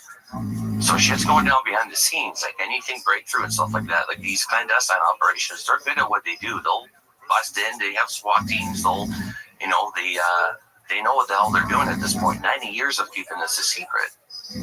But in the I myself am a Bob Lazar skeptic. However, I know that you and I want to convert you. Yeah. And I'm looking forward to it. I did order the book. It's somewhere in my house. And you know much more about him and his stories than I do. But I'm currently on the straddling the fence when it comes to Bob Lazar. But maybe it's just out of ignorance. I don't know. But no, well, once you read the book, he makes sense. He's actually a good writer because to me it was like it was just a nice flow, and he explains almost week by week to his best of his knowledge of what took place, and it makes sense when you read it. He doesn't explain himself well in person because people ask him questions out of sequence. So you never know in what sequence things happen, but in the book he lays it out for you, which is quite nice.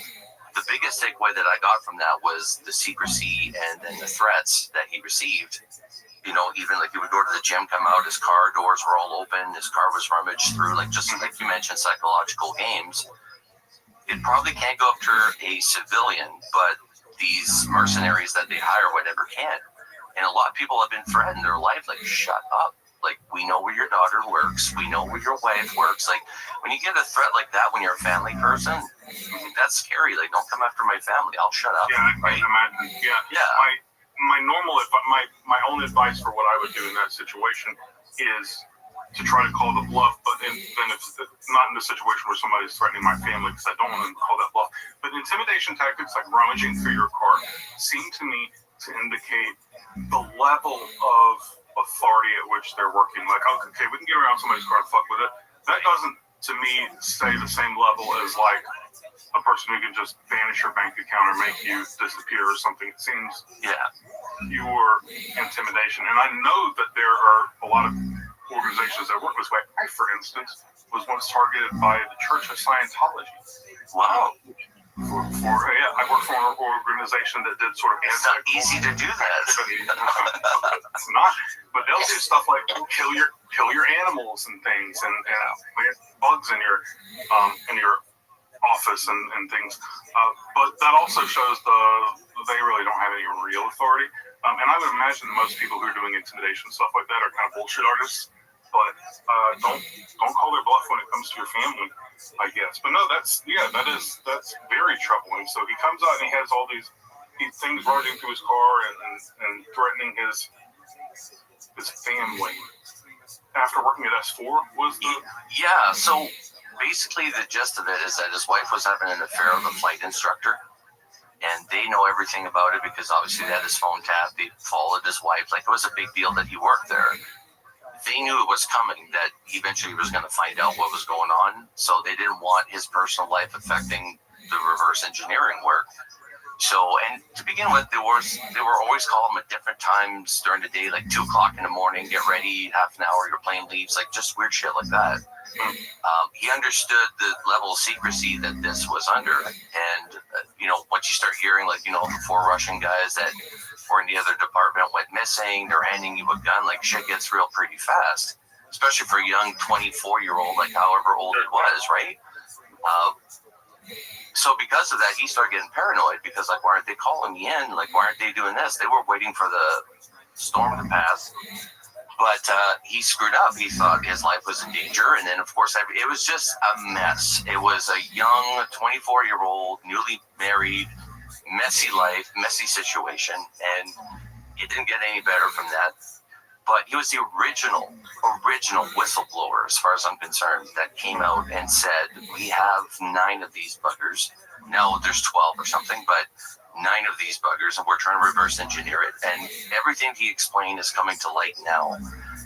Element 115, everybody laughed at him like, that doesn't even exist. It does now. It's on periodic table. Like, he's being vindicated. Even with David Grush coming forward and saying that there's reverse engineer program.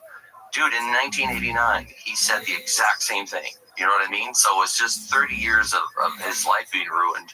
So he deserves, like I said, a lot more, I wouldn't say praise, but just admiration for standing up for what's right? Telling the general population, these guys are up to this, and this is real. Like, even when we talked with Jim Goodall, and Jim's like, right before he took the job at S4, he did not believe in aliens. He's like, that stuff is phony baloney. Like, it's complete nonsense. Gets a job at S4, and he changes his mind really quick, right? So, but the lengths of which they go through, the things that he's heard, even David Grush mentions, this is kept under wraps, and, with the threat of death. And the threat of death is always there, especially with a secret that big, right? And that's what, and like, even we're talking to Mary Broadwell in Australia, her life was ruined. She's divorced. Like, there's implications to this field.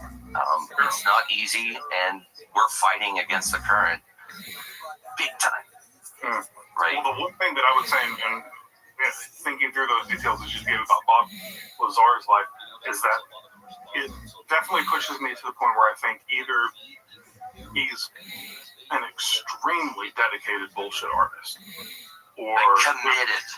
Yeah. I mean, like, it's not a detail, like the sort of MC Escher of bullshit artists, or there's some substantial truth to it.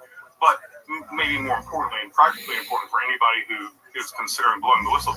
He did blow the whistle, and he's still alive, which illustrates a general point, is that if you're considering blowing the whistle and you're afraid, the best thing you can do for your safety is to become a whistleblower.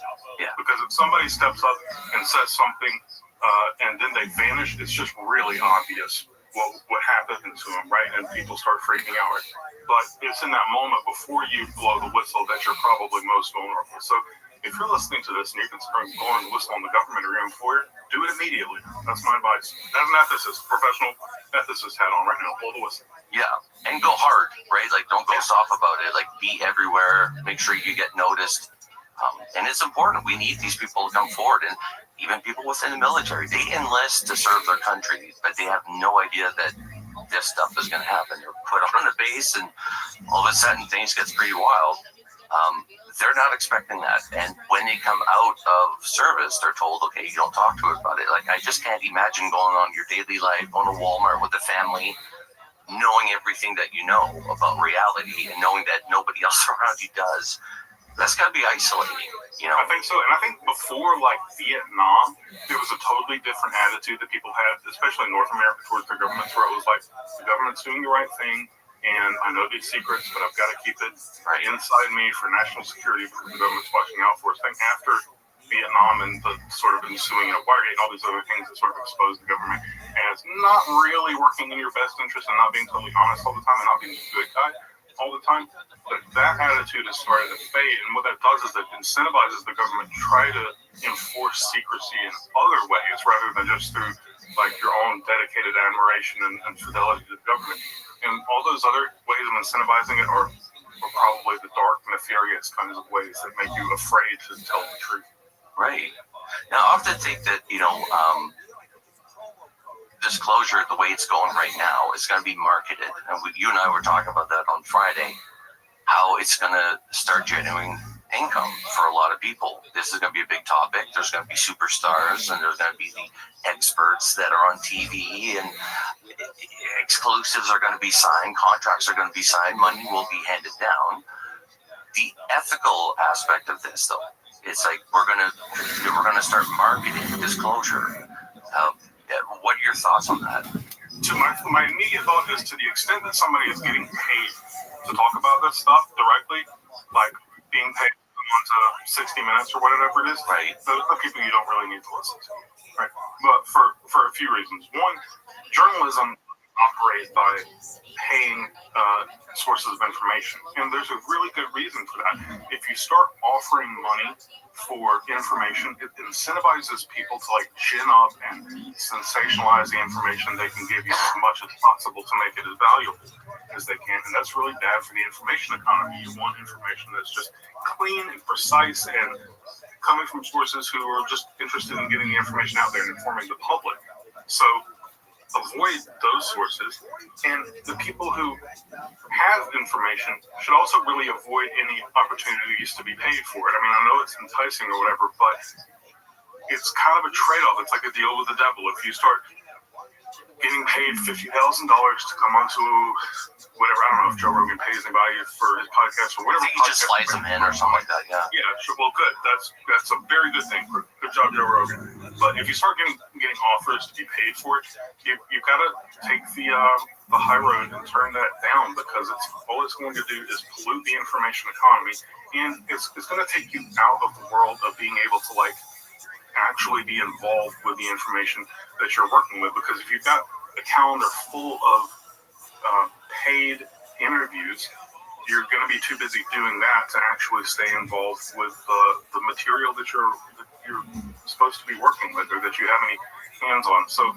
yeah, the idea that this is going to become a commodity, this information is going to be commodified, is just miserable to me. I mean, it happens anytime information is commodified, it just sucks for everybody. Yeah, then you just think about, like, is there going to be like a circus that comes through town, a couple of dead bodies you got to pay to see? Yeah. You know what I mean? Like, just an absolute, what we normally do as a species, you know what I mean? Capitalize on it if we can.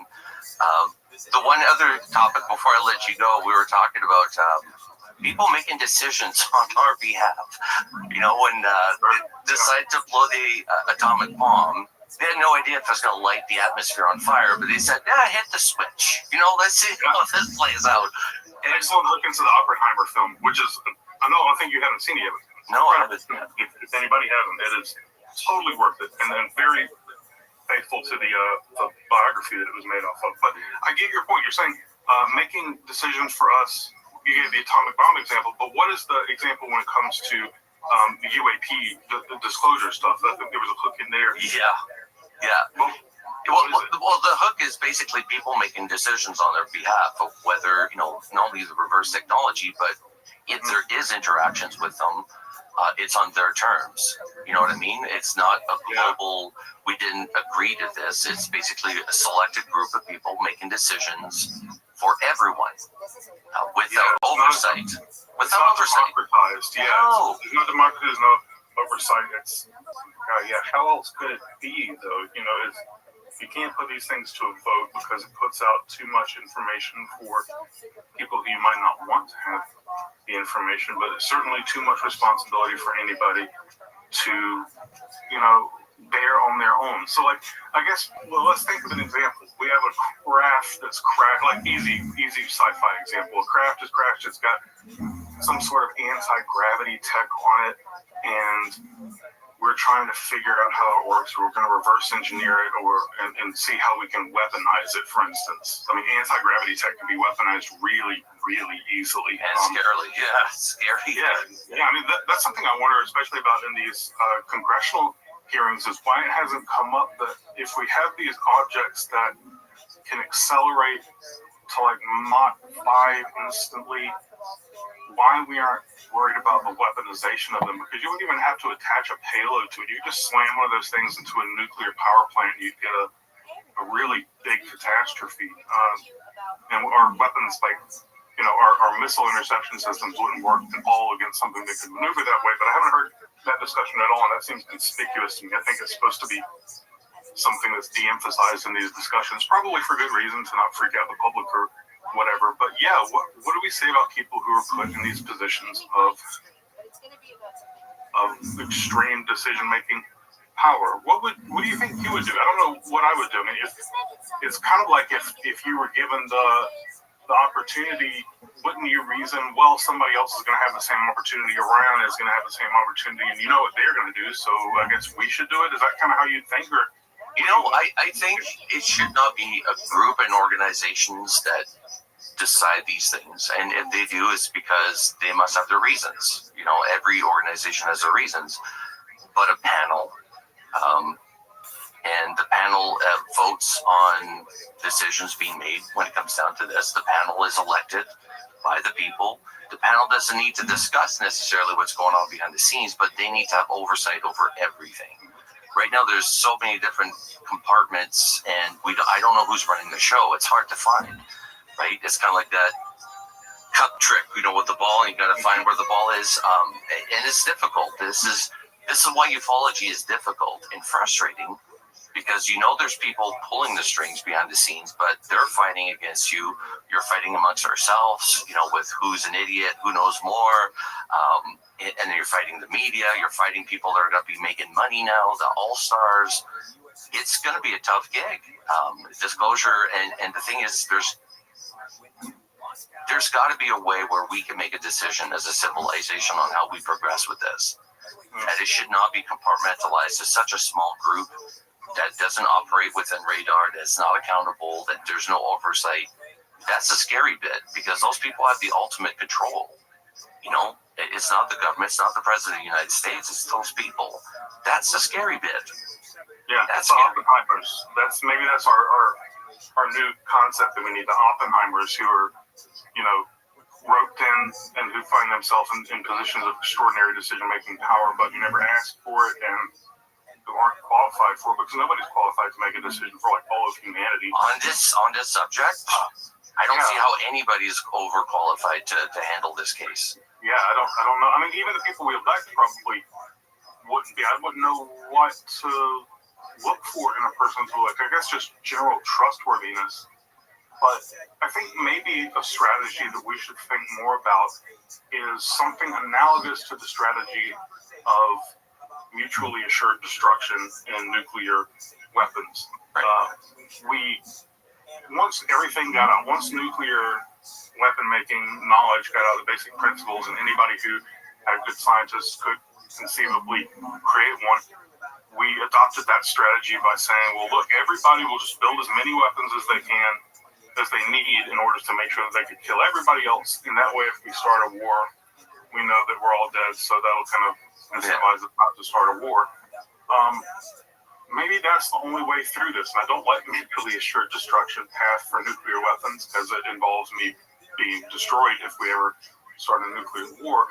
But it might be the only way that we could ever get a sort of like democratized approach to what to do with this technology. If we knew that everybody had it and we were just totally transparent about who had what and what we had, and let other people look at that same information, then we could maybe progress without fear, because it's really just like fear of it falling into the wrong hands that makes us make bad decisions, and it turns us into the wrong hands, as this kind of like pernicious effect of corrupting your own intentions.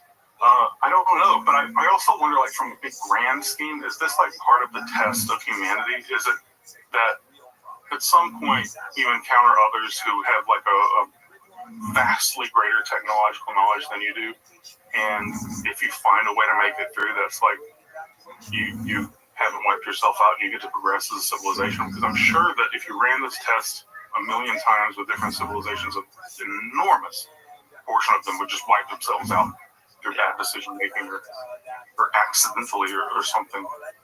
I don't know. It'll be interesting to see how it works out, and it'll depend a lot on the specifics of what it actually is in the hands of the government. I mean, we know there's something there. They're saying there's something there. We have tons of CIA documents from like the 70s saying there's something there. So we need to know the specifics, I guess. Are you worried? You're a parent. Is this like end of the world worry for you? No, I mean, I talk with my wife and my kids about it openly. I've always been open with my kids since they were little. I always told them Santa Claus isn't real. He's a character of Christmas. And the Tooth Fairy isn't real. It's Mom, right? I've always been bluntly honest with my kids. Even teach them chess because it teaches them critical thinking. And it teaches them not to necessarily believe something just because it's being said. And I talked to them about the UAP subject. And I mean, not everything. Obviously, they're little still, and their attention doesn't last very long.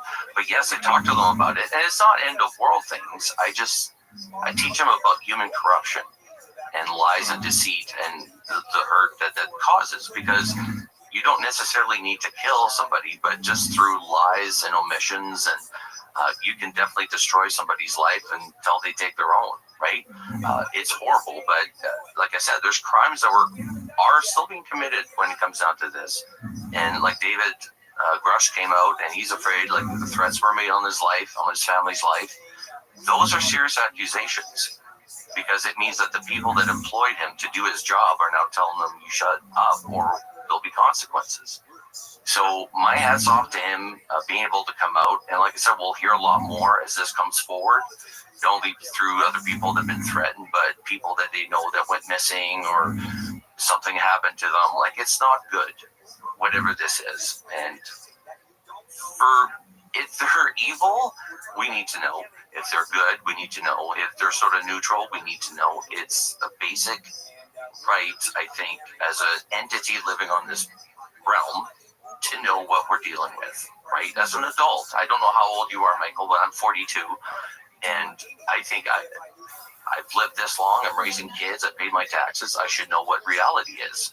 And this is the point of this podcast, is just to say this might be a big part of reality that we're overlooking, and we need to look into it. We need to start really focusing on it. It's going to be complex, difficult, roadblocks. Tim Burchett mentioned the amount of roadblocks that he had trying to get. This is a congressman, for crying out loud. So yeah, the game is definitely there. And like I said, they're still playing, Mike. They haven't gone away. You know, there's no doubt. Yeah. There's one thing I wanted to throw by you. I don't want to take the reins of your podcast. Please.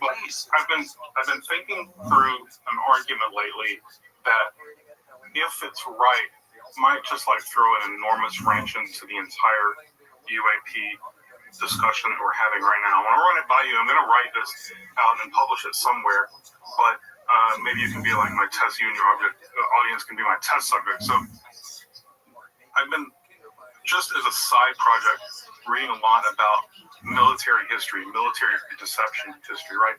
And thinking about, like, in strategy, how when you have an adversary who's not necessarily your enemy, but you have different aims, how it's often best to just have them left in the dark or believing something totally wrong, right? That puts you in the best position. If you know what's going on and they're deceived, you can kind of control what they're thinking and doing all the time.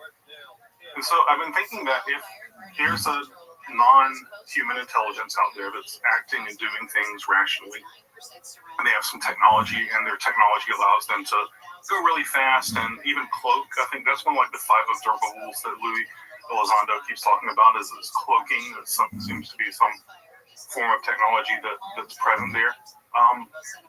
Isn't it like necessary that we draw the conclusion that they are to some degree confusing or intentionally displaying themselves differently than they really are, right? So, for instance, you could imagine a UFO looking like a normal passenger plane, just to avert interest or something. But you could also do lots of other things. You could look like a cloud or whatever, or might just make it look invisible. So I think the first step of the argument is that we have to assume that there's an incentive that whoever's running these technologies, that they have an incentive to mislead us and to sort of control our perception of them and to confuse us or to make us not see them or see something that isn't there, right? And so the question is then, how far should we assume that they're going and doing that? How much of what we see is constructed purely for our own advantage or their advantage, and how much of it is real? The assumption that seems to prevail throughout all of these discussions is that whenever we see something, it's really what's there, right? Somebody says, I see a gigantic football field-sized red cube in Texas. That means there was a gigantic football field-sized red cube in Texas. I don't know if I think that that's the right conclusion to draw, given that we know that there's some sort of, like, deception ability and a deception incentive there. What's more likely, that we accidentally caught them with all of this, like, really advanced technology that they have, that we accidentally caught them with their pants down or their cloaking shield off, or that they strategically chose to allow us to see this? It seems that if they're as smart as they seem to be, and as technologically advanced as they seem to be, it seems extremely unlikely to me that we ever catch them with their pants off.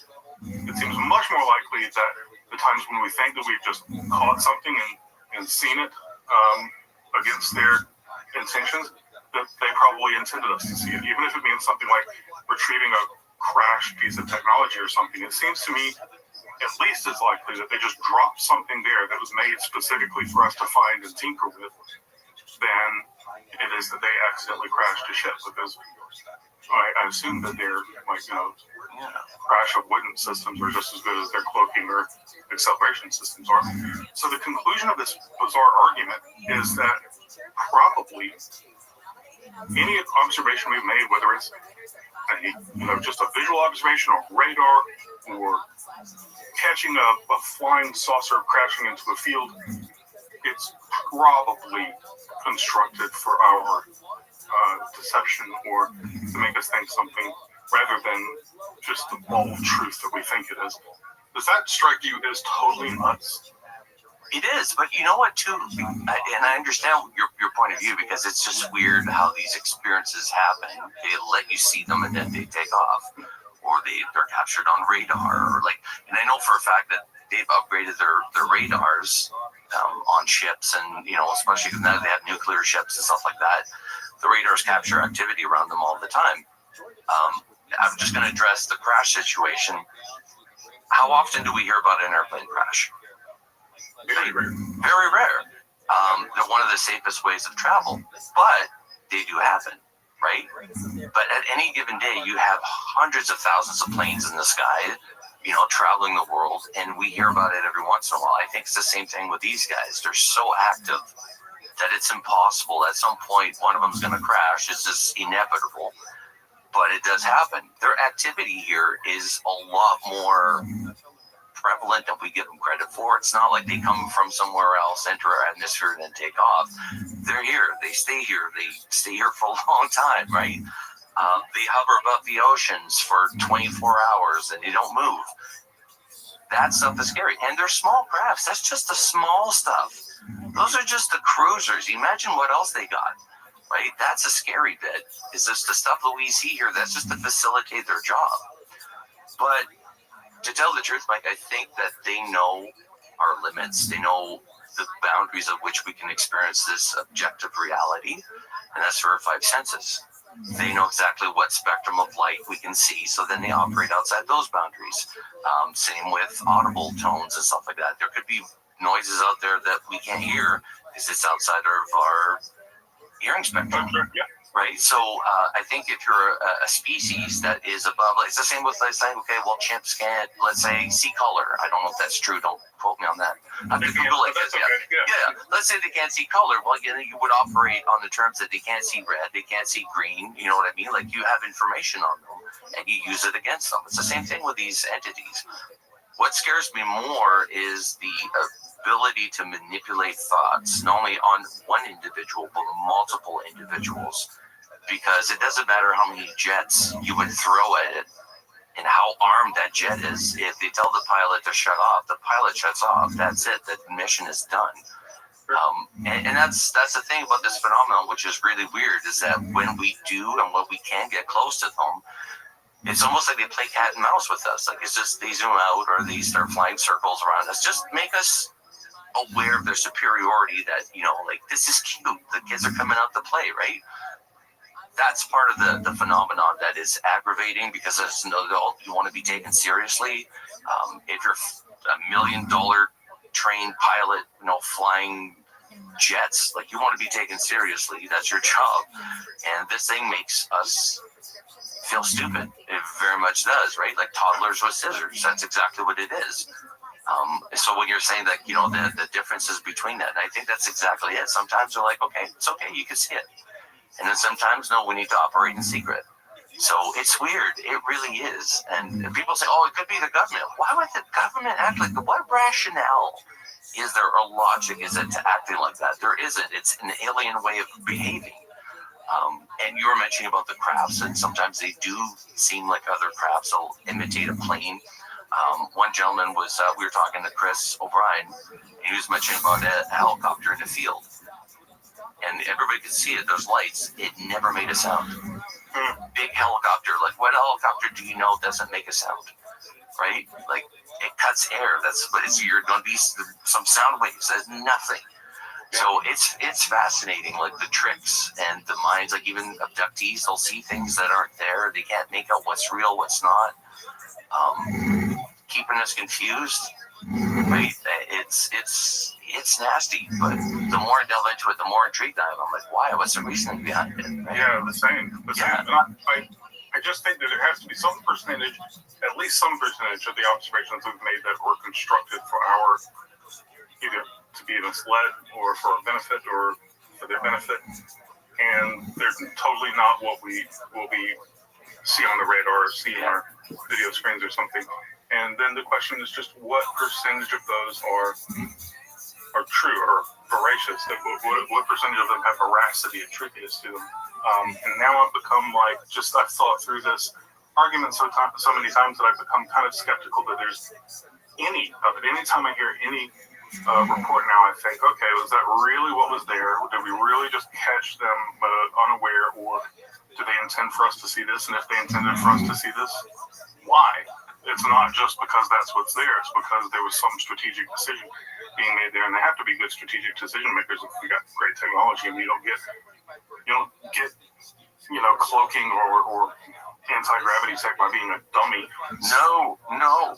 But even the way these things fly, like the interactions with jets, like, it's cute, right? Yeah. Well, as far as we know, there might be some nasty interactions, but the way that they sort of just play around and, like, oh, you were going to go here? I'll go there first, right? Yeah. It's, man, this is the part that blows my mind. And I know that we always talk about the technology that's involved For me, it's the entities, man. Like, the technology will come once you know more about the entities. And that's the part that fascinates me. Like I said, that's why the phenomenon of abduction fascinates me the most, Mike, is that you want to know why they're here, just look at the abductees. See what they say to the abductees, what they do to the abductees, right? If we study that, I think we'd be further ahead. And I know Congress has put together Arrow and all that, but I think where they're failing is that they're not getting the experts they should have. I would put on a panel philosophers, scientists, people that work in the field like MUFON and apply them, people that have had volumes of work that investigate, like Jacques Vallée's an advisor, like put people that know what they're doing and have investigated this for years or can actually contribute something. Like for you, your philosophy, dude, a book, write a book, the government, procedures, what happens if this takes place. Like, I'm sure they have people like that already in place. I actually don't think they do. I think that's one of those cases where we think, like, oh, certainly the government would do blank, but, man, it is hard to get the government to take anybody seriously who is not talking to them about money, and that is just not what they do. That's not. Yeah, they're about the cash, right? Yeah. Yeah, they want to see Benjamins. They want to see a sort of like computational benefit that they're going to get out of this, and a lot of times the most important questions are not computable in that sort of way. Yeah. But again, I think it's linear. Like, we just focus on one thing at a time on this subject, but we should be looking at the whole. There's a whole phenomenon. It's not just that these things are in our air or water or rivers, but that they're everywhere, right? The most important part of the videos that they released back in 17 was when he said there's a whole fleet of them. Look on the NSA or ASA or whatever. A whole fleet of them. That's the best part of the whole videos, is to admittance, like from a pilot, that he's captured more than just one. Right? Like, that is cool. Scary, but cool at the same time, right? I think the more that we look at the phenomenon holistically, the more the boundaries of it are going to start to kind of erode, and it's going to become clear that there's not a clear delineation between UAP phenomenon and what we've considered religious phenomenon sometimes. Right. Or between psychological or psychical phenomena, or even like my quiet prediction is 50 years from now, occult phenomena are going to be starting to be taken seriously in the same way that like maybe UAP phenomena, like the sorry, I'm not an occultist or a Wiccan or anything. Right. I think there's so much overlap in the same way that there's overlap with like religious traditions and what we think of as UAP if we're not particularly in a religious mode of thought. Those overlaps are so strong that it becomes impossible to ignore the more you start thinking along the boundaries of it. Yeah, and you're right. I think that we're kind of seeing that now, and not to the same extent, but within ufology, there's like key people that are like, nope, I'm the guy that's going to follow me. I have all the answers. It's very dangerous. It's very dangerous because, like I said, it leads people to dangerous conclusions and the Messiah complex, and that's the biggest fear, is that this is not the field to do this, and this requires teamwork. As many voices as possible. Absolutely, hands down. Mike, what are you working on? Like, what do we look forward to coming up? I know we were talking on Friday about maybe you writing an article soon, so yeah, I've got an article I'm working on with Scientific Coalition of UAP Studies. We're going to try to publish something maybe in Science American or some other sort of popular publication, just about how science is best done right now, especially when it comes to like the UAP phenomena. There's a lot of very like high profile science headlines that are like super catchy, but that don't really push any sort of scientific dialogue forward in a substantial way. And so we kind of want to like put a voice out there that says, let's lean a little more towards the normal process of science of collecting information, data, and submitting it publicly and to other experts, and having a rich conversation like that, rather than immediately pushing your conclusions or your hopes for what the phenomenon might be into the headlines of, Vox and New York Times or something, and getting a bunch of clicks and then it just kind of falling off. So we're hoping that we can encourage more substantial scientific discussion among scientists and the public who's interested in science. That's one thing. Another thing is I'm outlining this article on my argument for why maybe we shouldn't really put any faith into the content of our UAP observations. Maybe they're all strategic tricks or something. I don't know if I actually believe that argument, but I think it's an argument that's worth making, which is kind of worth debating. Yeah, it's worth the debate, and that's kind of how philosophers think. say, let's lay the argument out and then see if it's any good. I think this argument could be made, and then you say, well, maybe I like it, maybe I don't know, but at least need to see it in its fullness before we make a decision. So those are two things I'm writing now, and I don't have a specific place that I decided to publish them yet, but they'll be somewhere visible once they come out, and I'll definitely let you know. Yeah, man. We'll definitely share it on everywhere on Twitter and all that. Like, and people have really responded to like the last episode we had you on. Like, they really enjoyed that because this, like I said, philosophies and that. I don't hear it enough in ufology, and I think it's very important. Is there a discipline you think that needs to be applied here that hasn't really shown any interest yet? It's going to sound bizarre. Science fiction writers. Oh, really? I see so little overlap between serious science fiction writers and discussions about the phenomena, but genuinely, some of the best theoretical, serious thought that's being done about the phenomenon is in science fiction. Some of them are dead, but authors like Stanislaw Lem, Adrian Tchaikovsky, Peter Watts, these people are all Mary Doria Russell, lots of sci-fi writers are doing very, very serious thought. They're just doing it within the framework of a narrative rather than article that you publish in Nature or whatever, but the ideas are just a bit serious, and they tend to stick in that fiction world rather than talking about how their ideas might apply to reality, and honestly, they apply straightforward. So if you have any opportunity to work with a sci-fi writer into the podcast, I'll say do. Yeah, I'm a big sci-fi fan myself. Like I've read my fair share, and I often believe that even Ringworld, I mean, that's First Touches, that was a crazy good book. I still enjoyed it. But it makes it's great because the authors can actually think outside the boundaries, outside the box, and sometimes there's a lot of wise things that they come up with. Like these people sit there all day long sitting and thinking about this. So you're right, like we need more people thinkers on this as much as possible. And I often say, you know, when the company's having a problem, they throw it out to the public, and the public comes up with a solution. This is what we need to do with the general population. Crowdsourcing. You know, like, guys, I'm having an issue. Does anybody have any ideas? And man, the geniuses that are out there is insane. Like, why are we not tapping into that potential? So, like, what we're going to do, we talked about this before, but we're going to have you back on. And as a host, as a co-host, we're going to have you on every once in a while, come and talk with somebody that you recommend, of course. Great minds, great discussions. As for the listeners, if you can like and subscribe if you haven't done that yet, that'd be appreciated. And we are in full swing again with the podcast recording. I don't know if I'll be putting out an episode every single week, but I will try to do at least 2 to 3 times a month, at least put out some content, which is good. And I appreciate everybody for following the podcast. Please follow Michael. Michael, where can people follow you? You can follow me on Twitter at Michael Glosson, or you can find me in my link tree, which is just linktree, / Michael Glosson. So if you know my name, Google it and you'll find me. I can't wait to come on and help host with you. Really good discussions. Absolutely. And for any other podcast hosts out there, Michael's a great guest. I highly recommend his intellect on your podcast. It comes in handy talking with smart people. Like by the time I'm off, I feel good. You know, I feel like I've learned something. So that's very good. Absolutely mutual. I love our discussions. So I look forward to being back. Awesome. Thanks, Mike. Appreciate it, man. One of the early Russian chronicles who published the yet. It's not strictly speaking Russian, but it goes to the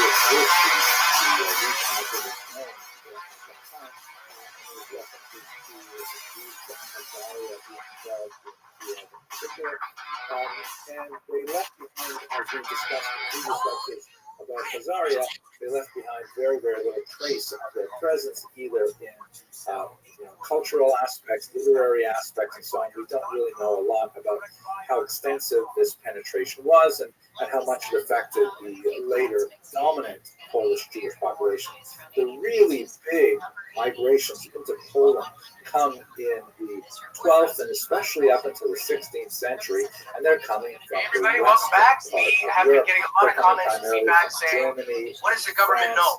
We have people on the show, Everson Jacques Vallée, who's been chatting about how groups are now starting to discuss the authorities in Europe, and the U.S. wasn't there. There you see lots of traces. Then you have Ross Coulter from Australia talking about their position on things. The King, New York Times reporter, somebody For very example, aggressive the Rhineland TikTok made their way to peace. 2017. Yiddish, So of we wanted course, to find is another the person overwhelming who could give lingua us that franca new of the information Jews, that you guys and all want. You're all that was messaging us like, basically get some new Medieval stuff. German It's dialect. impossible when there is Letters no new did not information bring with unless you them go to too the much source. of And the today's guest is an expert on languages of governments, Khazars, for presidents, example. So we UFOs, begin to both see Canada, the States, some Europe. He legendary understands this elements at of a their forensic appearance level. in the region His friends as are early also as the the bigger 8th and names we've 9th had on the century, show, but it really like begins to Jim Semivan, coalesce Steve around the Bassett, 10th Leslie and 11th Kane, John centuries. Malay. And So one really of the tied things the that you last see them 4 or doing, 5 for example, in the episodes very early together. period, is that Grant Jews Cameron are on the serving show. as royal I'm hoping it's going to be a great interns, episode. We're going to ask him some difficult here, stuff. have a look at That's what you guys these want to hear, and that's what we're here literally for. So, making money. Like Just a quick mention producing as money, well, we are on things YouTube, to so use for as all money, the not listeners that necessarily making money for have been themselves, listening to us, if you want to see the YouTube channel, like it's some UAP earliest Studies coins in podcast, the Polish look us up. We are now on YouTube as well. We just want to really promote that because some people have reached out to us. and please subscribe. It helps us a lot with our algorithm. It helps us get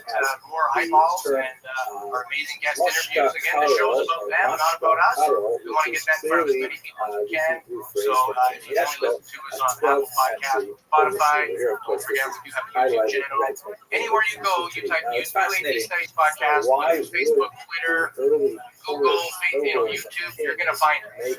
So, like our pages and subscribe to our channel, and we'll be right back with Mr. Grant Cameron. Illiteracy, which was common to the region, and the fact that the Jews would use the Hebrew alphabet because these are ones who were working with the money primarily in context that became relevant.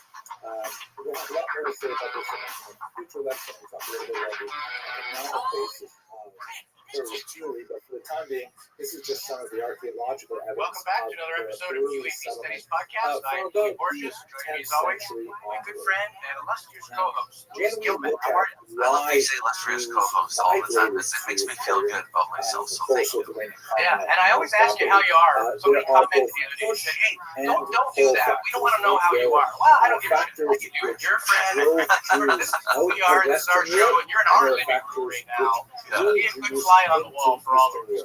Excited today, it's fitting within our chain of recent episodes discussing governments and what they actually know, and are we getting we had Jacques Ballet for our 100th episode. We recently discussed sort of a consortium happening in Europe, the UK, and France, and a bunch of countries that are participating. Oddly enough, the US wasn't there. We found that very interesting as well. And then we had Ross Coulthard on a couple weeks ago, chatting about the Australian connection, what that's all about. We are Canadian, and there's not very many frontline Canadian reputable people who know much about this. So our guest today, Mr. Grant Cameron, not only is he an award-winning author, UFO researcher, in fact, his book, UFOs, Area 51, and Government Performance, it's on our read list for sure. You should definitely check it out. It's recently revised with some new info as well. But yeah, he's a foremost expert on presidents, governments, UFO connection, US, Canada, and all the rest. So he promises to give us some goodies and some insider things that maybe some people haven't heard before, while obviously maintaining his disclosure. So a big welcome to the show today, Mr. Grant Cameron. Well, thank you for having me on, and I really don't have any stuff I hold. I'm sort of notorious for being the guy that I say, if you want to keep it secret, don't tell it to Grant Cameron, he'll tell everybody. But I've gotten in a lot of trouble with what used to be called the Avery. If you're familiar with the Avery, these high-level intelligence people and military people contacted Bill Moore back in the 1980s, and they all stayed together over the years. They talked to each other in channels and emails and stuff like that. And I used to know them and have some interaction with some of these guys, and then I sort of blew it with talking too much, and they said, it's sort of like all the emails stopped. And I think that's part of what this whole thing, people always want to know, why does the highest levels of people, why do they not talk? Like Hal Puthoff or, people like that. But why don't they just come out and, blow it wide open, or people outside the government? And it's always because, according to what I know, is that all these people don't have it all figured out either. And they're trying to figure it out the same as you and I. So they have these sources above them. One of them, for example, I don't know if you know the story, but there's one of them famously was asked, could you name the 12 guys who were actually running the show? And he said, including the church, yeah, I could probably not could. put a He stop said, to well, it. why don't you That's name when them? He there's said, well, increased because you go to the New York from Times, Western the New York Times read an article, I'd have to deny it, in and the then nobody 13th ever talked to me century, again. And that's the whole deal, is the people above them, they're trying to figure out what's going on, they're trying to talk to people above them, and they're making these allegiance to different people, and so I'm sort of the guy who, I'm by the biblical expression, too much is given, much is expected, and why would you hold, keep your light under a bushel? To me, it's basically, if I know it's, again, the Bible says, what profiteth man gains the whole world, loses his own soul. And so to me, that thing is like, why would I hold on to this? I tell people, like, I've got 2 case sites mentioned in the last couple of days that I'm trying to force these people to hopefully disclose it themselves. I said, well, why don't you disclose it? They said, well, the person who had it died, and then the other person got it, and just wanted to disclose it because he died. And I said, well, if you hold up video of this importance, and you're the only person who knows who's got it, and you're gone, they're going to take you out. Who's going to know? When everybody knows, it's hard to take you out. People have these ideas, that if they sort of keep it secret, they don't realize that everything's being monitored, and there's not much that they don't know. And so I try to be as open as possible as to what I know. And that's what Bob Lazar even said. I mean, originally, when he came out with George Knapp, he was a cloaked silhouette with a modified voice. And then when it started to get weird, he basically said, yeah, I had to make myself known in case something happens to me. Because right now, as a dark figure, I disappear, nobody even knows. So, yeah, that's one thing that I always, when I wrote up I think it's in the Area 51 book, I've got a much different opinion than most people have Bob Lazar, but Bob Lazar, most people don't realize he was never fired. He was never fired in Area 51. They took him up to Indian Springs, and he tells a story about how they put the gun to his head and said, when we told you this was secret, that didn't mean to bring your friends out to watch the test, and all this sort of stuff, and they threatened to scare the living daylights out of him. But all they did was suspend his security clearance because they said his wife was having an affair with the pilot, the guy that she was training with, and we'll suspend your security clearance. And they actually called him back to the base. He didn't go because of this whole deal that he had been drinking this very stuff that they'd given him to drink. And he couldn't remember what happened after he drank that stuff, and he was scared to go back to the base. So that was the whole deal. He never got fired. So if he was actually, what people are claiming, well, they would have killed him, they would have fired him, they would have done whatever. But he did go public when he realized that he stood by himself. That's the worst position you can be in, is nobody knows where you are or what's going on, and it's very easy. They're going to want to keep the secret. And I was told that Jimmy Semivan told my friend Chris Bledsoe, he said to him, because he goes to his birthday party every year, and they're very close friends because they're both experiencers. And he said to Chris and his family, he said, if we wanted you dead, you would have been dead 10 years ago. We don't do that kind of stuff anymore. And that's been my experience. Like people say, the CIA. And I said, well, take a look at me. I'm a Canadian. I mean, I don't even have a constitutional position where I'm being protected. Like the United States, you can't, like if you're CIA, you can't engage with the American people and all this kind of stuff. People have all these amendment rights, the First, Second, Fourth Amendment, and everybody knows their rights and all this kind of stuff. And in Canada, I mean, they can take me out anytime they want, and it would be totally legal. I'm a foreign national, and I'm a foreign spy and stuff, and so they can take me out. And I said, I've gone after the President of the United States, the highest level guy there is, and I went after all the intelligence people like Ken Green and Ron Pandolfi and all these guys, and I talked openly about them, and I exposed them, and Ron was very upset a couple of times when I got the video about him talking about the portal. I mean, they've been very upset. But again, I mean, if they had taken me out as a foreign national, if you're an American, I mean, it's a little bit harder for them to take you up because you've got all these constitutional rights. And the government always has to wonder, is it worth taking this person out? If when this gets revealed, the whole government will fall. And then they say, well, no, it's not really worth that thing. So they always weigh what it's worth versus the potential costs. Concentration and there's kind of like, the whistleblowers that were expected to come out. 1764, and you can see that the yellow means like less than about whistleblowers you think are going to come out?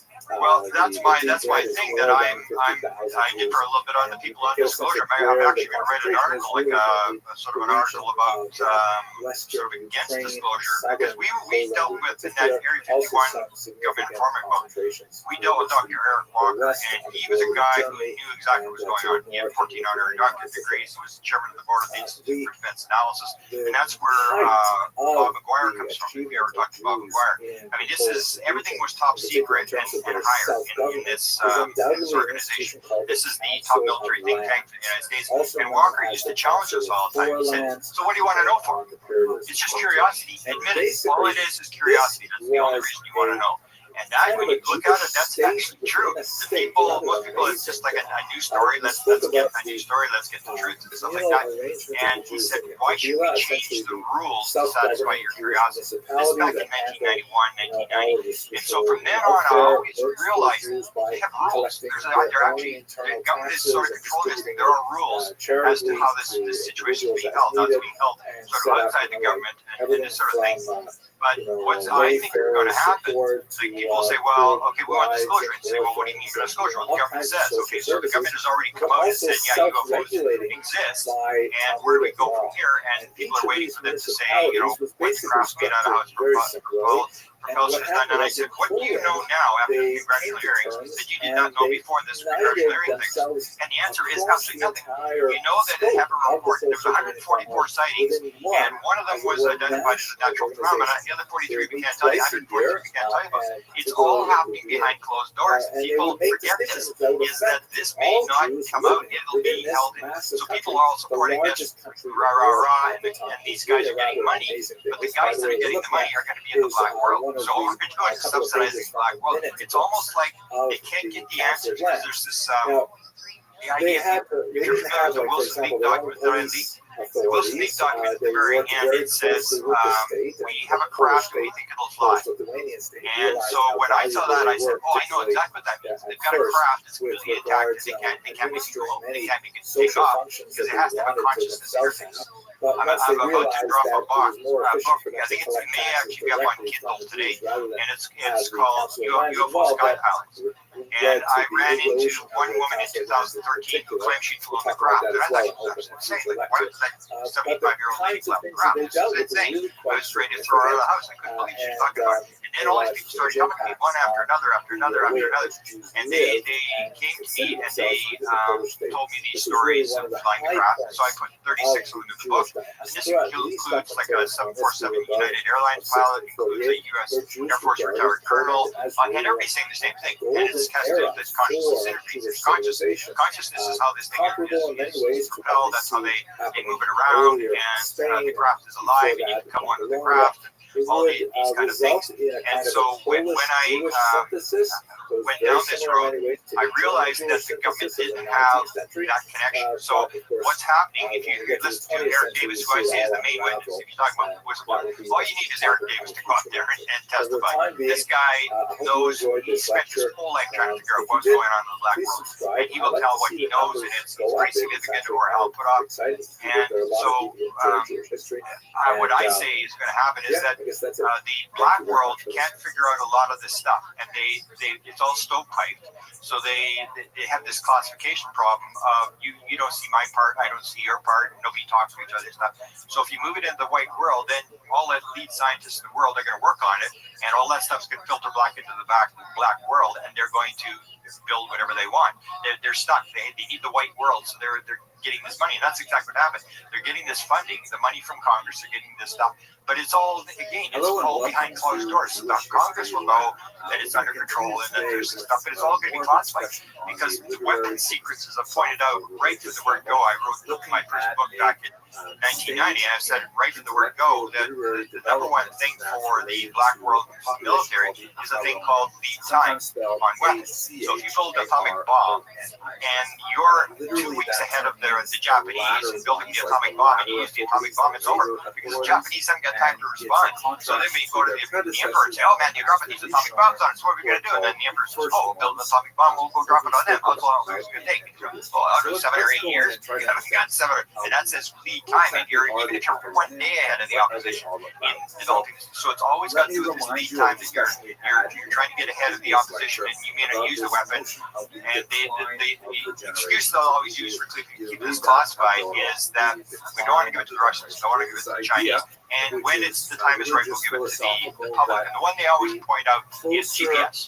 GPS used to be classified U.S. military, and then we handed it off, and you guys got the benefit from it. But we get to use it first, so we get to develop bombs and whatever we're going to do with it, and then we'll spin off the stuff into technology. A lot of the guys, you're asking about whistleblowers, a lot of the guys are guys like Gary Nolan's got whatever, 50 patents, 40 patents, whatever. Timothy Taylor's got 40 patents. Eric Davis, I don't know if he's got any patents. Hal Puthoff's probably got a couple of patents. And so if you're in the background and you're in this invisible college, are you going to give this thing up, or are you going to sit there and wait for the information so you can call patent and be a multimillionaire on the top of the hill? And so there's all these different reasons why these guys will be sitting in the background and not disclosing. I don't think the one of ridicule is any more, because that was when I started in 75. That was a big thing, was the ridicule. But since the New York Times article, which I was totally surprised, I never believed it would happen. I used to say disclosure, used to tell Steve Bassett, disclosure 2042 if you're lucky. I mean, they're never going to let it, no way. But what they've done, and I've done 2 books, I did the 2 English books, I did the one, UFOs, Area 51 and Government Informants, and also Managing Magic. Both those books talk about how the government has been leaking material. And you'll hear from Chris Mellon. Chris Mellon say this is absolute nonsense, that there's nobody leaking this breadcrumb thing, this is totally insane, this is bottom up, it's coming up from the bottom, and of course from the government. And in some ways, some people are coming up from the bottom, like Elizondo and Mellon, and they're forcing the government to do stuff. But the idea that they're not dropping stuff is absolutely insane. All you have to do is take a look at Tom DeLonge going into a Lockheed skiff, and then was talking to him, and he's saying, "Oh, I can get to this to the young people. You can't get to the young people. Your message is being missed or whatever." And then they sit there, and then the guy says, "Okay, introduce him to the general." And that's the thing. So then he didn't find those guys. Everybody has come along. He did this whole thing. He built this thing. No, the first thing they sent them to these 2 intelligence guys outside the Pentagon in Pentagon City, and that's where the big meeting took place with Leslie Kean, the same day that Elizondo retired. Leslie Kean, Hal Puthoff, all these Gypsy band, they were all in the room with Elizondo, and they made this plan that they were going to drop this video. They got the video up. Now I would say, how do you get the video up? How did they get the video out? You can't just, it's like the old Trump thing, because you've got it in your possession. He's maybe 9/10 of the law, but the government owns it. You can't walk away. If you resign like Elizondo and say, "I'm disgusted with how UFOs are being built, I'm just resigning," they don't give you videos for good bypass. Those are, it doesn't matter whether they're classified, unclassified, they still belong to the government. And how did they get them out? And now they're actually admitting that somebody helped them sneak them out, and they came to the New York Times. So that disclosure took place. And now people ask me, well, when do you think the ultimate disclosure took place? I said, I wouldn't be surprised if it happens this afternoon. I'm so wrong on this thing. I never believed they would do this. But they're gradually disclosing this thing, but they're keeping control of the story. You don't want to spill the milk. So you go back, you see Disney was approached to do UFO documentaries. My friend Bob Ammager was approached, and he didn't believe it. The guy said, I want you to do a UFO documentary. This is the head of security at Norton Air Force Base, where all the film is kept for the military. And he said, I want you to do these 8 documentaries. Then under it, I want you to do this documentary on UFOs, and I want you to hide it under the other 8 documentaries. And Alan Sadler and Ammager said, what do you mean? And then Bob Ammager says, what do you mean, is it real? He said, I used to tell my wife, quit reading that stuff at the National Enquirer about the alien had my baby. This is absolute nonsense. And then he said to Charlotte, he says, you mean this is actually true? There actually are. And then Charlotte says, well, right, what would you say if I told you that there'd been a landing at Holman Air Force Base, which filmed 3 different angles at 6 o'clock in the morning, and we'll give you this film for the end of the documentary. And Ammager was just blown away, and they gave the story about channeling the alien at the Pentagon. We never knew that story in 1959, and they gave them 8 seconds of the film. In the end, the story was, they took the film back. We had to give back this film of this landing that they filmed where these aliens come out and meet these generals, and all this sort of stuff, and it's all in caught on film. And we had to give the film back, and then I said to Bob at the end, I said, Bob, you got 8 seconds of that film. Is it the film? Is that right? And he said, even when they are based on, I thought you said that the film back. I mean, that you can use it. It's like the old thing, it's disclosure, and this is gradual disclosure. So they said, well, yeah, there's 8 seconds. but it didn't show anything. And you can see this thing coming over the mountain, coming in daylight to land, and it didn't show the aliens up close, and it didn't show the craft, and that would be the classified part. So I give this little 8 seconds to put it in there. They've been doing this. In 1983, Eminaker was approaching again, and he said, the government likes what you did in the 1970s. They'd like you to do another documentary. They'd like to have Jacques Vallée and J.L. Heineken involved. And Heineken, Vallée, Cancer thing. He said, we're not getting involved. We know what happened all when our first base fell. We're not getting involved in this thing. They're just going to grab everything and pull it in the end. They're going to look like fools.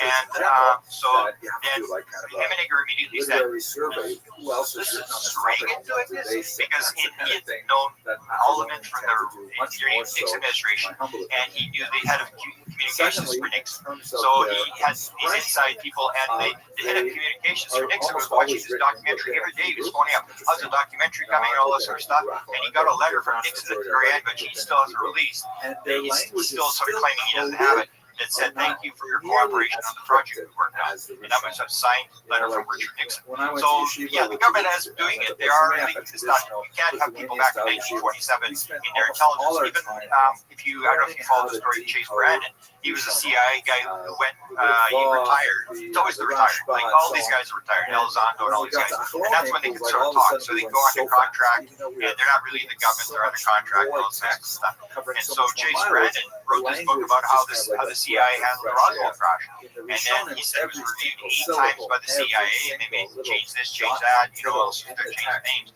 changing place, all this stuff. And then he got it released. And he said, if you want to read the book. If you want to learn something, read between the lines. And he was the head of CIA for Hollywood. So they do this on everything in Hollywood. So if you're Chase Brandon, your job is to go to Hollywood and say, hey,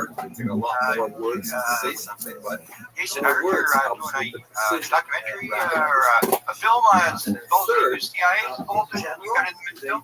Yeah. You're headed to the CIA? No.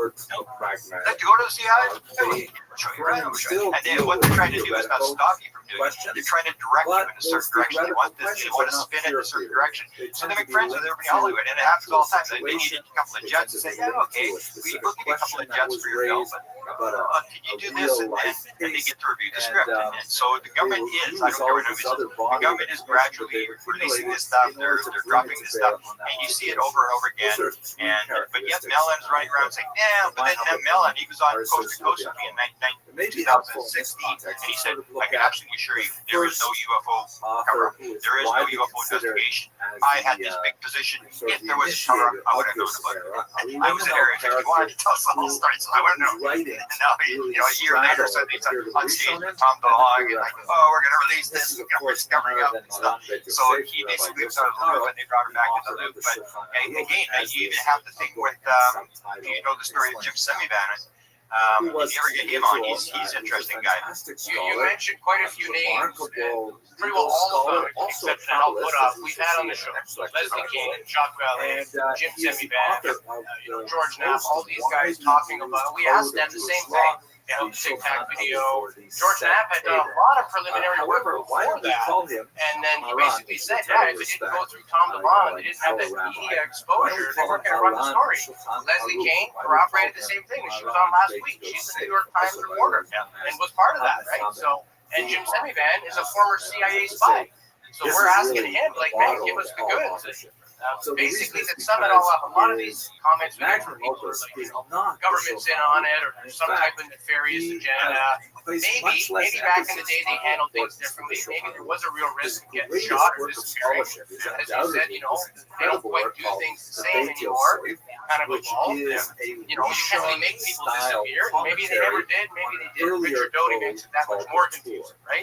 But to sum it up, all these people we talked to all basically said the same thing.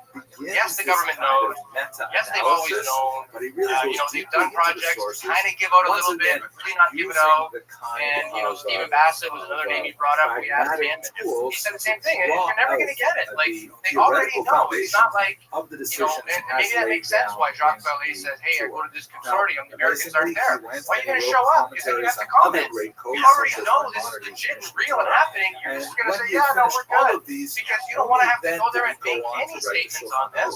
And for the people that are very, like, government conspiracy minded, brought up a great point. Some of these people that are in these positions of power have patents and have businesses, and it's about making money as well. So it's not that they want to hide the secret use for their own technology, but really the military is going to take it before anybody gets their hands on it. They're going to put bombs on spaceships before they find a cure for cancer or let us have it. You know, it's always going to be a military-based thing. That's the nature of who we are. But it may not be as evil as some people think, and it may not be total nonsense like other people think. It's definitely in between. Every big-name person we've ever had on this show, we asked, they all have the same thing about them. And they know. They're on the inside. I would say the insiders are if there's ever a cabal, it's big money, it's big business. Because I mean, you get a situation where some billionaire comes in, like what is it, Wisconsin? He came in and dropped $10 million into this campaign.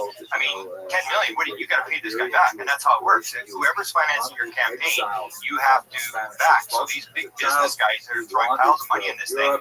And you'd vote for the same sort of thing. You're going to get an advantage, the same as if you're a big money guy and you get somebody who's going to cut taxes for the rich. Well, of course you're going to drop 10 million, make sure those guys get control of the Senate. In the United States, the rule, I said, there's only three rules in the United States: is money, money, and money. Those are the three top rules in the United States. And it's all worked on who's your friend and who's got the money, and the government's changing. And they always want to play this game, like the president's stupid, he doesn't know what's going on with UFOs. Oh, he's an idiot and stuff. And it's what you said, this thing, when you go to Europe, you have plausible deniability, where you say, if you need to be briefed, we'll tell you, but otherwise, and Obama went looking for it, and Clinton went looking for it, and they got some material, but it's always this plausible deniability that if you stand up and you could ask a question and say, I don't know, and they want to protect us, they make the president look like he's an idiot. Every president is known, I've talked about this, I even talked about a study, we've been leaked a lot of documents. The one I got was this study for President Johnson looked like he was in a loop. And I got this whole study that Johnson did, and the guy who was in charge of the study was going to he's going to write a book, and then he dies, and his daughter gets hold of it, and then somebody else gets a copy as photographs, and then they send me the photographs. I'm trying to get the whole manuscript, but basically it's exactly what you see today. It's no different. It's like, UFOs exist, and beyond that, we haven't got a clue what's going on. I mean, they're running the show, and the same thing when you even see the people that they pick were basically the same people who are picked today. They had the head of the Weird Desk at that time was Arthur Lundahl, and now we've got rumored that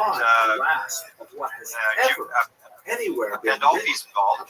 You have the head of Lockheed Skunk Works was involved in the Johnson study, and here you have with the documents leaked from Tom DeLonge. You had Robert Weiss at Lockheed Skunk Works. They had it in the 60s. They had Tom DeLonge had a 2-star general at Wright Patterson Air Force Base. They had a 4-star general, and it was the same list of characters. And it's like they run that same pattern. If you need to study, then you need Lockheed Skunk Works and stuff. And that may be one of the problems that you can hear read between lines with Elizondo saying. Elizondo says, well, there's problems with disclosure because, maybe one company got something that another company may not have gotten.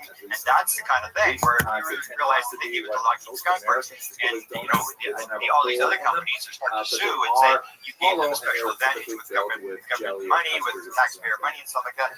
So there's these issues, but ultimately I cannot see them disclosing anything beyond dropping little breadcrumbs as to what's going on, because to them, the military is always going to be, you need an enemy, it's us versus them. In the whole UFO community, I say that the UFO message is